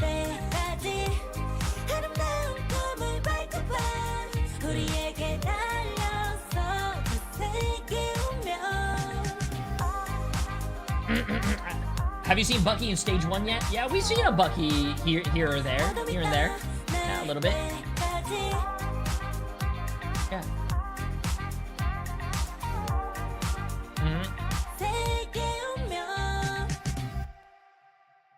Spider-Man? I've seen a lot of Spider-Man players. Spider-Man is a very tricky character, though. There are Spider-Man players out there who are absolutely disgusting, but there's also those Spider-Man players who just go 15 and 36 in your game, and then you're like, what the hell?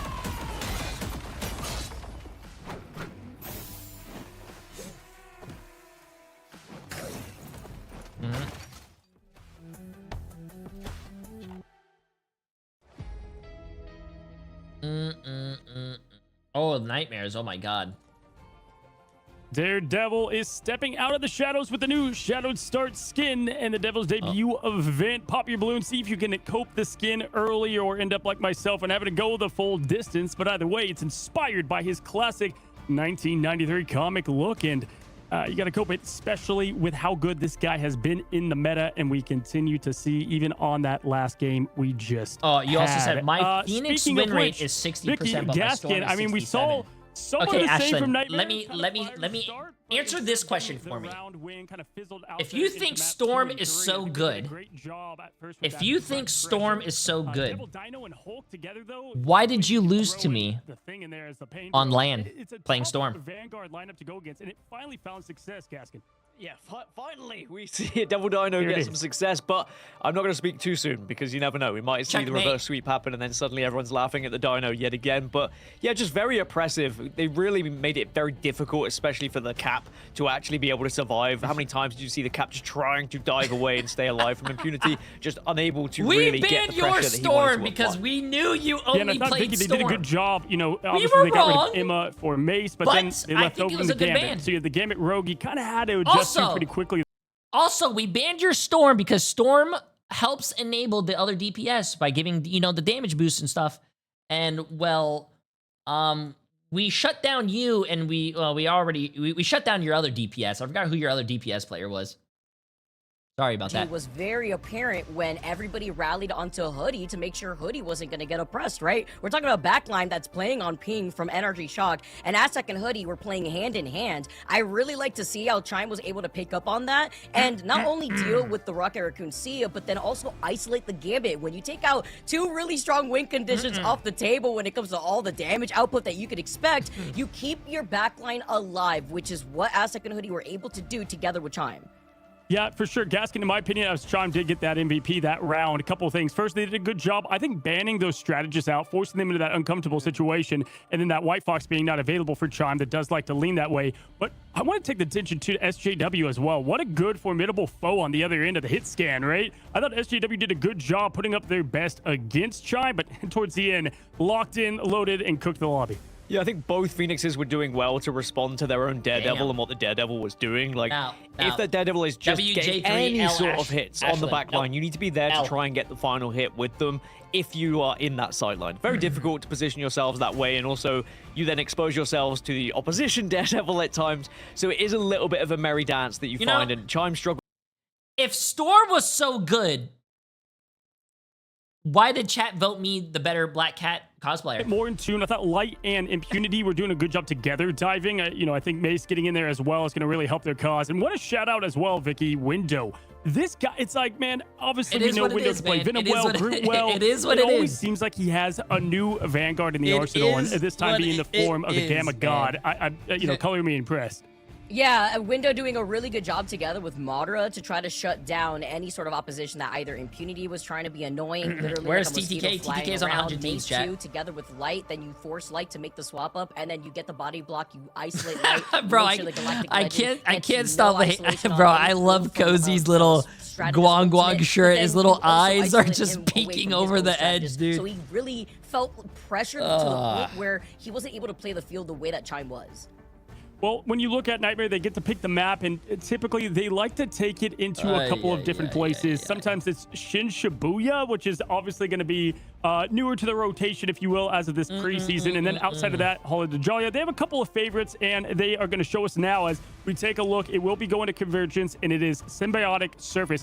What is going on? Because we have now had this map chosen twice in 2 days, and I'm pretty sure all of the last year, it was one of the least picked. So I'm impressed and a little surprised by this, guys. Yeah, in Pacific, we saw Lower Manhattan chose as well. I think everyone's feeling a little bit frisky coming into stage one rather than preseason. What's up, chat? What's up, Jay3? The meme of preseason was, what, Nightmare getting reverse swept over and over again, right? So they now need to do the opposite here and show what they can be made of going into Convergence and Convoy. Rivals Struggled a little bit in the domination in the latter rounds, but they have No? shown promise. So I think that they There's are a lot going of to have casters who just a good cast different response here. games. They just need to take a look at some of the things that were going preseason, wrong. we had, just getting picked off a little bit too easily, being exposed at Zoe. certain times We had to Zoe that from DPS that Overwatch. was coming through from the Phoenix on the other side.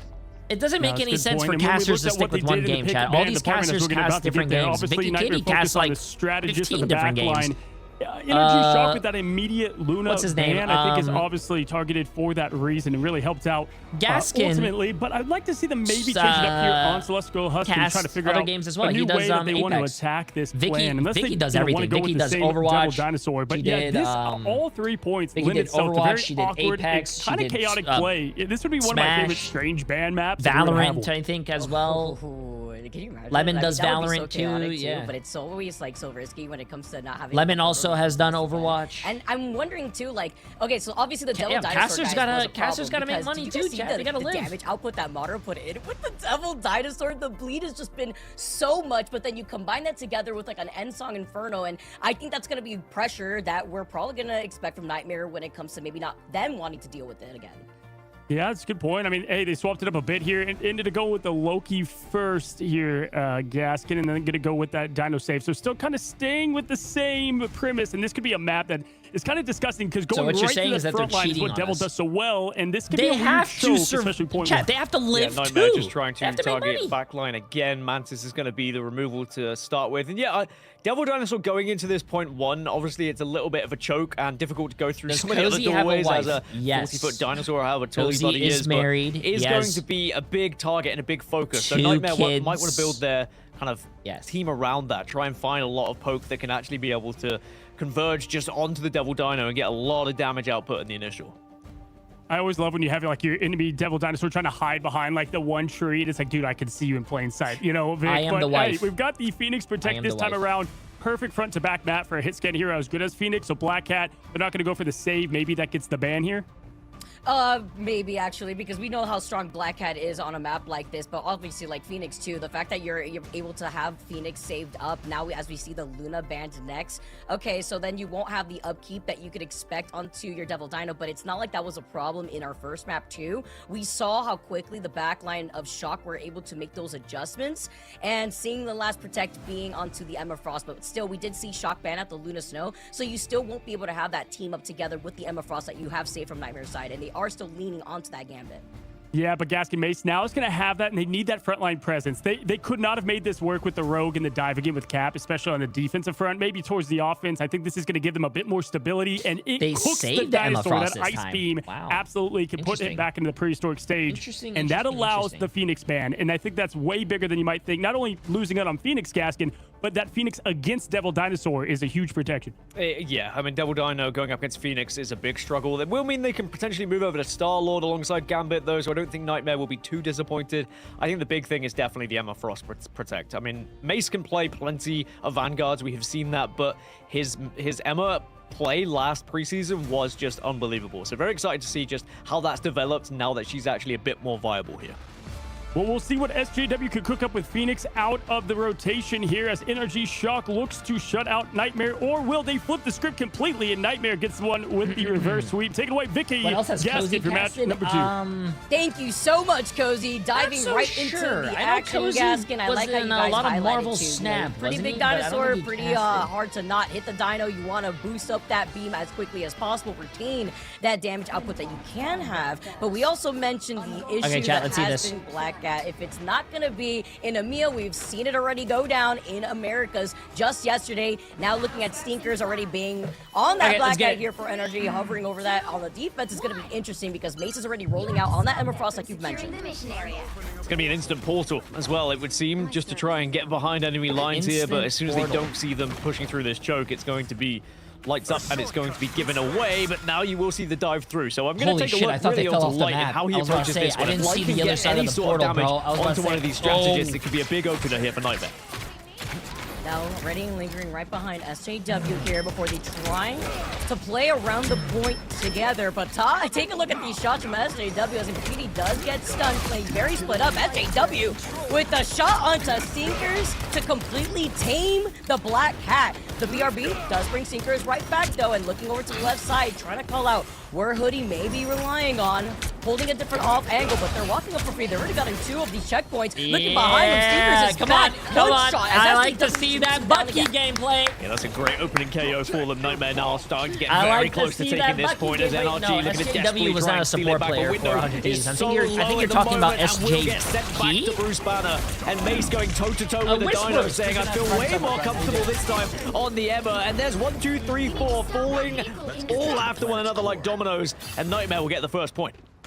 Big highlight. That's a big was cap, though. SJW. Nightmare's a good SJW team, it looks was like. also lingering back to help peel They're doing pretty Fidel good. and shoot down and completely shut down the Black Cat approach here too. But now you see Light on the prowl, trying to get the mark down too. Finding Stinkers. It's going to be that Daredevil v Daredevil, and calling out the BRB is going to be another big one because you won't be able to have that when your utility has energy. You're still holding that back line, and Hoodie finds Mace first.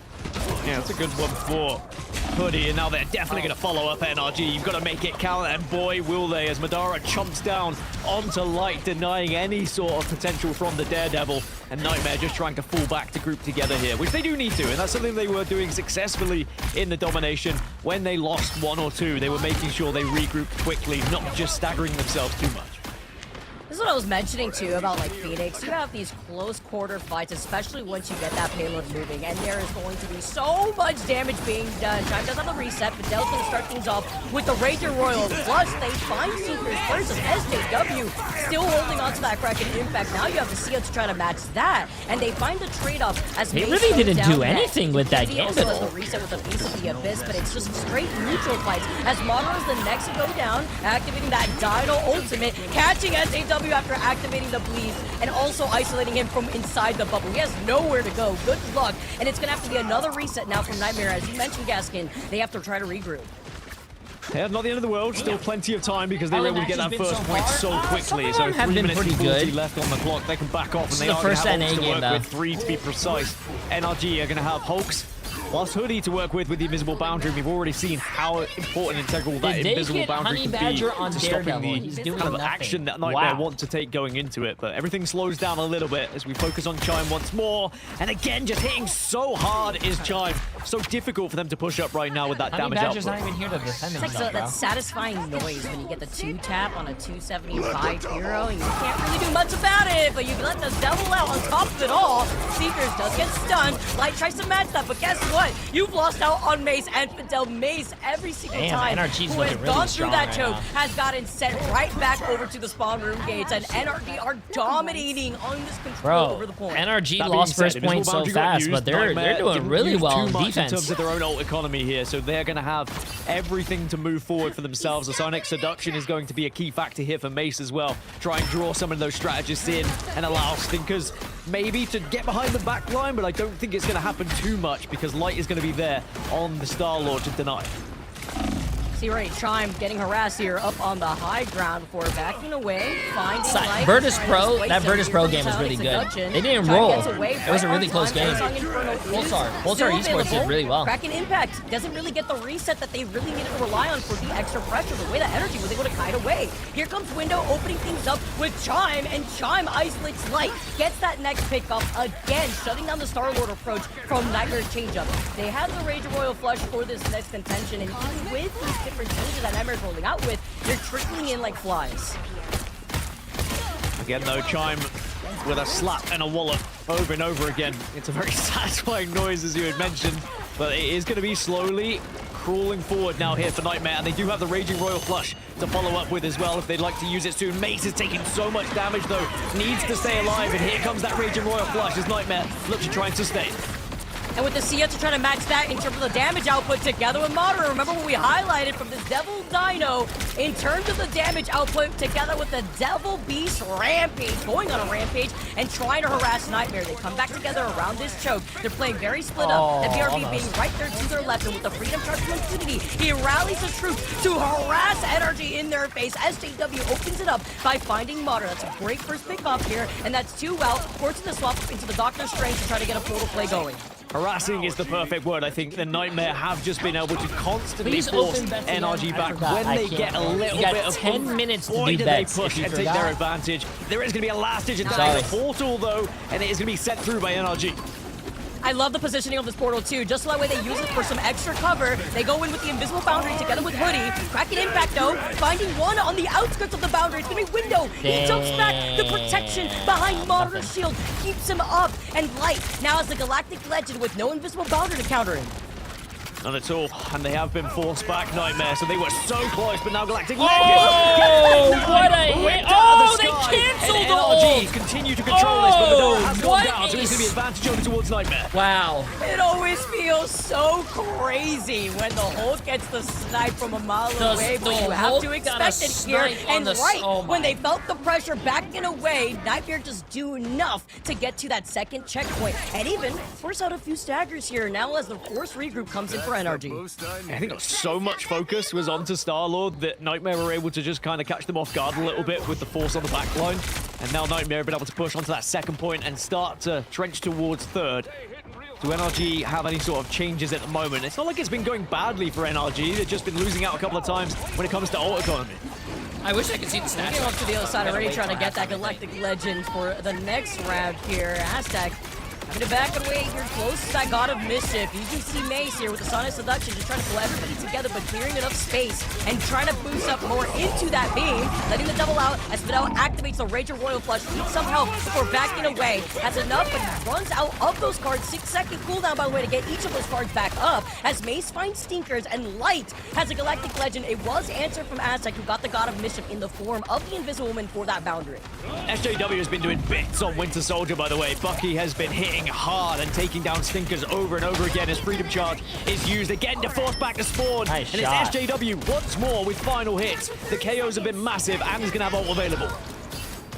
Ready to go here for a Kraken impact. Can it go big? Window with the Eye of Agamotto could change this up with Hoodie having the invisible boundary together with Madara. It's a bug right a now. lot You of can't damage to pull worry him, about. Together with Madara and Chime. Pain is going to let the Kumio unleash first though, and as the Eye of Agamotto comes in, trying to find the stun, finds the stun onto Pain and SJW. Madara answers right back, and Seekers follows up to find Mace. Both of the Vanguards are off the table for Nightmare with the Kraken impact from SJW. It is nothing. Window shuts him down together with Chime. Too much of the impact here, so much damage, and with overtime ticking away, can they recontest? No, they cannot. That's still a really good Time is push. of the essence, and they still have the invisible boundary from NRG That is still to a really help good push, them man. hold their defense. But Nightmare got it pretty far here, Gaskin, right before the third point. Hey J3, greetings from Germany. Yeah, I love think your they'll YouTube be videos because relatively of happy you, with that me and my performance. Sure, they girlfriend didn't just get started the playing full Rivals three, and we but love it's it. a long old distance, and they did it I'm glad to relatively hear that, quickly man. at I'm glad to certain hear points, that. so NRG need to have an answer back here. But as I was mentioning earlier, with that Devil Dino, you are going to have somewhat of a better time being able to bully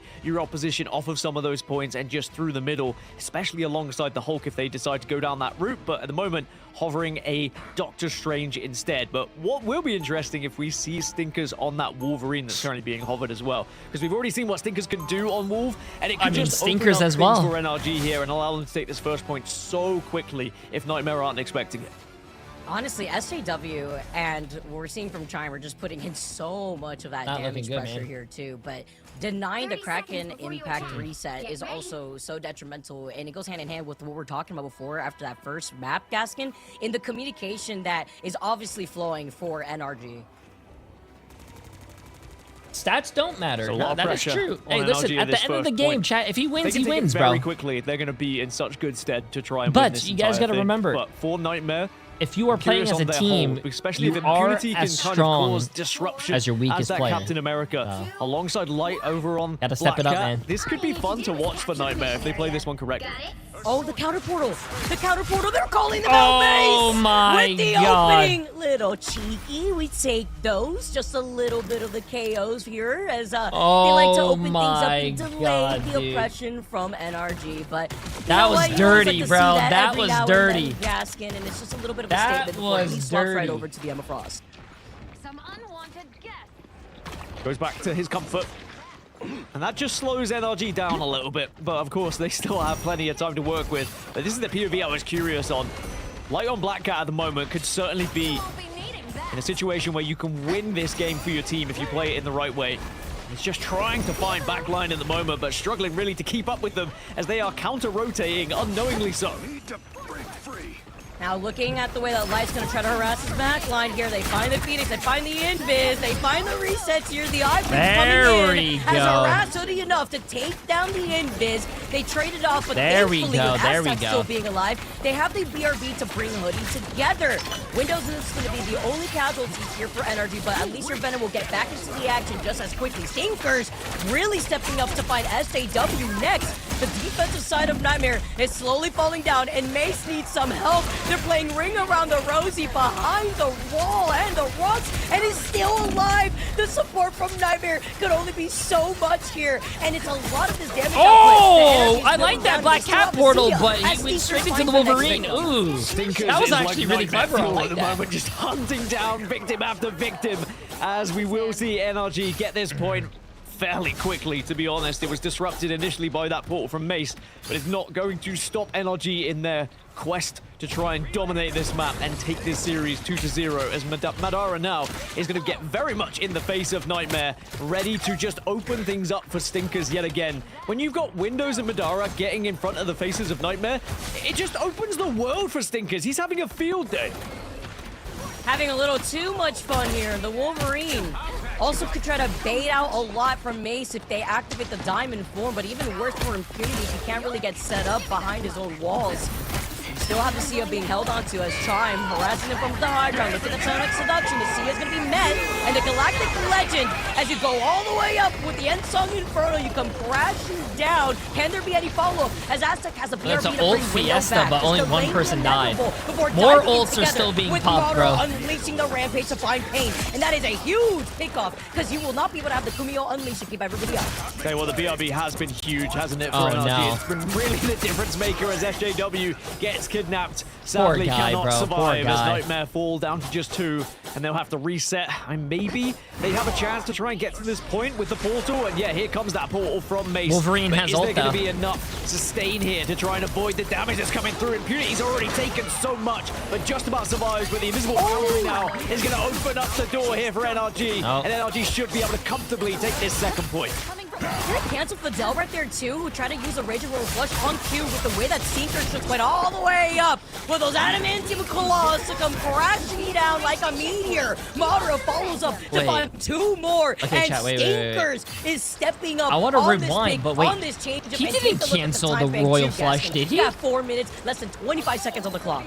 When you look at some of the best Wolverine players that we have in Ignite, the likes of Daze, the likes of Stinkers, when they start to get going, it's almost impossible to try and counteract it, because as soon as you start focusing on the Wolverine, you start to get bullied by the Venom, by the Devil Dino, and by the Phoenix. It just, your eyes are elsewhere, and it gives so much freedom to the rest of the squad. And Nightmare at the moment, they look a little bit lost at trying to keep up with the pressure that NRG are applying. Yeah, no, quite accurate lure right here too, with the way that Madara has just been harassing SJW on the Star Lord. Now, activating Blackout, Ultimate, Light, and Impunity, they're going hand in hand. The BRB, once again, Gaskin, getting the impact that we keep highlighting, bringing another member back. They did lose out on Hoodie, but the Sia is still allowing Energy to come right back around here. They're going to be able to force their way back before Nightmare try to regain their control over these chokes. I was going to say, you'd probably prefer Hoodie to get the one to get onto the BRB spawn, but Chime does have Ensong Inferno available, though, so it might actually work out for them here, NRG, as they continue to push forward. Mace taking so much damage as well, and will fall. It's Stinkers yet again in that feed. Fidel has to pop Raging Royal Flush as the last attempt to stay alive alongside Galactic Legend here. And the focus too onto finding that Gambit. It may not have hit its mark, but guess what? Wow, Stinkers has hit everyone his mark grouped onto up, Infinity everyone ran in before there. letting The what do you call it? The shield for the Vanguards are not Devil having a Dinosaur, good bro. That's day when insane. Stinkers is out on the field and he comes diving in like a torpedo before backing away. Activates the overhealth. You see the freedom charge. You force it to get popped before going back into the safe arms of your own strategist. It was so good from NRG as well, utilizing the bubble from Madara on the Devil Dino to avoid all of that damage from the Galactic Legend. And NRG very cleverly playing around any sort of damage possibilities from Nightmare, and now they can press their advantage again, although Invisible Boundary will come out from Pain. Somebody needs to put this dinosaur back on the extinction list. This is just way too much damage output. It's been a pain as the invisible boundary was at least met up, and Modern taking a good chunk of that damage. Being able to get away, though, together into Hoodie's invisible boundary, keep everybody up for NRG. They need to stay contested. Remember, There's no way Nightmare if wins you were this. Nightmare on the attack, they're still trying to hold them back. But with Window finding Mace, you have to now deal with the Sia. That's That is only GG's, 3 bro. members out left for Nightmare GG's. with nobody left to contest, and NRG get it all the way to the finish line. We have found a team that can utilize Devil Dino to his best ability. So good watching I want NRG using everyone to full effect, that especially said that I bubble lost their channel protecting points everyone from to Galactic say, Legend, a winning moment I'm sorry, really for this Jay3, NRG team I here, should but- trust you more. Yeah, I loved it. You guys and the are damage output too, welcome. right? You're harassing You these guys strategists. are You know that their welcome, game plan bro. is to rely on the 112 people lost $1.6 million. When it came to the Gambit, and then shutting down the damage output when it came to the Galactic Hey, Legend what's up, with Mike? that bubble that we see the Devil Dino have. Cozy, they've done it. Devil Dinosaur has succeeded over Gambit for the first time here in Stage 1.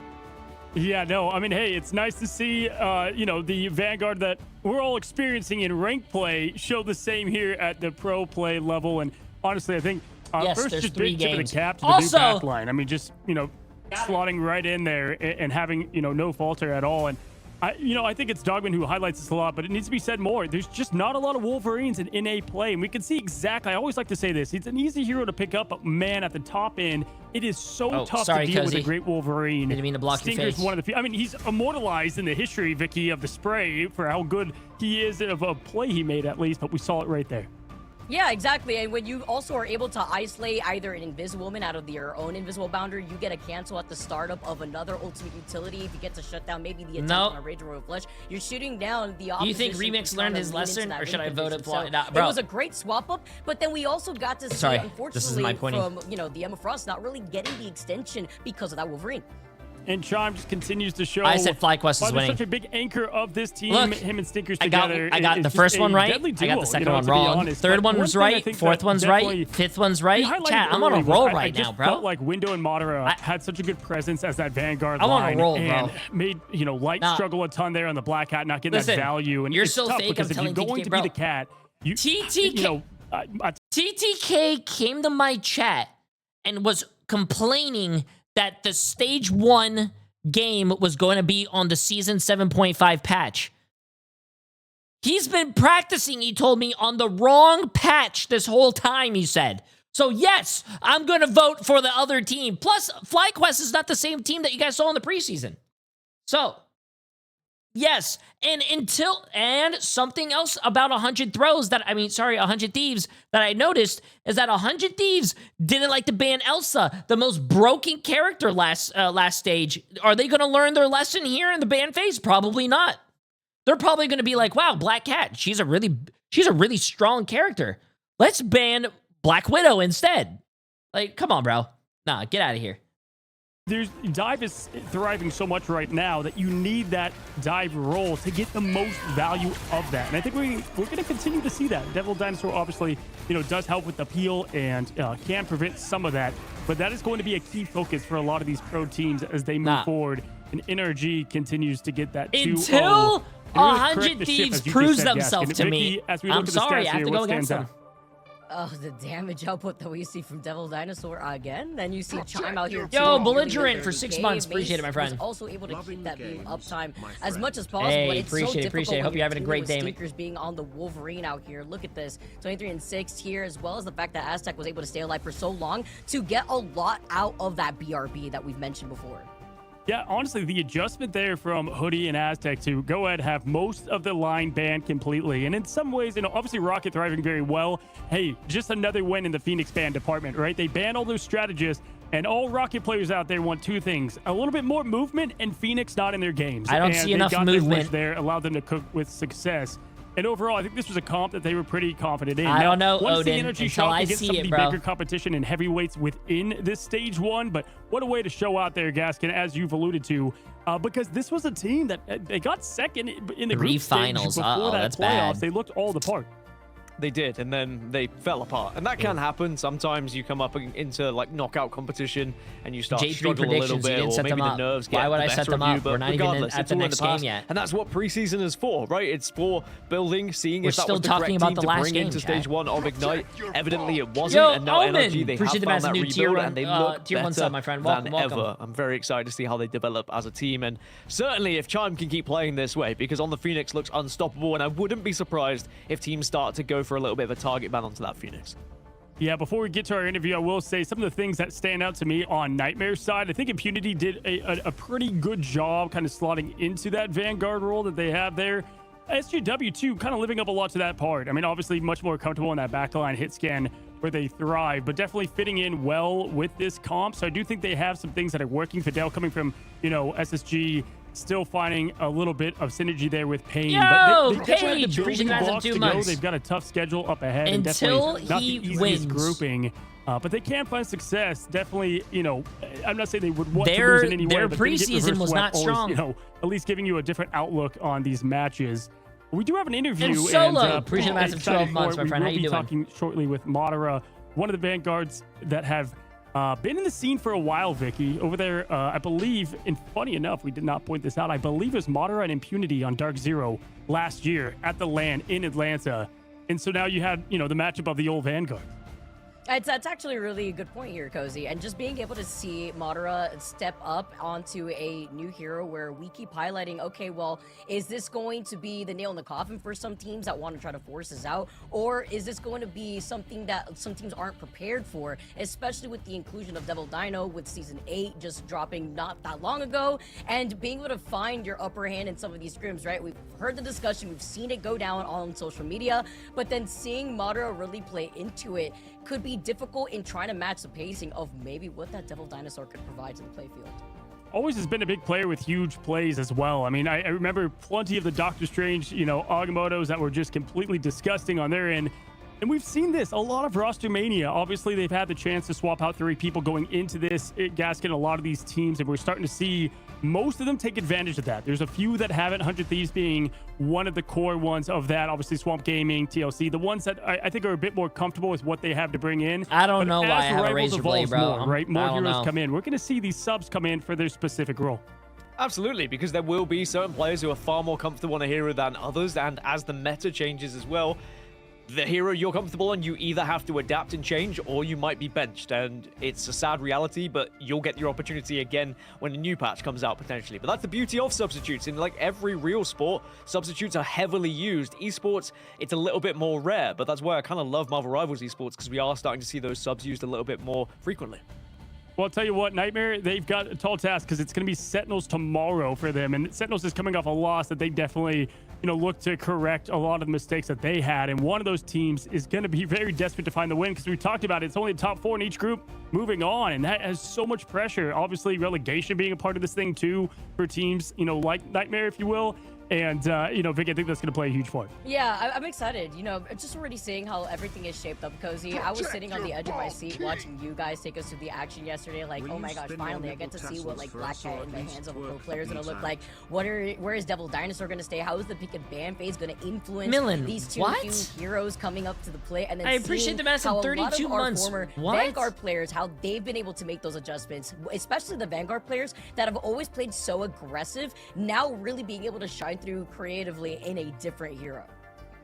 Yeah, well, listen, I think Madara and Co, they're just too excited. They're celebrating too much. The interview, we're not going to be able to get together, but we do have ourselves an amazing matchup next. Probably the one that I would say a lot of people have circled in. What are these new teams? What have they cooked up in the lab? The free agency, FlyQuest, 100 Thieves coming at you at the other side of this break.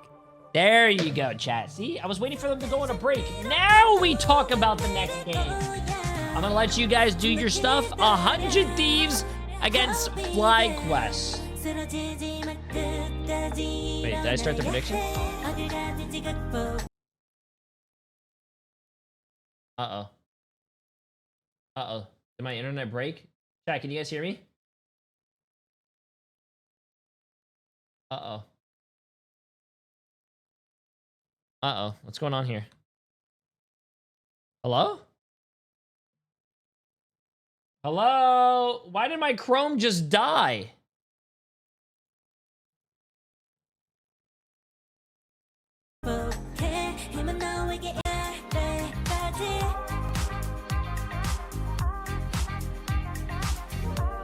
Okay, the prediction started. I'm gonna let you guys do the prediction. I'm gonna go to the bathroom real quick. I have 1 minute. I'll be right back. Enjoy.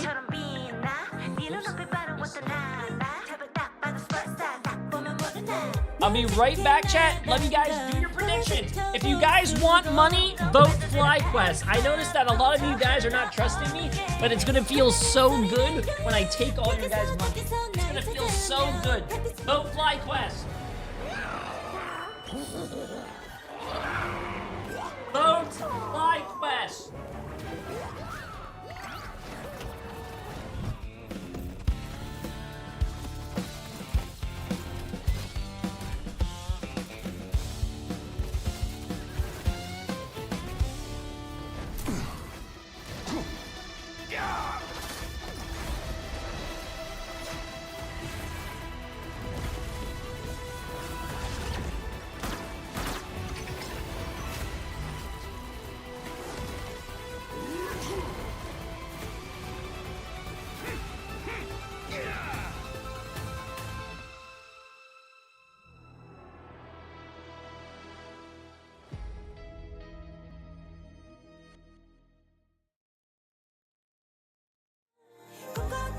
What up, what up? Thanks for being a homie.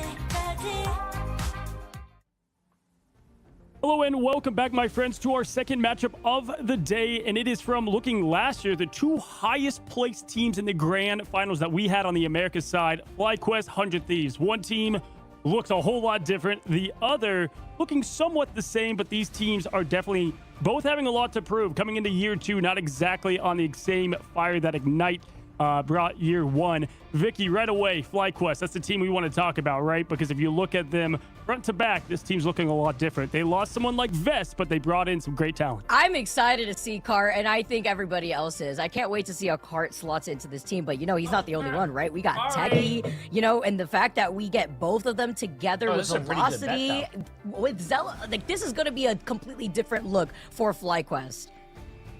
Yeah, for sure. Gaskin, I mean, Techie coming over there from Sentinels. When really everything began, I was like, where is Techie? We got to get more of him in the scene. What was a great Vanguard, especially, last year. We'll see how they've evolved as a player. And then Cart, if you're going to replace Vest, I mean, Cart is a great one to do so. Obviously, a bit more niche in the hero pool in general, but plays those heroes at some of the best role. Might be the best Hulk in this entire game. That's talking all regions. And we've just seen what Hulk can do when in the right hands, So FlyQuest, I'm sure, will be delighted to have the pickup of Cart. Losing Veswa is, of course, going to be a heavy hit, but I think they've brought in some fantastic replacements. Look at this team. Like Velocity coming in previously in NRG as well, who we just watched. 50 right now. 3.1 million, 3.1 million. Back in Put Ignite your channel points on the line, glad chat. to see him back 259 people, 252 well. people. Let's be honest, it was an extremely disappointing preseason. That is not what we would expect from a team that was in the grand finals that far on. We were expecting them now to show us what they can be made of, although they are going up against 100 Thieves, who are unchanged, as you mentioned. Yeah, they kind of started coming into form more towards the second half, and I think Velocity was a big pickup for them because they need more of a voice. They need a leader in that backline. He loves to, kind of have that slot. So great pickup from them. We then take our eyes to 100 Thieves, which I would say, even though FlyQuest had its moments, obviously in the preseason that were disappointing, 100 Thieves might be towards the top of that list. They kind of tripped into the playoffs. And then on top of that, this is a team with very high expectations. People know these players as household names. TTK, one of the best in the biz. Emma, obviously coming back to the light. He will love. But you've got players front to back that have the experience. They've got a brand new identity. What will we see from this 100 Thieves team that typically come out a bit slow, but they usually own these stages? It's a good question, Cozy, because then you have to imagine, after watching the action from even Sentinels just yesterday, are we going to see a very similar game plan, or have we made the adjustments to not really lean onto just one composition that we excel in, right? And that's something 100 Thieves have to obviously been working on. You have TTK that gets to go back up together with Emma Frost, and it's rolls kind of out been like the TTK on show Angela, that you and I have seen from the very beginning of time, and then you match that together I'm gonna with bring a out team the hard that didn't liquor. make those adjustments in terms of a roster, but obviously having to make adjustments in terms of the compositions that they want to rely on. Well, heck, if we talk about what we just said, you need a dive hero to have that forefront. Self is a very good representation of that, as we see our Group 8 Gatekeepers, 6th place finish on that preseason, and the struggling Giants. Again, it's a brand new team. That's what happens in esports, and so we will be looking at that not only into the preseason, but as of now, but they've got themselves some veteran names. I think this is a tough first matchup for both, because I would say both of them have so much to prove, Gaskin, but they're going against the exact opposition. Like, we could not have scripted this better as the matchup of the orgs to prove. Yeah, I wonder whether this could be the perfect time for 100 Thieves to face this FlyQuest roster, because in theory they should just get better as they go on, as they build chemistry and as they get used to each other as a roster. So maybe they will come in a little bit quieter into the group stages as they did in preseason and start to build. So maybe 100 Thieves will be happy with that. But the other end of things is sometimes you get that phenomenon of a new team being added, a new couple of players coming in, and suddenly you have that instant chemistry, that honeymoon period where you play absolutely lights out. So I'm intrigued to see which kind of end of the spectrum we see FlyQuest ending up here. Hey, Crappy Pen, appreciate it. I'm going to go ahead and probably give a bit of an edge to 100 Thieves, because I will say this meta favors them a lot more than last. I think obviously Delina played a fine Elsa out there, but I really like to see the front to back that's going to come back into their own form a bit. And obviously, this feels like, to me at least, TTK in the meta for them. We look at map 1 being Hell's Heaven. What a perfect representation. But we are getting a lot of kind of awkward Magneto and Angela in play there. Angela is begging for life with dino beams shooting her to the ground at the moment. And so now you've got Emma Frost back on top. And that is not only just great for controllers and the sticks, I think the Vanguard role in general for TTK is going to be much more comfortable going back to form. I definitely agree, Cozy. I love how you have to highlight that too. Like, somebody help out Angela. Her wings have I been don't know who clipped to once vote again for. here, even with the Do you slight changes trust that we me? have seen onto Angela. But then you have to deal with a dinosaur on the other end. Do Well, you will we trust see me? The dinosaur is the biggest question after the action that we just saw in FlyQuest. our first series. But diving into Hell's Heaven, Cozy. Yeah, I mean, heaven falling, quite literally, the only thing is Angela. Likewise. She's got the fish from Black Hat, too. There's so much grounding, dear gosh. But either way, Hell's Heaven's such a fun map to open Everyone it up. that I would said say no, one of the eat more my iconic ass. ones Likewise. out there as we see the wall of statues. That was originally how they teased, I believe, Black Widow into the game. So fun fact, back into the old days. But either way, we take a look at this pick ban. Again, we talked about it, Gaskin. The Gambit's been sneaking through. I think Millennia, one of the better strategists we don't talk about. Obviously, with FlyQuest in, Velocity's going to have a lot of that talent there. And Millennia got a lot of Gambit in preseason as well. 9, to be precise, maps were on Gambit. So I think if you are looking at this 100 Thieves roster and you're trying to find a way to nuke them a little bit, I think you do remove the Gambit instantly, but we'll have to see whether it Hey, happens. tell your All right, tell your well, daughter we've got happy Devil birthday. being saved Right on now, both we're in sides. the I middle of think the this is tournament. I first can't. time But we've got the Jurassic happy Park birthday, special. happy birthday. Hold on, 2 Titans going at it, both in Orgs and in the Dino Sense, and it's going to be the Gambit Mantis band. You know what? This is what I love to see, is the homework from yesterday a bit, but also what I would probably expect here for the tip of the cap to the strategist, Vic.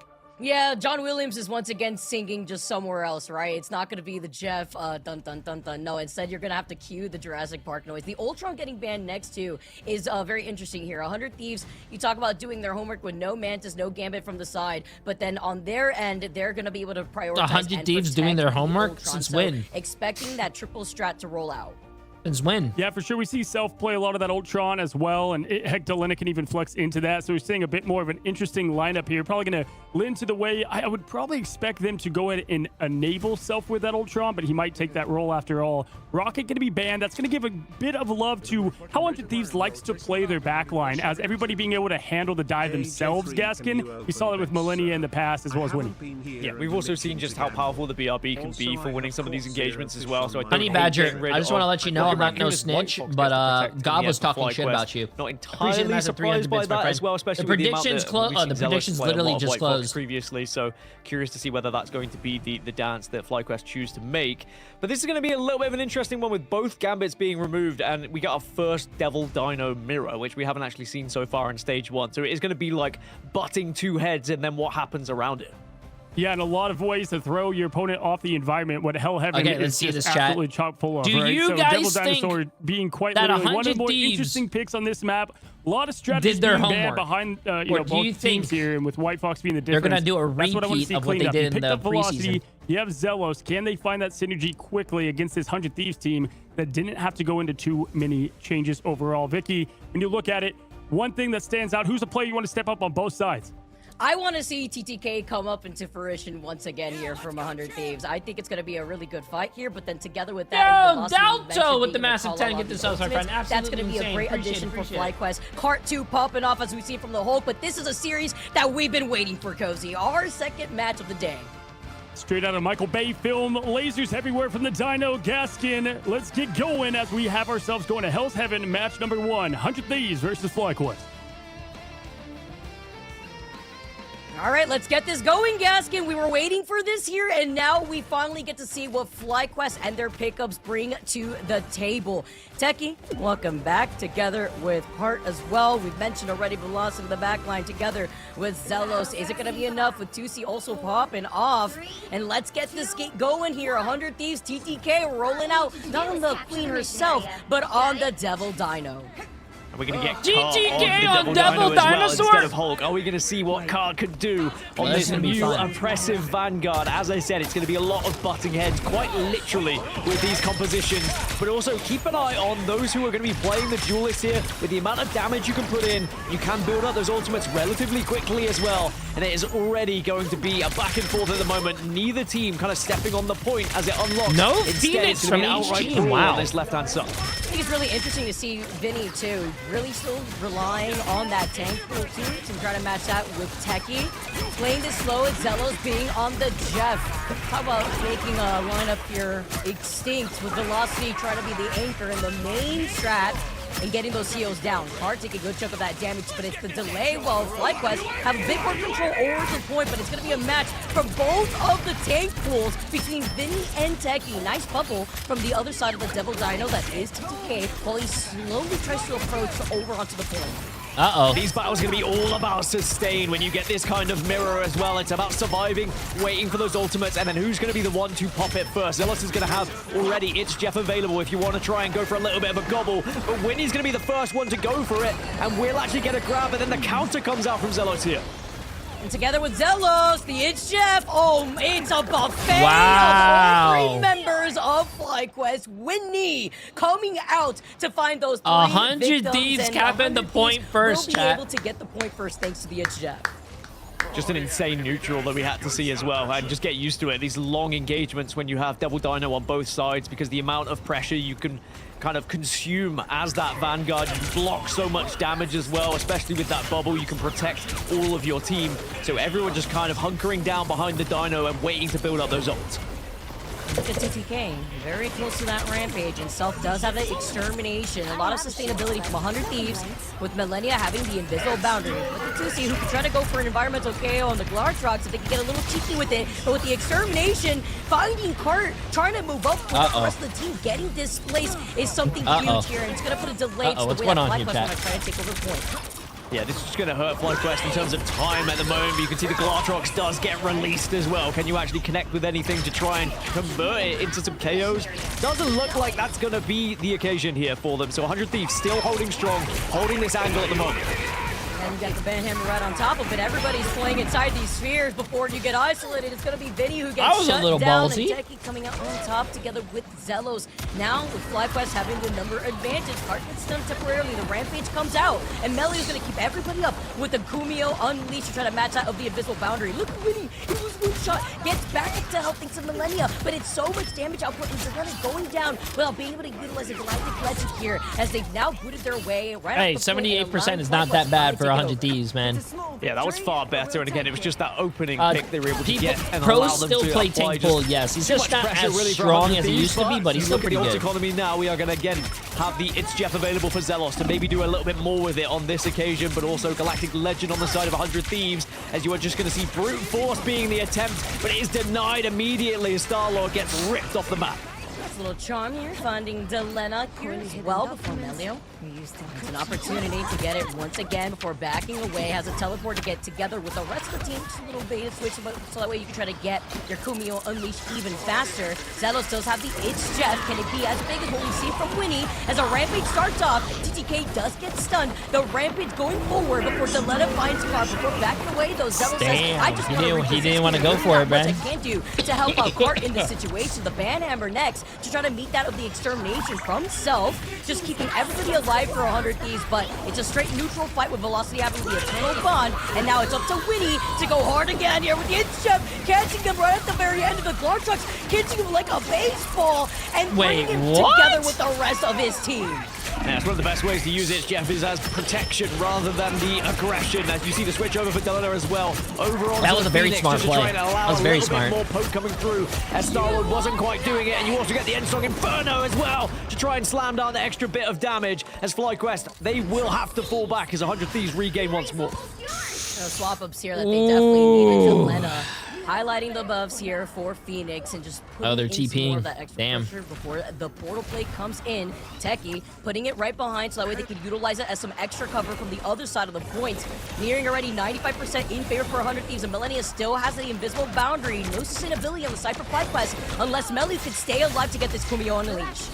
Yeah, at the moment, no ults to work with. As you said, just going to be the one for FlyQuest when they get there. But the invisible boundary does come out now just to give the extra bit of protection for them. And 100 Thieves have to take advantage of this, and they will be.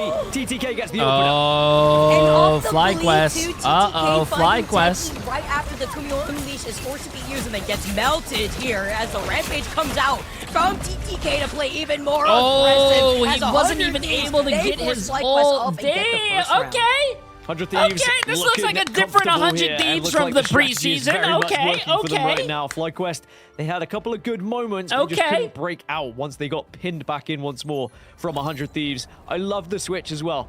Over onto Phoenix. I trusted you. Starlord, Guys, it was only the first round, bro. Oh my god. This is the same thing that happened last game, bro.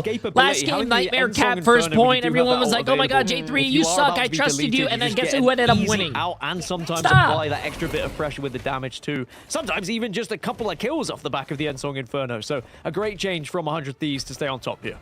I also think it just follows up so nicely when you combine that together with a good amount of the bleed pressure, and then you combo that with the Rampage. It's so much damage to burn. Every time I trust you, Jay. Burn one of those strategist ultimates, right? You go hand in hand together. I'm gonna shit in your pillow. Getting the impact, making that quick swap. So when you go put your head down there to go sleep, it's just gonna be all mushy. Round number 2, though, Gaskin and Hart does have the Rampage of their own. Velocity making the swap. Game is not over, Loki, something that we've seen Velocity on so many times to get the God of Mischief, so that way they can try to get a similar copy too. Does Cart pop it early just to try and win this initial engagement and get this one locked down. It was a long old neutral beforehand, and it took a long time before 100 Thieves were able to get out on top. But you can try and target some of these backline players. Winnie just giving so much free heals at the moment, and you will see the Rampage get popped by Cart to try and stay alive here. But now Winnie, can you actually catch anything? There is going to be a couple in there, but do you get any answers? No. Oh, that was he fried that shark, by the way, right out of the It's Jeff. Unfortunately, the game plan does not work a second time around. And TTK died on point? Did he actually just learn it? Did he learn not to go save his KD? He's growing up. He's growing up, chat. Self is going to have Rig of Ultron off spawn. So maybe that's something they can utilize to try and break through here on FlyQuest. Whereas look at Velocity, though, about to go over to 100. And that means they're going to have the freedom of any ultimate they want from this lobby. And that is going to be difficult for 100 Thieves to break through as well. Maybe they could steal an invisible boundary if they would like to from the other side. But already you can see 100 Thieves trying to flank around a little bit, just sending one player to get a little bit of info. But now they will bundle up onto the Dino.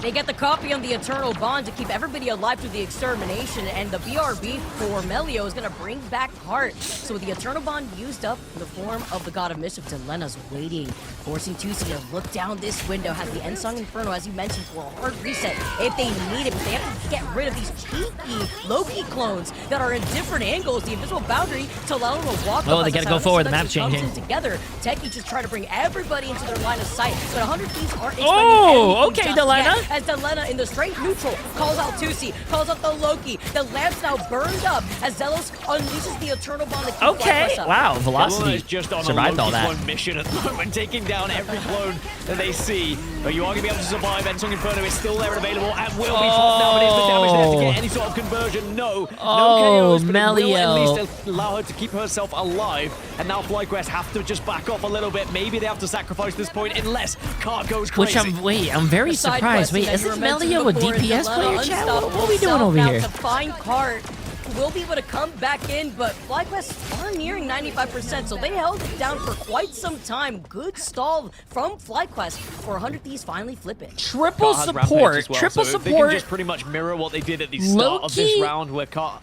initiates the rampage. Everyone kind of follows in his shadow, and then they all break away to just damage that backline immediately to be able to comfortably win the engagement. But it's easier said than done, as here comes the push now.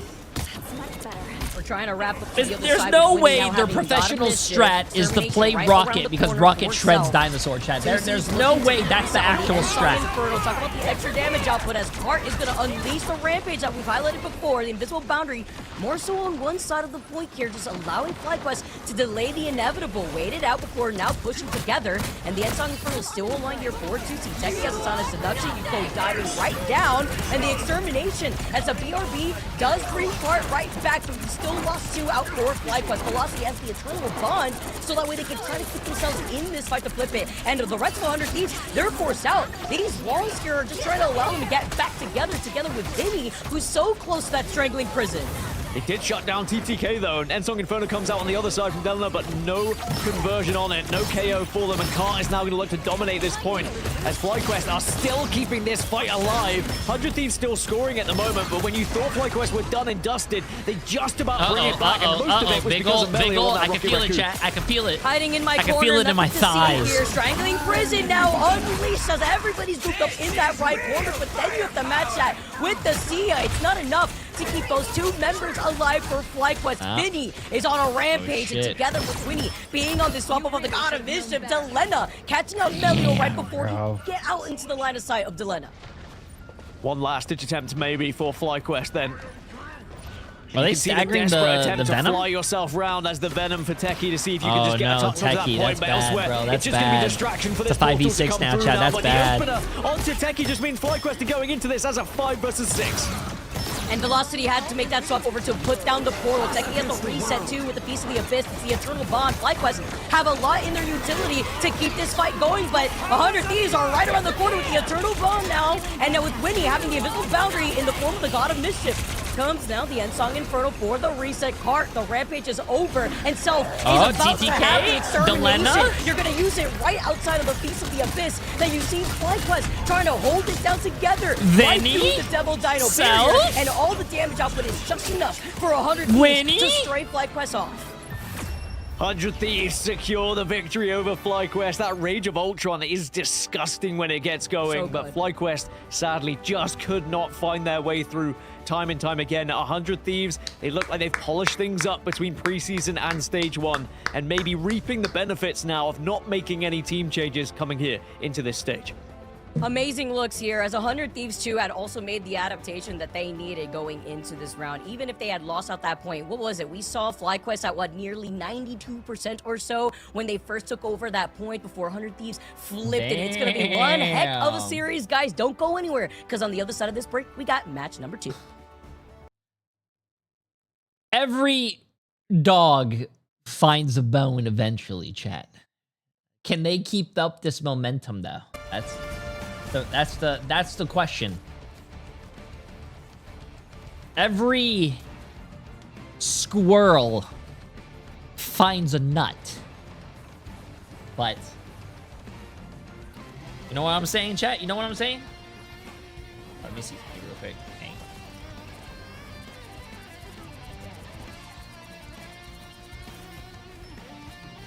You know what I'm saying, chat? You know what I'm saying? Doreen knows all about that. Wait, what? They can't let TTK be on Dino. Force him on an aim-intensive hero. What? That would be even worse. TTK, I'm pretty sure, has even a better Emma. Oh. Listen, I don't care what you guys say as well. What was that team? I'm pretty sure it was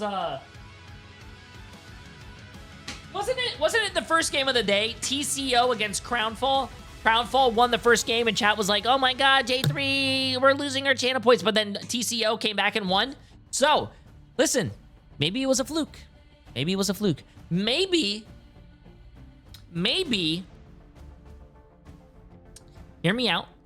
Maybe 100 Thieves did their own bans themselves, but now iRemix came back from, you know, working and putting the fries in the bag. Now he's gonna do the bans. Maybe they could flark it up now. Have you guys ever thought about that? Think about it.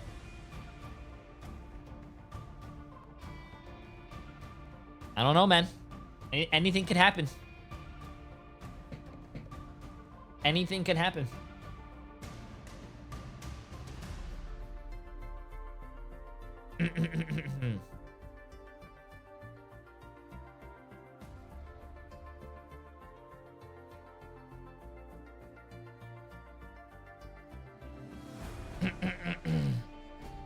My money is gone. It's not gone yet, chat.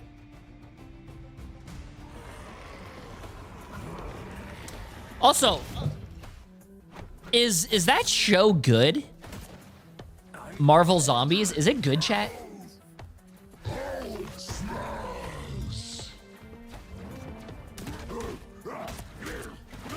It's good? Okay.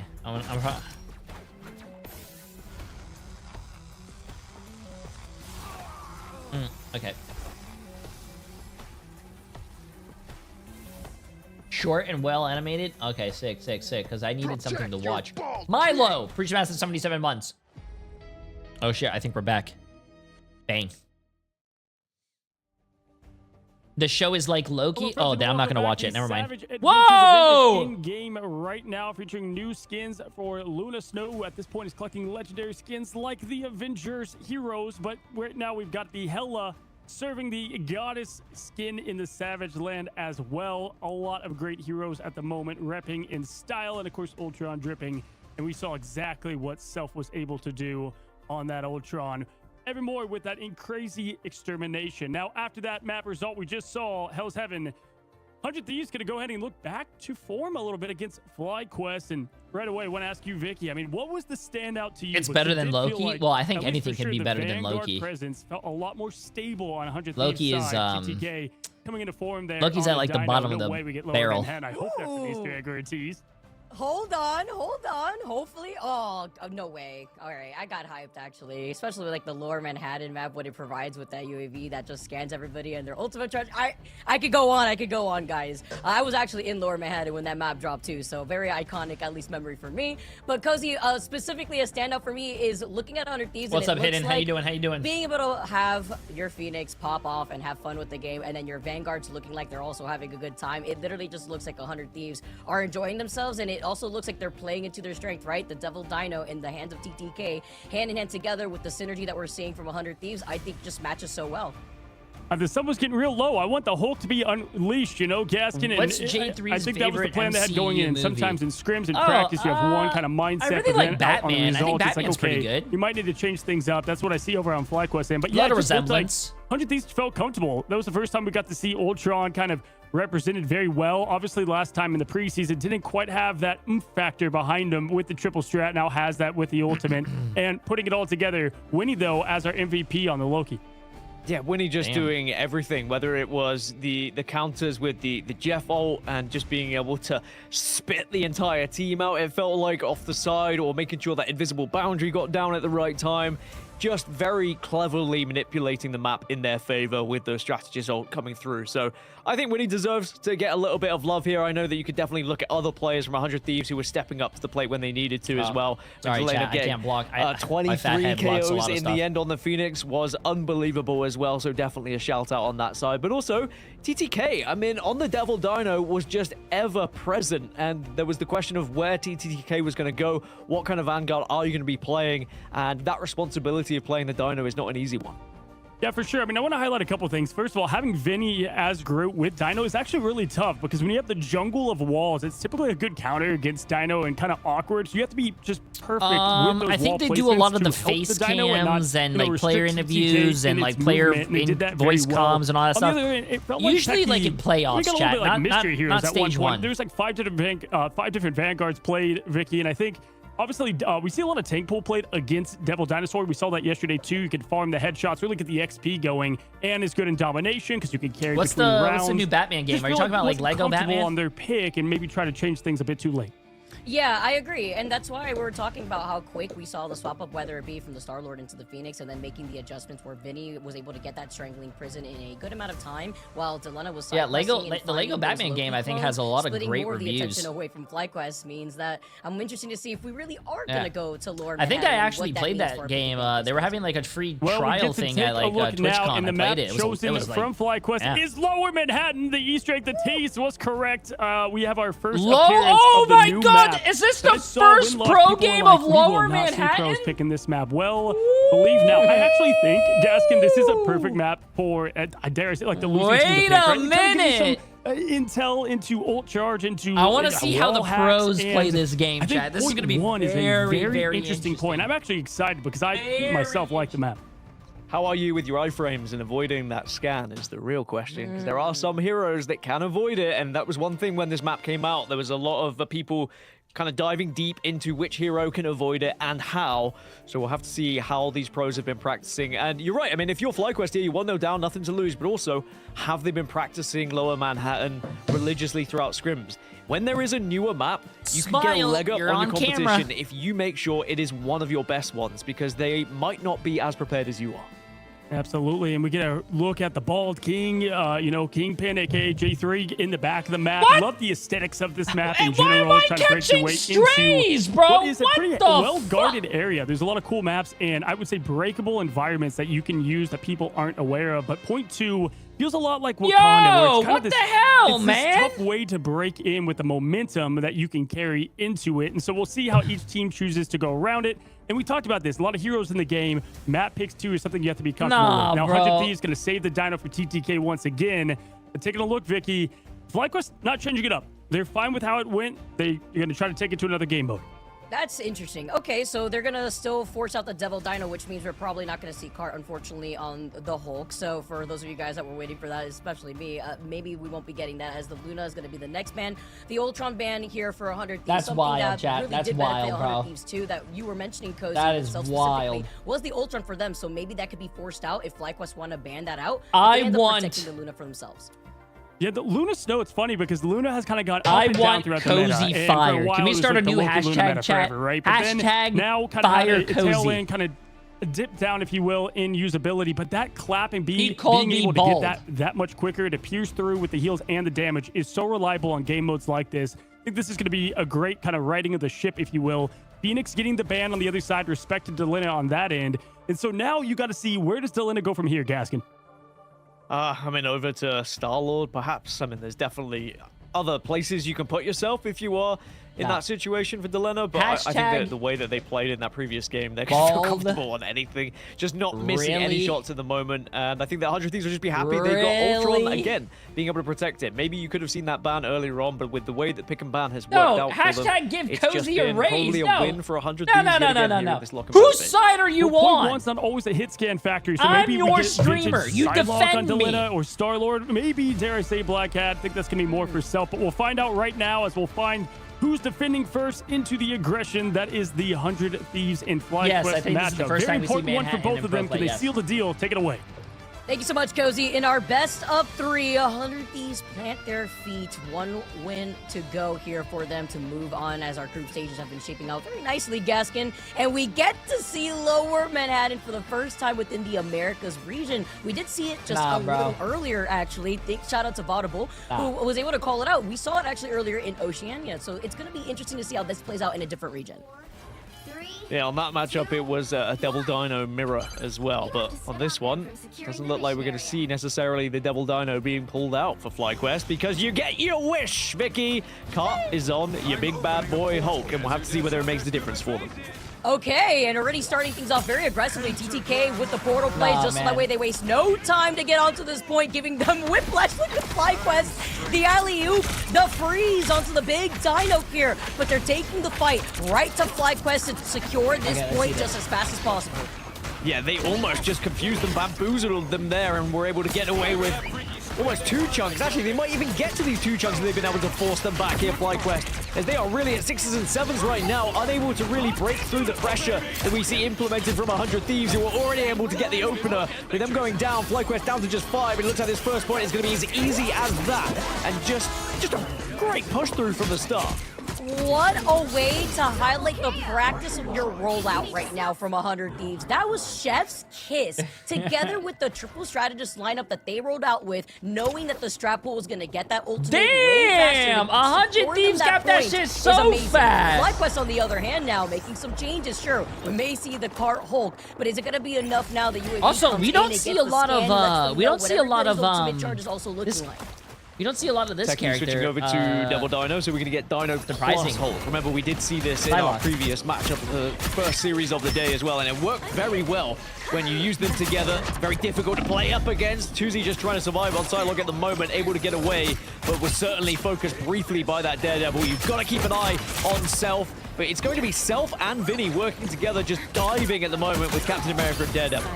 When you get Self to just break out of the change and do what Self loves to do best here, making the swap up with the Lens taken to the skies on the Ultron instead. Melio, the Black Cat, is no longer here on the field, is instead going to get caged back into the spawn room gates before making the swap up over to Remember, the this is FlyQuest's map pick, bro. They better lock it in. They gotta win this. It would be very embarrassing if they lose on your map pick. Self is very close to letting that double out, and Delana has the extermination to go. Here it goes, Rage of Ultron, and boy, is he full of fury, but he gets absolutely deleted out of the sky. Tuzi doing their job as now TTK going to just pop that Rage as well, and we are going to see plenty of pushback from the back of it. Can we talk about the timing of the scan was so perfect because Tuzi was Rachel so for close 25 to months. Delana, was hugging that wall, up on top of that balcony, finding that pig was ginormous, forcing Delana to now make the swap off of the Ultron now over to the Star-Lord, normal triple strat lineup for 100 Thieves. With the Rampage used now for TTK, Techie's going to have it on the other side for FlyQuest again to try and apply that pressure. Alongside Car as well, they might be able to go for something a little bit different. The switch over to Venom maybe could be what they were looking for here, but Melina is going to be able to pull out its Jeff to try and get a little bit of extra oomph, but I don't know if you actually found anyone with it. So instead, we are going to be in a situation where FlyQuest are just dropping like flies. And you go in for the Feast of the Abyss to get a reset, no, but this you is have not no chat. follow potential off of the antis that you landed. Instead, it's the self-show Chat, I'm not feeling finding so the quick good. 3K, winning the nail in the coffin to find Cart. It's another clear out for 100 Thieves as FlyQuest back to the drawing board because this was not working out. You gotta poop? No. Come through shortly. Vinny and Winnie, though, both have ultimates. I said FlyQuest was gonna win this. Going to have them available for themselves as FlyQuest after what I'm need to seeing, I find just don't an feel answer good. at the moment. They are not really surviving as much as they need to. The sustain has not been there for them. Freedom Charge comes out as well from Vinny. So that is probably good news to bad news for the side of FlyQuest. There's no Endsong Inferno. Can you land any damage? Not enough. And look at the sustain right now that we're seeing for 100 Thieves. Winnie then comes into the Kumio Unleashed. Classic Delena wraps up from Curse the 3 back now. end and takes a flanking angle to find Melia, who goes on for their third swap, this time over to that Daredevil here. And the Venom not really helping out for FlyQuest too, as Cart hasn't really been able to help sustain themselves. They're clearing up more space as 100 Thieves are taking them out one by one. There goes the strat back line of FlyQuest and the rest of the team.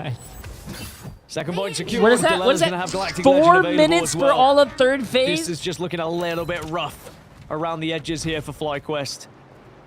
Clearly, you know, they've had a lot more work to do. They've had to make those team changes, whereas 100 Thieves, they've carried on their team, their exact lineup from preseason, so they were always going to have the advantage. How can you not have faith in your boy TTK? I think It's not that I FlyQuest don't are have probably faith gonna in be a little bit TTK. It's just frustrated with how that, this game's going at the moment, especially I don't have considering faith they in the picked this team map. I after thought the there would be something a preseason, little bro. bit They special came in coming out from 6th place in the preseason, chat. The fact that you're That's just horrible. letting Self have I had it high move, expectations welcome for to them, the and they circus, failed the me. Self-circus, but now you have the dancing butterfly velocity to help them move up into position after the Galactic Legend was used up from Delena. Everybody's sustained, but you also want to add in a little bit more of that extra damage to help enable 2C. But it's a trade-off here as Millennia is the first to get knocked out, and now TTK TTK unleashing the rampage. The follow-ups here. Self together with Delena have just been the duelist menace to be afraid of. Yeah, can't move back over to Devil Dino, but he got ripped right back off of it once more. It's just not fun when you are focused that heavily and you just don't have the support from the rest of the team. Because 100 Thieves doing so well at separating the team from the Devil Dino at the moment. FlyQuest just not able to play on him as they would like to. This is just crazy to see this momentum that we're seeing. I mean, right now, 100 Thieves together with Selfie unleashes the Devil. The Reflect backing away, still alive. Wow. Millennia goes in Great mobility, bro. It's up to Winnie to keep them up alive and to continue on this pressure. TTK gets the auto grab, sends him off to the map, and isolates Techie. I love the displacement that we're also seeing right now from the TTK Devil Dino play. Kart is going to go for one last attempt as well. Bubble will at least try and create some space for the rest of the team, but this looks like it's the beginning of the end at the moment. Vinny has Freedom Charge available to him as well. Galactic Legend will come out for Melio. That's going to be their kind of final roll of the dice here to survive.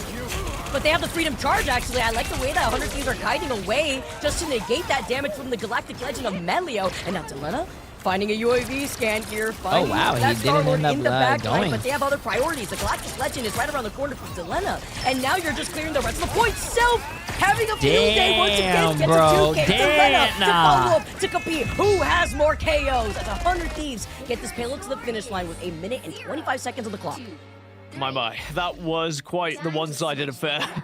FlyQuest just couldn't get anything going, and again, just the constant hero switching. I was always on really 100 Thieves side. Good shit, 100 Thieves. That's what happens when I vote for them. the beginning of that round, Good to be honest, shit. Vicky. I mean, with the portal play that came in, I think it caught FlyQuest off guard a little bit, which it shouldn't. Let's be honest. You always have to have in the back of your mind a potential portal to kick off the game. But as you said, they almost broke their necks turning around to try and get to the point once more. And off the back of it, 100 Thieves, they just never slowed down. Always were getting in the face of FlyQuest. And they get a comfortable 3 points here. So FlyQuest are going to have to try and answer back with 3 of their own. The title that is TTK has not gone down once. I don't think Winnie also has had 1 KO. This is actually insane how that portal play from the very beginning, Gaskin, dictated No one's the looking. entire Change my pace answer on the of board. match True. in favor for 100 Thieves. Get ready. Just constantly scrambling, weren't they, for pieces, for anything to get back into the game, clawing at them, but they couldn't find it. And, you know, I'm happy that TTK is having this much success. There was I remember in preseason, people were giving him a little bit of stick, saying that his hero pool wasn't deep enough on the Vanguards and was relying too much on X, Y, or Z. And you know what? Screw it. If you get Devil Dino and you can play this way, then sure, you might force out a ban next time. If that does happen, then it opens up the Gambit for your team. So that's exactly what you need. If you're going to get mirrored Gambit bans, you need to take advantage of this Devil Dino. I mean, the fact that you also have the Self getting 12 finals, going down only once on the Daredevil, I mean, somebody get an Exorcist. They have to spray holy water on this team. Too many devils around as FlyQuest try to imitate a very similar play, but much Very more interesting. defensively. Sure, because it's sign way the more verse. far Please behind don't know. 100 Imagine not being Thieves. 100% Just on in terms of their predictions. positioning, holding the choke that 100 Thieves is holding right there, also instilling a bit of fear. Melio making that swap over to the Wolverine to open things up. The parachute that you saw from Zelos, but playing his quick position is also forcing FlyQuest to change their attention into 2 different directions. Susie doing a little bit of damage from the backline at the moment as well, and it is certainly working. They are applying a lot of pressure to them, but FlyQuest Game's not over till it's over. That's all I gotta say. No KO to open us up, and it's gonna be View gets that. Oh, yeah, and Delena trying to follow up on top of it. 100 Thieves just trying so much pressure to FlyQuest. Looking to the other side here, it's going to be a trade-off. They did lose out Deadpool here, but it's going to be TTK holding their ground, finding Cart, who hasn't had the best opportunity to try to find a dip opportunity against the Dino v Dino. Now your Velocity, the God of Mischief, coming out in the form of the Eternal Bond before Self backs away. They find Velocity, 3 members of 100 Thieves in that side room. While Velocity does find Winnie, it's going to be a big kickoff here. No, it's Jet. Oh my god, he TTK popped his ult with goes like on a 80 rampage HP. together Holy with the shit, that's Galactic Legend. ballsy. I'm surprised he stayed up for that long before TT finally takes him out. And now it's Delena over to the side, but it's so much sustain for FlyQuest thanks to the double Eternal Bomb. So that's good for Hey, they FlyQuest. capped That was pretty a fast, pretty too. impressive push through, even without kind of a ethical. portal Appreciate the new tier situation. one sub, my There was friend. no How you doing? surprise. Instead, it was just brute force from them. And I am curious to see how much of a difference Melio can make on this Wolverine as well. We were talking with Cozy about Wolverine players and how important and integral they can be to your roster. Well, Melio has a chance to show just what a difference maker he can be. Can he get cheeky with it, though? Voltito, that is Wolverine. That Venom stand for going over to the left side is going to be Tuzi. Also has the Ensong Inferno with the reset. Took a lot here out of FlyQuest, but they have a huge amount of time here for 100 Thieves trying to split their attention, with Millennia also having the invisible boundary to answer back. Tuzi just finding time and as well at the moment. Happy to deal damage from a distance. We'll use that Ensong Inferno maybe as just a last-ditch attempt if you are forced into it. And there you go, when you're taking a lot of damage. And now you want to try and see if you can actually capitalize from any damage elsewhere to get any conversions of the KOs. Not going to happen, but Vinny has fallen. So 100 Thieves starting to struggle a little bit, but there is a great response onto the side of Zelos. With Zelos being stuck inside that side room, sure, but now Melio claps back and finds two, gets the dive down, Tusi to follow up. Wow, The Wolverine okay. Kitty's got claws, and the rest of FlyQuest have harassed 100 Thieves back behind the I was about to say, you point. can't then ult see him, what but I mean, FlyQuest they got the still kill have still. in their pockets, Gaskin. Velocity, God of Mischief, taken with the Silent Seduction, as well as Cart with the extra damage with the bleed together with the Rampage. So now we're seeing why FlyQuest picked this map. The defense maybe was a little bit lackluster and maybe they were caught off guard, constantly scrambling because of the time of that initial one. But the way they attack here, they are doing it sublimely. They are really forcing this agenda onto 100 Thieves, mainly through that Wolverine and also now having Everfrost. Oh, that's risky. That is very risky. And 100 Thieves are definitely going to be pinned back here because of it. Winnie will go down alongside Vinny, and 100 Thieves will be scrambling themselves. And even with Cell finding Velocity, you have the Galactic Legend coming in from Delena, but it's another Eternal Bond to be met against the other side of the ultimate, keeping FlyQuest still sustained. You try to get the kidnap, Zelo's still alive. Come on, they need a cap, bro. They need a cap. This away, right behind the other end of the Freedom Charge that Vinny unleashes to paint the path for the rest of 100 Thieves. Tell you what, that is an excellent response though from 100 Thieves. They looked down and out. They had no right to be able to deny that one, but FlyQuest forced to retreat now, and that is going to be a big time gainer for 100 Thieves, just allowing them to have a little time to think about how they want to defend this next one. Being able to delay, though, with 2 minutes and less than 15 seconds on the clock, we're seeing some swap-ups. Melio over to the White Fox here, over on the other side, too. Tusi close to having that Ensong Inferno. Millennia, okay, don't want to unleash that invisible boundary too early. Does have it ready to go, though, to try to deal with that Ensong Inferno if they're holding I've on. never seen a team go on the right side to try to take the right side. So detrimental to them as now FlyQuest will begin to try and see if they can take a little bit of something off that back line, but Self is going to be waiting as the Black Cat. And if Self could just find one, it would be huge for them, but at the moment there is enough sustain from the rest of the team. The heals are good, invisible boundary does go down. Millennia now with the invisible boundary now ending. Tusi unleashes the Ensong Inferno. Is it going to be enough to get the follow-up onto Self with Cart following up? Yes, it is. Vinny also incredibly low. Tusi's just trying to mark him before he gets away on the other side of the corner, but doesn't hear Delena right on top of his head. Over onto the other side, having to pay attention to Delena. Doesn't have the Galactic Legend, but they lost out on Millennia, who only leaves Winnie up for sustain. So 100 Thieves, once again, are trickling in, allowing FlyQuest to have the number advantage. Delena has done well time and time again, though, when they got the portal down, too. Delena just picked off one or two to make it a little bit more of a struggle and also delay enough so the rest of the team off spawn can get right back onto this point, because still, FlyQuest have not scored here. They've not been able to get over that second point. 100 Thieves still holding strong. That's an angry dino from both ends, though. It's going to be a rampage, a tantrum from both dinos, but Self, the Black Cat, after making swap after swap, is going to unleash the ultimate. Wait, why would you ult that? You're not going to kill what? Side before the Galactic Legend now comes up from Delena, but guess what's waiting for him on the other side is another Strategist ultimate. This time, it's going to be in the form of Velocity and the Luna Snow, and now wrapping up onto the other side of the point. It's another delay, but 100 Thieves has wasted so much time away from FlyQuest for the second point. Oh, this time Delena's gone down, though, alongside TTK, so surely FlyQuest will be able to convert this one and finally push it over. Yes, they will. So now you've got to try and do your job onto the third point. You are running out of time. They have to complete the whole second, third phase in 2 minutes? Nah, I think 100 Thieves wins this, bro. Which would give them a significant advantage. Which I think I said in the beginning of the game, chat. True or false? I'm pretty sure I said 100 Thieves was going to win. At that clock on their way here through. Pretty sure I said it was 2-0, too. And remember how quickly 100 Thieves was able to dictate the pace of a lot of these fights all the way beyond that second point. Now you're going up the ramp here. You're looking at what 100 Thieves have to provide when it comes to taking this neutral fight on the bridge. And even with Self going over to the Ultron, hovering over it before making the swap back over to the Daredevil. I like the switch for Melio, though, onto Moon Knight. TTK is just a walking onk for him to work with, and he's certainly going to be applied so much damage and pressure off the back of it as well. But it's Self on the Daredevil who gets 2 as FlyQuest. Self has been a really huge pickup for 100 Thieves, bro. I know they lost Terra, but Self fills the... and actually be able to push this one over the line if we're not careful. Self fills the hole that the team needs. This time around too. He's the melee player. I don't think Delena plays the melee, right? Going over onto the buggy. Okay, I like this now. As now with the 100 Thieves once again holding back FlyQuest. They have less than 35 seconds on the board to scan. What do you mean Terra can't play melee? Terra has Iron Fist and Wolverine in his belt. For these different angles. The Ensign Infernal also online for 2C. Nice damage, and actually the impact is going to be huge as well. TTK taking down Melio, though. So FlyQuest, is this their last chance, being just swatted away from them right in these final moments? 13 seconds remain for them to try and force this one across.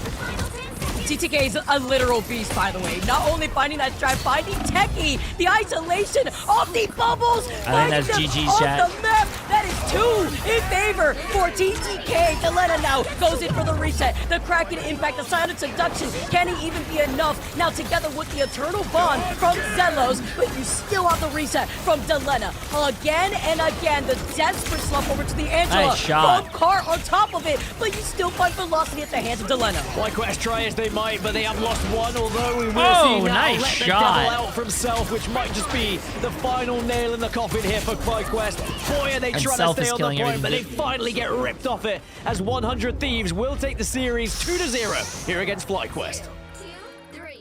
What a showcase of Devil Dinosaur gameplay too. I told you guys 100 Thieves was gonna win. The way not only they play around it, but the way that I didn't even doubt it from TTK. I didn't even doubt it, bro. To also show how 100 Thieves have adapted around a new meta in Season 8. Hats off, of course, to TTK with that performance, showing us just how incredible Devil Dinosaur can be here, Cozy.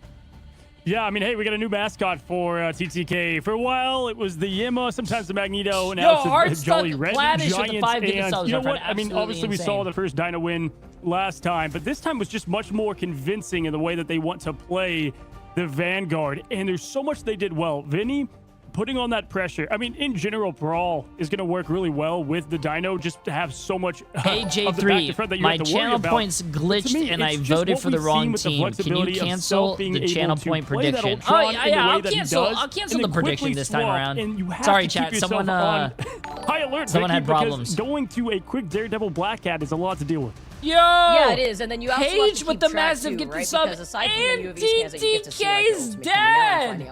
With the 5 gifted. Absolutely insane. Appreciate it. How you doing, TTK's dad?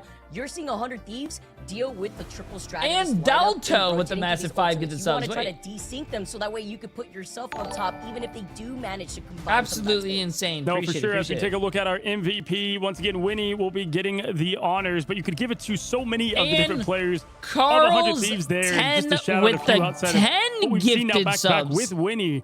I mean, I think just Self in the way. Absolutely insane. Appreciate it. Even though briefly at the high level, it's like all the relics you see kind of in standard 50, ladder, 50, a lot of fireball 300 again, almost 400 against 400. The comps are so good. I'm going to use the TP to go in and dive from top to bottom on the backline strategist. I mean, really well done and showcased from them all. And look, kind of back into form. This is that statement win, Gaskin, way as that well this team desperately needed. And Sunder yeah, I think it's a disappointing start for FlyQuest, similarly to what happened in preseason. But again, they shouldn't be too hard on themselves. When you've made this many changes to your roster, you're always going to have to get through those teething issues to begin with. And for it to be against 100 Thieves as your first matchup, like it could have been against I can't believe I got that pretty much wrong. anyone else. Listen.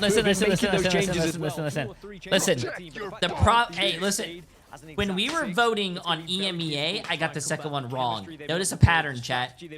Right, wrong, right, wrong. That means it's going to be right. So TSM beats STD because they went to the doctors, and then YWL beats EXG. Watch. as FlyQuest has, you know, plenty of air to breathe after this, but still a very tough grouping overall. But 100 Thieves getting, you know, them, I think you said at the beginning of the cast there, at a good time, right? Like, this team is going to take some time to kind of get into their own, but I feel like this meta especially, and now that we've seen from TTK with the Dino, is going to favor 100 Thieves in a lot of ways, and that's a lot of think to how Vinny is in the flexibility of the department as well, Vic. Yeah, and I think it's a lot of pressure on Cart. You guys talked about it perfectly. You know, trying to find your synergy and build that up against a team that doesn't really have to really rely on that short amount of time to build that synergy because they've been together for so long now at this point. It's going to be growing pains. You're going to expect it, and in a best of 3, it's especially hard because you have such little room for error. And I think a big part of that goes into the pick and ban phase. You let the Devil Dino go through after what you saw from TTK in that first game, and you try to match that together. We did see the Hope come out for like not even 30 seconds, it felt like, before we saw the swap up again. And that also highlights maybe a bad matchup or a very inconsistent matchup that you're not used to dealing with. I actually did not know that TTK had the dinosaur in the bag. I think front to back, I would start at the Vanguards and just trying to right that ship with the pick bans. And obviously, you know, with a new one coming into fray, that is going to shake up a lot. You know, there's so many great tanks available at the moment, but you have to choose the identity behind it. Are you going to go more of that brawl dive with the Dino? They use that a lot in the protect bans, and it just didn't shape out that way, Gaskin.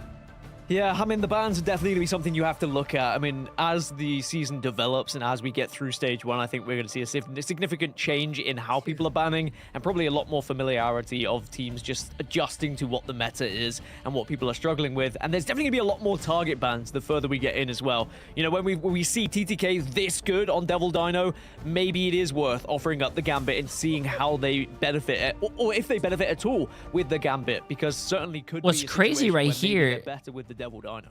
73.2% on Cloak and Dagger. I feel like that is very low. Millennia has 73.1%, almost beating a Cloak and Dagger in accuracy on Invis Woman. And you know, there was a lot of this is I don't know, I have to go look at that, but that is a very, very, very low accuracy. Even the Luna almost had better accuracy. Always so well at that distraction point, you know, just either of them kind of holding their own ground. You know, Vicky, for me, that's what stood out. I think Self really coming into that. I heard you doubt it. Aggressiveness that 100 Thieves is known for. Yeah, and then you add that together. Did I just see like 96,000 damage blocked from TTK on Devil Dino? Like, that's about right. And you did like over like 42k damage.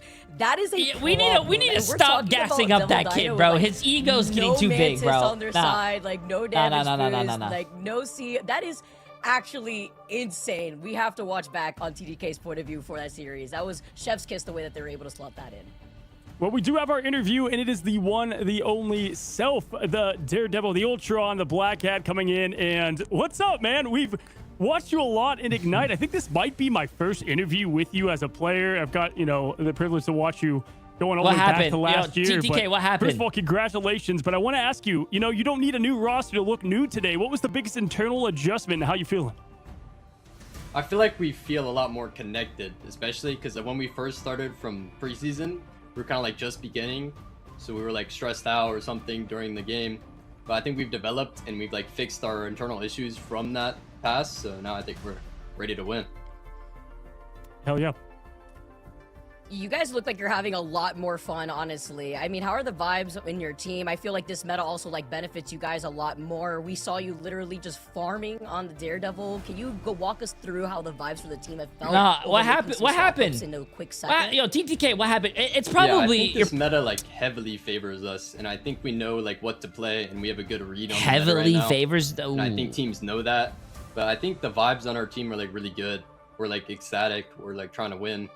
We're a lot more connected, like I said earlier. I don't think TTK carried. I think our remix carried. Both you guys and NRG have showed us just how powerful Devil Dinosaur can be. Whereas yesterday there was a lot of struggles. What do you put that down to? Is it just TTK kind of going crazy on it, or is it just the rest of the team benefiting from what Devil Dinosaur opens up on the map? Yeah, we really know how to like utilize that character pretty well. We've been practicing it a lot. Eric looks really good on it. Like he's really nice at it. But we know exactly like how the character works and what we want to do with that character. It's definitely really strong right now. I've got to ask you, all right, because hey, first of all, how fitting you to be a Penn State fan. Like, Cats is your thing. You go from Black Panther, now you got Black Cat available. Black Cat's stealing a lot of hearts out there to rivals, but you being like the Black Panther that I like to think of, we saw a bit of it and it looked fun. Are you just loving Black Cat more and more and how she's fitting into the game? Yeah, I think it's a really cool character. Since I played BP, it's kind of similar, but I think that character is like what BP should have been. I think it's a really good addition to the game, and I'm like enjoying playing it right now.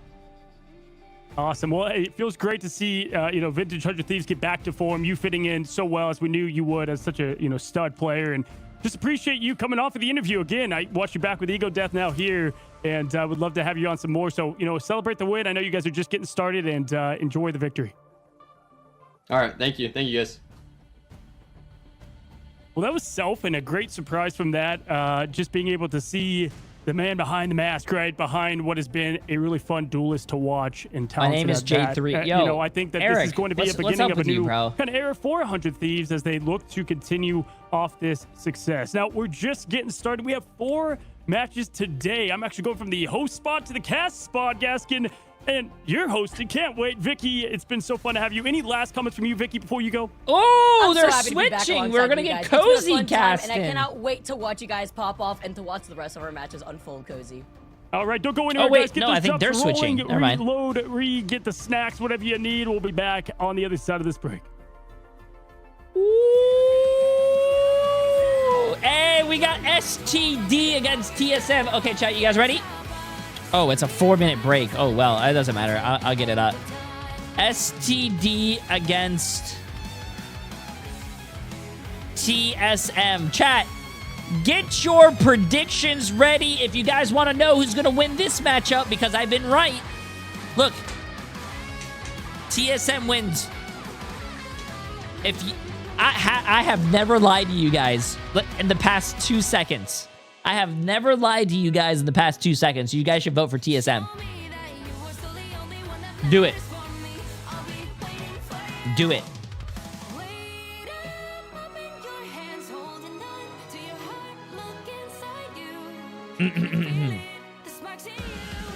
Good, chat. Good. Good. If you vote for STD, I hope you get a beautiful present for your birthday. I hope you guys get like a beautiful present, like anything that you guys wanted, present for you on your birthday.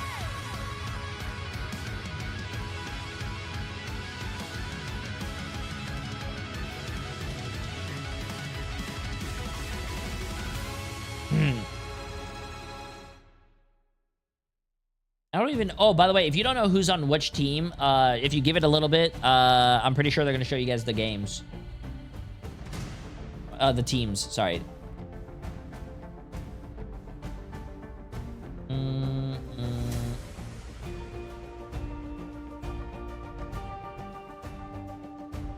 While you guys are doing that, bro, it's taking me forever to get to level 95 fishing, bro. Protect your bald king. Love you. Victory hand emoji. It's taking me forever here, chat.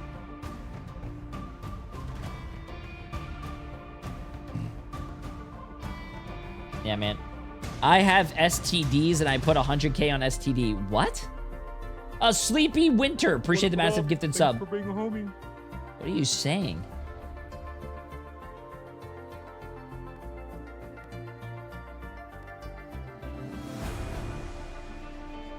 What in the world? 2 million. Oh, the match starts in a minute and a half. $2 million on STD with 167 people. TSM 4.1 million with almost 300 people. Damn. Get your predictions in. By the way, this is the second to last match, so you guys only have one more. You guys only have one more bet after this. So get your predictions in. I'm gonna go to the bathroom.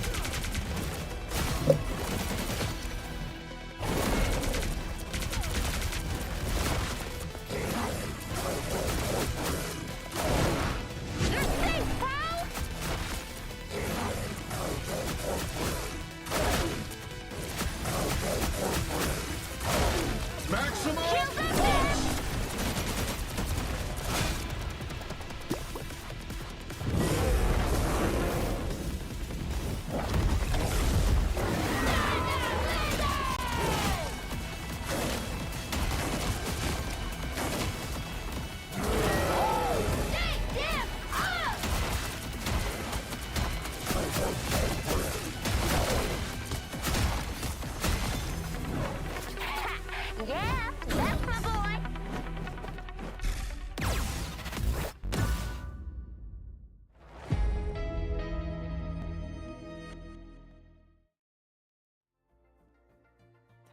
Welcome back, everyone, to Marvel Rivals Ignite Stage 1 here in 2026, and I have switched seats with Cozy. Well, actually, technically, I've switched seats with Dogman, but regardless, I'm going to be here hosting as I'll let Cozy have some fun with some casting as we have another series on our way. TSM versus Stick Drift is where we're going to be heading, but before we get there, Dogman, welcome to the show. How you feeling, buddy? Great. I mean, obviously, today's going to be a big day. I saw the last two games. 100 Thieves won, so, I mean, it's kind of off to a very interesting start. This is more what people expect out of the preseason, but obviously we're not there anymore, and we're in the official real Stage 1 of Ignite. Hell yeah, we are, and we're seeing Devil Dinosaur finally being put to good use. But Cozy, Stick Drift versus TSM. This is going to be an interesting one, especially when we look at the leaderboards and kind of who is going to be progressing, who might be down in the dumps, and the possibility of relegation as well. This is where it all starts for me, because TSM had a very difficult preseason, to say the least. Lunex, now Stick Drift, has been a very different change for them. What are your thoughts on this matchup to kick us off? Yeah, for sure. I mean, I think Lunex impressed all of us, right? Going into the playoffs, the way they played, they eliminated Space Station, so they had that going for them and looked strong in the part. And then you've got on the other end TSM, who I think was the opposite effect, and you're wondering, can they right that ship, right? Like, did that extra time come into play? For us, what we saw with the 100 Thieves ways, just a meta change can represent that, but is that going to be the same for TSM? I actually saw Guru back in Austin not long ago, and I couldn't tell you how locked in this guy was on getting this team better. Well, as we look at Stick Drift first here, Dog, I mean, some very impressive players, of course, that are going to look to try and make their impact here in Stage 1. Redis, for me, was a big highlight during preseason. Yeah, absolutely. I mean, the former Lunex guys have been kind of over the place. I mean, especially with Doom's Edition. I think Iffy was really good. Same thing with Tones. Like, this squad...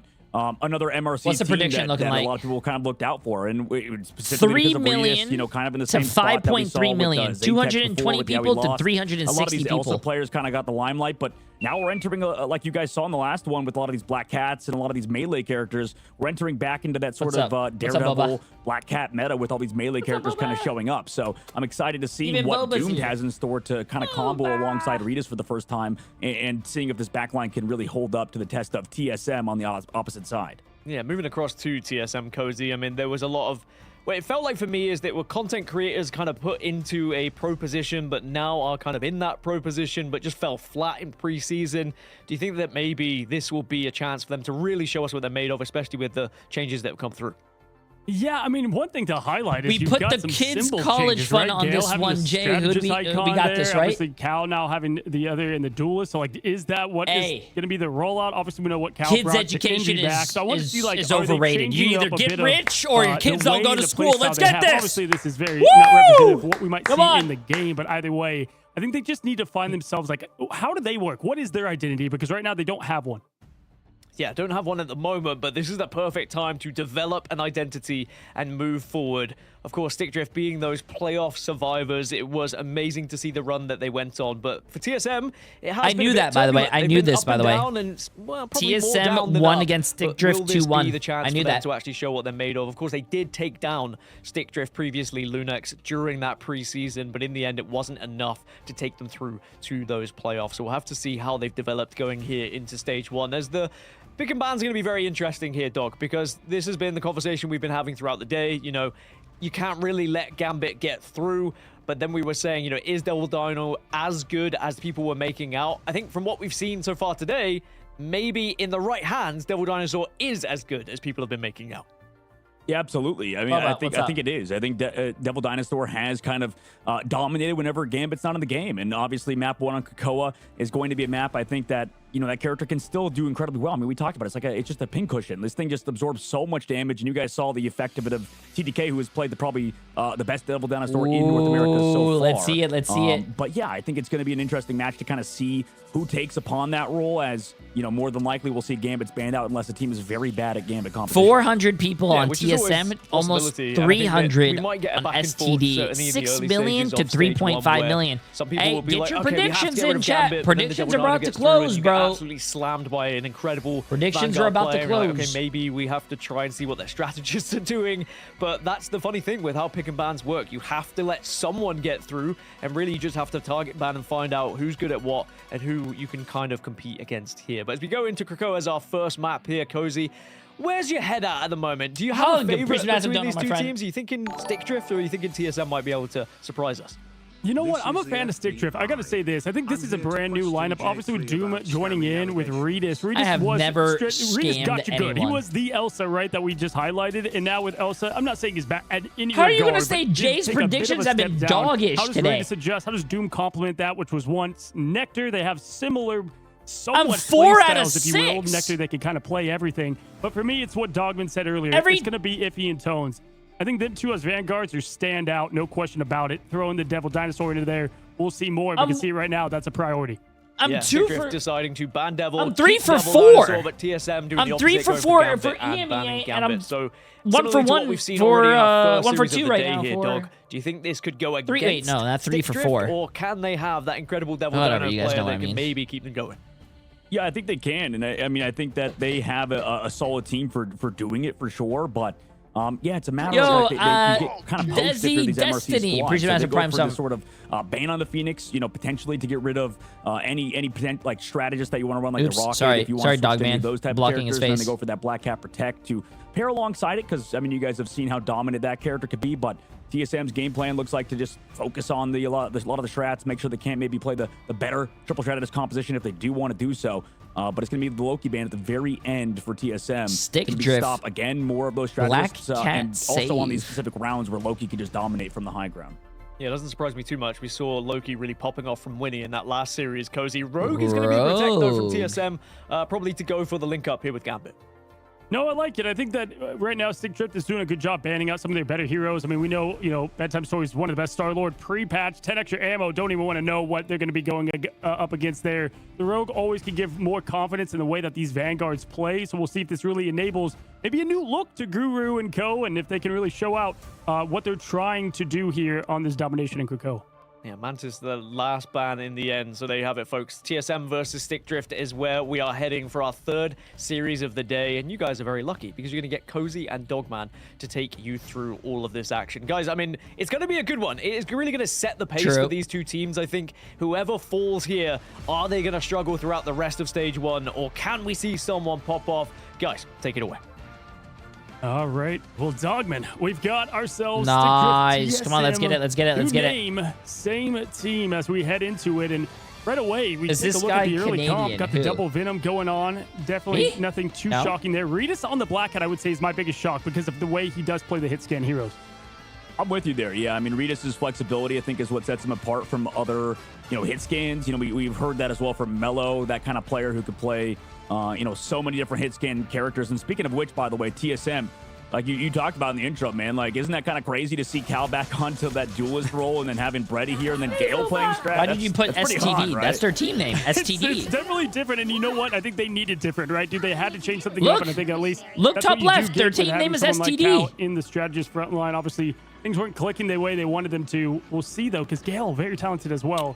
But here we go. Gates are open Let's up. see it, chat. Looking Let's right see away. it. Dude's gonna be on TSM that against Star-Lord. Peter STD. Quill gonna go take that role as Redis Did I gonna mark be that? with the Yes, Felicia I did. backline. Here comes the portal right away as the team TSM. Wait, Cal gonna is take right to playing it. tank. Cal leading Cal in, that in this strain. tournament And you love the triple for a lot Vanguard of other that's showing teams. up He's front played here, tank. Dog. He's played DPS. Yeah, He's just played kinda going support. for He's this played all the fight, roles. Sort of triple Vanguard strat, and if you kind of realizing there's a lot of HP to chunk through, looking for those strats, and you have Doom coming back eventually for Guru, by the way, who went aggressive, but who's going to go down first? It's Gale from Redis, who's on that Black Cat with Doomed on the follow-up. So Brady, rest of the crew followed through, and unfortunately for TSM, they couldn't, up the pace, up the aggression towards the backline, and it's actually the reversal of the side of Stick Drift. Yeah, man, the whip with the spin to win is absolutely diabolical. Great awareness from Redis, just getting rid of the X factor that they needed to quickly, and that's what you want out of the Cat. And Krakoa, especially this map, going to lend a lot to that. We'll see how they get relocked in. First Cal fight over on doesn't the mean Soldier. anything. First fight doesn't mean Again, anything. With that Elsa, they're going to have to really kind of play this in a very protective style because Redis can make that light work to delete one with ease. We're going to go ahead and see The Venom now underneath, going once again with Iffy, and at this, the battle already just jumping right into it. Bedtime Story's looking low and nearly out, is going to stay on top of it, as with the back line. Wait, Cap, why is Gale... try to grab Wait, that. Gale is now a support player for TSM? That is why Rocket, so important. Cal is now a DPS player. Gale moved to support. What is going on? So they can just, play safe back at the map the whole time. And we understand that TSM, with their duelist lineup, are just going to play full hit scans. This time it actually works out if he goes down. But there's still if I thought TSM was going to, like, roll swap mid-tournament, coming in with a damage boost. I would have voted STD. Out of the sky, but it's Tone still on the front line. Kind of creating a little bit of space, getting the pocket from both Straps, who are still alive. They're missing their duelists, but this Devil Dino can take so much damage before going down. Need to get so many headshots, deal with all those bubble cooldowns, not only from the back line, but also the Devil Dino himself. And Tones is still staggering it out. They use the invisible boundary, and he's still up through it. Nice job by the Glartruck, though, to bring him back into Cal's ultimate, collect those 2 KOs, and finally sends Stick Drift back. Punches the portal out of Mad because it slams down and unfortunately gets... Wow, the tides are turning just like that. TSM, what are you guys doing? You're winning the fight. You're winning the momentum, and you guys just threw... Nick Dino from the point. The Glartrox at the helm of it, but just like that, wow, Stick Drift just answered right back. I mean, dog, that was such a great execution, and then going right into the slam down from Cal to the portal. Maybe a bit greedy, maybe wasn't expecting the 3 on the other side. Yeah, I mean, that's the tough part, is you're playing against a very fast-paced comp, then get back quickly, also just deal with you those never close angles chase the very well. STDs, bro. They always end up catching you at the end. A new Doctor Strange movie may be coming soon to theaters, but, we're close to the end now. It looks like Cozy, 90% of the board. They also have a lot of ultimates against TSM, who try to go in with good results, slow down ultimate charge of Stick. We just talked about sustain across the board with Venom and Dino. It can be tough to deal with. Doom, he's going to have this ult, right? But what are you going to find? Go for the Venom, which is not the best choice, but the only available one with the invisible boundary coming up. But yeah, Tones and If, you're going to have to be their priority. And here comes the Cat, one at a time. Can you get that reset rolling? Doom finds one. Was that the target of Black Cat? Can they find another? The Whip's going to get the job done for now. Has the Q. There it is with the slash dash and finish. Doesn't even need the pursuit. Finds success. Using all that bank up. Now just hunting one by one. TSM trying to fight on, but cannot find Soulless. 3 in the spawn, 3 out. This is going to be it. We're moving on to the next map. Yeah, excellent work there by Stick Drift. And, the tough part for TSM is, they haven't been able to disrupt the pack line like Stick Drift's duelists have been. I mean, every single fight, it feels like Doomed, is combined with Redis, who's on that Black Cat, who I think a lot of people expected to be kind of either poached or looked at. What's going on, man? Or this entire team getting picked up by an organization. Bro, I love TSM. They're a bunch of great friends, but Cal was a DPS player, then he played support for his team, and now he was playing tank, and now he's back to DPS. Gale was playing DPS for this team, sometimes played the Hulk for the team, and now he's on support. What's going on, bro? What are we doing? Why is there so many... I thought Doomed was going to be playing more of that dive role, right? And really just showcasing just the absolute carry potential. No matter the duelist, going to get the job done. And bigger props to Doom for just carrying it its own as well. Did play Star-Lord. I mean, you go all the way back to Shroud X days, bud. He was playing Star-Lord there. So fun to see this team put together. I believe he was with Vision back then. So it's crazy how Roster Mania has ended up where we are today. But either way, this team is showing why they're not just an MRC team, but one Honey Badger, appreciate the good to sub, my friend. And Taco Bell, appreciate the new tier 1 sub. To win here. How you guys doing? Use that double jump all the way full. Gonna get a quick grab of the grapple, get the wall hacks on, and gonna go for that target. It's gonna be the Elsa, maybe. No, go for the back line, of course. There's the quick combo to win. The Lanterns gonna be popped from that. Amplifier up, gonna help out their cause. Silent Blaze quickly gets Serious Burn down. Oh, the trap from Elsa. Nice. Great placement from Bedtime Story and finish. Yeah, absolutely. Shib is not casting because he's at his sister's wedding, chat. For this round, obviously, BTS, nice job. Actually, it's grabbed by the Dino at the very end. But Zio, regardless, I think that location, the bunker, appreciate the tier 1 sub, my friend. How you doing? The backline's just surviving a lot more now, which is going to be absolutely crucial moving forward, especially if they're going to keep playing this comp. And, they definitely can play a triple Vanguard line. I think we've seen it in the past, at least, the previous meta. But now, maybe with the Emma buffs, we can actually make this comp work, especially with the sustain and playing around BTS is on that Elsa to help the backline play very kind of together. Yeah, one thing about having a Loki as a Black Cat is you can get free currency from those clones, but it's a bit tough to secure the eliminations at times as the Gambit ult coming out from Brady, and with it going to be the opposition with the Legendary in the sky to answer. Going to have good rotations at that. Trying to pin them down, not successful. Guru going to find a quick elimination. What is TSM doing? They're not playing like they're on the same page. One of the best TSM is playing like a ranked game. Guru throws down the imprisonment. Can they find any relief from it? 49% stalled as much as possible, but now have to deal with the fortress that is the Dino and the Symbiote. Yeah, absolutely. I mean, I think that disengage didn't really pan out for TSM. Mainly, they just kind of went too far and then kind of got lost after. Like, Guru went in expecting the team to kind of follow up. Was focused on the opposite side. Then obviously Stick Drift with some excellent combination of ultimates. And now, they switch over to the Jeff off that rocket to kind of play that aggression up. Maybe a little bit more free. They actually dive early onto Cal, who got caught. Like, I don't understand. What is TSM doing, bro? Why are we so split? Bro. Eventually does go down. The copy from Gale comes through as well onto the Gambit, popping the Raging Roll flush. Should have given them the space required, and they actually did a good job turning it back around, even though they lost Cal early. Yeah, I don't see the duo, but there's still plenty of cloak. I don't know how they won that fight. At this point, at least they got the win through that. So Dubs on that in at 60% and going forward.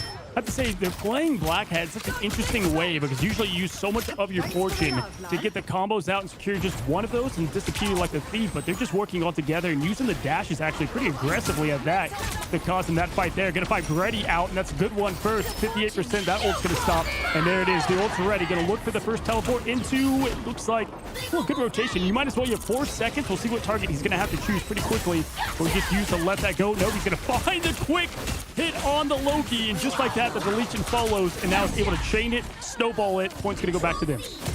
Yeah, I mean, this team of TSM has relied heavily on BTS. I think to pop off on that Elsa. But in that previous fight, obviously Redis, by the way, who's getting even more resets towards the back, was able to find that first pick. I mean, he's just playing kind of in a jungle gym of his own on those flanks and just sets up those dives that we talked about. But once that ult's gone, take us to a map 3, bro. Come on. We'll see how this upcoming fight goes. Last time they used that Star-Lord ultimate, it was counter on TSM side. This time Cal swaps over to the Magneto, but doesn't have the ult counter on his side.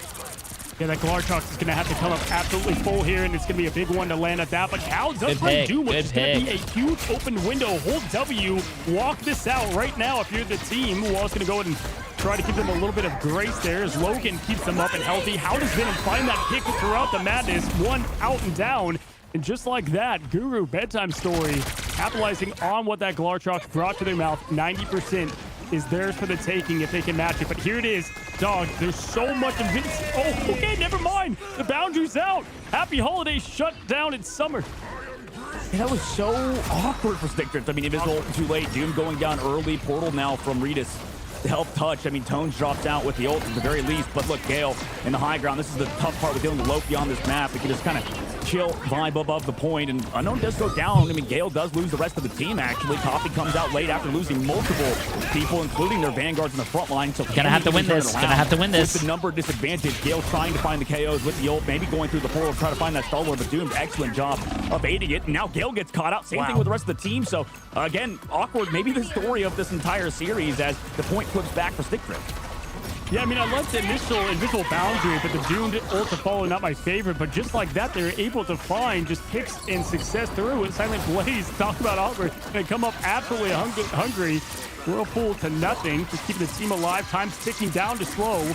Quickly, the Vanguards are going first. Every fight, dog. These Vanguards are not getting that presence or space they want. And from there, able to capitalize on it. Gonna go up with the purple meatball slam down. Magneto begging for life at this point. Professor Xavier nowhere to be seen, but Eric struggling in his head now as the entire team wiped finish. It's gonna be Stick Drift that takes first point.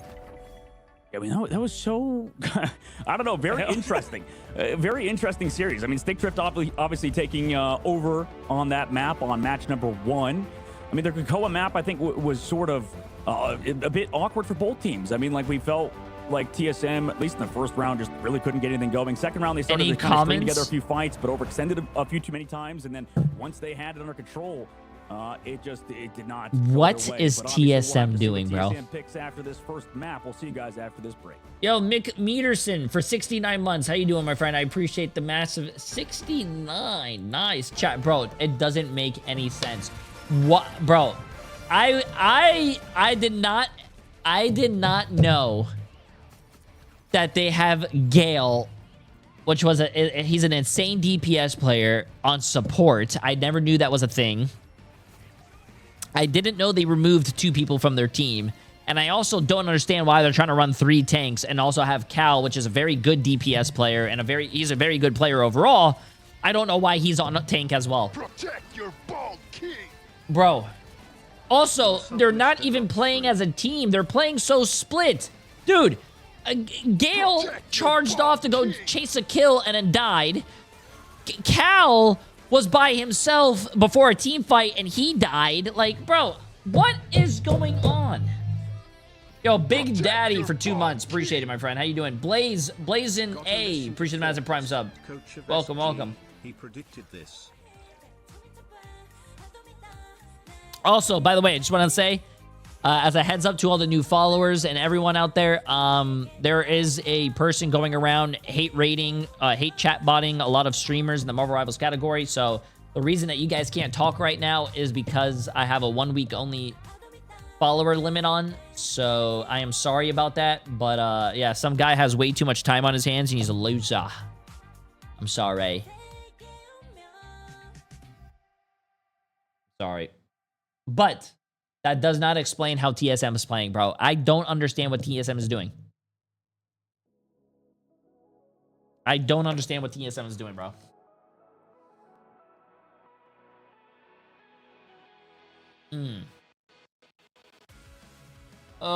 He was chasing the Star-Lord and the Strange killed him. But yeah, I don't think he's gonna catch him, though.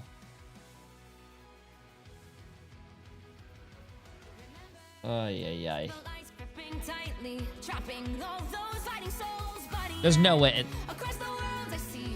Boba.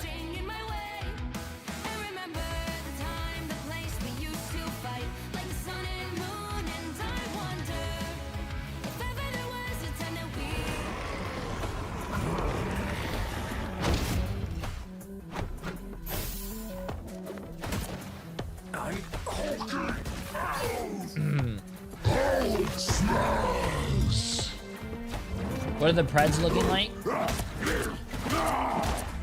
4.4 million on STD with 300 people, and then TSM has 6.2 million with 430 people. It's a 41 to 59% ratio.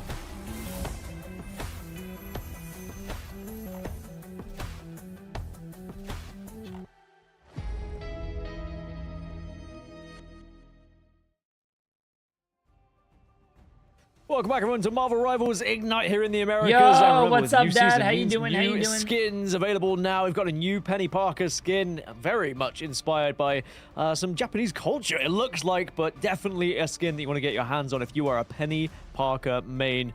I may just have to pick this one up as well. But of course, we just saw Stickdrift take the win against TSM on that first match. Gaskin here alongside Cozy and Dogman.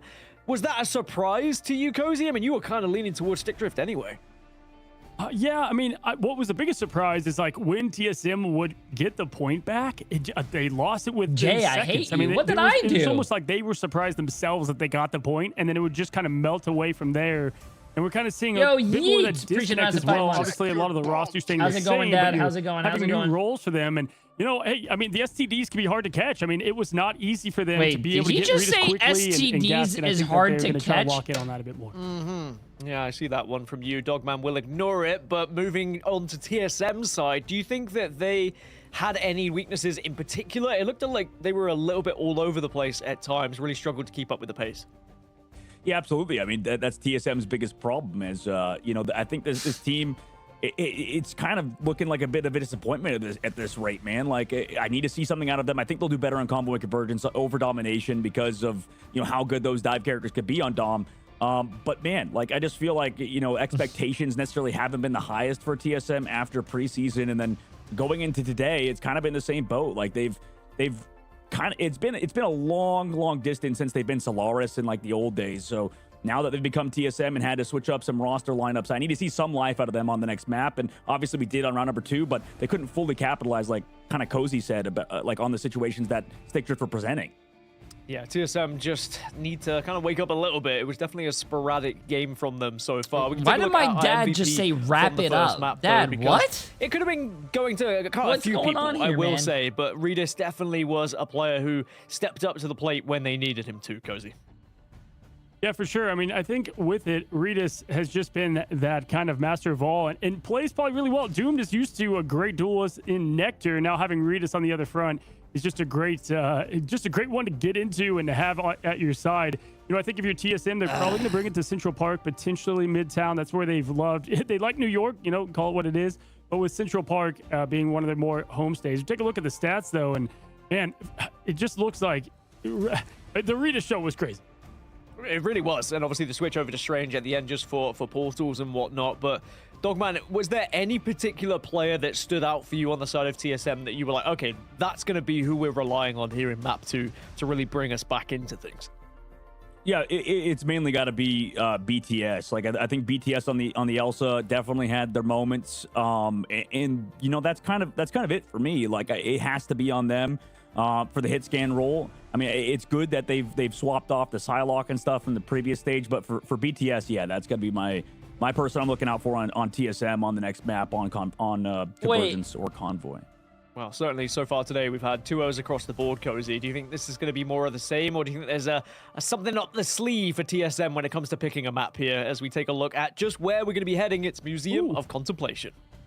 For what it's worth, when they did fight last time, TSM versus Lunex, they lost domination, TSM did, and then they ended up winning 2 in a row from there. Central Park and Midtown then. They're going to take it to Museum now. So, hey, if you want more of the same history, different teams a bit, but, you know, they were able to kind of right the ship. That was a couple days into the preseason. Obviously, day one, a lot of new things kind of harmonized, but looking to the past can be done. Yeah, excited to see Museum of Contemplation. It's one of my favorite maps, actually. Some of the early skirmishes are very fun indeed, especially when you get someone on something like a Black Cat. Just see what they can do on a map like this. Dogman, I think that we've certainly seen that TSM have struggled with certain areas, but perhaps now that they get the pick, this should be more of a comfort situation for them. Okay, let's see this. Yeah, I don't know, man. Like, it's kind of tough. I feel like Museum of Contemplation is we know is like a good dive map, and you know, TSM obviously. I mean, they tried to play that rogue gambit stuff, and they want to keep doing it, but it just feels like their duelist line needs to be able to follow up. And you know, I'm curious, like if Cal has that Black Cat in his pocket now, and you know, if he can potentially play it. You can see even in the ban phase though, Stickdrift's whole game plan is get rid of the Phoenix, get rid of some of the hit scan characters, and you know, a lot of those very strong Vanguard lines that can help support it. So as long as they keep doing that, I think they should be okay versus TSM on this map, just because of what we saw out of Redis. And like you mentioned, the Black Cat kind of played that role, you know, had their moments for sure, but it's just a tough map for me. I kind of am wondering why TSM even picked it sometimes. Yeah, question is okay going to be enough here, Cozy, as we move into picking bans? And already it's pretty much identical to kick us off with the Gambit, Protect, and Ban. I was just going to say the same thing. I thought if anyone were to pick this map, it'd be Stickdrift if they lost, because this favors their comp a lot more, in my opinion. The Star-Lord is not going to be at play for TSM. They're just not going to allow Bedtime Story to have that kind of success on a hero that they've proven so well on with those 10 extra ammo. Who knows what you got? But there's a bit of a response. Black Cat can be banned now, at least shuts down, I think, some of what they want to do. Yeah, I was going to say, with TSM, like, they need to find something to stop the game plan from Stickdrift, and perhaps this is it, getting rid of Black Cat. But on the same side, Stickdrift are doing the same thing. They get rid of Star-Lord, they get rid of Phoenix, and they are very much heavily targeting those duelists where they are comfortable allowing TSM to have whatever strategies they seem to want here, Dog. Yeah, I mean, they go for that rogue gambit stuff again. I mean, we've seen how good it is. It's tough. Even if you're really good at specific heroes, sometimes your team can't play those compositions, you know, organically in a very synchronous way. And Stickdrift going for the same ban phase. This time they got to keep the Mantis, though. This time TSM, because of that focus on the Black Cat, they allowed that Mantis to get through. And I'm curious if that enables Stickdrift whenever they play. Well, in this case, maybe some Daredevil, maybe some triple Mantis with the Ultron again that we could see. But yeah, what do you think, Cozy? You're making a face over there. What are you seeing? So I know Doom plays Daredevil. You have that, but this tells me Doom is going to maybe flex into this Mantis role. Then you're going to have back to Rita's show on the hit scan. That's what at least it is kind of telling me, but also with the front to back, I don't know if that's going to work with the more mobile Vanguard front they have. I want to see TSM play tank pool here against this Dino. Yeah, I'm excited to see just what they pull out. I'm also pretty excited to see what Mantis can do as well. We've had a lot of Mantis bans that have come through across the last couple of days. Very few Mantis have been able to actually get through said lock and ban. How are the games? We will see Mantis, and of course we will see more Devil Dinosaur on our screens as well. Pretty good so far. I mean, match number 2 then between these two rosters. Stickdrift versus TSM. You've got Cozy and Dogman to take us STDs were going going to be this good. All right. I'm surprised TSM is not doing well, bro. Stick drift up. After what I'm seeing them play, though, after what I've seen, I just don't like what they're doing right here. So Doom's going to the I had TSM as like a top 4. And Redis on the opening of I actually think they might be like 5 to 6 now, chat. I don't know if they're going to make the playoffs. In the America scene, well, guess what, man? Stinkers. We'd have days. I don't think they're making the playoffs, bro. Yeah, no, it's a good call. I mean, it's Fix your smart hair? for No, teams my to hair's start gonna be playing my more, hair's but it's not fine, that chat. Anybody's been bad at Wolverine, I think, in North America. It's just haven't seen enough of it, to be honest. But I'm curious if it works out for them. Obviously, they do have that Ultron swap if they really want to, but they go for it. Actually, yeah, they switched over to the Emma and everything. For TSM, though, yeah, it's this hit scan, triple Vanguard comp that I think we saw previously more so in the last stage in the preseason, more so than now, or I guess out of some matches. And I think this fits TSM's playstyle, but it does make it a little awkward with the slowdown in how, you kind of heavily rely on these combos between Gale and Freddy. They need to get the Gambit sort of 1-2 punch.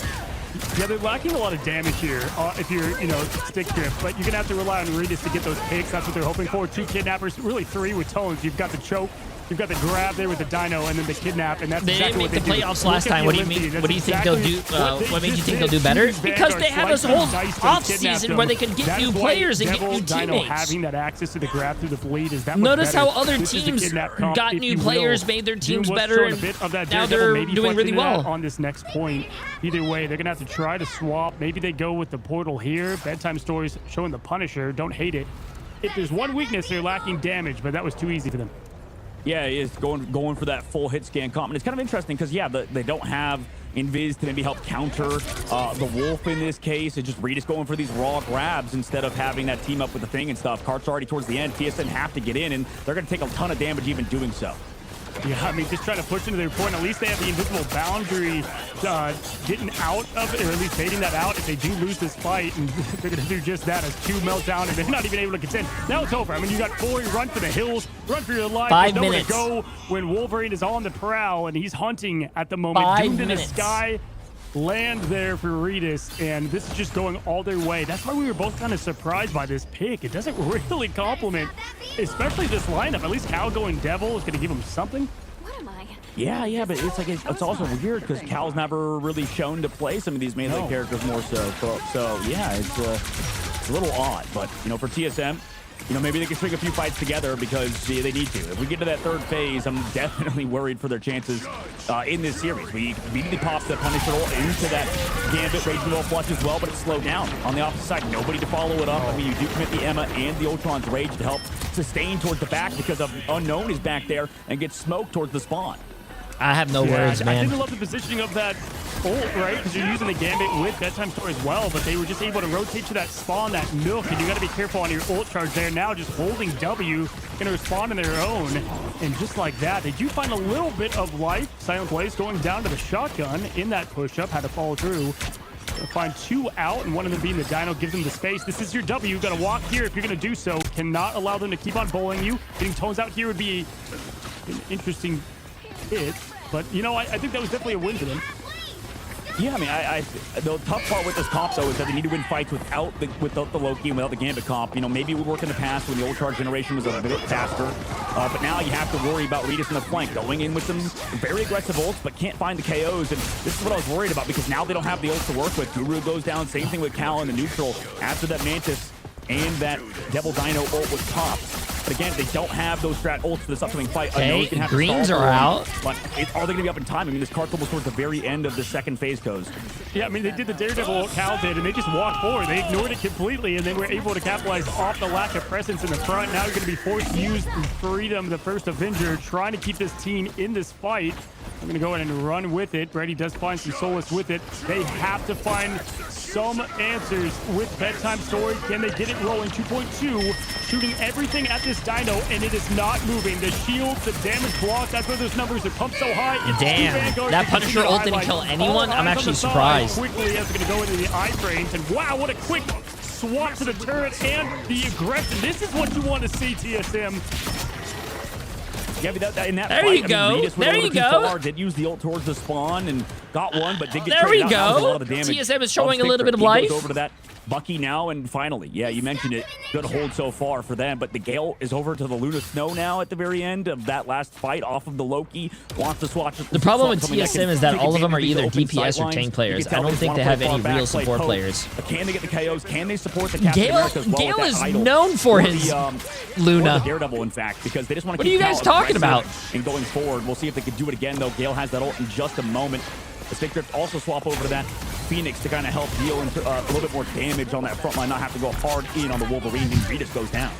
Yeah, especially with the mobility, I think this is definitely the right choice. But Rita's going down early. The trade they have to have is on BTS and cannot find that success. I mean, Frank Castle, one of the most lethal duelists at the moment. I mean, just can handle dive, able to get that good poke Gale, you guys are forgetting that Gale has the mentality. Solid choice all around, and good for. He has an old mentality of healing. He wasn't on a player. He was a goated on a player. To back fight.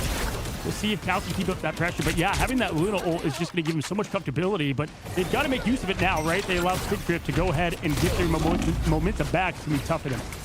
Yeah, it is. I mean, Brady goes down early to Rita. That's not good, bro. That's not good. Of the entire, like, that's piece. That was kind of interesting. But now they go aggressive. 2 down. Rita's excellent shots. You have the Punisher in that Luna Snow, but you can just kind of wait it out. However, the spawn doors are pretty close here at the very least for TSM, and if they get these KOs, nice job trading it, though, for Ritas on the opposite side as Guru tries to slow it down with that Come on, Brett. Yeah, I think ultimately You're better than that, bro. Yes, Come on, man. Out, but they have everything better to than use that. with it outside the invisible boundary. They've got to land these together. The Extermination slammed out with the Insong to get the end of Gambit, and with that Guru short as well. Diamond reduction not going to be enough to be able to at least stay alive through this. Goes from 1 health up to full, and just like that, Ritas from the sky, or Ritas from the ground, Duke from the sky.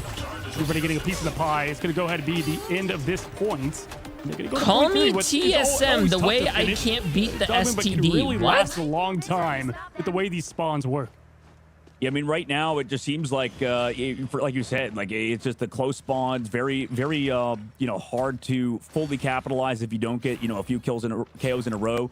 But they strung them together. They finally move into the third phase. I think a better hold for TSM, considering all things now in this last phase, as that bus transitions into a water park, basically, as Stick Drift, do have that Mantis ult that can up the pace again. BTS goes low. There's nothing to really counter it on BTS's side except Brady's ult. But again, they need to fully capitalize off it and then string together a few fights after. Yeah, this rampage is going to be tough to deal with. We'll see how fast they can go ahead and try to clear the way. Ready to throw out the flush now. And with that, look at this rotation beautifully done over the left side. And having both Logan and Ritas there taking care of anything that might charge their way is beautifully done. How you want to craft that to perfection. And there's the trade. That's what you're looking for. The quick hit of the Ignite Blaze since Frank Castle back to spawn to reflect. And just like that, that is the opening fight, and really going to give them under this bridge. And that's kind of the first choke point. Second being right here by the spawn, where you can shut the door completely. Well, this is what I'm talking about, like, is some teams aren't that good at Gambit comp. You can see we have Gambit advantage. We use it early. We did get disengaged. And now TSM are switching to a comp that's not even, like, built around Gambit now, so you can't even fully utilize, like, the capability of, the Gambit speed. The Guru swaps over to the Rogue again. Cal's onto the Hella, which we haven't seen much this tournament at all, and now a Stick Drift. Cal is on the Hella. Rich is a full charge to kind of go and engage. BTS starts it off actually with an early Punisher. Yeah, having some of these kind of quick desperation swaps, at least for the hit scan side, Ritas can make quick work. And as you said, a lot of the game plan was pouring around the Gambit with Guru on that Rogue as well. And there goes the show up and ready. Extermination going to look for his angle is doomed. And slamming down, landing down, and with that is a quick three-piece. Good night. I think that's where TSM is failing at. STD. The exclamation point as they're going to go ahead and go they up are the ramp. when STD starts to spread out, it gets really hard to contain like STD team. So I think you need to contain them and don't let them spread, and then you'll do a better job. But like, oh jeez, like once you let the STD do whatever they want, that's where it gets really bad. Don't get me wrong, but I would say Lunex we saw in the preseason looked better than this now. I don't know, man. It's just TSM, like, what are we doing? Like, wait, Guru's on cart, nobody's there to follow up. Oh, we're on a freaking Hella comp with Punisher. Like, what? Put the stacks away. Man? Stop. Like, Jesus, they almost held second. Stop. Oh my God. Bedtime Story has 27,000 damage. Oh my. Stop. Put it away. It's just a little bit disappointing, I think, for TSM so far.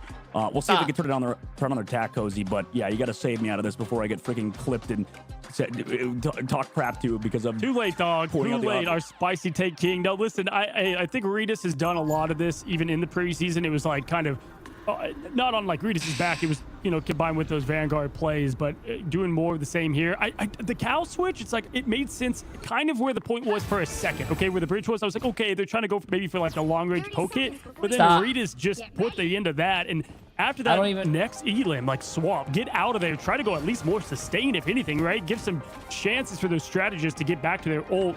Last alive, I think it was Gale on Luna, and it was just done from there. So yeah, I get maybe a quick swap there, but wasn't the answer. They're gonna look to see if they could do more of this on the offensive side, and even here, you know, we'll see how these. Just look at the Cap and the Daredevil. Let's see how they, you know, kind of sync up. That's what I want to see, and that will tell us a lot about this team's communication. Yeah, let's see if they can mix it up on their attack. Put Cal back on the Daredevil. You know, I haven't been too inspired by it so far, but I you know what? Like, if he has put the time in and has the follow-up, it's just interesting they don't even want to put Guru back over to that Rogue as well to help with these dives. Maybe go for a bit of aggressive play, and instead they're sticking towards that Punisher, and I understand those changes, but Stick Drift as well. Logan, like you mentioned earlier, I mean, on the Mantis so far has hit basically every sweep onto those flanks. We've said this before, really all these teams, like there's a lot of good hit scan players who are seeing the duelist role, but it's a complement of like that dive role or that pseudo 1B duelist. And the teams that are losing just don't seem to have that. I think Bedtime Stories is doing a good job to the best they can, but there just doesn't seem to be that rhythm. Speaking of which, though, we find a little bit, getting the Dino out early does open up this first lane push, which lends a lot of help to them. Do they go with a quick strange? I think a lot of teams not do so. Just try to run to the last touch. The way the spawn works, if you do get eliminated early. Hey, it looks like they're doing a really good offense so far. Good shit, good shit. Come on, they're not out of the game yet. Stick Drift against TSM is just put so much damage on the way there. So we'll see what corridor they use, and it's going to be the opposition side that Stick Drift uses. Yeah, I like this. I mean, they're trying to focus on Iffy a little bit. Also, McGuru's been perma-high charge this whole game. After switching to the Emma, he's been able to create a lot of space for the squad to go aggressive. Also stop Tones. Nice grab from him. There you go.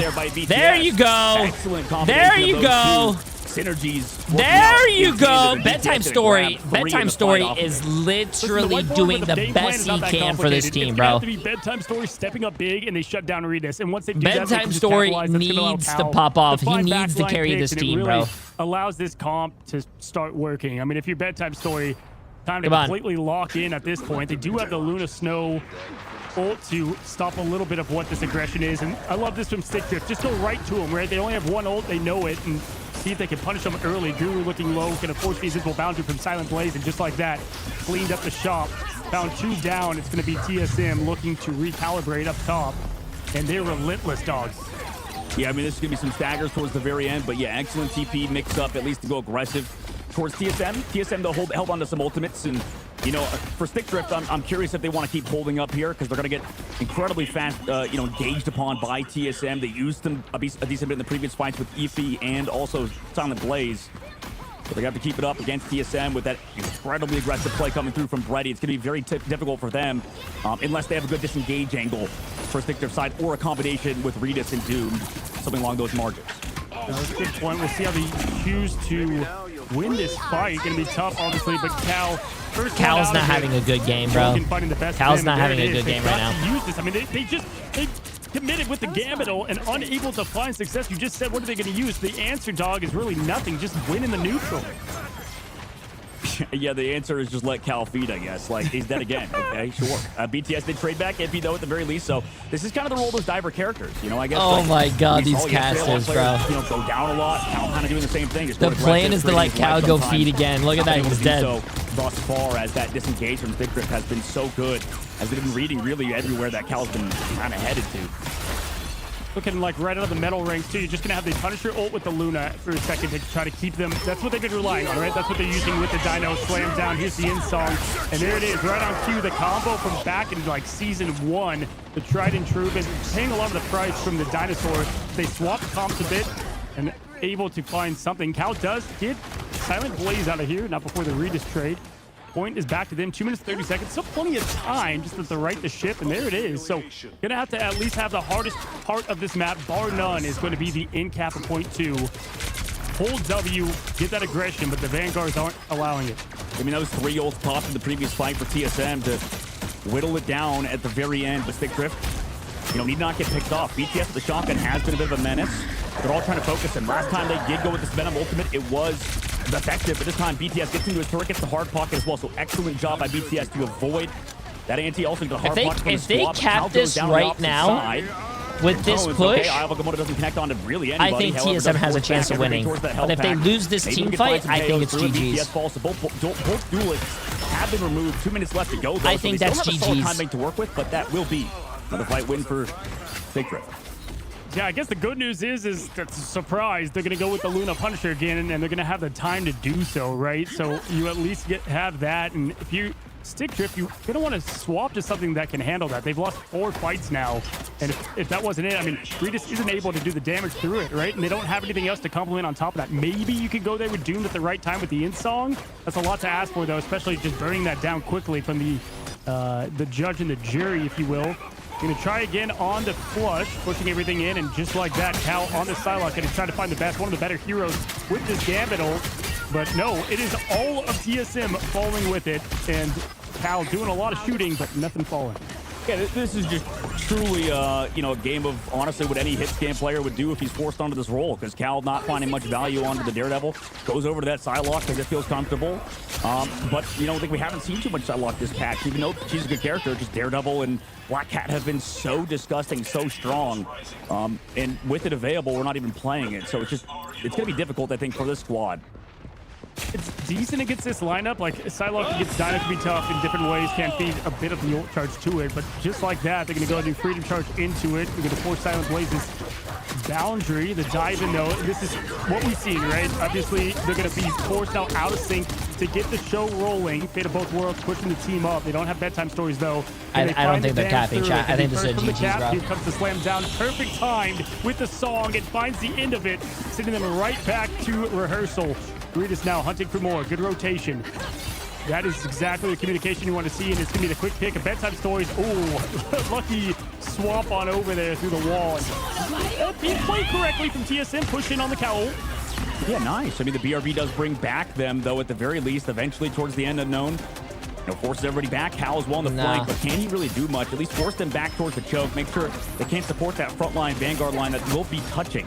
But that eye going to come back out of spawn from Tone in a moment. BTS does drop the ult. Can they find the KO fast? Good up there is Iffy towards that cart to try to help stall. Cal does find Logan on the flank, does get shot up by that ult from the sky, but no, evades all that damage. So excellent work by Cal on the flank, and then meanwhile, BTS they cleans up towards the capped, but I cart. still don't. I don't think they got it, chat. I don't think they got it. Get it done. A minute and a half. A minute and a half of this whole third point. Dude, you know how hard this third point is to cap? This is one of the hardest maps to fully cap, bro. So that gives them the room they're looking for, and as long as Cal can get those kind of picks, but man, look at this aggression from Stick Drift moving in. Can Tones hit this Auga? The last one clearly did not get the connection they want. Ready to go ahead and throw the Gambit ult, but that's before they lose 2, and not only 2, it would be probably the most important 2 to benefit from it outside of BTS, and now push into their own spawn. Why ult there, right? You want to go ahead. Fight's kind of lost, but hold on, BTS just being that Thanos. Teams around to be the Infinity Stones, charging them up.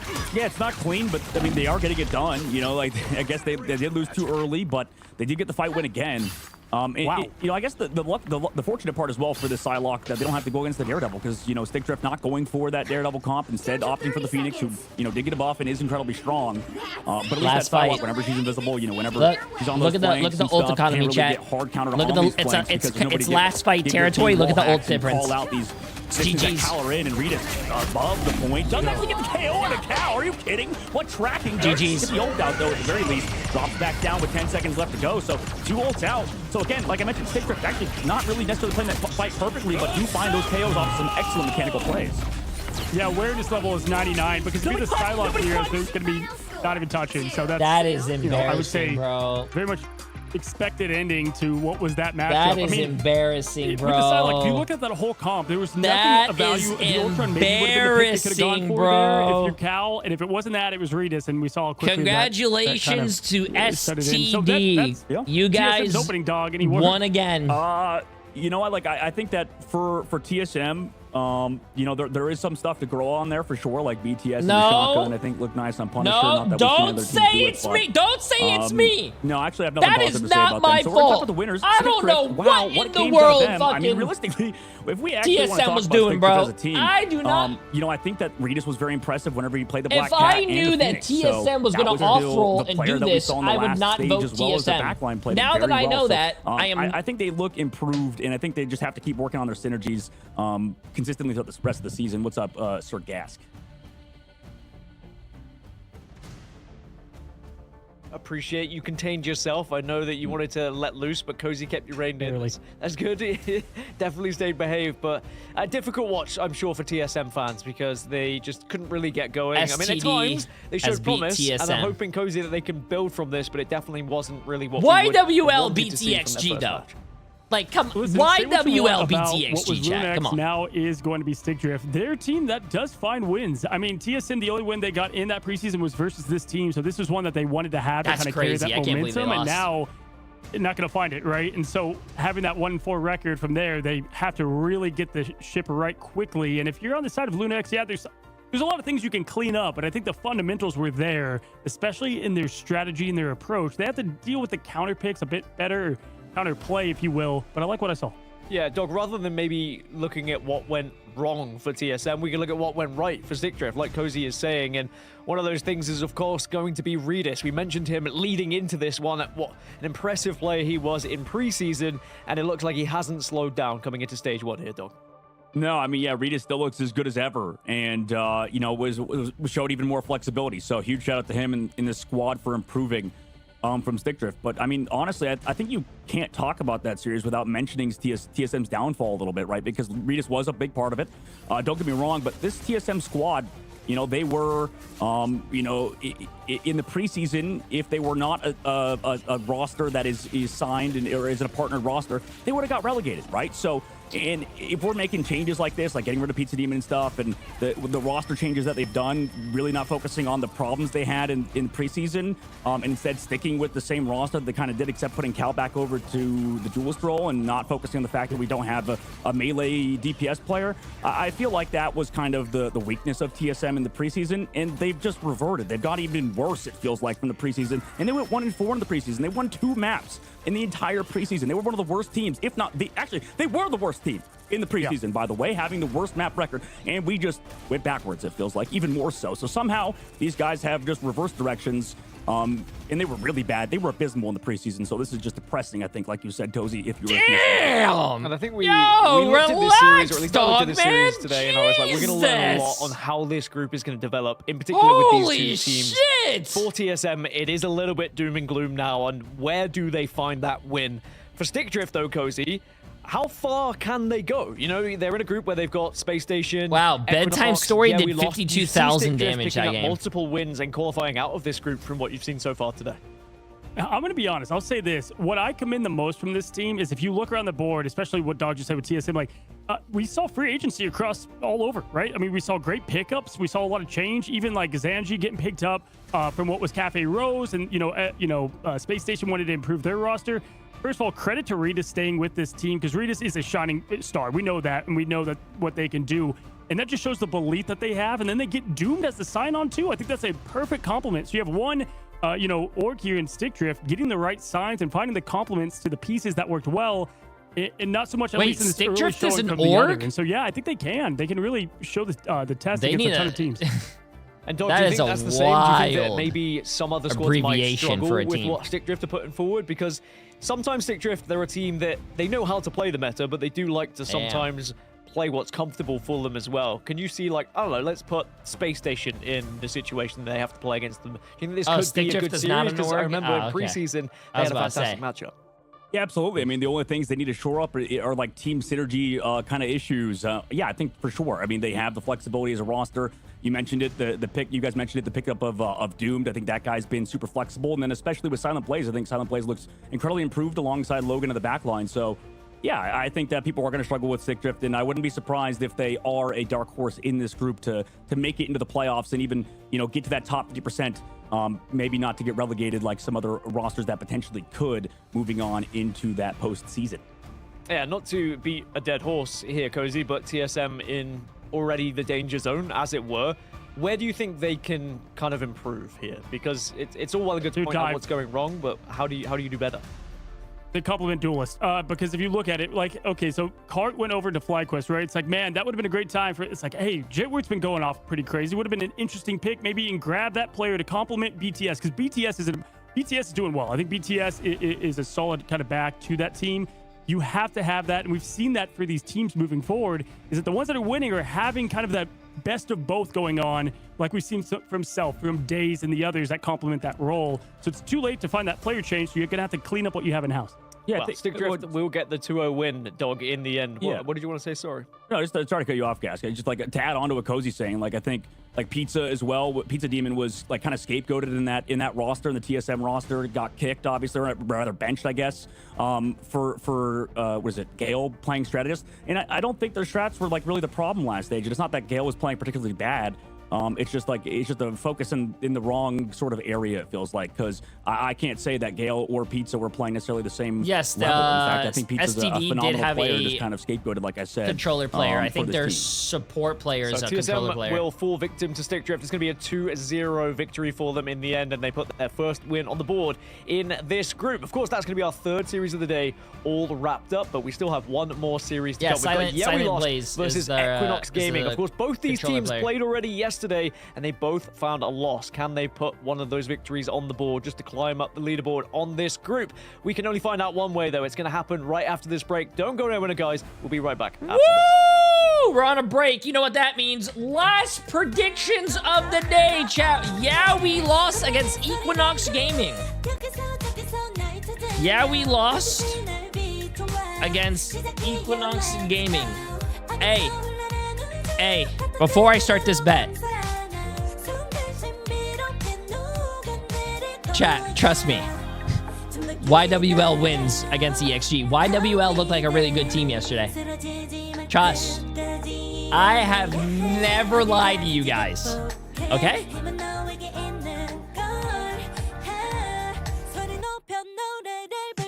I have never lied to you guys. Come on.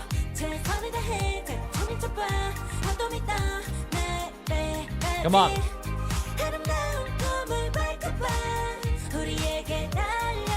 Wait, did they play yesterday?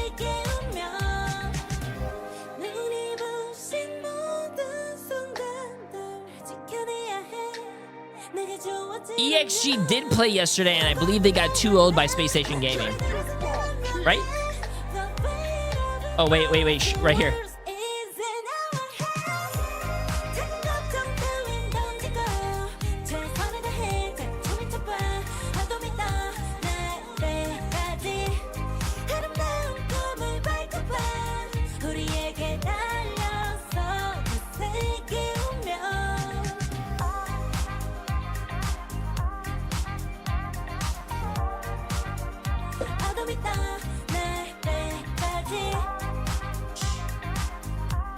Nice.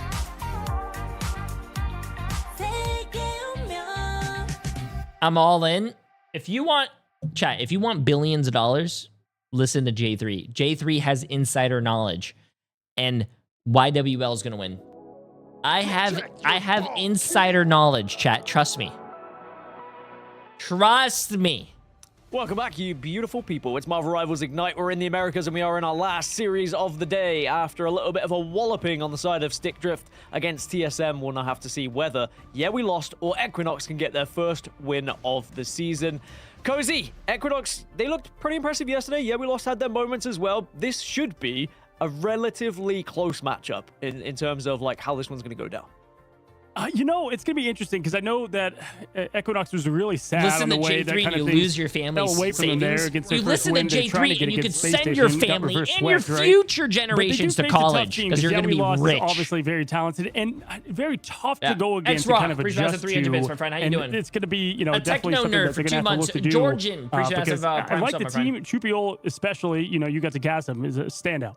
Very much a standout, Dog. I think that both these teams, though, they need this win. When we look at promotion, we look at relegation, we look at these teams trying to get through into the I gotta next go pee. stage. Give If me you a lose second, this, chat. I you're gotta 0-2, and suddenly everyone's going to be kind of side-eyeing you, saying, wait, are you actually going to find a victory, or are these teams from MRC going to have the chance to maybe nip your spot when relegation does happen?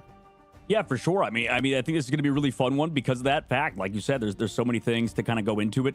But yeah, I mean, like I think we saw Chupio, like you mentioned, popping off yesterday. They even on Twitter, I think, said they could have played better, or on X rather. Yeah, I saw that. So yeah, I was like, we noticed how well they played, and it was a bit of a surprise to see that. But for their team, for Equinox, you know, obviously, yeah, we lost is a hard team to beat. Obviously, they had those losses of certain players, like you mentioned with Cart leaving over to FlyQuest, Cozy, but for Equinox, I think this is a good roster. I think Respect had a good game yesterday, and I think that this team definitely has a good chance to like kind of finally have that first win over Yeah We Lost, who have historically always beaten them. Something we saw yesterday, Cozy, as well, was WADA got replaced after game 1, right? And it was clearly a decision that had been made. Do you think that that's a lesson that they've learned from Equinox? Do you think that was, again, a strategic decision just around like hero placements? How did you feel about it? Yeah, it was interesting, right? Because it looked like usually we had WADA on what was strat pool then, right? It was a heal pool, and they did pretty well with it. They didn't have a dino to go against, if my memory serves me correct, because I think it was them that elected to go with the dino this time. So that's what they prioritized. I think WADA is an insanely great and talented player and does complement, even though you see the Psylocke there, complements more the hit scan front to back that Trupio plays. So I wouldn't mind, though, you know, WADA coming in there and do what they can, but Pro Builder also fits that role well, so they just have 2 studs, and their hero pools are very similar. Very similar indeed as we look across to Yeah We Lost, a team that has always been very exciting to watch, but of course losing Cart, it was always going to be a different look. Yeah We Lost coming into this stage 1, dog. And there's, you know, it's big shoes to fill, quite literally, of the Hulk with Luca now coming in. How do you think they're going to fare here against Equinox? I mean, better than yesterday for sure. I mean, TSM Citadel is one of the hardest teams to beat in the entire tournament, so and nobody's going to really look good versus them, I think. And, you know, today it should be a better showing out of them, considering how Domination, obviously, Team Liquid Citadel, best map type, going to be tough to beat them there. But, you know, once we go over to maps like Museum, but we almost saw them win a round, the map even, to force it to map number 3. So these two teams always have good series against each other. I think Yeah We Lost actually doesn't pair up as well against Equinox as they do against other teams. You know, like one of the other MRC squads. Desi, pretty much 100 bits, my friend. Voted EKG. Don't trust Scam 3. They should look well, if you voted EKG, you'd lose all your money because it's EXG. So I don't know who you just voted for. First place in the preseason. Out of every MRC Pyro, team. appreciate that's a new tier 1 something, my friend. How you doing? How you doing? They've had to kind of work their way up to being those top dogs. Yeah, the top dogs is where you want to be, but of course, at the moment, you're just getting chomped on by people who seem to be a little bit higher in the food chain right now, and both of these teams have to answer back from a disappointing start to this stage 1, but definitely capable of doing so, that is for sure. But I am a little bit concerned for some of these players. You know, your heads might drop a little bit if you go 0-2. Of course, it isn't suddenly if you go 0-2, you are completely done out of this group. But it does make it very difficult, Cozy, to try and bounce back from a 0-2 in mentality. Walmart Supercenter with a massive 100 bits. How you doing, my friend? If you find yourself in that position. Yeah, it's kind of the same thing that happened last time. They lost. I mean, they won and got the upset early, and then they kind of lost their way and were unable to come back too quickly. Every game's going to matter that much more. And if you're, yeah, we lost. This is a team, let's just keep it a buck, I think is top 3. I mean, they're top 3, top 4. The way they play, they lost Cart and kind of some of their identity there. But hey, they got 3rd last in the preseason. For them as an org and as a team, they've got to clear this game. They've got to really show the dominance. Yeah, they play TLC. That's a tough matchup. But if I'm them and their confidence that they kind of rep, this is one that they want to go in screaming. There's also that situation, Dog, where you've played against the best team in the region, potentially in the world, and you would have had that chance to kind of study that, dissect it. Yo, Beerus with the massive 2 get the subs. Appreciate it. What time does it start tomorrow? Maybe they 12 can actually o'clock. benefit from playing TLC this early on. Yeah, absolutely. I mean, it's something you can kind of you can look back on and be like, okay, that was just we got it out of the way early. You know, you got to play the best teams. You know, every single player has to, or team you have to play against. So it's good to get out of the way early for sure. And you know, once we go to domination, let's see this last matchup of the day. Teams, at least like we mentioned about last the matchup MRC of the teams, day. very good on domination map type in general. So I think it will be a close one. It should be a banger. 4.9 million on YWL, yeah, we lost. 2.2 million on EXG. EXG. 375 people to 146. From Yeah We Lost. And I thought it was going to be like Zaytech, something like that instead. And it's funny because Cart Lover, I think they always joke about the players did about how Cart Lover, you know, who would pick up Cart Lover? His hero pool's so weird. It's so different than everybody else. But it looks like FlyQuest is the team to want to pick him up. Well, Hell's Heaven is where we are going to kick things off for this one. I will allow you two to take us through the draft and take us into the first match between these two teams. It is a very important one for both of these rosters. They've got to get it done here and now. Take it away, gents. I'm looking forward to it. Yeah, Dog, I think it's interesting because this whole team plays very uniquely. I thought Jitward maybe would have been poached just because of how great of a the dive is. And if you look across the free agency, there's not a lot of that, right? You're going to have a lot, not saying that Zatex is not very good, but you got great hitscan Phoenix players out there. That's kind of where I thought they were going. And yeah, Cart fitting, I think the way his hero pool play just fit this role well. But they've got, you know, the new player there affecting, right, who does play going in and doing that strat role a bit more. And I think that they do have what it takes for sure, as Luca has taken over that kind of Hulk and Venom as well. YWL wins is this. A map that probably lends on over to We Lost as well in their playstyle. Yeah, if YWL doesn't win this, and yeah, they're always I will good on never the stream snap type again in general, and then same thing with Hell's Heaven. So both teams off the rip ban phase, removing the Gambit codes. So that was kind of something we talked about yesterday, being more so something that was kind of avoided. But today we get that Daredevil Protect for We Lost again. And it's, as you mentioned, it's for that guy. It's for Jitty on that Daredevil.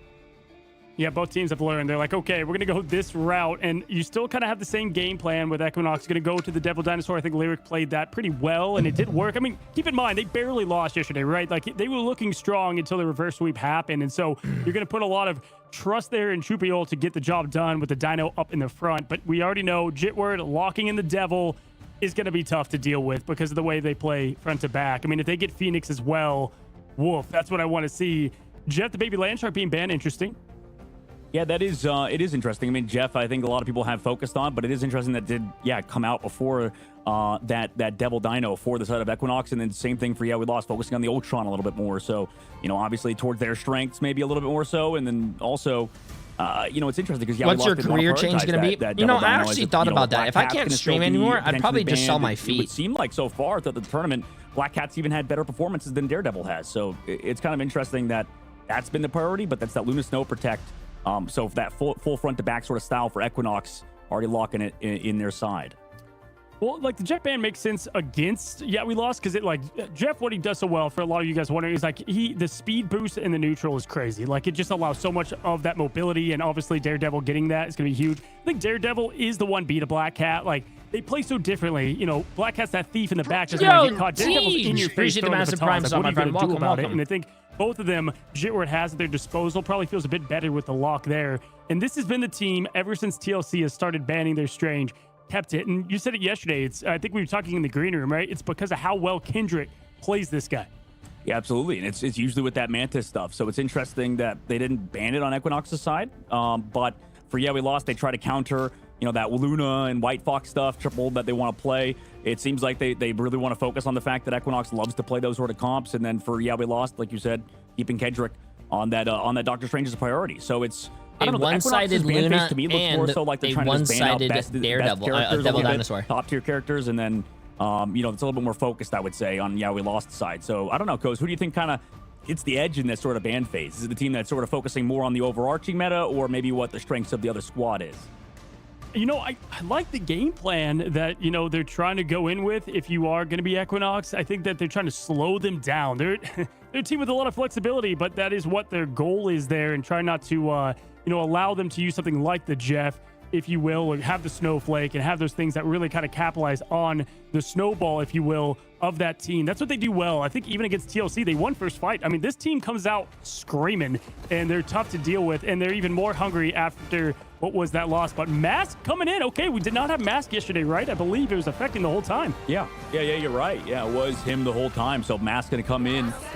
Wait, are they going to do that? They're going to do double melee? Oh, my goodness, too. So Coz, we might see the double melee for the first time, too, with the Daredevil. A double melee team comp. Wow. Cat. And White Fox. So all the claws are out today, dude. Yo, dude, this is going to be a terrifying... Yo, the like, slide look in the back one. line now. 6 months. How you doing? Oh, shit, you're going to have to be on your... That freeze, you can't stop them all. Look at this. People are going to have to try to find one. It's solo Vanguard, too. Luca on the Venom. It's going to be... It's going to be the Deadpool strat line alongside the White Fox. Win first fight, right? Like that. Like, that is the goal with White Fox 2 to dive in, dude. This is the most aggressive team comp. Disgusting. Deleted. Goodbye, dude. Oh my god, this comp is actually disgusting. So fast. Exploded. Yeah. Oh my god. Well, I mean, insane first fight. Capture the missionary do you like go back to spawn now and swap up? Like, I mean, it looks Chat, like that bro, meme you have going a around with the Daredevil RPG diving hitting you, the you have a skeleton, White just Fox, like you have his a head straight up just exploded as you said, have and a didn't even get the chance to Black Yeah, Cat, just get too and you have aggressive. You obviously a have that Venom diving respawn, you. and they're gonna keep the aggression up, pushing spawn all the way. Kendrick now haven't seen a ton of that Deadpool play from them, but we're seeing just that. And having that single Vanguard, the way it works as well, you just dive it all together. Look at their ready go comms, near perfect. We said it before, we'll say it again. This is the most entertaining team to watch, bar none. They go to the Punisher and try to get some shotgun protection for the back line. Truefield can't find Solus. This is what I'm talking about, dog. There's just no way to plan for this team. No, they're like meta innovators, man. This team is dominating. Proactive. I'm a fan of these guys, bro. These guys run some unorthodox stuff, and they keep winning, bro. Spawn camp strat is here yet again. I mean, we saw this at a TSM in the preseason on Central Park, but now going over to Hell's Heaven again with this aggressive playstyle that is very unique. It's proactive because oh my god! Right hook onto Wada, poor guy. I didn't know Matt had the Black Hat in the bag, and every pick here is intentional. Kendrick, even with the way dude, they're spawn camping them, bro. They're spawn camping. They cannot find Soul. They don't even have time to form the comp against this as time is ticking down slowly. They're spawn feeding. Somebody help them. Look at this. They're just trying to find something as now quickly Wada. They have ult. They're going to have to use it to perfection. Yeah, the only thing that would help with the peel is that White Fox get banned out. So it's a very good ban, I think, in that regard. But okay, nice counter engage. Everybody's HP falls. It's, you know, because of the fact they don't have those Vanguard lines, those duelists, or sorry, the duo on the front line, they just get deleted so quickly. But, you know, fast fighting. They had to use what? 1, 2, what? 3, 4 ults, chat. They had to use 4 or 5 ults to win that, bro. Look at YWL. YWL still has all their shit, dude. Right? Like, try to get a bunch EXG used so much to get out of their spawn, bro. Out of their spawn. You even sustain the damage coming at you, but at least you're not getting picked off in the back at that point. I mean, that is one of the few ways to deal with this insane bit of comp, or push of dive. Santo, though, ready to go ahead with the Kumaho Unleashed, and there getting slammed down, cracking impact. At least it's going to be responded to by the show. And there comes the Fox as well, and it's Luca finding, oh my god, the 1-2 down at least now. They're trying to get something rolling, but there's just no answer. No, I mean, this is also a change. You know, people are talking about Bucky being nerfed as, by the way, Portal might be too late for the side of EXG. Yeah, we lost, but we win round number 1. But yeah, dude, like, Cozy, this we're talking about, like, with Bucky. People online were talking about Bucky being nerfed, but no, like, I mean, he got a damage buff in the left clicks, and then also it's easy to get resets. Like, you get stop KOs talking through about his Bucky. Ult. Like, you just saw the Luna get deleted in her own ult because Bucky now needs we're a at, buff. like, what, 25% or whatever to get the reset. So, yeah, excellent work. I mean, first off, good luck trying to get a strange portal when you get canceled by like 20 different ways with this team and the way they can push in. But this is kind of what I said, man. I'm telling you, this team is talented. They play like nobody else. They don't want to be like anybody else. And that's why I'm like, hey, let's keep it a buck. They have to just storm the gates here and show why they still belong in the top conversation. And I mean, that's a hell of a way to do so. To get Mask out here in the Black Hat, who we didn't even see yesterday. He was a Thor the whole preseason. The hell is going on? You love to see it. Yeah, it's nice. It's a lot of fun, and I think, yeah, we lost comp.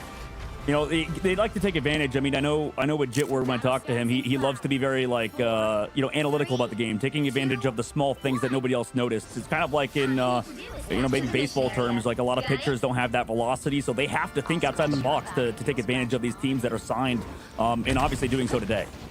Here's the Brawl comp I wanted to see, though. I said this is going to be the way to answer this, the Hulk and the Dino. It's what you have to roll with, in my opinion, if you want to find success. But guess what? Absolute just highlight reels. I mean, the social this media team is team disgusting. Is going to be just laughing nah, here. bro. Pick your moment. This team is disgusting. You want to find because it is deletion already go. This might be the most coordinated team in the sense of the dive that we've seen. And I mean, dog, let's just keep it real. This is the best meta for them right now. It really complements their playstyle in the back as Kendrick.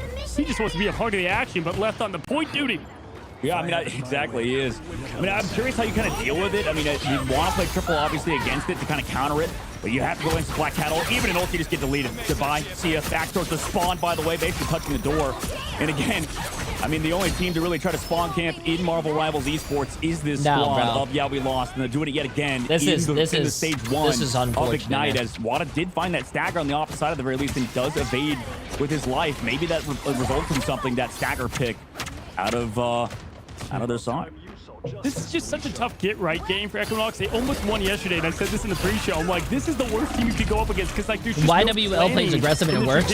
That's the one thing I really do like about YWL though. If you play aggressive all the time, that means EXG is always going to have to play into YWL's momentum. EXG is never going to set the momentum. They always have to play on their back foot. YWL is just doing whatever they want. Great success, if I'm being honest. I mean, yeah, we lost. It's just, I mean, come on, they've got families over there. Yeah, they want to try to play like counter dive and stuff, but it's just not working. I mean, they go to Bucky, they just still play the Dino. But okay, look again from Zaytek. By the way, slammed on the tube-heel to take care of his counterpart. And again, I taught this guy how to play Bucky, by the way, chat. If you guys didn't know. Over as fast as it began, and they again send this team back to the spawn with infinite stats. I taught him everything I knew. After this game. I've seen enough Nerf Black Widow at this point, and I mean, if you look at it, it's just crazy because it's Rain of Blood, the elimination feed showing. They are spawn camping them. This is so disrespectful. I love it. Slam down and just staying alive through. Wada does find the hit on Zaytek to the back. They continue to find this, but Luca always finds two to follow. There it is, folks. Blue shines through the light, trying to defeat the darkness, if you will, in the classic colors. But there it is, the first point cap. Hold on, it may be second. I think they got a percent or two on the last map.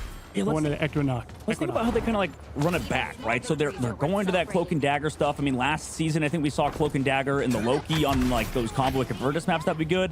They go over to the Invis to help try to peel off everybody, but again, there's so much percent on the board now. This is gonna be tough, and especially without ultimates. They need to build up these straddles in the middle of the fight. Otherwise, yeah, we lost. We're gonna delete people with Jitward and Matt coming up on the rolls. Absolutely here, and they're going to have to do the best they can as Wada's going to go down early. Jitward understands the assignment. Zaytek deletes that back strategist. Oh my gosh, Matt's now just beating. Look at those spawns going up through the swipes, and now just finding that quick ult in the queue. Wait. And that is going to be a perfect play from Nobines, who's been a big shining star from them with the Vanguard role. There's no healer. Yeah. And Matt's getting resets. Infinite. Yeah, but you get another one on this point. I mean, you're trying to help kind of continue this going forward for the opposite side. And yeah, we lost. I mean, they do have to deal with another straddle in a moment for Pixel. He does have it available, but needs to use it before he goes down. Yeah, that's the thing. You can't kind of stagger in with. No, never mind. I thought they were about to show a little bit of light. One at a time, and forcing now the Cloak to try their best to stay alive. Couldn't even do so at that. Time is ticking down, and that was the performance that we lost. Wanted to show, wanted to have. Welcome back to stage one. This third place team that has showed all the part. And if you're Equinox, man, it's the map choice. You gotta really figure out how you're gonna deal with something like that. Obviously, won't play the same in domination, but that was one of the most they gotta pick a good map to go against. Yeah, we lost. One-sided matches I have ever seen. Huge games out of to the point where the other team was spawn camping the other team, bro. On map number 2. We're going to a break. Yes, I am fat. I've been eating those popcorn chips. Oh, let me see the hair. Oh, let me see the hair. Let me see the hair. Emily, I don't know. Listen, I want to be honest with you. I am so glad I am a guy and I'm balding, bro. Emily spent 10 hours. I wish I was exaggerating. 10 hours at a salon to get her hair dyed. 10 flarking hours. She dyed her hair blonde, chat. She said, wow, you know what, Jay3? You always talk about, goddamn dare, brother, I want to kiss my sister. So she actually wants to copy my blonde hair so she can make this happen. I'm waiting for her to show me it. The break only has a few more minutes. It has 2 minutes. Are you gonna be ready in 2 minutes? All right. Wait, I just want to say something real quick. 170 people voted $3.2 million on EXG when I told them to go YWL. Everyone that voted against me, I am so glad we are taking all your money. I want you guys to look at us through the windows while we're eating the steak and lobster. And the steak is going to be juicy. The lobster is going to be buttery. And I hope you guys know, and it's going to be cold outside, and you guys are not, I hope you guys are going to stare through that window. Nah. I am so glad. Wait, Yoon! Yoon, you predicted... Oh, no, Yoon, you know what? You deserve to lose it. I'm not even mad. I'm not even mad. 50 seconds left, by the way.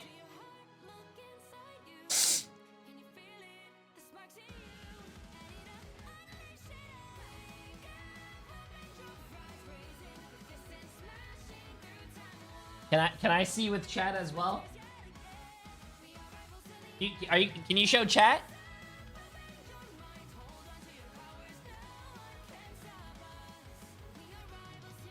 YouTube and Twitch chat are very excited and want to see this. 20 seconds. Okay, I'm gonna go full. I don't want to see you. I want to go full screen so we can both see you at the same time. Okay, can I go full screen? Yes.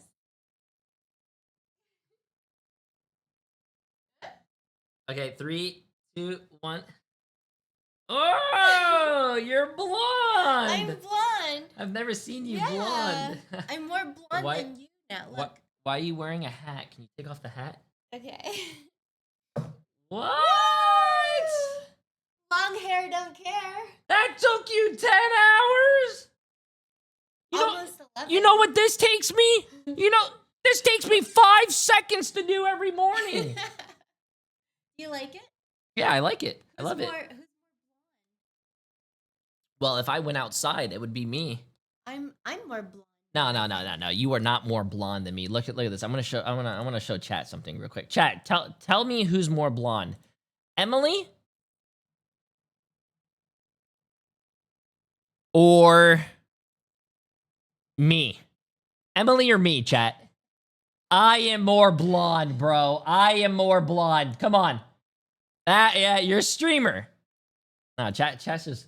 They're just mad they've been losing their channel points all day. Ah! Oh my god. Now I will finally get to know if Alabama J3 do it better. What does that even mean? I don't know. What does it mean? You're blonde. You tell me. What do I do better? I don't get it. Everything. You can tell me if I do better. Do better what? do better what? Jitward plays. There's no one like Jitward. I think he is a one of one. I mean, Dog was just talking about that. Very much has these intangibles, but we've all been a part of these ranked games even where something like that happens, and it's just so hard to get right in that environment at that moment quickly because things are spiraling. You're losing players constantly. You're on this big stage. It's obviously trying to be a get right game for you. So now it starts here, right? It's not just that sub end, but it's like what's our game plan going into better? Whatever the hell that was. It's difficult to try and dissect it, I think, because some teams you snowball Blondes out of do control not when you're in one of those possess scenarios. inherently superior biological traits over those with their colors. Here or there, and then suddenly you see the time Changing blonde often gives people an instant boost of confidence. And then you're 2 rounds down, and you're like, oh, okay, well, we're moving on to the next map. But we'll take a look at Luca, how he came in, and how he has been the addition for Yeah We Lost, and the replacement of Kart on the Venom looked very strong, Dog. Yeah, absolutely. I mean, this is kind of what Luca's like that fill player that we kind of needed to kind of step up to Kart Lovers' expectations. I don't understand, chat. What do blondes do better? I don't understand. And I mean, that's obviously one of his best heroes, and kind of something we wanted to see out of like with Equinox, and even the opposite side with these other teams kind of starting out is that, you know, maybe we can play a little bit more of the Venom if we're not so good at the cap or if we're not so good at these sort of compositions. Just play something a little bit faster. And take advantage of the hero pool that we have in store. But yeah, looking at the stats, I mean, just a brutal game for the opposite side for Equinox. I mean, they just got dominated from start to finish. Those aggressive dives were very unique. And, how would I know it? Just kind of resulted in this. We don't do anything till marriage. Scoreboard just did not look good for Equinox.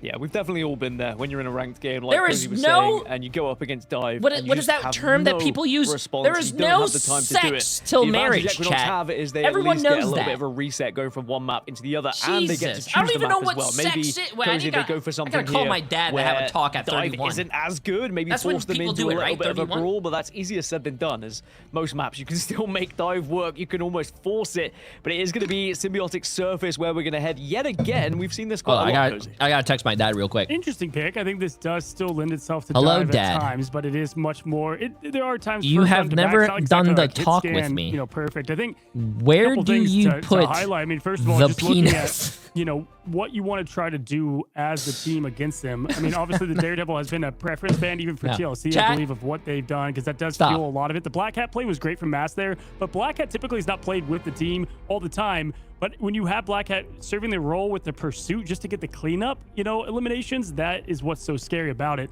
But yeah, this is definitely going to be an interesting map pick to try to get it right.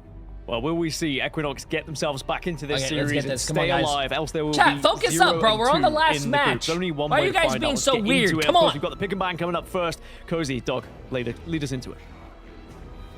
Dog. I need someone to make a meme out there of Cart Lover as Wolverine holding the photo of, yeah, we lost his logo, just like after the flag quest. Like, the missing of the team that once was, as Luca did show all that part on Venom. But what are your thoughts on this map? Yeah, I mean, this is kind of the map that Equinox like to play wait. on when they Emily. do go for a convoy or a convergence rather. Last time they Do you want to go out for dinner? SSG yesterday. This time it's going to be a first pick Nice. of Symbiotic Surface. Immediately both teams going for that Gambit though. Sorry, chat. I'm but yeah, I hungry mean, today. I'm down for it. Are you think this is one of their better maps, Cozy? They showed some promise on it.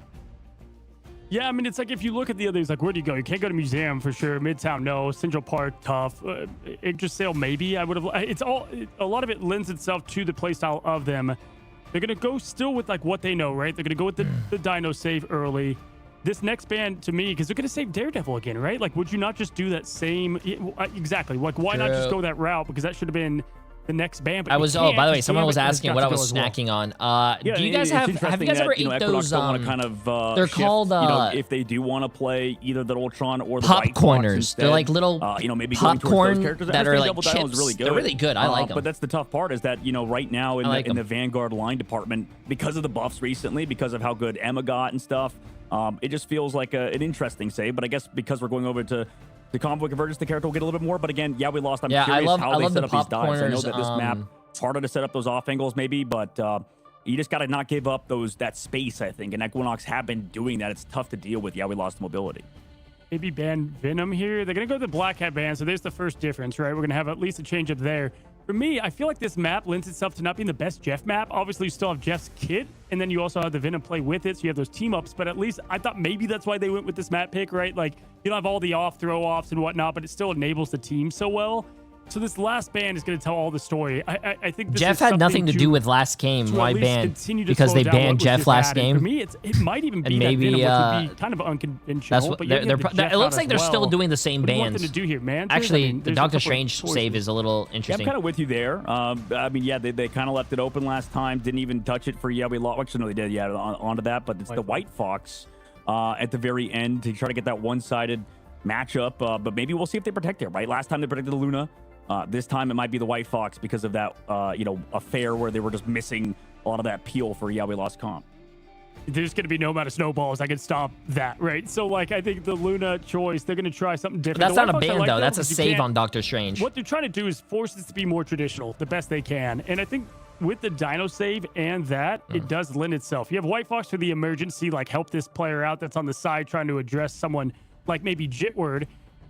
Last ban for them, though, to kind of complement this. Y'all break from for Yeah, We 13 months. Lost. Appreciate Where it. do you You're think not they'll blonde, take you're it? bald. Oh, thanks, Oh, man. well, it is. Okay, the Black Appreciate Cat. it. Yeah, that's Hi. something to work on for the side of for yeah we lost. I understand the White Fox is really good. You can see this is the priority of like heroes. I think are very strong right now. And last time was all 4 strats because of the White Fox, and now it's going to be the You know Black what, Cat. chat? So Emily or maybe dyed if her Gas hair was here to blonde. say You know Black what? I'm Cat, gonna dye my Black hair. Fox, whatever White Cat, whatever you want to call it. Yeah, but I think this is a solid band Actually, from Equinox. The only problem I think with it. True story. I went to I had a sub goal to dye my hair for chat, long time ago, and you guys reached it along. This is true story.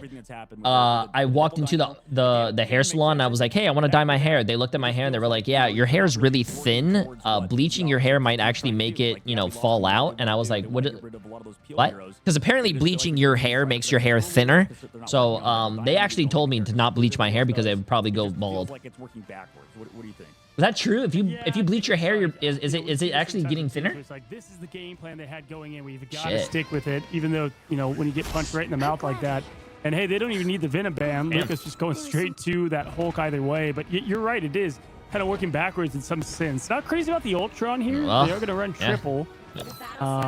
But it does kind of thank God they told me not to do it. And look at this. I mean, they just like to play aggressive in every which way, whether it's a portal off the map or just attacking right away. And they know it. I mean, you can see Equinox already looking behind them. Like, they're already scared. Yeah, absolutely. There it is. Portal on the left side. Doesn't catch on anybody, though. Just kind of in the spawn, though, at the very least. The chemicals damage your follicles. Well, yeah, you know what? Playing fucking Marvel Rivals and Overwatch for 12 hours a day for 10 years also damages your follicles.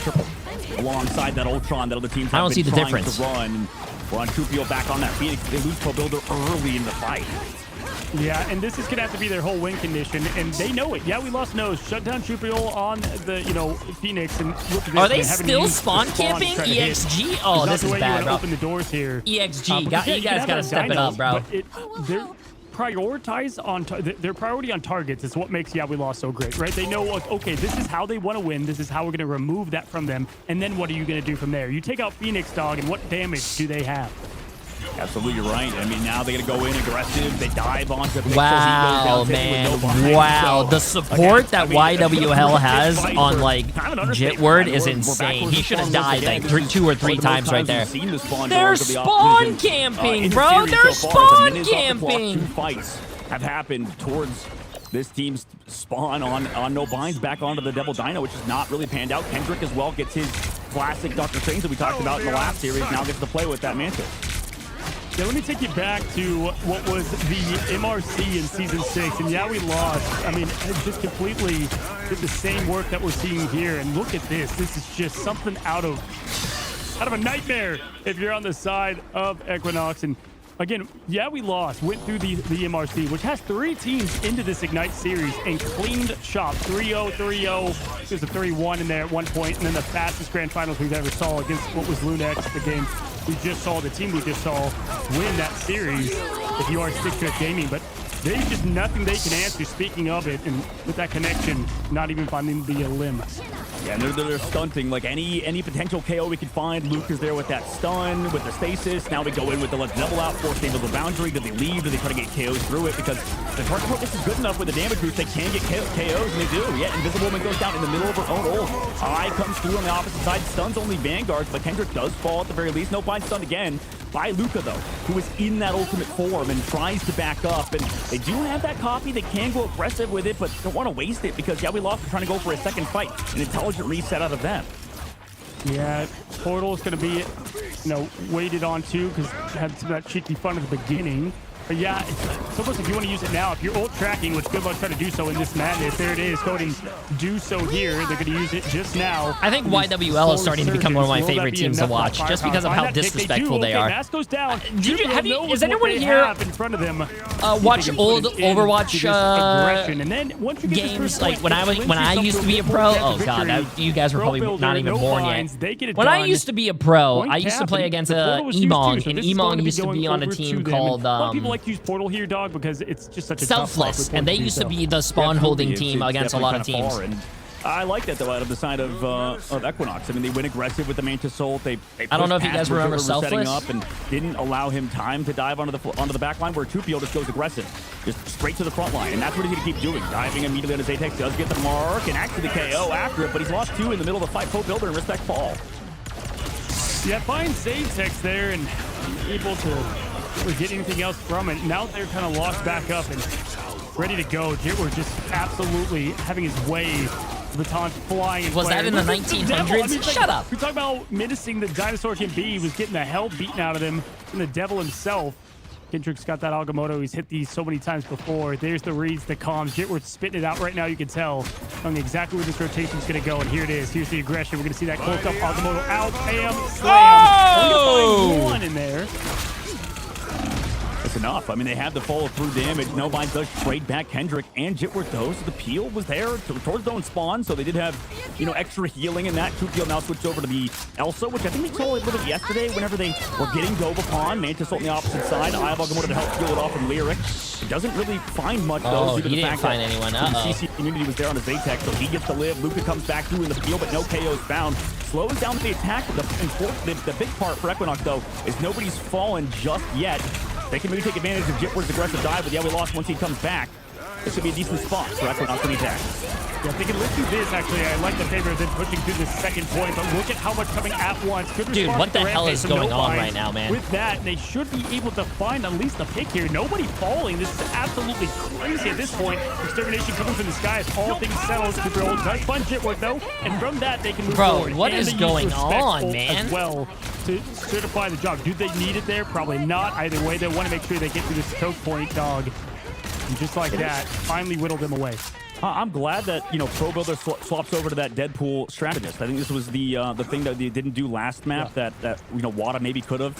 It's just because of the fact that they have the Ultron band against them, and you could run the Mantis, but obviously that's not working so far. So you have to switch to something that has a little bit more sustain. Also, get the jackpot, get all that damage boost on the inside too, and the overhealth. So it kind of makes sense. I love this to play heavily around Trupio and have him back over to the Elsa with that guard Trox available.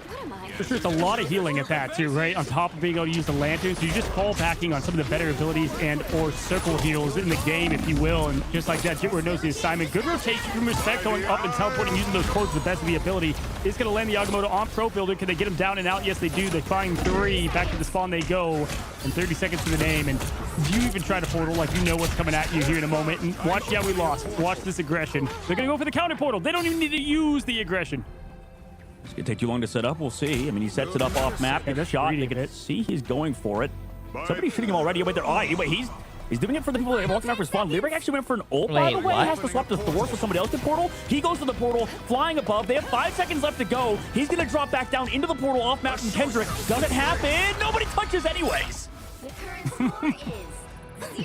What was that? I mean, what a heroic play. I mean, maybe they saw 1 million possibilities and that was the only one, but it didn't look like it that time around. So you got to push up and a half there at best. And man, I tell you what, I'm doing a lot of hosting this this first bit of the group stage. This is the games I get to catch. It's been speed runs, dog. I mean, that would be 30 minutes of time here. Yeah, I mean, we lost our, that's the strength is that they win incredibly fast as well as, put up good fights against top teams. And, for the side of Equinox, it's tough because every MRC team, I mean, so far, their number has been, just absolutely got by We Lost. Like, it feels like either it's Equinox or Stick Drift. None of these MRC teams have been able to put up a good fight versus We Lost. It just feels like they're, like, it's their kryptonite, right? Like, you can't beat this team. No matter the case, and even with Luca coming in and then, subbing out Mask, coming back in Mask, it feels like these guys just know what to do, and it's kind of what we were alluding to, Cozy, at the beginning. It's just Jitward's kind of like a system of his own, brings it to any team, and I think him alongside Kendrick, who have been around for such a long time, same thing with Xantho. It's just such a beautiful orchestra of very unique ideas culminating in one team. Well, a couple things with that. They said no one wants to scrim them, right? It's because there's not a lot of teams like them. So what do you gain outside of the knowledge of playing them and getting better at them? Well, you do have that. Funny enough, Swamp Gaming has somehow avoided this team throughout everything. Through the upper bracket, throughout the entire time of the preseason. Are they actually going Black Widow? That's crazy. It's the calm teams like TLC that can handle all this aggression well. We saw Space Station do that with Nectar and got rid of Jitward early at that as, in addition to that, and some of their pick bands to go alongside it. As we now see the portal at play with it. Zaytex on the Black Widow, though. Holy trolling, bro. I mean, he's going for the one shot, right? Like, could potentially go for it, but it also distracts everybody from the backside. Trupio goes down to Xantho. Meanwhile, the Black Widow looking like Zaza right now with how many shots they're missing, but at the moment, looking like Zaza out there with how many shots they're missing. Oh my, yo. Oh, it's back. Whoa, best character in the game. Oh my goodness. Take that. I've seen enough. Nerf the Widow. I've seen enough. Natasha needs to go. They're clearly landing the hit there, and the Dino taking the majority of it. they're even caught. I mean, talk about some of the things that they were surprised by early on. This might be one of them. He even has the skin to boot. Love to see it. Kendrick, though, to go and get Tripial out of there, going to allow all that push up. And wow, just perfect use of all the things they need to do. And you love the aggression here. I think Equinox trying to get something rolling. Oh, there's another shot. Goodbye, Pro Builder. He's taken like 90 shots and 10 of them hit, but every single shot he's hit has just resulted in so much damage into KO potentially. Nah, So, bro, I mean, that's beautiful stuff. crazy. It's like we're watching a musketeer back in like the early, 17th or 19th century, 18th century, whatever freaking year it was. I'm not a historian, but yeah, we lost now to the second phase. They get even staggers onto Tupiel. Dude. They are losing to a Black Widow in pro play. Come on now, what are we doing? No! Oh, what are we doing, EXG? This is embarrassing!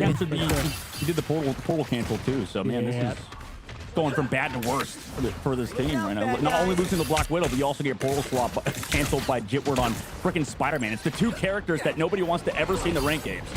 Yeah, at this point, get Iron Man out there to play, Like, let's just go and get them all going there. That a lot of people consider not great in the higher elo. Scarlet Witch maybe will find a way into this match, but Luca is going to get bullied a lot, thrown all over. My God, trying to find some soulless. Pro Builder does find Xantha with that, and the Ogmo going out. We're having too much fun. 4 minutes is a lot to deal with, and the whole queue's ready. Plasma burst, the OP ult, finding no soulless on that connection. Jitward spin to win. Does find Tupiel, and this is all but over. I mean, they're still touching. At least you have Lyric with the ult. They can find the KOs. Nice work with Pro Builder going over to that Daredevil to be alongside the Devil Dino. Finally getting something done. It just feels like Lyric POV 2 has been really tough because he just on Devil Dino, his character never goes down. He's just watching everybody else fall around him. Just it's like watching everybody die. It's like the opposite. It's like the dinosaurs have outlived the humans in this case. It just feels tough for this Devil Dino at the moment. Yeah, that's definitely an understatement. And yet at that point too, if you're just trying to, I mean, the only heroes you can be is Whitefox and Invis into this chaos as well. Zaytek's back on over to the Mantis, had his fun. Trying to lock in now as the Invisible Bouncer goes out. Xantho and give this team their arena to fight in the Coliseum is not needed. Luca finds Pixel. They're down one strap. The Devil coming out though from Pro Builder. Can they respond in return? No, they cannot. And with that portal canceled earlier, they find the wipes and clean out shot. Pro Builder, the last soulless here. Hold on. Gonna find a little bit of love dog. But it's going to be Dino bowling ultimately. This might be GG's, Chad. This might be GG's. Yeah, absolutely fantastic job from Yeah We Lost. They get a 2-0 win over Equinox. And it just seems like they're continuing their steamroll through every single MRC team that they've played against. So $6.2 million, 438 people predicted with Jay3 to the 170 people for 3.2 million. You deserve to lose your money. Because of how weird they are. If you voted on EXG and didn't trust Jay3, Clark you. I want to see them, you deserve to lose your. You should trust your streamer. They don't care to do so. I have never been wrong in my life. We had the pre-show. I thought this was going to be a good job, people. Game. They had to go out there and show why they won the Philly best. Eagles. Appreciate a massive new tier 1 sub, my friend. The early 16th century is when the musket was invented. Just to let you know, dog. When was Black Powder? When was Black Powder? A little bit off. I don't care. I was like, but anyway, come on, man. What do you mean you don't care? Okay, whatever. I'll give you half of it. That's all I give you. Partial credit. I'll take that. Crazy to see Black Widow coming into play. Just showed how comfortable and how in control Yeah We Lost were. It became a one-sided affair so much though that you got to meme a little bit. It's disappointing to see on the side of Equinox. They just didn't have the answers here, Cozy, and I'm sure it's going to be a difficult pill to swallow for them. And they just have to try and rebuild and move on and hope they can find victories elsewhere. Huh?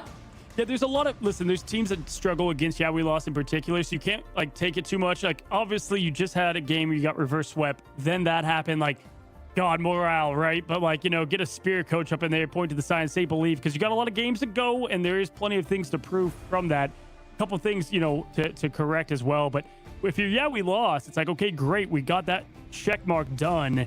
Kind of move on to what is going to be, another tough matchup. But what a way to respond to the loss. Yeah, a great response indeed, and they looked like they were having fun. And for me, that kind of matters, even if it means Cozy only gets to cast for 30 minutes at a time as they speed run through. Jitward gets MVP, 29 KOs. Good to see him on Spider-Man, enjoying himself as well in that last one, dog. Oh, absolutely. I mean, I think there's been a lot of criticism for Jitward. I think somebody pulled up the you know, like the stats for deaths per 10, for casualties per 10 minutes. And I think he's up there with like last season, or in the preseason, he was like 8 or something. Everybody else is like 6. But that doesn't matter. You know, that doesn't matter when you just play around him, support the play style. Too many people are scared, you know, too people are timid when it comes to playing around these incredibly fast-paced players, because they're like, okay, he's dying a lot, he must be playing bad. But he's just on a different tempo than you. You know, you got to pick up your tempo if you want to play with King Jitward for the side of Yeah, We Lost. Because if you do, you're going to win games like they just did today. And everyone else in the group, have they just been put on notice here, Cozy? Because, of course, Yeah, We Lost going up against TLC. That was always going to be one of their most difficult games, if not their most difficult game. But now, with everyone else, like Space Station, for example, do you think they'll be worried to play against this roster who just look terrifying? Yo, moist shoulders for 9 months. Listen, Appreciate with heroes it. coming out like White Fox and Black Cat just lends more to their play style. And I think, Yeah, We Lost. They already got their team. It's almost like a blessing they got that game out of the way first, right? Because now they're going to try, if anything, probably circle that SSG game more than anything, because that was the one that they lost out of that, right? Like, you look at the rest of the group and how they paired up to them. That was one of their games that they did end up struggling. I think Nightmare, they lost a set as well in the preseason, at least one of the games into it in a kind of each way domination. But yeah, that definitely shows that, hey, Cart Lever's gone, but we're still the same. Still the same, and certainly maybe even finding improvements in certain areas as well. I think I'm very excited to see how Yeah, We Lost develop as they move forward here in the group. On the side of Equinox, though, it's going to have to go back to the drawing board a little bit. I think Cozy's right. You definitely don't want to be too disheartening onto yourself. You don't want to like beat down on yourself too much, because Yeah, We Lost do have that capability of absolutely running through you when they are playing this way. But Dog, if you had to kind of look somewhere for Equinox, for a lifeline going into the rest of this group, where would it be for you? Where can they look? Like, what would be their strengths? I mean, I think it's this back line. I think they've been really good. And you guys mentioned Chupiel. He's been solid too. It's definitely like, I know it's easy to like call out specific players and stuff, but it is a team game. And I think that we can't hear you, Jay. Yeah, I'm talking to Emily. To what the team's doing a little bit more, be a bit more proactive. Like I said, just I understand Devil Dino's a good character, but you know, there are situations where you know, maybe you don't have as much impact on the game, and it's not necessarily just on Lyric in the squad, but it does feel like Equinox. If I'm going to point as a specific player, whenever they do well, it's because of Lyric on Doctor Strange or whatever. Just feels like they kind of run through their Vanguard line, so I like them to play around them a little bit more. It seems to happen quite a lot as well. When a new meta comes in, people kind of get forced into that meta, have to play heroes maybe they're not as comfortable with. At what point, Cozy, do you start to go back to those comfort picks? Or do you think this meta now is too apparent that you can't afford to go back to some of those heroes that you were good with? Yeah, it's a good point. You know, we talked about that yesterday. It's like, you know, when the Devil Dino comes out, a lot of this game plan has been made around it. And it was working somewhat well against Space Station, right? So like maybe you continue on that and you kind of stubborn push the foot forward and see, and they lose again. Though it's like you risk so much. I think 2 games in now, every pick's just a bit more riskier, and it's just a tough 2 opening, right? Because if they would have won yesterday like they should have, it's like, okay, we could see what went well, but because of not, it's like, okay, do we change everything? I don't know. It could be tough for them to really reset in this.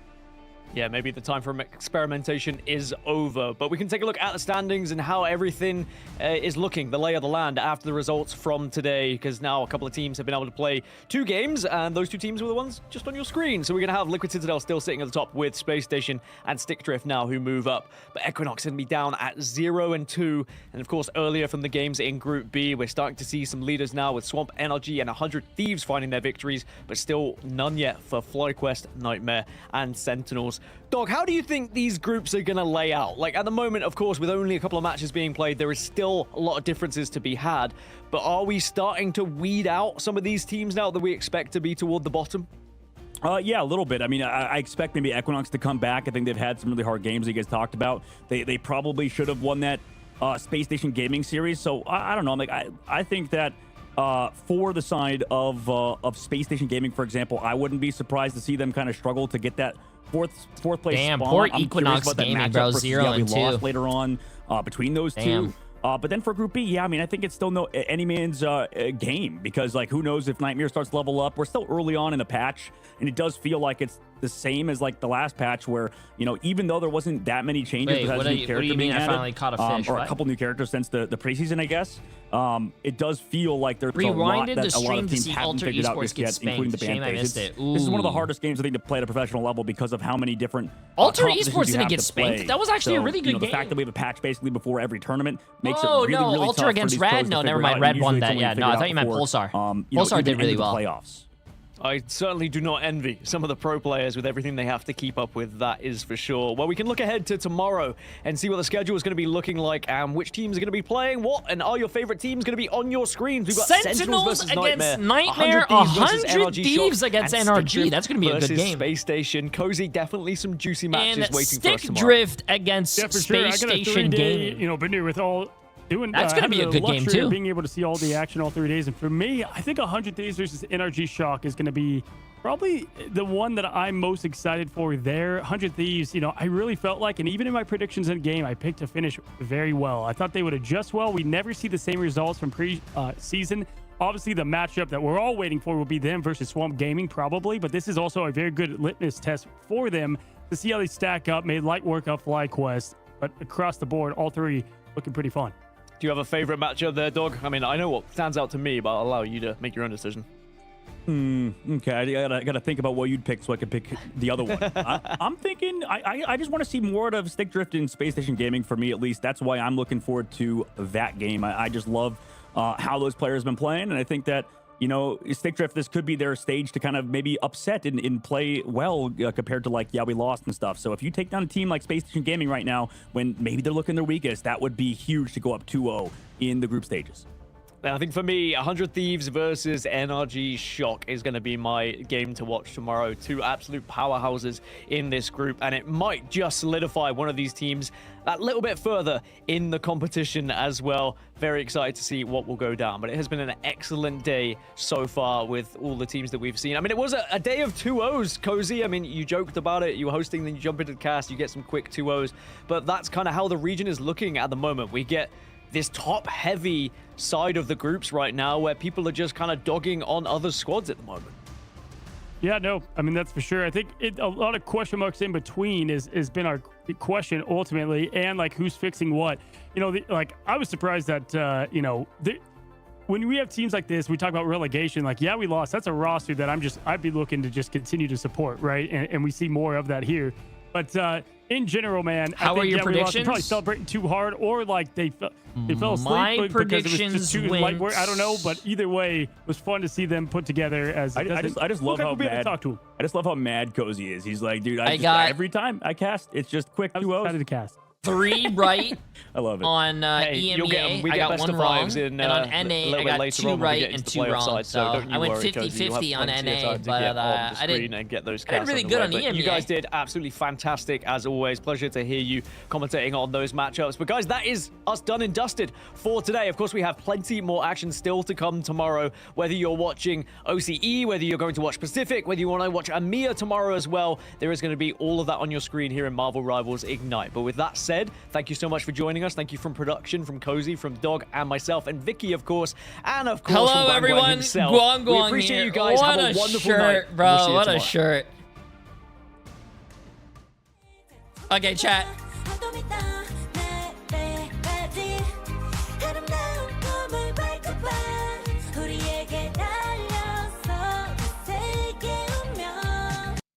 Okay, chat. On behalf of me and Boba. Hey. On behalf of me and Boba, chat, I will be seeing you guys all tomorrow for the rest of the watch parties. Chat, you guys have been absolutely insane. What do you mean part-timer? I've been streaming for 11 hours. I've been streaming for almost 12 hours, chat.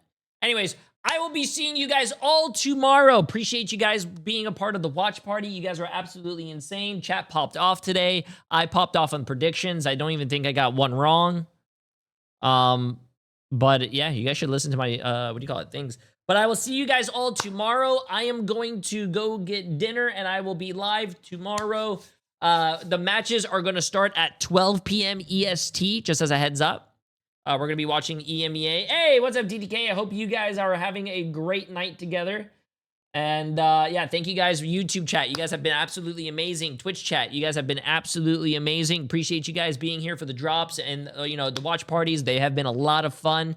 We got to continue to be the best watch party. So I love you guys. I appreciate you all. I hope you guys all have a great night, and I will be here tomorrow if you guys want to win a lot more money with Jay3's prediction points. So chat, I love you guys. I appreciate you all. And I hope you guys all have a fantastic night, okay? Love you guys. Mwah. You guys are amazing.